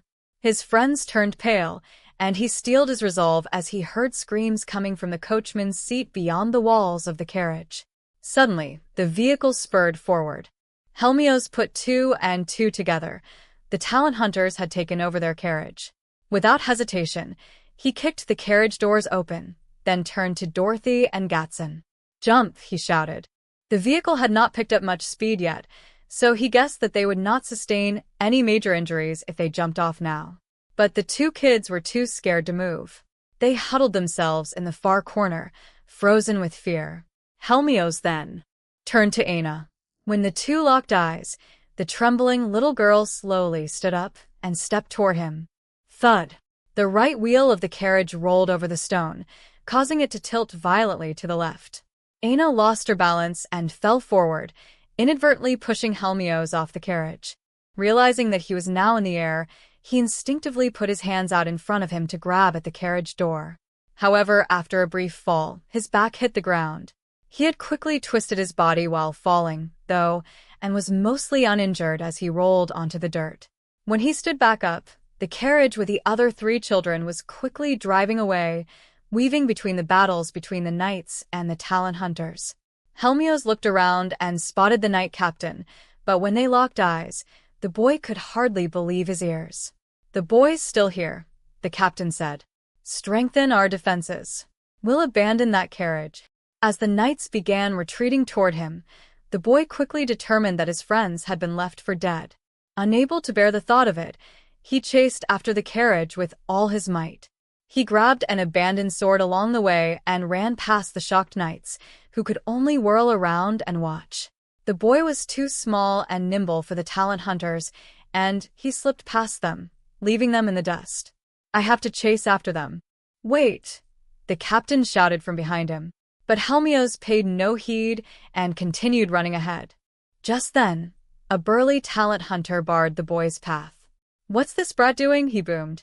His swing managed to overpower the burly man, pushing him away. Helmios then charged in and headbutted the man's stomach with all his might. The hunter fell onto his back, and Helmios trampled him as he ran ahead. Helmios managed to catch up to the retreating talent hunters and even run past them. Because he had hunted down numerous monsters while gathering herbs with his father, he had the strength to outpace even horses. "What the hell is this brat doing?" "Huh," the hunter gasped. He could hardly believe his eyes. A boy had not only caught up to the horses, but overtaken them. And when the hunter saw where the boy was headed, he gasped again.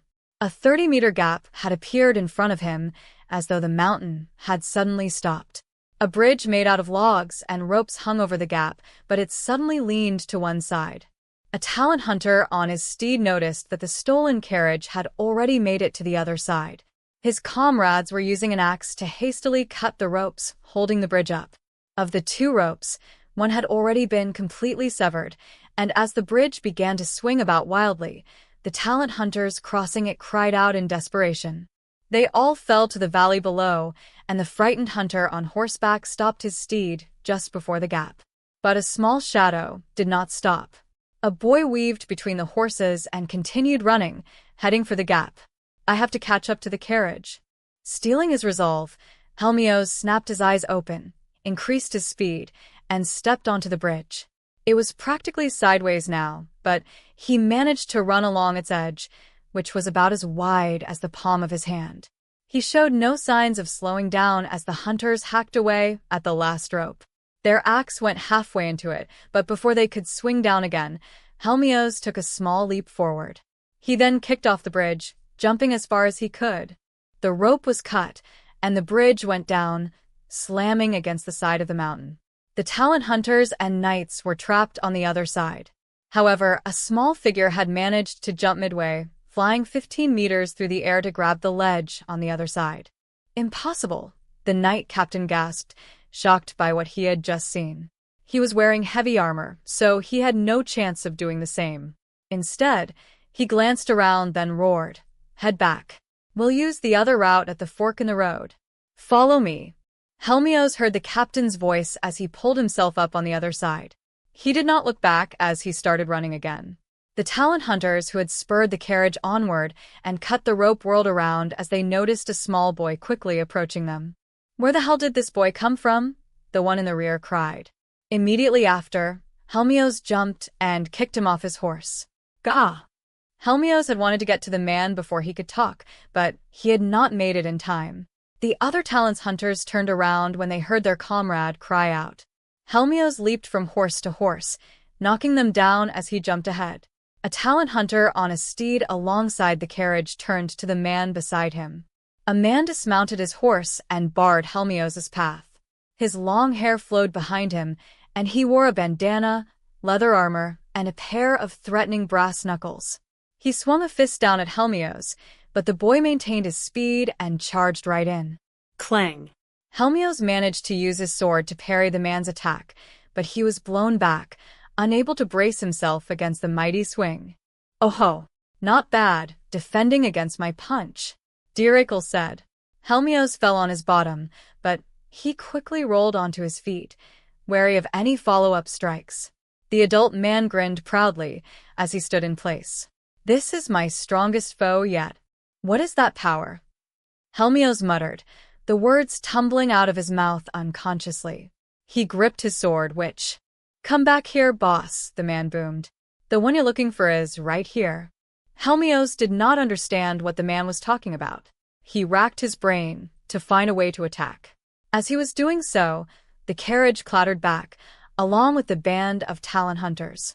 Helmios gazed at the adults suspiciously. At the same time, a man stopped his horse beside the one with brass knuckles.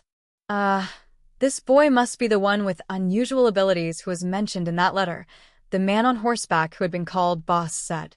"And he chased us all the way here. I should be grateful to him for sparing us the trouble. I don't mind if we have to break a leg or two. Let's silence him." Before Helmios could figure out what was going on, the man with the brass knuckles replied, Now. You left me to clean up this mess. I'll handle it." When the response left his lips, Helmios pounced. His opponent had brass knuckles that could dent a sword, so he thought it unwise to clash several times. His goal was to end the fight in one swift blow.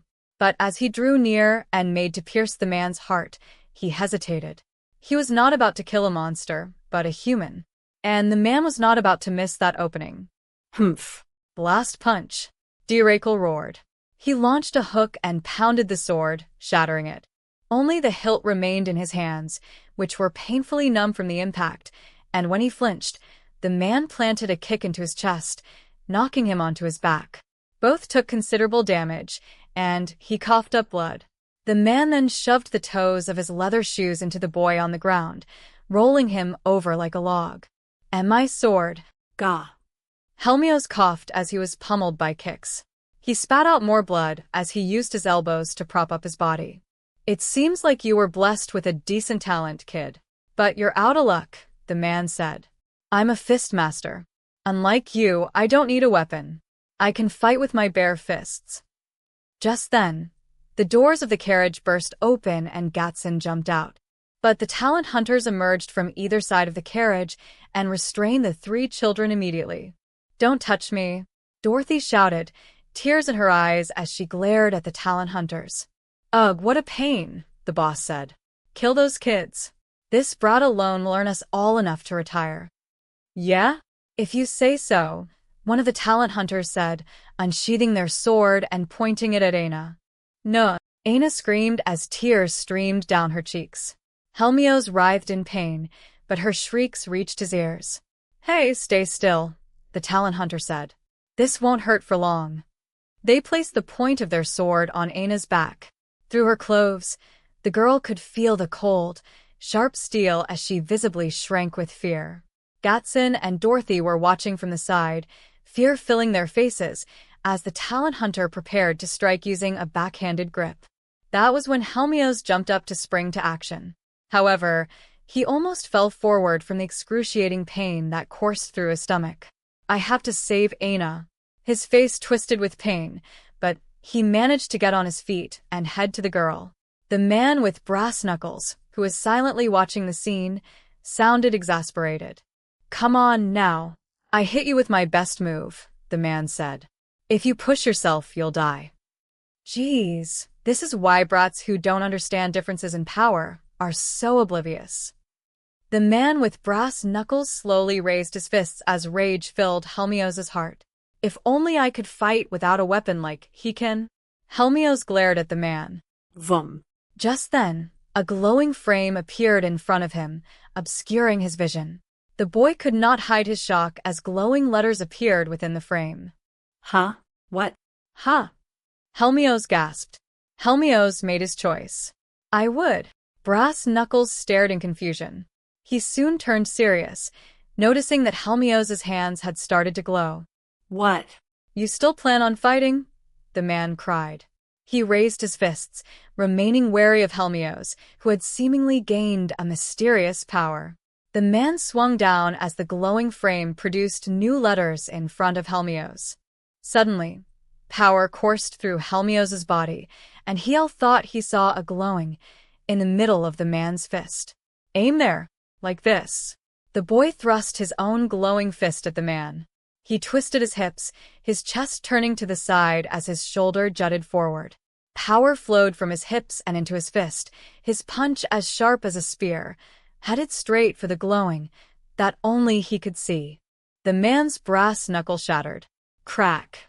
His fist was parried, and he fell backward as he cradled his destroyed hand, curling up into a ball with fear. The talent hunters lost their will to fight and stepped behind Diracle. Helmios firmly stepped toward them despite the damage he had sustained mere moments before, and the assailants turned to their boss for help. But their boss merely sat atop his horse, completely lost for words. Shut up, he ordered. It's only one kid. If we all attack together, huh? Loud rumbles cut him off.